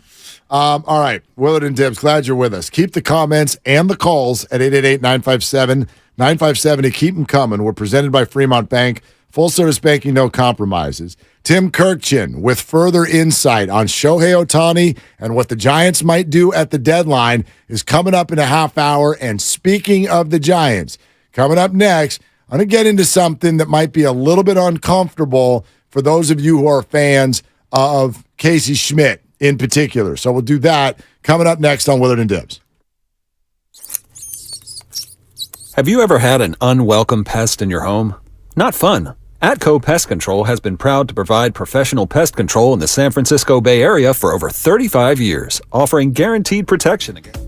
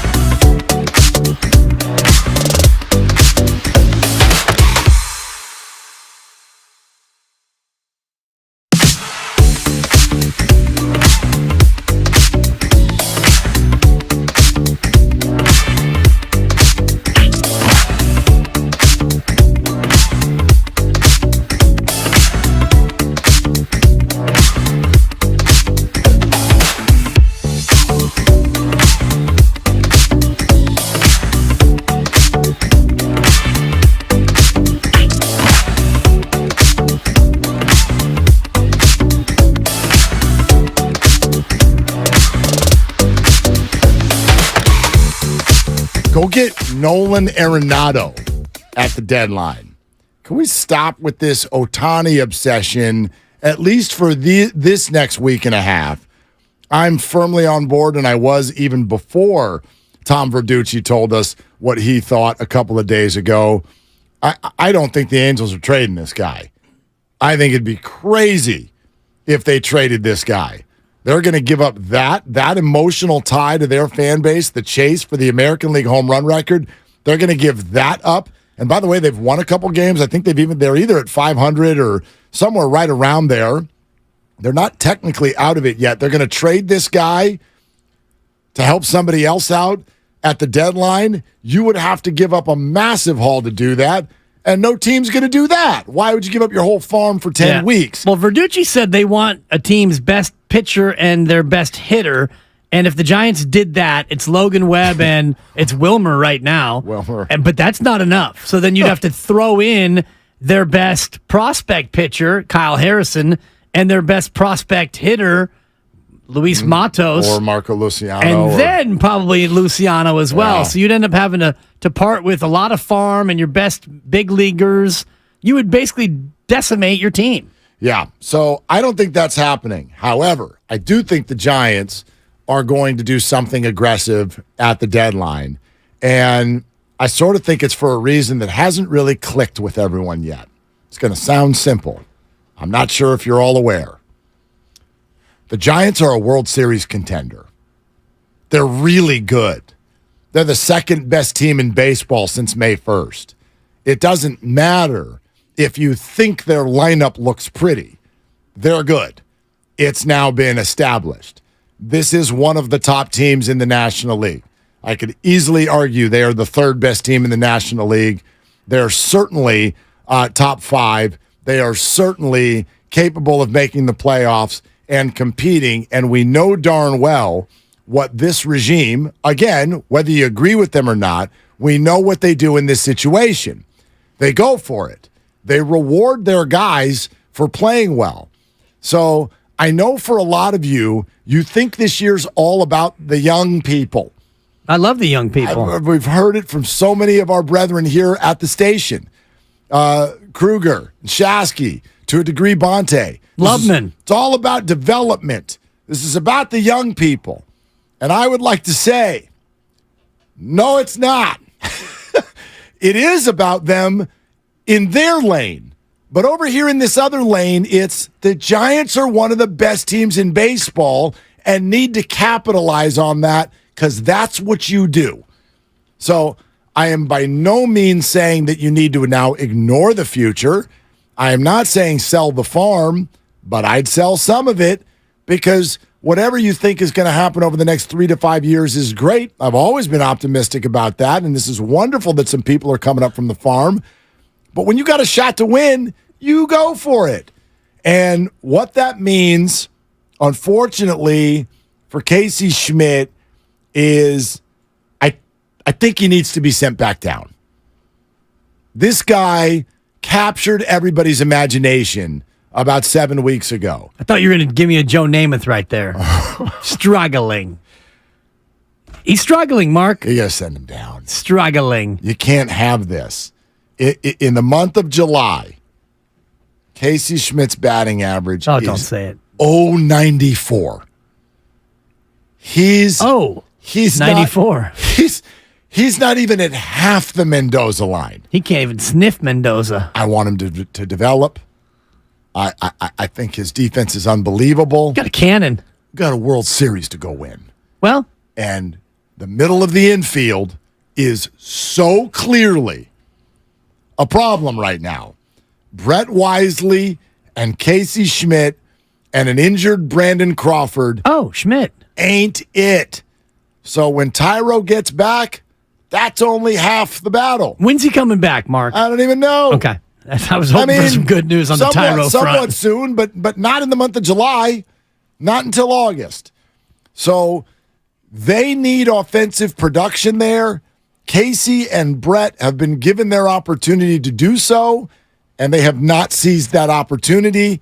I think he is still every bit the future piece that he always was, but this year ain't it. Well, right now you don't have a lot of choices. Of course. Because you've got Brandon Crawford, who's on the IL, Tyro's on the IL, and that's why you're going with Wisely and Schmidt, and you throw in Sable and Bailey, and your 6, 7, 8, 9 hitters are all rookies, and Sable's been remarkably good with the power stick, and Patrick Bailey is, I think, a real candidate for Rookie of the Year.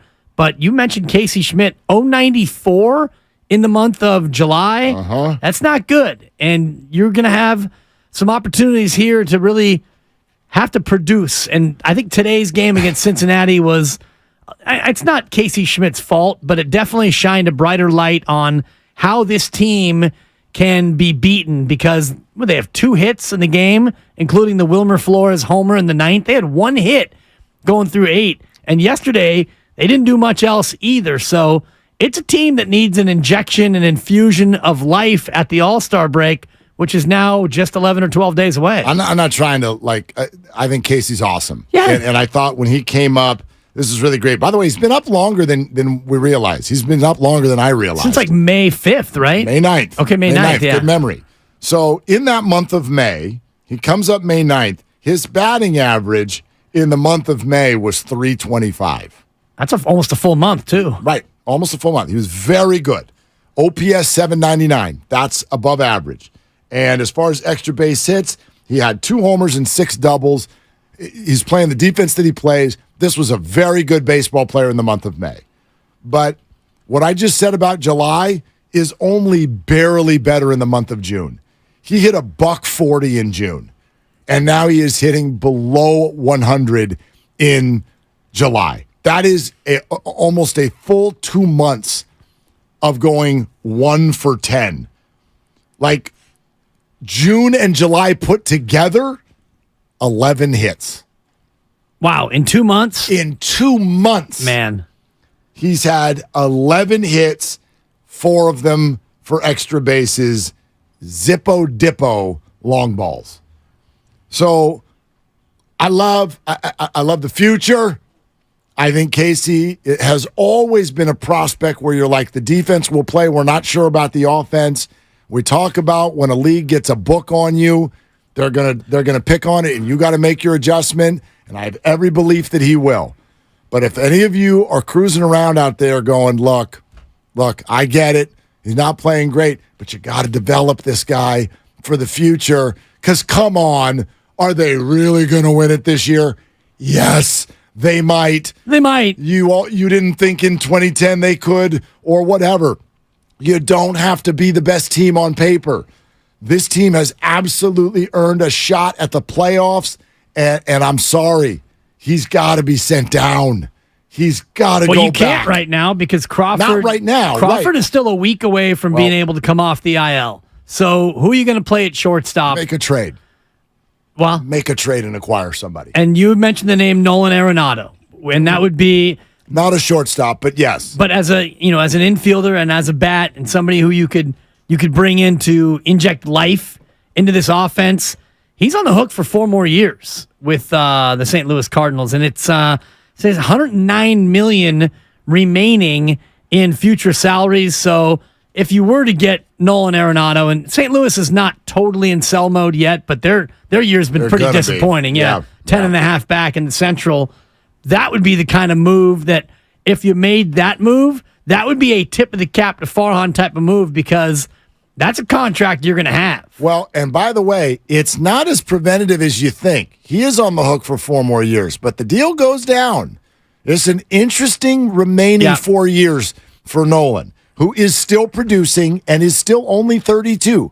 So the deal goes through age 36, not like one of these deals that get signed now where it goes through 40 or 41. It goes through 36, and in the final 26. No, it goes age 36. Oh, sorry. I thought you meant 2036. It goes through 2027. Okay, sorry. You're like, wow. That's a long deal. It goes through 2027 through his age 36 season, but it's $35 million next year. It's $32 million after that. It's $27 million after that, and it's $15 million in that final age 36 year. It becomes friendlier as it goes. And yes, he's not quite producing as he did in Colorado, but he's still really producing. He is he's hitting just fine. I think he's hitting 288 Like, he is a lineup changer. Now, I don't know. I'm looking at this detail, too. $5 million of his salary is paid by the Rockies over the next 3 years. So if you're looking at, a Farhanian kind of bargain savings, it's 35 next year, but it's really only 30 for the Giants because the Rockies would be paying the other 5. Yeah. I like, this is not financially preventative of anything. And I don't know if that's the guy, but that's the kind of guy I would do that.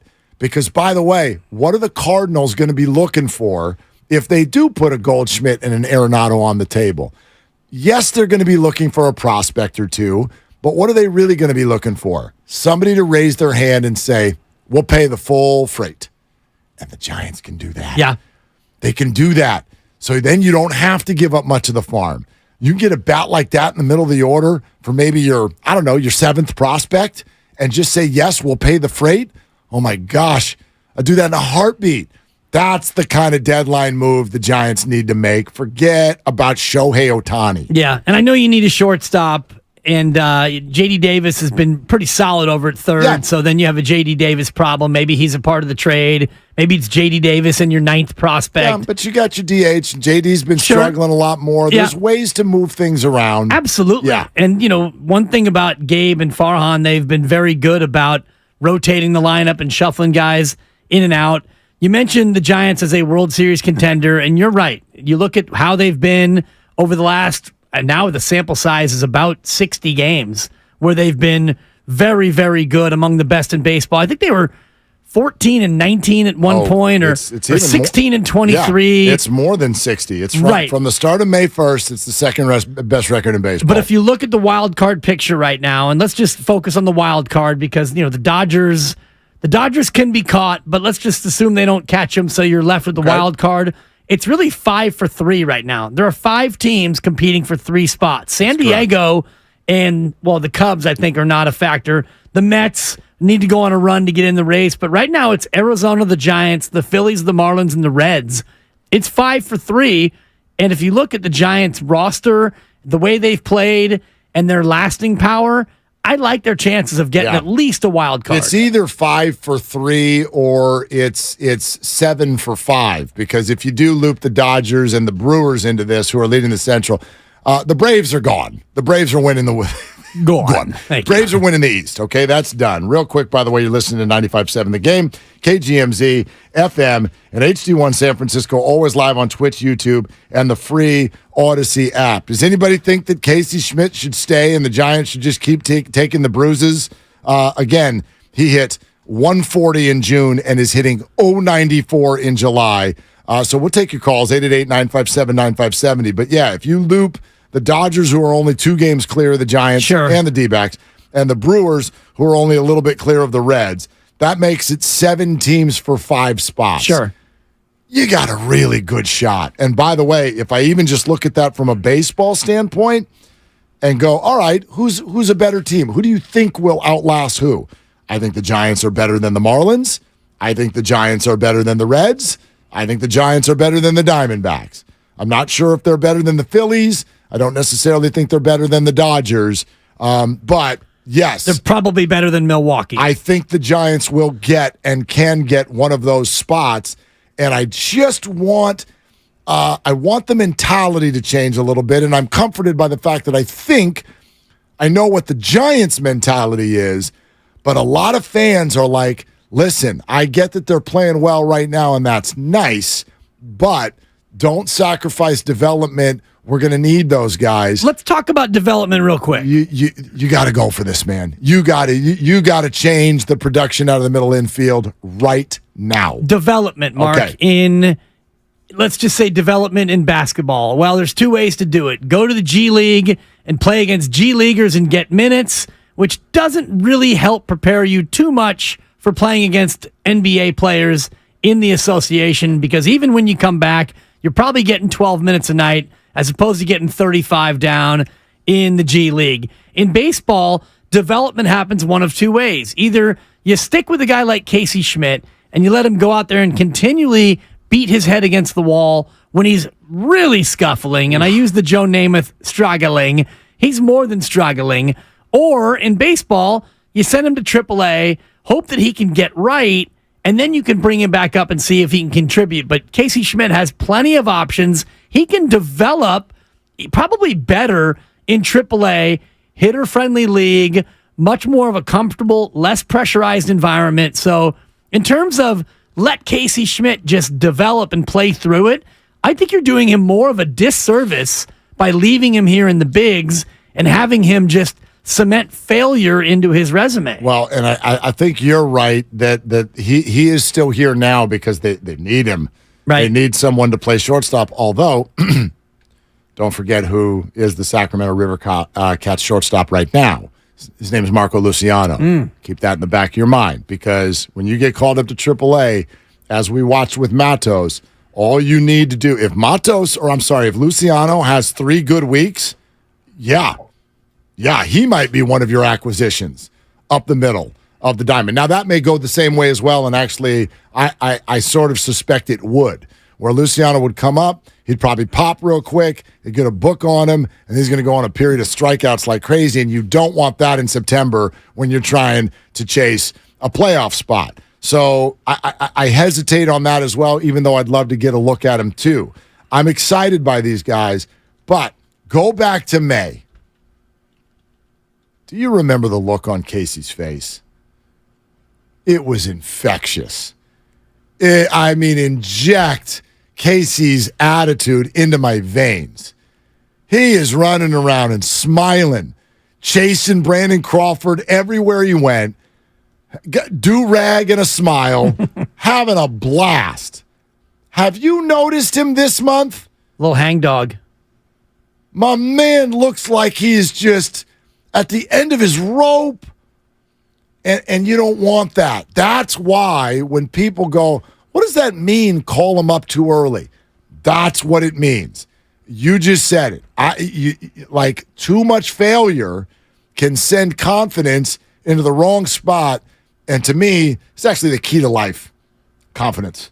If you don't have that, you got bubkiss. Well, and fake it till you make it works in many ways, and maybe he was doing that early on where he was up there, see it, hit it, and then the book came out, which is stop throwing him strikes. Throw a ball. So then, Chasey, as your son so eloquently named him, and I'm gonna put $1 in the Jude Scholarship Fund every time I use that because it's genius. Appreciate it. I can use it.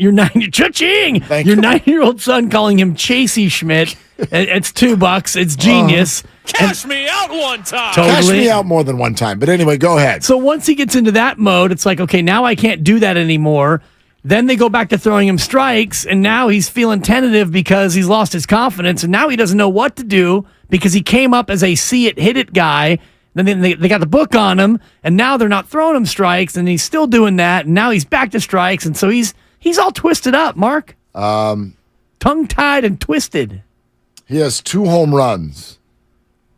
They came in Game 1 and Game 3. Of his stint? Of his Major League career. Seems like that's a long time ago, Mark. Not hit another one since. That was May 9th and May 11th.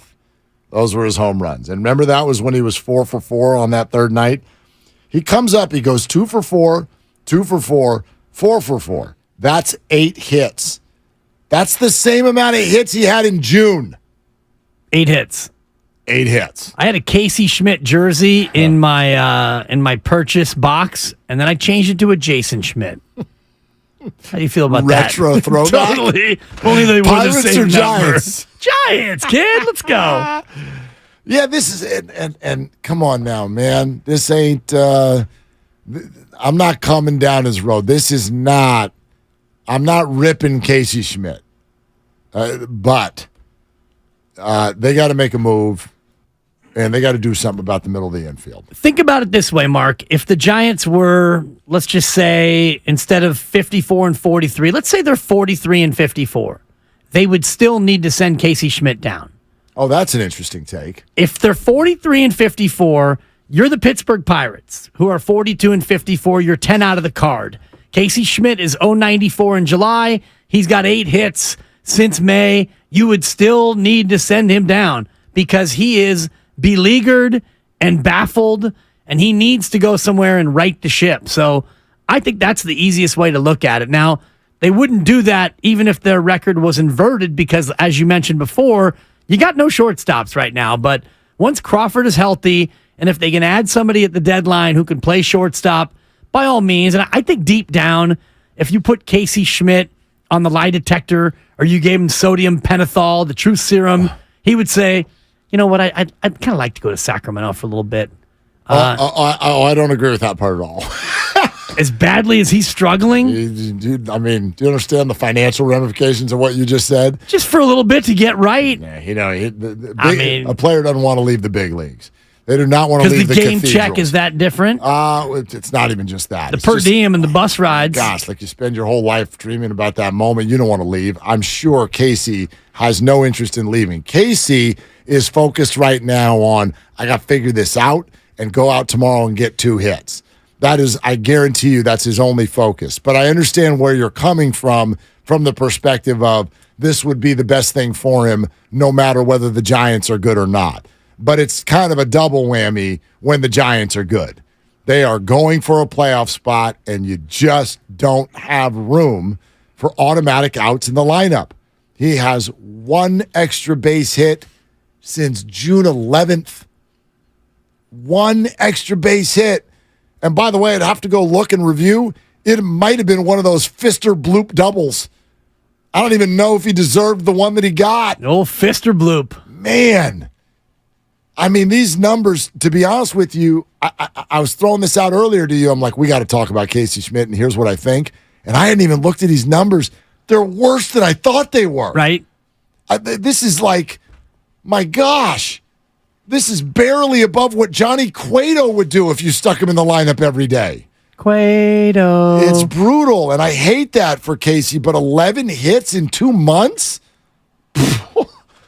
Good Lord. And you can't give him a day off because you need him to go out there. And the one saving grace is his defense has been it's amazing. Spectacular. He's fantastic out there, which is what the book was always on him. So he'll be back. He'll be back. This is not a death knell to his career by any stretch. But to me, we got to change the mentality.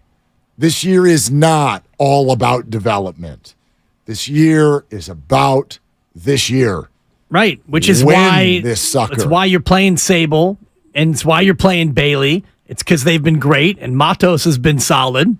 If they weren't playing well, they wouldn't be up here. You can develop them in AAA just as easily. Right. And I mean, Farhan said that to us directly because it was right around when Luis Matos got called up. And, we did a hypothetical like, okay, what happens when Haniger comes back? And he's like, if Matos is producing, he's not going back down. And Matos has not been perfect, but he's been good enough. He has looked the part, and it has now been in somewhat of an extended period. Whacked a double over everybody's head earlier today. So Matos is fine. Bailey's a stud. Bailey. And Sable is certainly good enough for the role that they have for him.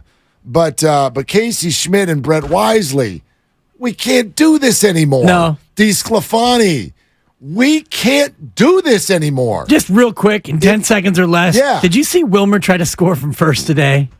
Yes. Because everyone's talking about, Ellie De La Cruz and the throw. That was Wilmer Flores, my friends. He could have bowled the ball to home plate.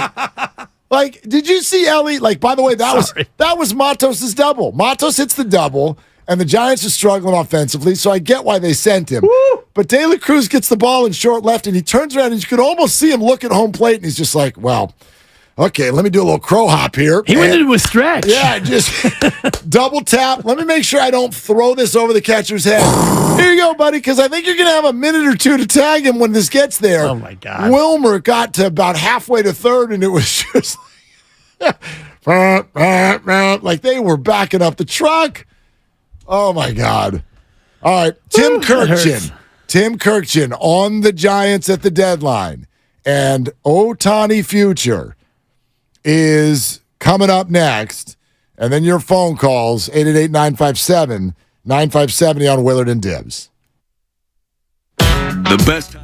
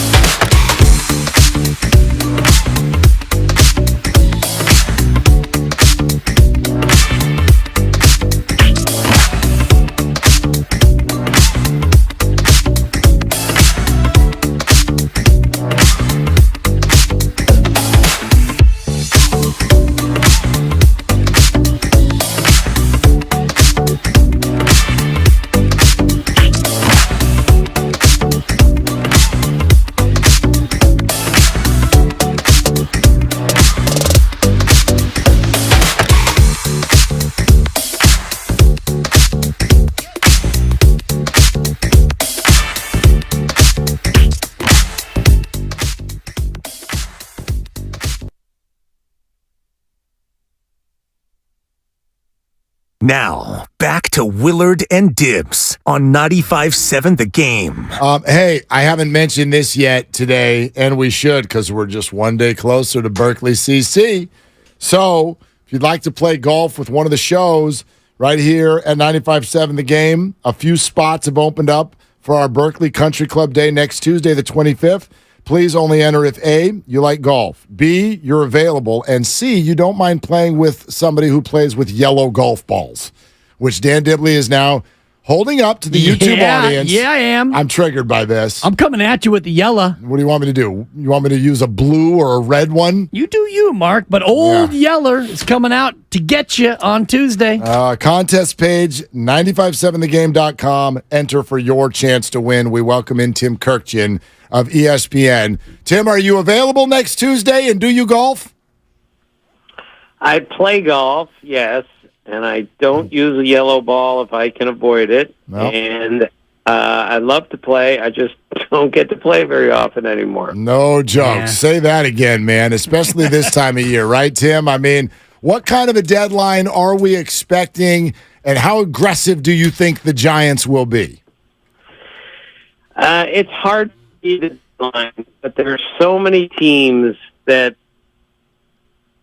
need a pitcher. They need a bat in the middle of the order. And there's so many teams, because weak centrals, that may not really have a chance to make the playoffs, have to go for it anyway because they can't give up on a season when there's still a chance to make it, because this is the one sport where you can make the playoffs as the last team in, like the Phillies last year, and end up in the World Series. So I think it's going to be a busy deadline, and yet others have told me there aren't enough sellers to make for a busy deadline because so many teams are kind of in it, and so few teams are way out of it. So my guess is I still think it's going to be fairly aggressive, but it's a hard one to read, I must say.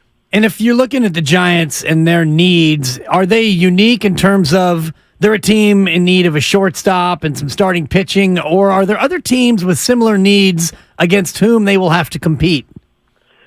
Well, almost every team needs another starting pitcher, maybe even the Dodgers. Certainly the Diamondbacks, who are tied with the Giants at the moment, they desperately need a starting pitcher if they're going to get to October and then try to do anything in October. And, you know, the Yankees need a hitter and a pitcher. All sorts of teams are going to be out there. And I just don't know who's available, though. It's hard to tell. I mean, is Marcus Stroman going to be available from the Cubs? Is Lucas Giolito? I mean, could Dylan Cease actually move from the White Sox? None of these questions are clear to me. And it takes right up until the deadline before you actually know for sure. I'm telling you, fellas, I've had GMs tell me over many years, if we win tonight, then we're going to be buyers. If we lose tonight, we're going to be sellers. That's how fine the line is between whether you're in or whether you're out. Wow, that's wild. Now, Tim Kirkjian, ESPN, you've mentioned obviously starting pitching is at the premium here, but Farhan Zaidi has already publicly stated they're looking at middle infield help unless Casey Schmidt, Brett Wisely, these guys kind of step forward the next few weeks, and they most clearly have not. Who's available up the middle? What could the Giants do there? Well, yeah, not too many shortstops are available from what I can tell. Because, again, there's so few teams that are hopelessly out of this. So I haven't heard of a shortstop who could really help a team being available at the moment. But the Orioles, for instance, have a bunch of guys, Teo, Urias, these infielders who pretty much have lost part of their job to younger players like Gunnar Henderson. Like, Teo could really help a lot of teams, and he might be available. But then the Giants would have to give up a starting pitcher in order to get him, and that's not what the Giants want to do. That's why it's so tricky this time of year, is you're just not sure what it's going to take to get somebody, and everyone's looking for the same thing, a starting pitcher. We were talking earlier about Nolan Arenado, not a shortstop, obviously, but a third baseman. Is St. Louis, in your opinion, in a spot where they're thinking about selling one of their big boys, and would Arenado be somebody who could maybe wind up with the Giants and help vault them to where they need to be? Well, it's possible Let's get Tim back on the line. Let's reboot that phone call because it was a little spotty to begin with. I could hear him say, "Boy, that's a good question." I did not hear that. Okay, now we we'll could have to go to the tape. review the tape, which I don't think exists. But let's reboot with Tim because All for right. real now, I want to hear everything that this guy's got to say. Absolutely. I want to hear everything that he's got to say. We're going to get to Otani, and we'll even ask him about. Listen, Tim's so dialed in. He's going to know exactly what we're getting at with regard to Casey Schmidt, for example, right? And what the Giants should do there as far as what has happened the last 2 months. So we're going to get to all of this, and we'll try to get Tim into a little bit better of a spot. So, but from his first few answers, it sounds to me like whatever's going to happen at the deadline is going to happen. And Farhan likes to operate this way, like right up against it. Right. Because some things still need to develop even over the next 10 days before people know what they're going to do. And also, I think that he thrives in a market where you're a buyer and a seller, because that's kind of what I was hearing Tim say. With so many teams still in it, it's going to be a buying and selling for teams, maybe even in the same deal. Yeah. Oh, well, right. Farhan has always thrived in that kind of a thing. Like the J.D. Davis situation was exactly that. That was technically a sell. That's technically what it was. Right. The Mets acquired Darren Ruff for the deadline. And then he never got a hit for them ever again. And the Giants got both prospects and J.D. Davis out of the whole thing. So that was a very, very unique and interesting one. All right, I think we got Tim back. Why don't you reboot what you asked Tim, him? I was just wondering about Nolan Arenado and his potential availability if St. Louis is going to be in sell mode.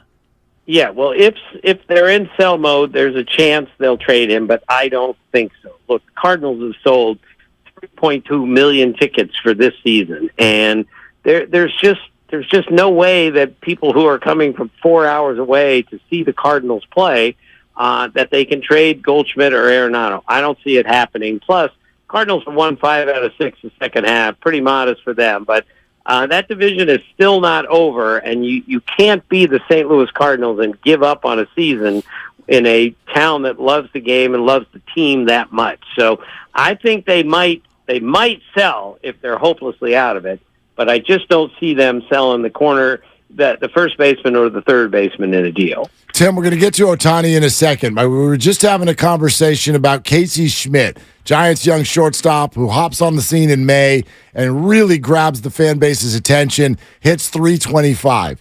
Then in June, he's hitting 140. July, he's hitting .094. You think they need to send him back down? Look, this is a really hard game to play. It's the hardest game to play. And he's trying to learn how to hit and how to play on the major league level against pitching that we've really never seen in the history of baseball. So, yes, maybe a trip back down would help out.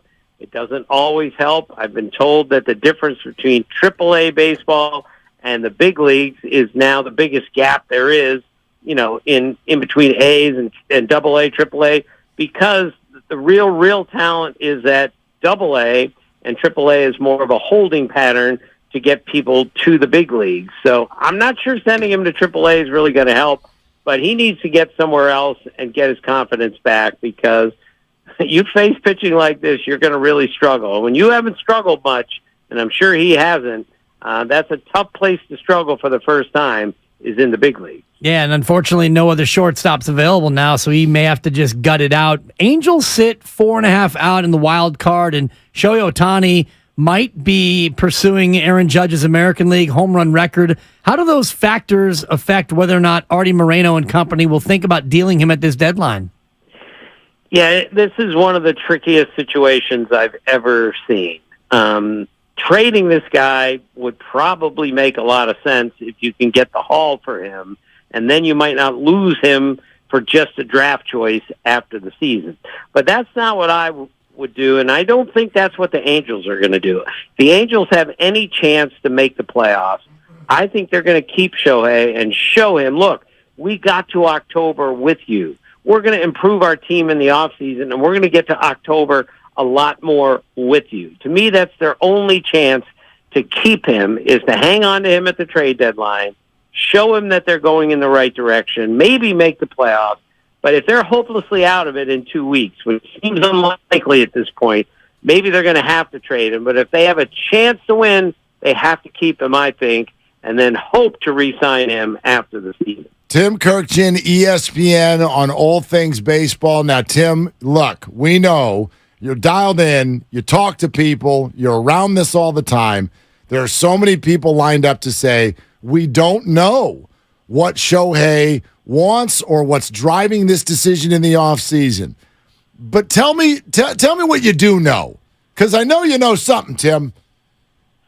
Well, he really wants to win. I also know that he really wants to be a great player for a long time, and that means he needs to find a place to play where he really loves to pitch and he really loves to hit. Like I was told, he doesn't like to hit at Yankee Stadium, and if you look at his numbers, they're not great there. So he's going to pick a place where A, he can win, but B, he's really comfortable hitting and pitching, and a team that is willing to make sure he can do both of these, because he really loves the idea of being the only one in baseball history that's ever done this, and he wants to continue it. If any team gives him any pause, like, yeah, when you come here, you're not going to pitch as much, or, you're only going to hit for 2 more years, and then you're fully going to become a pitcher. He wants to do this for a long time, so that's what he'll be looking for beyond a team where he can win. Okay, so Tim, with that answer, I got to ask you this. Is the Giants ballpark potentially a problem? Well, it's a big ballpark, but that certainly helps him as a pitcher. It may not help him as a hitter, but as far as I know, I don't know what he thinks about playing in that ballpark. If he doesn't like it, if he's not comfortable, if I don't like being on that mound, that's going to play a factor. But I'm not sure where the Giants are in this. They've been after star players for a couple years. This would be the biggest star they could go after. What do you make of that statement you just made about the Giants have been after star players in recent days and they've been falling short? What's the national perspective of the Giants kind of always being bridesmaids in this big free agent wedding? Well, they really made a play for Carlos Correa, obviously. They really made a great play for Aaron Judge, and they just lost out to teams that either had more money or had something else going for them. Judge loves playing for the Yankees. He wants to be a one-team guy for his entire career. He just hit 62 homers for them. I don't think you can blame the Giants for coming up short. Oh, they just weren't willing to take the final step. I think they were. I just think they lost out on a couple of guys for injury issues, and just because I think Aaron Judge had planned to go back to New York all along. Tim, so there's nothing to that, though? Like, I'll share with you, there are a lot of fans of the Giants here who are almost suffering from an inferiority complex about this, as if to say, gosh, we all know players around the bigs won't choose here. Do you think that's a thing or no? I don't think it's a thing like those fans think it is. Now, it's pretty obvious that they haven't been able to get the guys they've wanted in recent years, but I've seen that happen before. I saw that happen here where I live in Washington. The Nationals couldn't get anyone to come here, and then they overpaid to get Jason Worth, and who was a good player here. And, everyone looked up and said, well, they're really going for it. They just gave him, $118 million. So that really got other players saying, well, maybe Washington is the place to go. Sometimes you got to spend some money in order to spend some more money. And sometimes you spend some money and you spend some more money and you wind up as the Padres and the Mets. What do you make of those 2 seasons so far, considering how much they invested and how much they've struggled? Yeah, I sure didn't see either one of these coming. I thought the Padres were good enough to go to and win the World Series. I thought the Mets would be a playoff team. I didn't think they were a division winner. I thought they were going to be hurt badly by no Edwin Diaz. All of that was true, but I was certain they were going to the playoffs. And now I don't think the Mets are going to the playoffs, and I think the Padres are going to have to get awfully hot here in order to make it, although their pitching lately has been very, very good. But, again, beauty of baseball, fellas, just when you think you understand what's going on, you realize that you don't, that those 2 teams, which almost everyone had in the playoffs, are in big trouble making the playoffs right now. Tim, I might be asking you to speculate a little bit here, but we've all heard the whispers that the Dodgers are not going to be outbid. It just makes too much sense. He loves Southern California. Where are you on this? The likelihood of Otani to the Dodgers?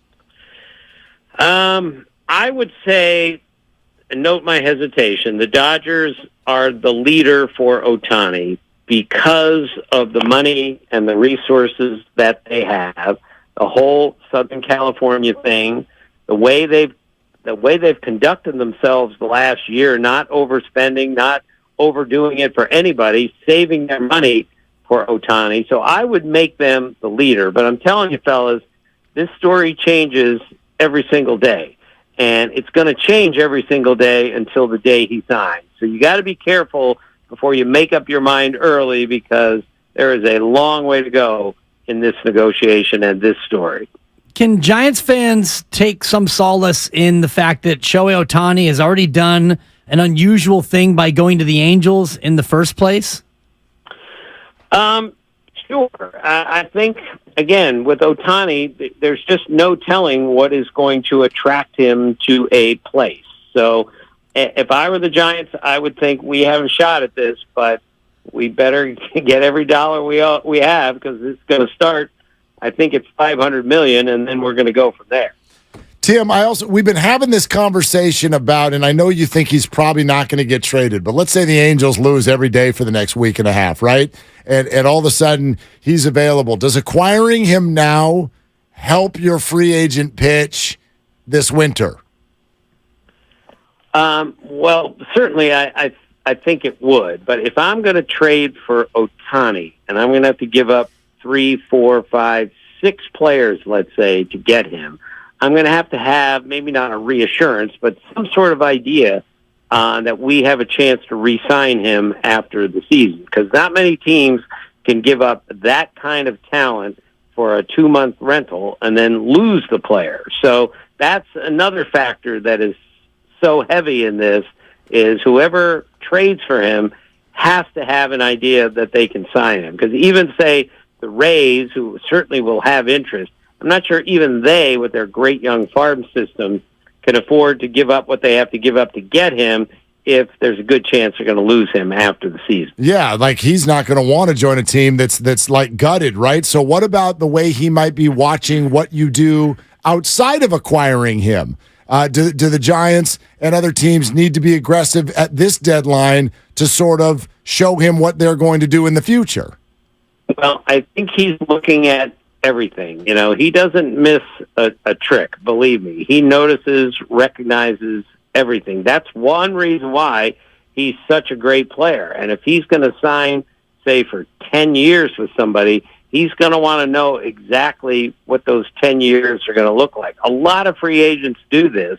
You know, they study the organization. I know, Alex Rodriguez and Zach Greinke and people like that, they know exactly where that team is going long term. I'm sure Otani is going to do the same amount of research with whatever team he signs with. Tim Kirkchin, ESPN. Tim, it's so great to have you. I have one more, completely off the subject that just kind of popped to mind, talking about the Giants fans' sort of way of thinking about this.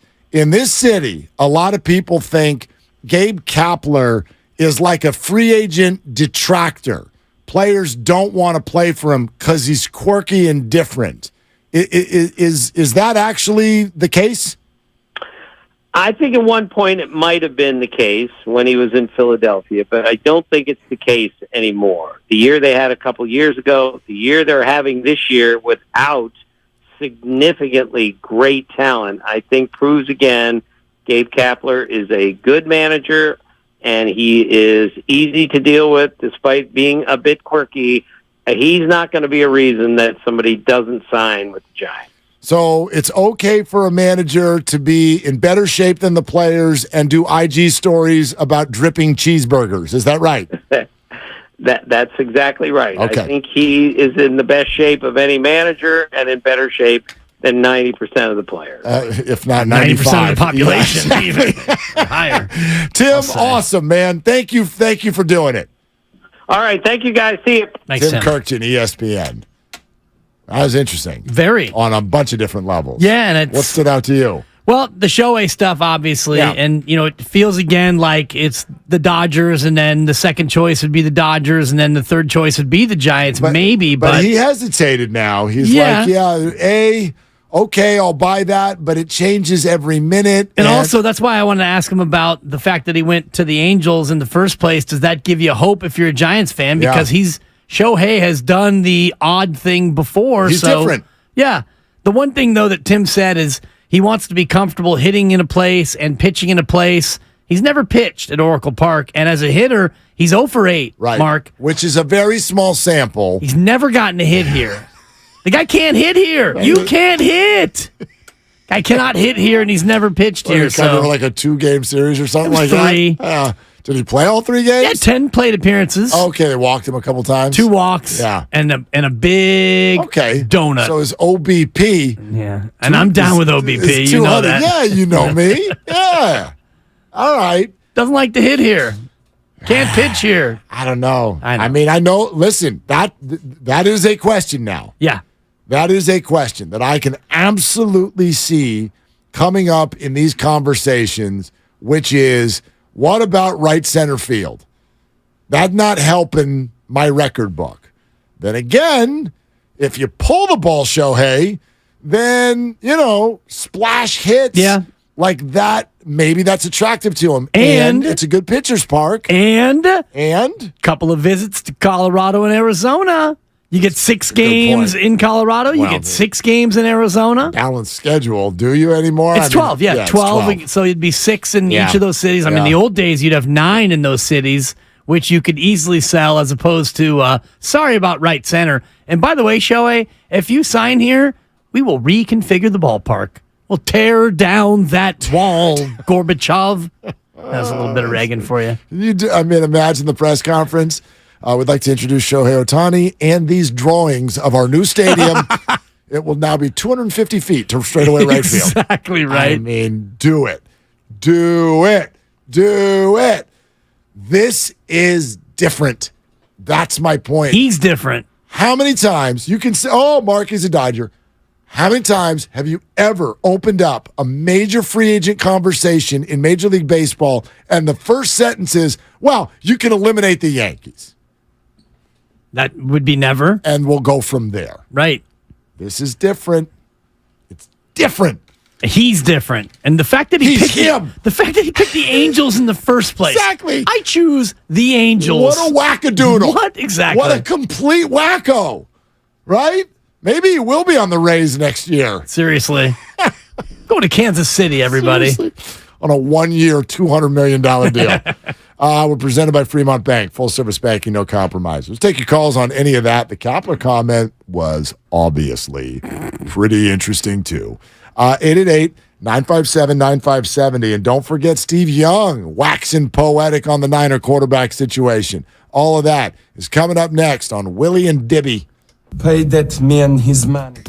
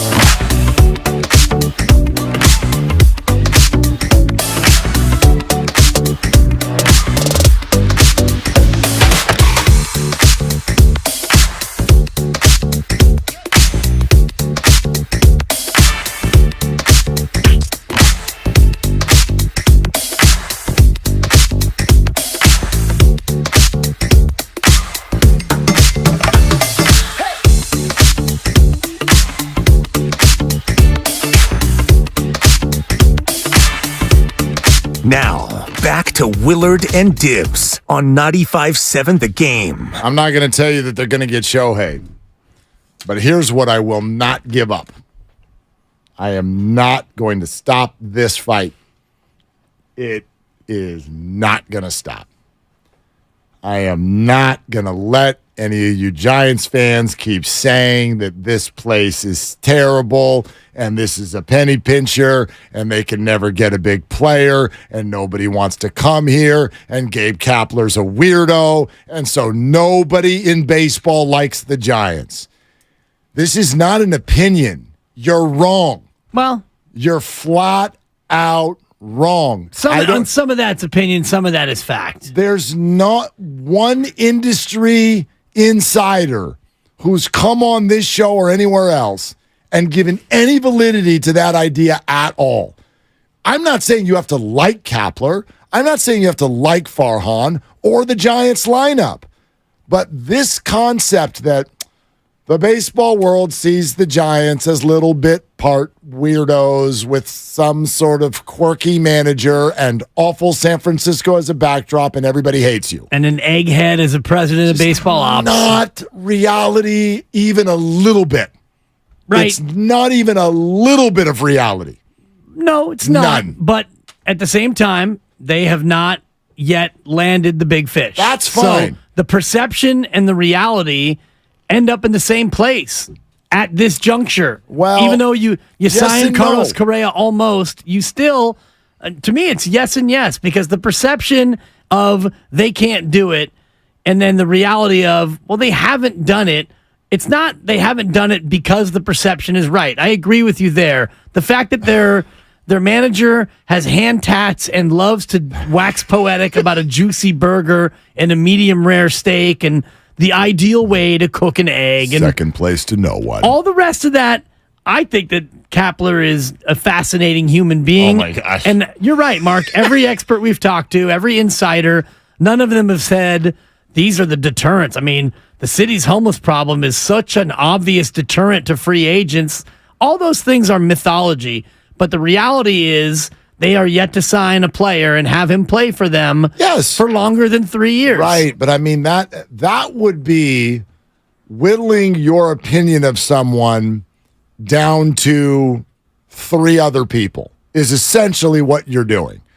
And I find you can go deeper than that. You can, but Castellanos and I don't even know how hard they went after Castellanos. Any other free agent who's gotten a big deal anywhere. I mean, who else got a big again like that? Bryce Harper, Aaron Judge, Carlos Correa, and one of them said yes.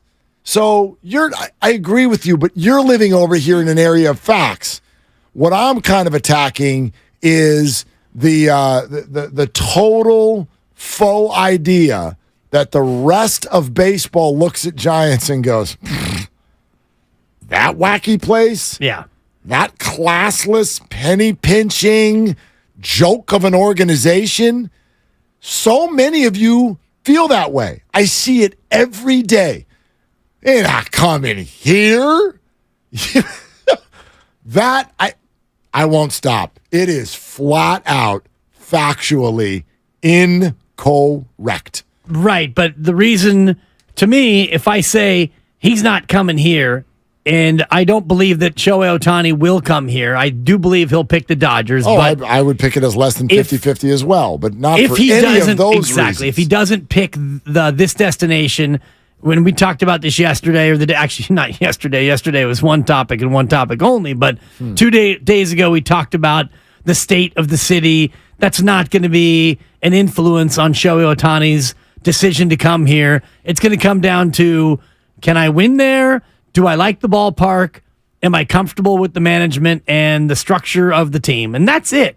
And what are the pillows and blankets like in this city? Because he loves to sleep. Do you know how embarrassing it would be if Shohei Otani came to Oracle Park for a meeting and the Giants started talking about the Golden Gate Bridge?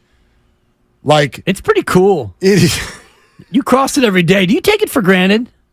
Because it's a pretty cool, I mean, it's a global icon. I stopped and actually really thought about your question.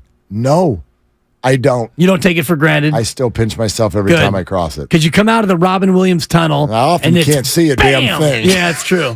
Like, where is it? It's still there, right? I do think one of the big deterrents, or not a big deterrent, but one of the determining factors is going to be something that they can't change, which is he has never and he will never have pitched on that mound in this park, because this year the Giants go to Anaheim. Unless they meet in the World Series, Shohei Otani's not going to have another shot at pitching and playing in this ballpark. By the way, I read this and I can't remember. I'd love to give credit to who wrote this, but they're talking about Otani and his tradability, and they brought up something that I'd never seen anybody else bring up. And you got to go look at the schedule right after the trade deadline. Can you imagine the Angels trading him to someone who's going to show up 3 days later? The Giants are the second team in there. Oh, good call. After the deadline. Do you understand how embarrassing that would be? Like, I know that we've all read the story of the Dodgers are off the table because the Angels aren't trading him to the Dodgers. They're quote unquote in market, even though it takes 2 hours to get from one ballpark to the other, but they're quote unquote in market rival. That would be too embarrassing. Can you imagine the gut punch to the fans of we're trading your favorite player of all time? And oh, by the way, come buy tickets to see him play for the other team on Wednesday? Like, oh my God, they're not doing that. They're not doing that.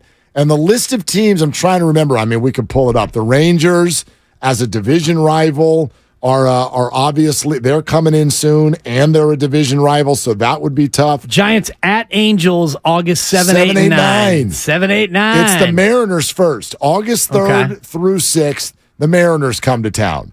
Division rival right away. Then it's the Giants. Then they go on the road, and they come back for the Tampa Bay Rays, who have been mentioned as a very clear potential trade partner, but that means he'd be showing up 2 weeks later in the other team's uniform, and then right after that, it's the Reds. I don't think he's being traded to the Reds. And then later, when you get into September, Baltimore, Cleveland, Detroit, Rangers, A's. Yeah. Those are the only teams coming to Anaheim post-trade deadline. Right. That's a consideration. It is. It was a consideration. It's a consideration. And as you mentioned, Gabe Kapler, you had me thinking about August 7, 8, and 9, and what's that like in terms of, Kapler maybe trying to grab a moment with Shohei, or how do you you start the recruitment, right? The subtle recruitment. I'd like to introduce myself to you, or who do you Alex send Cobb over? Bring him over. Exactly. This is my weirdo manager, Gabe. He likes burgers. Show you all the burger places in San Francisco. No, I go back on this, and I'm trying to remember, gosh, maybe someone can help me. It was the Los Angeles Lakers, and I honestly think it might have been LaMarcus Aldridge, but somebody in the NBA was a big-time free agent. I do think it was LaMarcus when he went to the Spurs from Portland, if I remember correctly. But one of these big-time free agents did a meeting with the Lakers. And you know the way the Lakers think. The whole thing, glitz, glamour, Hollywood, blinking lights, flashy, come join the Lakers. This guy, about an hour in, stops the meeting and goes, can we talk about basketball? Do you guys have a basketball plan? Because I like to play basketball and I want to win. And it was the worst free agent meeting that has ever happened, at least that I am aware of. Because, are you kidding? I mean, it was almost like the stuff that the Jordan, the movie Air, like where he's in there, and they're just all talking about all the wrong stuff. Shohei does not care about a house. Like, we all keep saying, oh, we don't know. We do know some. He wants to win. He wants to be great. And literally, the Kevin Durant of baseball only cares about ball. So he's not worried about homeless and Pier 39. It doesn't matter. Show him that your organization rocks and you've got a plan to win. Clam chowder in the bread bowl? No? Crooked Lombard? Coit Tower?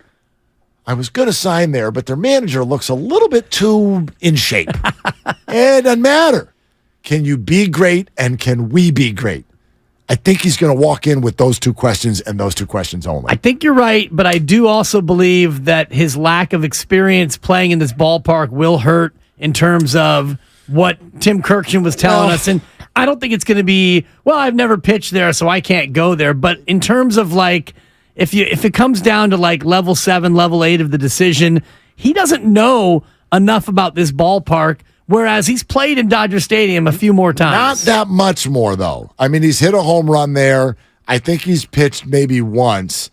And they play there every year. Well, but no, not necessarily. Yeah, because don't they have the Angels, Dodgers, the A's, Giants? But you get one series there, and he may or may not pitch. I think he's either pitched once or twice, and we can look up the number of at-bats, but I think it's less than 20.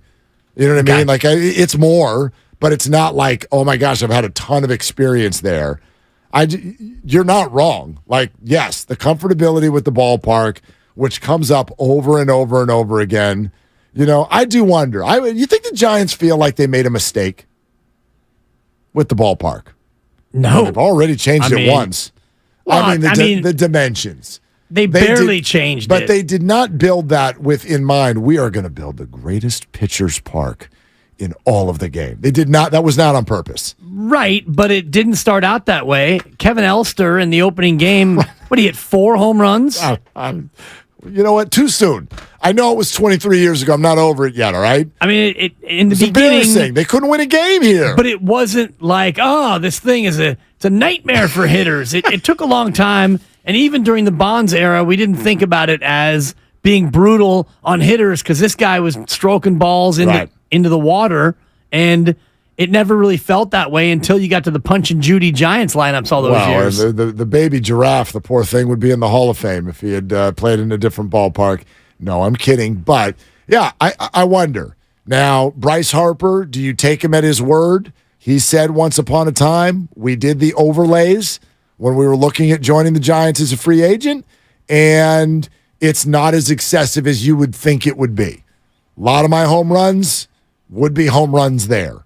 So it's just right center field, but that's the power alley for a left-handed hitter. Sure. I don't know. It's funny. Like, you watch Shohei hit home runs, and you're like, that would be out of anywhere. And he does hit a lot to the left center field gap. He does. Which is not small either, but the ball carries out there just fine. And it's only 81 of 162. And I think if you're a player of that level, you're not going to let dimensions deter you.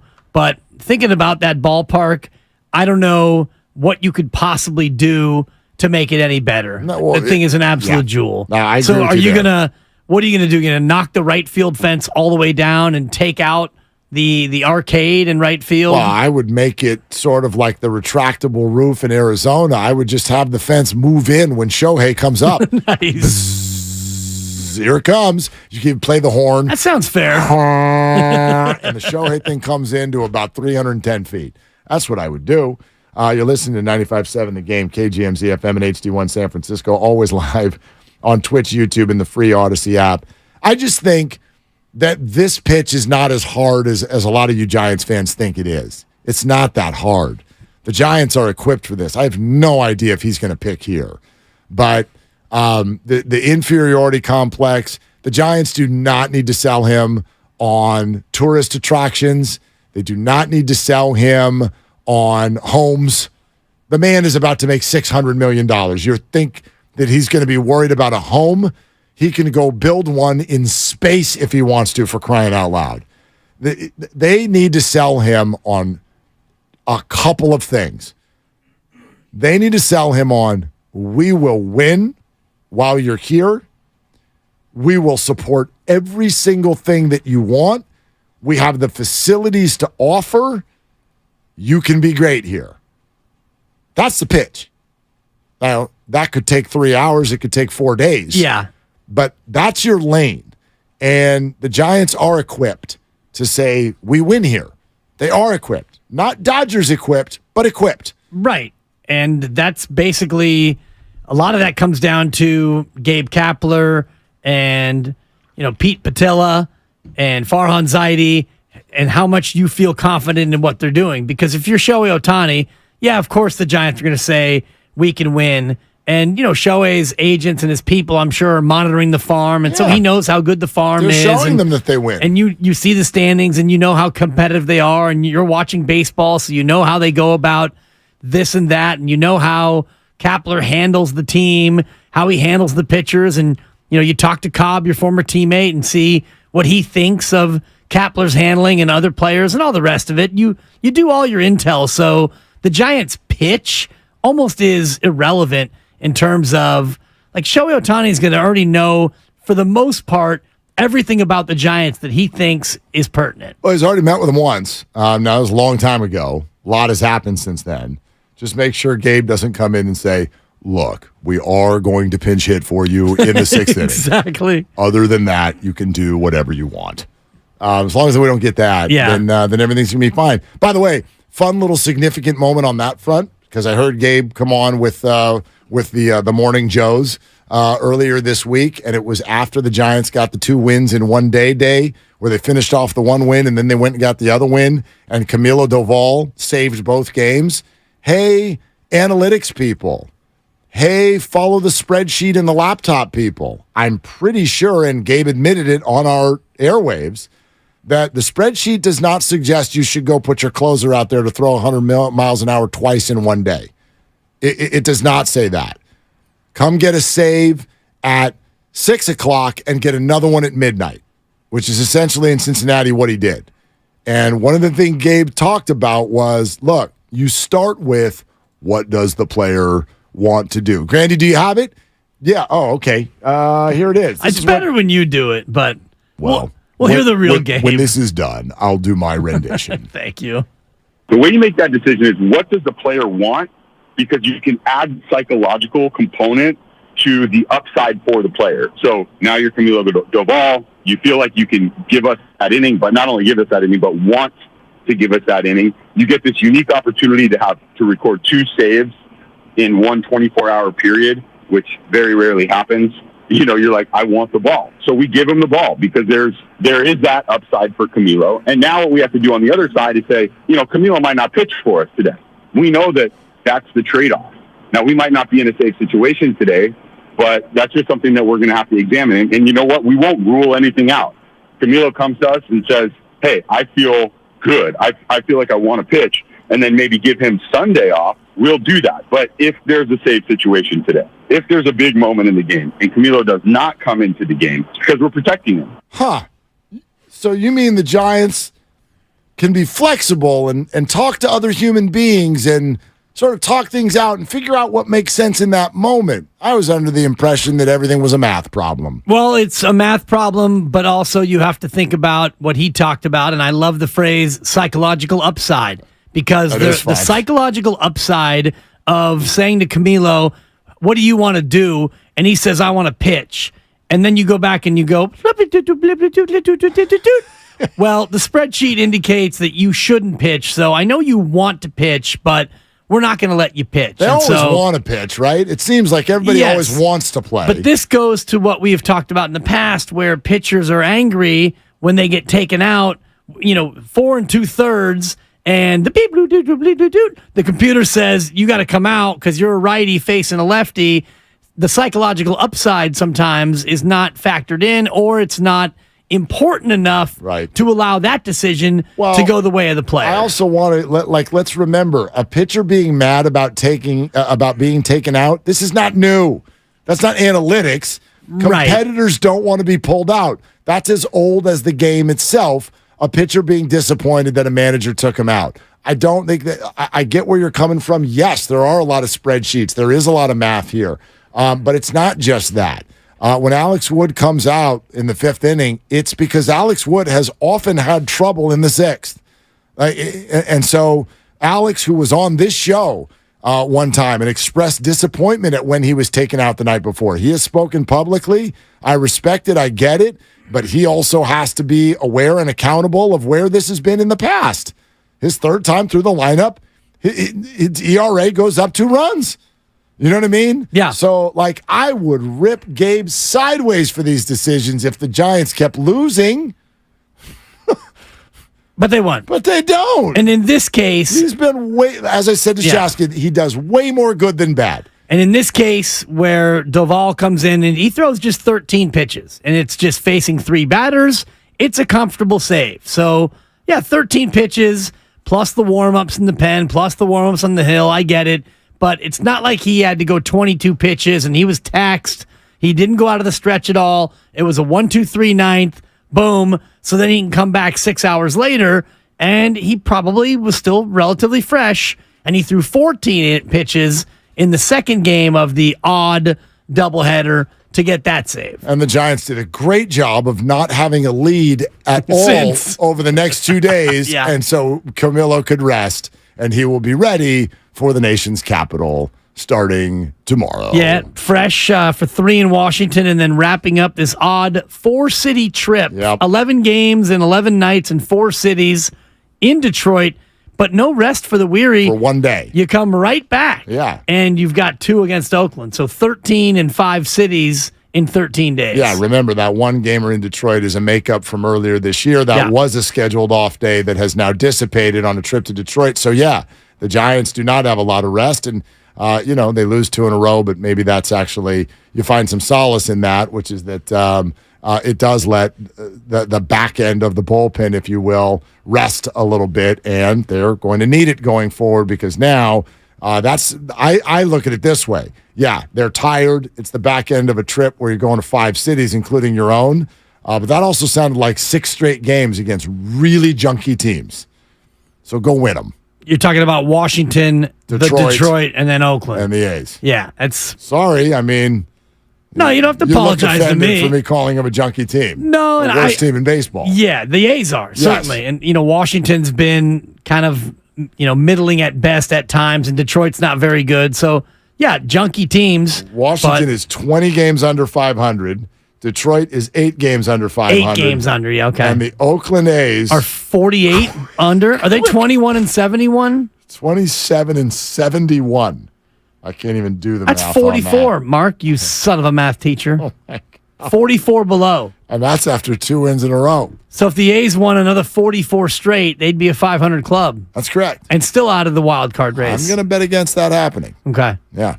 I know I'm not usually negative, but... It's a lock. Lock it in, Grandy. Out of bed. Weird schedule coming up after this 13-game gauntlet. They'll have a Thursday off next Thursday, and then they've got a Friday off the subsequent weekend. Right, and that's because they're playing the A's again. Am I right? Yeah, Saturday. It's a Saturday, Sunday. Yeah, they make those 2-game series. For the Bay Bridge thing. I don't. Yeah. I've said it before, and I'll say it again. I don't like the balanced schedule for Major League Baseball. Well, but the A's-Giants thing, as you pointed out earlier with Angels-Dodgers, is a little bit separate. That's a little different because that's the only one where you're going to do a home and home. So instead of 1 3-game series in one spot, you're going to do a couple of 2-game series, one in each spot. And are they still going to award that cockamamie Bay Bridge trophy with the A's? I don't know. With the A's set to leave town, are we still going to hoist that cement block, the cinder block? Probably for at least one more year. Yeah, I'm thinking that they will. And in between the 2 series against the A's, that's where it gets juicy. 3 with the Red Sox. Yeah. And 4 with the D-backs, all at Oracle Park. So that's juicy and that's important. And so the Giants, with these next 6 games, got to do really well and go into that feeling good. Well, and I think not only go into that feeling good, but go into the deadline still as a team that you look at and you say they are threatening to be a real player in the World Series. Because you mentioned junky Washington, 3 there, and then not very good Detroit, and then 2 against Oakland, then the Boston series, then the deadline. So between now and then, you've got, the 1 against Arizona. You've got Arizona, 10 games between now and the deadline. Yeah. So if you do hang a 3-7, which would be awful considering the competition, how does that change your approach at the deadline? I'd be bummed if they don't get at least 4 of these next 6. Yeah, I think 6 and 4 minimum in this 10-game stretch. Yeah, by that. I mean, anything worse than that, you'd be disappointed, considering you've got bad teams and then you've got home games. Yeah, absolutely. And the Red Sox are solid, but they're not like amazing. All right, let's go to the phones, and then we want to get to this Steve Young stuff because it's fantastic. He was on the 49ers Talk podcast, NBC Sports Bay Area with Mayoko. We'll get to that in just a little bit. The phone line's always open here on Willard and Dibs. Thank you so much for being with us. And again, you want to play golf with us, go to 957thegame.com, go to our contest page, and enter to win a trip over to the Berkeley Country Club next Tuesday. Please like golf and please be available next Tuesday. If so, go enter the contest. We would love to see you there. We are already in our preparations for that day. Which means I need to swing a golf club for the first time in about 6 weeks. But anyway, let's go to Rolando in wine country. Hey, Rolando, you on with Willard and Dibs. What are you doing? I'm in the middle of grocery shopping right now, so I'm getting ready to cook some dinner tonight. And I love listening to you guys, and you guys make all this traffic in the Bay Area always go away, and I love listening to you guys. Thank you so much. Are you actually in the store right now? I'm actually parked, so I don't want to get any car accidents, so I parked outside the grocery store. Okay, good job. I just picked up some bacon, and I'm doing some bacon cheeseburgers tonight for dinner. I mean, what time and what's the address? Seriously. I can't tell you the address, but I live in downtown, so I got some peppered bacon tonight. I got some Wagyu ground beef, so I'm doing some really, really good bacon cheeseburgers tonight. Damn, Rolando, proving me right that Thursday's the best day of the week. All right, hit us up. What do you got, man? All right, well, I want to talk about Niner football. I'm so jacked up. I'm ready to go. I'm counting out every day, and as much as I love my Niners, man, I have a crazy Niner prediction, so I'm going to pull out to you guys. I have a sneaky feeling that Cleveland Farrell is going to have 12 sacks this year. I think he is a very underrated signing that nobody's talking about, and I think he's going to have a monster year. If Chris Katera can get what he got out of Arden Key last year, I think with him and Cleveland Farrell, I'm predicting he's going to get 12 sacks this year. That's my bold prediction. Lock it down, put it in the vault, put the rat on the table. Thanks. You are a listener, my gosh. Brought to you by Atco Pest Control. Cleveland Farrell, who only had 2 sacks last year, Rolando, but we do know guys at that position tend to thrive, especially if they're tucked between Bosa and Armstead and the rest of the crew. All right, what else? Go on. All right. You know how earlier I was talking about how you got the little comments section on our call screen? Yeah. Rolando called in and told Lucas, I want to talk about all 3 teams. I got something for each, the Niners, Giants, and Warriors. Yeah. And then he sat in front of a grocery store and uncorked a Cleveland Farrell prediction and left. Worth it. I mean, I liked it. I didn't know. I got nothing against it. But you think Gabe Kapler's quirky. I think Rolando's super quirky. Do you see now why I think that Thursday is overrated and not the best day in the week? No, he's cooking peppered bacon. He waited what on do you hold mean it's overrated? to unfurl a Cleveland Farrell take. Farrell, but yes. Farrell. Peppered. Farrell was the radio host. Bacon. Thank you. You cannot underrate, honestly, peppered bacon. If you're Wagyu. Okay, if you're doing a Wagyu burger, you're kind of ruining it with peppered bacon. You're doing too much. You're doing too much, Mark. What you're doing is you're corrupting the Wagyu. Let the Wagyu stand on its own. You don't need to pepper bacon the Wagyu. Stupid. Don't say that again. It's. Hold on. I need a moment. I got a comment. I'm hanging by a moment. I got a comment. Shout out Lifehouse. You can't say. You're ruining the Wagyu. You spent 2 years trying to tick me off. You finally did it. And this is the breaking point. You ripped peppered bacon. I've called you names on a Thursday. I've mocked takes. Man. I've done as much as I could, and now peppered bacon is what's going to break you. Names can never hurt me, but if you're going to go after such a nut job, yeah, totally. Thank you, Grandy. Thank you for speaking for me, Mark. I appreciate that. All right, yeah. Wait till you see what I'm cooking tonight. Yeah, Thursday's the best day. I don't know why, man. The energy. Best day of the week. Grandy's on fire back there today. You know why it's the best day of the week? Because we got stuff from Steve Young that absolutely needs to be heard by all of you. Niners Talk Podcast, NBC Sports Bay Area. What up, Mayoko? All right, check this out. Steve Young said this about Brock Purdy, and I think this is interesting because Purdy right now, the perception is, well, geez, he wins, and so very successful. But nobody looks at him still, even after 8-0. Nobody looks at him and goes, man, the talent just oozes off the TV set when I'm watching this guy play. But listen to Young now. Listen to Steve Young. We have this incredible, unique human being named Brock Purdy. And I'm just not going to limit him.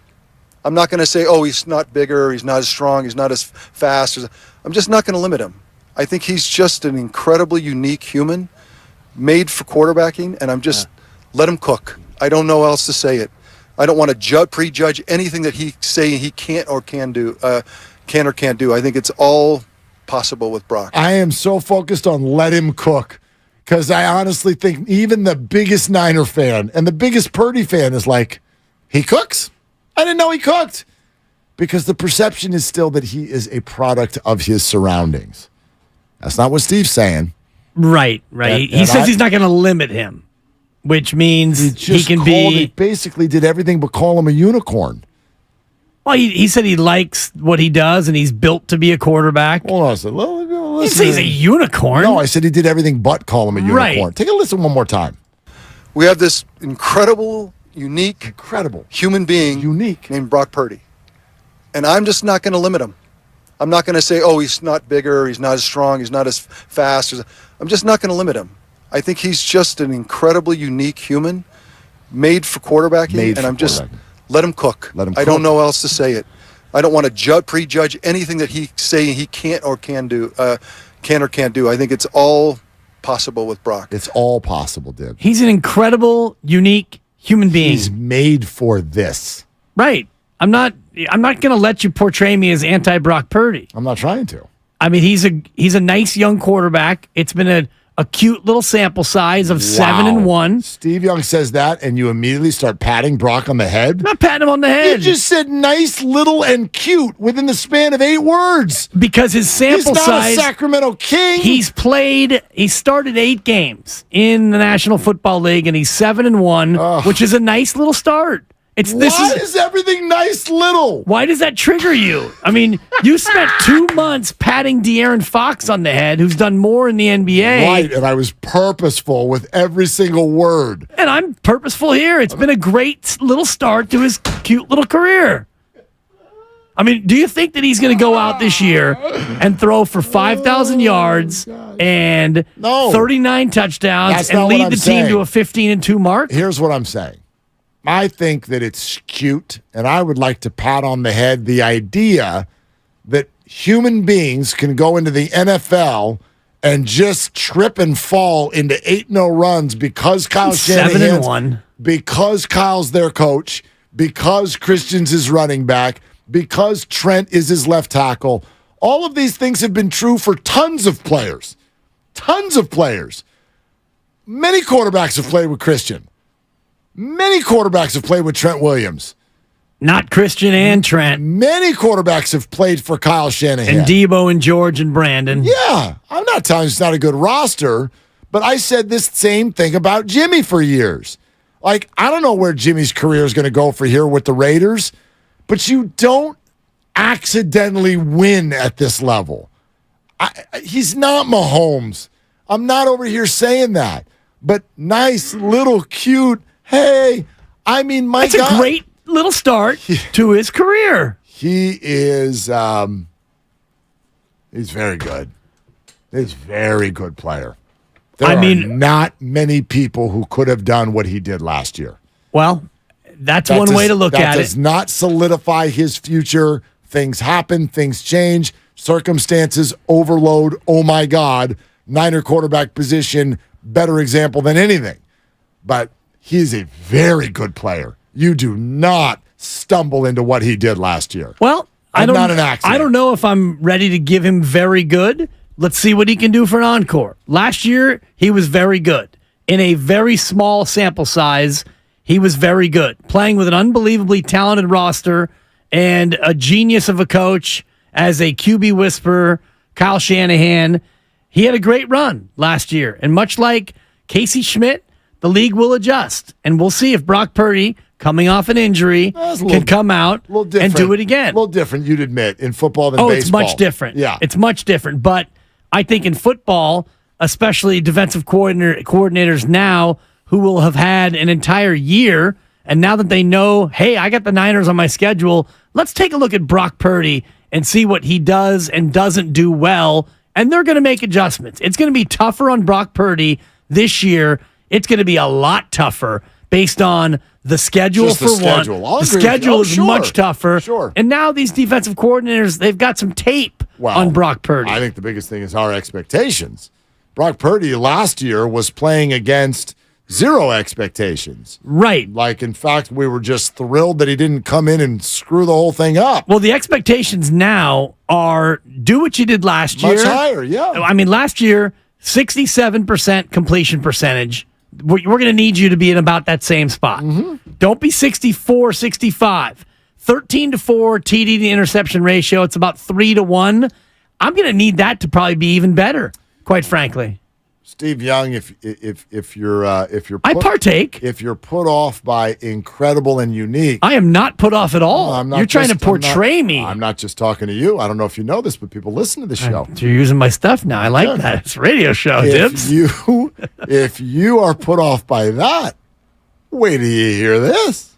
There's a processing, I call it the Force. It's like a Star Wars analogy, and Obi-Wan Kenobi, and and they don't. It's something you can't describe. It's just someone has the Force, and I think quarterbacking is so much that way. When I see somebody who has the Force, I don't know how to tell you all the intricacies of what makes that, but you can just tell. And so Brock had it so thick. It was like Luke Skywalker, like right away, he was just, and so he wasn't the biggest guy. He's not the fastest guy. He's not the strongest arm, but he has the Force. And maybe he's strong as anybody who's playing.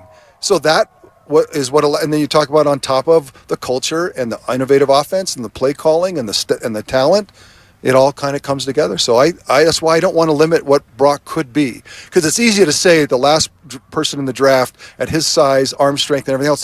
There's limitations. Right. I think that'd be with talking about Brock Purdy. I don't think you should speak that way, because I think he's the kind of guy that's going to make you look like a dummy. This dude is literally a Jedi. Forget incredible and unique. He's got the Force. Steve, it's called S2 cognition. It's not the Force. It's not this mythical, ethereal, unquantifiable thing. It actually can be quantified. And I would love to see Steve Young have his S2 cognition tested. good. I bet you it's unbelievably pretty good. And this comes down to the ability to make quick decisions and, it's perception speed, search efficiency, impulse control, decision complexity. These are all things that we could spend hours trying to explain, but it's basically comes down to what Steve was saying.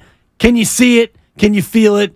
Do you have the Force? Let's go to Yoda in Brentwood. I'm sorry, Davis in Brentwood, who has this to say about Brock Purdy. Hi, Davis. What are you doing? Hey, guys.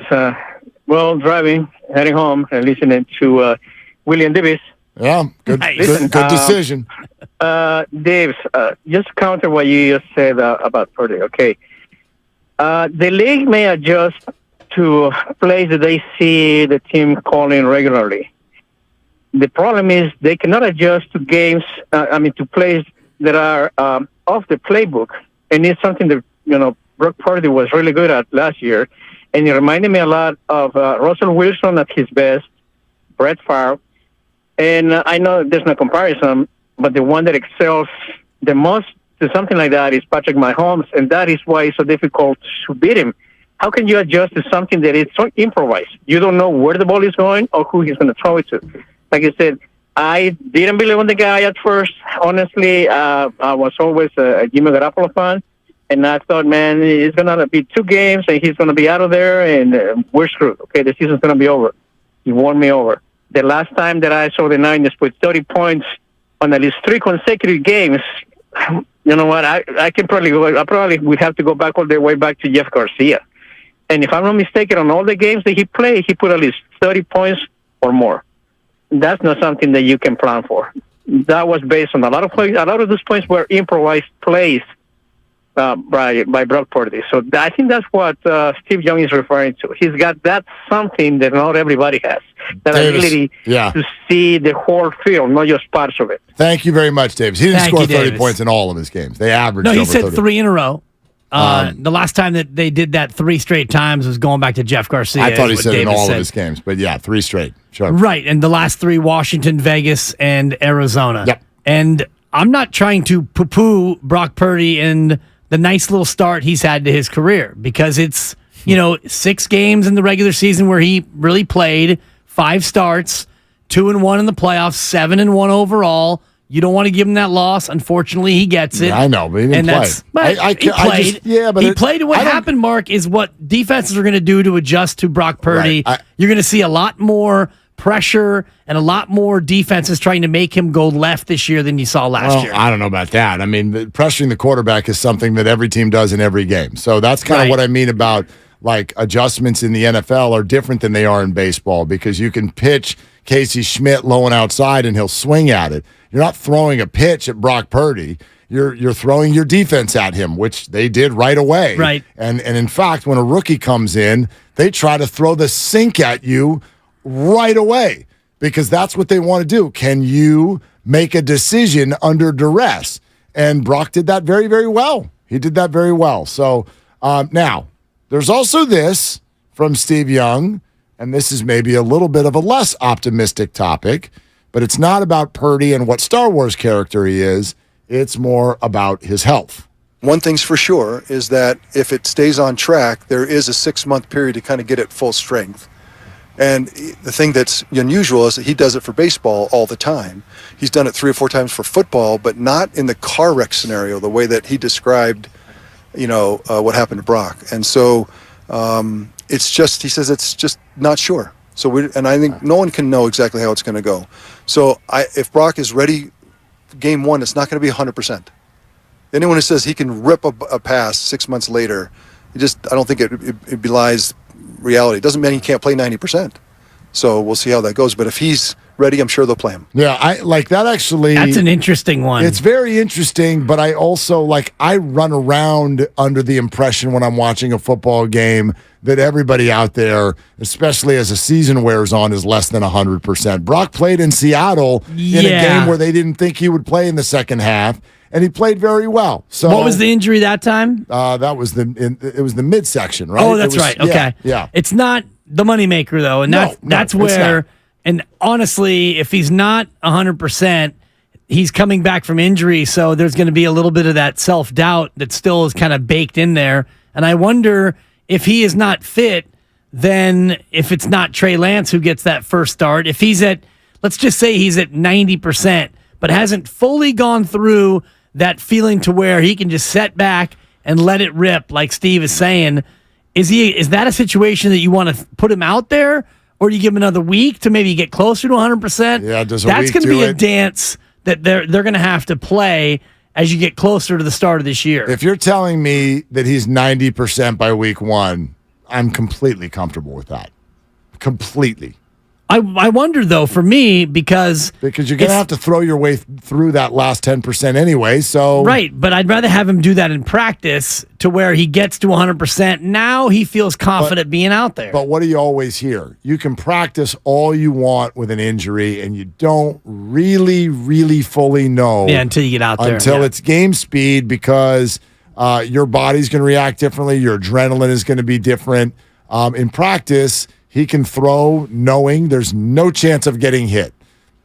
You're going to have to do it at some point. Right. And I don't know if September, what date is the first game? I think the 12th. I don't know if September 19th is suddenly going to make it okay.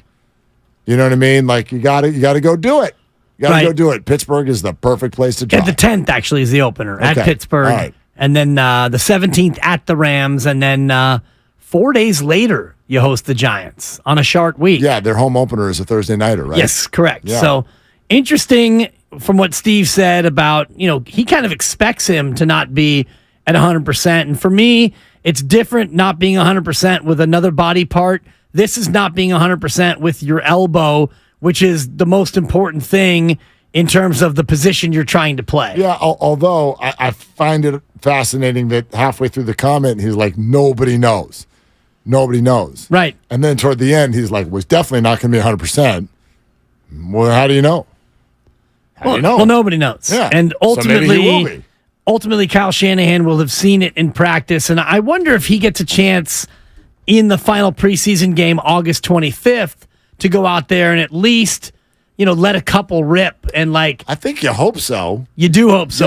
You hope that there's a series. And at least a couple throws. Sure. And not even I don't want to see just a couple of little flares to the flats. I want to see him get back there, hit that back foot, and step into a couple and really let it rip. It doesn't even matter if they're complete or not, but just get back to that spot in the 5-step drop, get on your back foot, step forward, and just crank a couple. If he can do that, then he can play against Pittsburgh. Swillard and Dibs, we're going through some really interesting comments from Steve Young with Matt Mayoko on the 49ers Talk podcast, NBC Sports Bay Area. It wasn't just a Purdy party. If Purdy's not ready for week 1, how about Trey Lance? Anyone who says Trey can't, off of what? Off of what are you? Why are you? What data are you saying? Oh, because one game, one play. Back in North Dakota State, I saw a play. Come on, man. Stop. You don't know, and I don't think he knows. But he needs an opportunity to go prove it. I don't know if he's going to get it, but I think if I'm Trey Lance, I'm doing everything I can, and he's doing it right now. That's my job.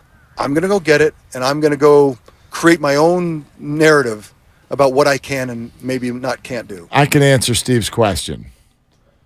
Although I would never say that Trey can't play. But he said, off of what? What data do you have? We have no data. We have behavior.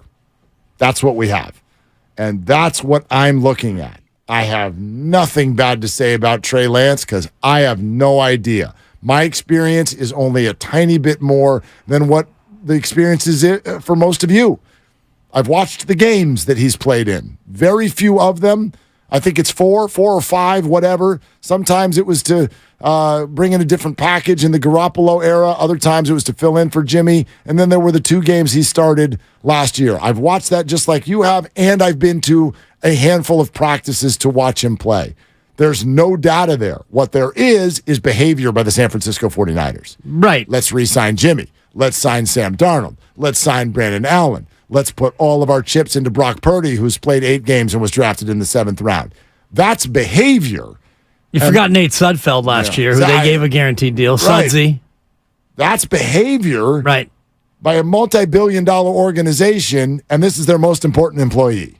Yes, and they traded up to get him, and they spent draft capital to get him, and since then, all they've done is surround him with competitors and other quarterbacks who might be able to take his job, including Sam Darnold, another formerly highly drafted player who they signed almost immediately when free agency opened and gave him guaranteed money. So those behaviors, and you've used the word hedge before, they feel like hedge moves by an organization that maybe isn't completely convinced. But now what have we seen? Not only the Steve Young comments, but everything coming out of Niner camp. Kyle Shanahan saying, oh, we got 3 quarterbacks who are all ready to go right now, and I like where we are in the quarterback room, and they're going to try to build this whole thing up until they get to a point where they have to actually show their hand. Like when Shanahan said that, where was Brandon Allen?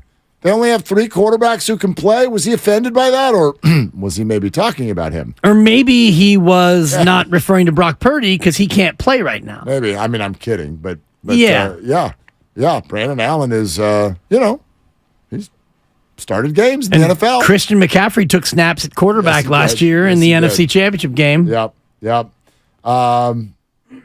Camp next Wednesday, huh? You want to go? Yep. That'd be fun. Let's go. Got to get the sunscreen on. No problem. I got some left over from all the kids' camps that I've been readying him for every day. I wish that camp was like an extra hour in length, because part of the fun going down there is to chop it up with the Mayokos and the Mike Silvers and the Matty Barrows and all the rest of it. And like last time, spent about 10 minutes talking to Eric Branch and his daughter who's going to get in the business. And it's like, you forget that there's so much football to watch because there's so many of our old friends down there. Here we go, man. Next Wednesday. You ready? Absolutely. Absolutely. Because, by the way, this conversation needs it. It needs some data. And even though practice isn't really going to give you data, it's information.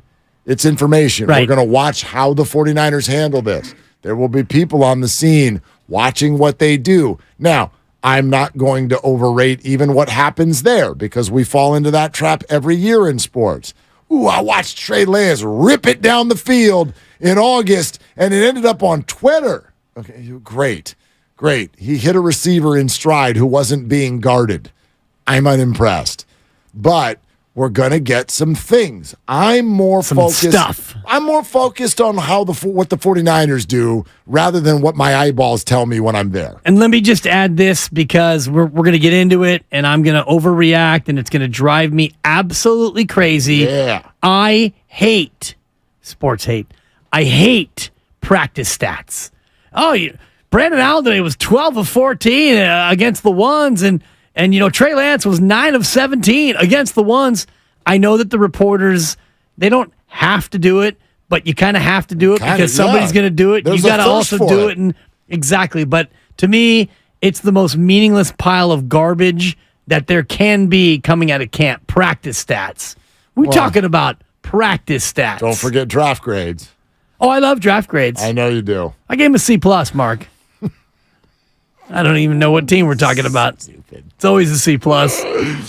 I like draft grades because it's so nonsensical. Oh, my gosh. And immediately, even the people who know what they're talking about, you don't know what you're talking about. Yeah. And there are some experts out there, and they're forced to give draft grades. Of course. But it's like you're basically grading on your opinion and the opinions of others and expectations. You're just grading. That's all you are. It's very grading. We're sponsored by AC Transit. Now, coming up next, the thing that Steve Young said about Trey Lance that will really surprise you. That's coming up next on Willard and Dibs. Well, off of what? Off of what are you? Why are you? Or what data are you saying? Are you a mechanic with?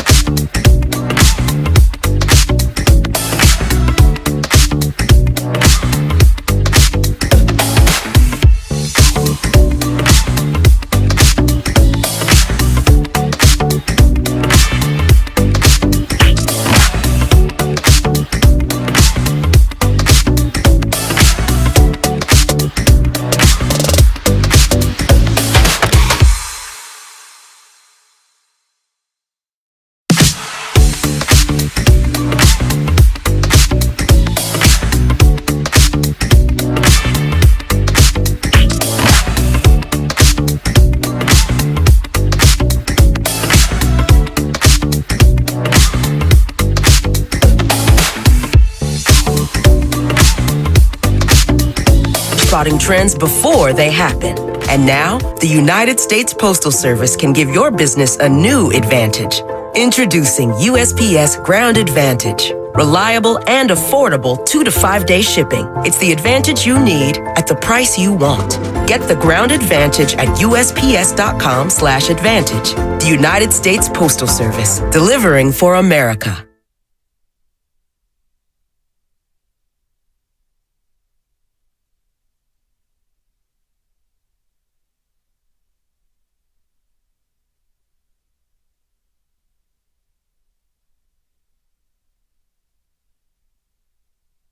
He got the moves like Jagger. Now, back to Willard and Dibs on 95.7 The Game.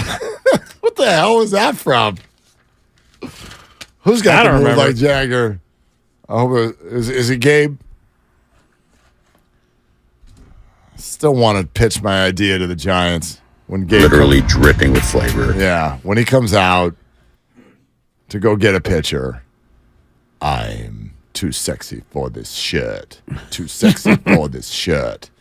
So sexy it hurts. So sexy it hurts. Maybe the song's too old. Song too old. Little dated. A couple of baseball fans are like, what the hell is this? Right. It's an actual song that people liked.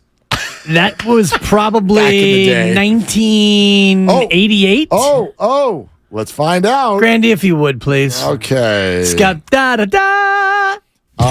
You are going to have to pick it within plus or minus a year. Plus or minus a year. That's fine.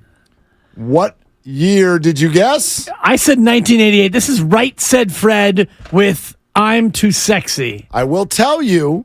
1988. 5 days ago, it had its anniversary. Oh. 5 days ago. Oh. Schmidt.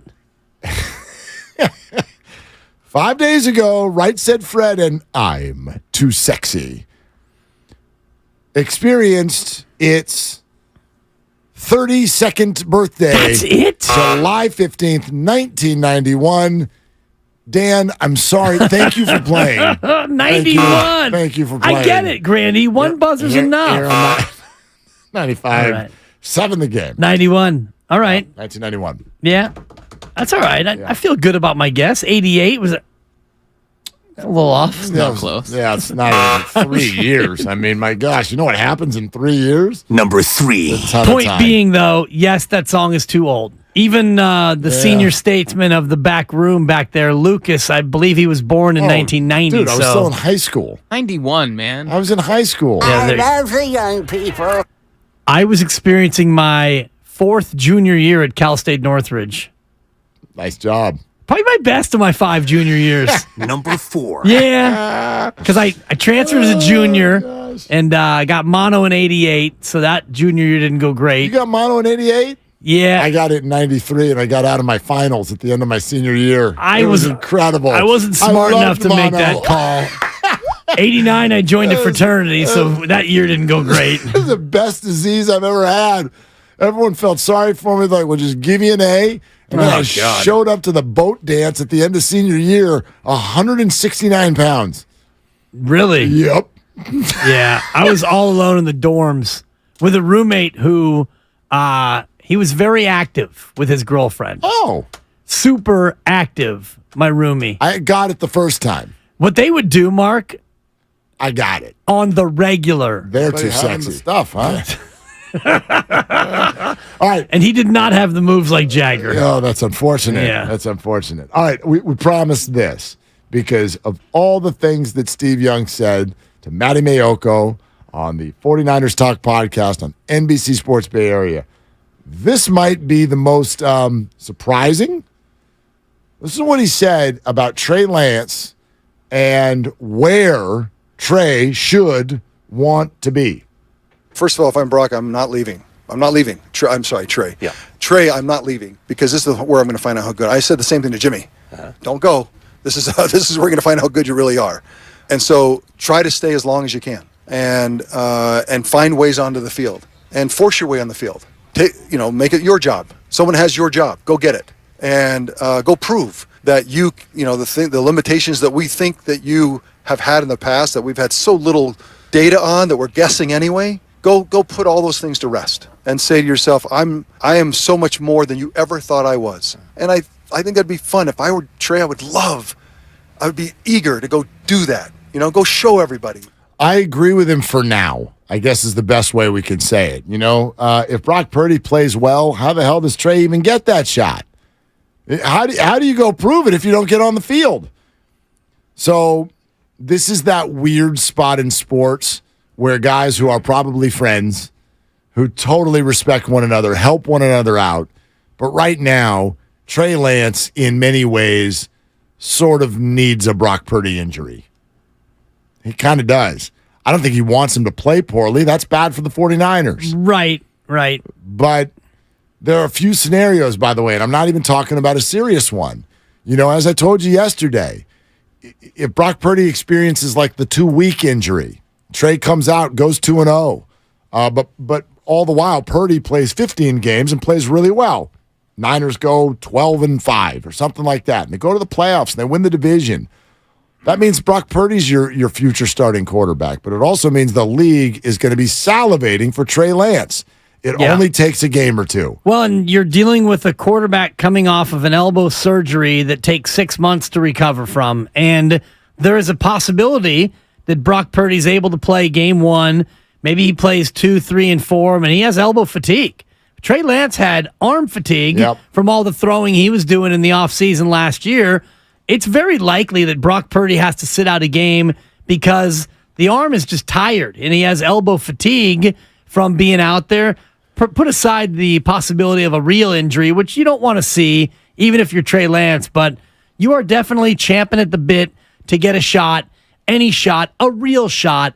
Last year, the Chicago game, of all the games to get to start, he starts 2 games, and one of them is in an unplayable monsoon. And you were there, and I was watching on TV. I don't want to call it. You're right. It's a joke. I don't want to call it unplayable because there was another quarterback in the game, and he won. Yes, but he didn't step back in the pocket and make throws like you normally do in a game. The reason why he won is because he scrambled. He rolled left. He rolled right. He jitterbugged, and he moved, and then he threw one up to a wide open former Niner, Dante Pettis, who strolled in the end zone. Yeah, that was that touchdown. But what about the other one? Right. Which was just a pump and absolutely got the linebacker to bite. It might have been Hufanga, actually, who bit, and it went right over his head to, I think, if I remember correctly, it was Amon-Ra St. Brown's brother, Equiminius. Yeah. Who I think that's who it was. Yeah, the 49ers, and look, that's on the defensive side of the ball. There's nothing Trey can do about that. They got beat that day. Yeah. And Trey Lance had plenty of opportunities. He had some bad breaks. He did, yeah. Right? No, the defense got beat a couple of times badly. Debo fumbled in the red zone. These things are all true. And that's why we call it a small sample size, and it's not fair to write him off.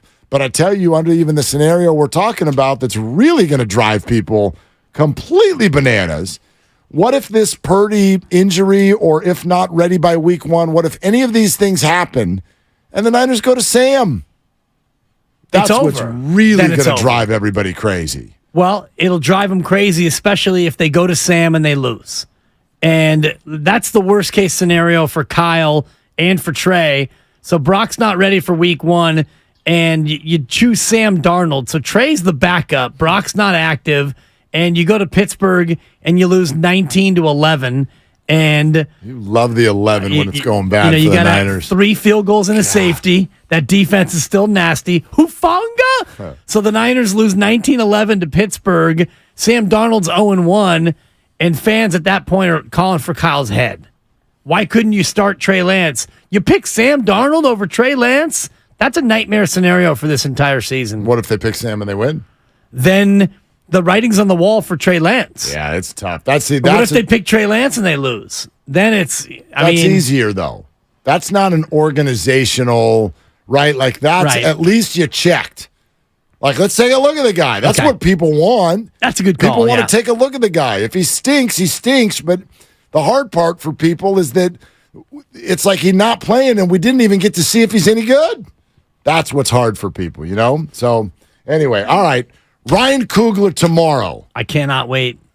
Steph Curry, underrated. We are leaving here right now to go home and watch this. I've been watching it during the breaks. I know. It's fantastic. It keeps getting better.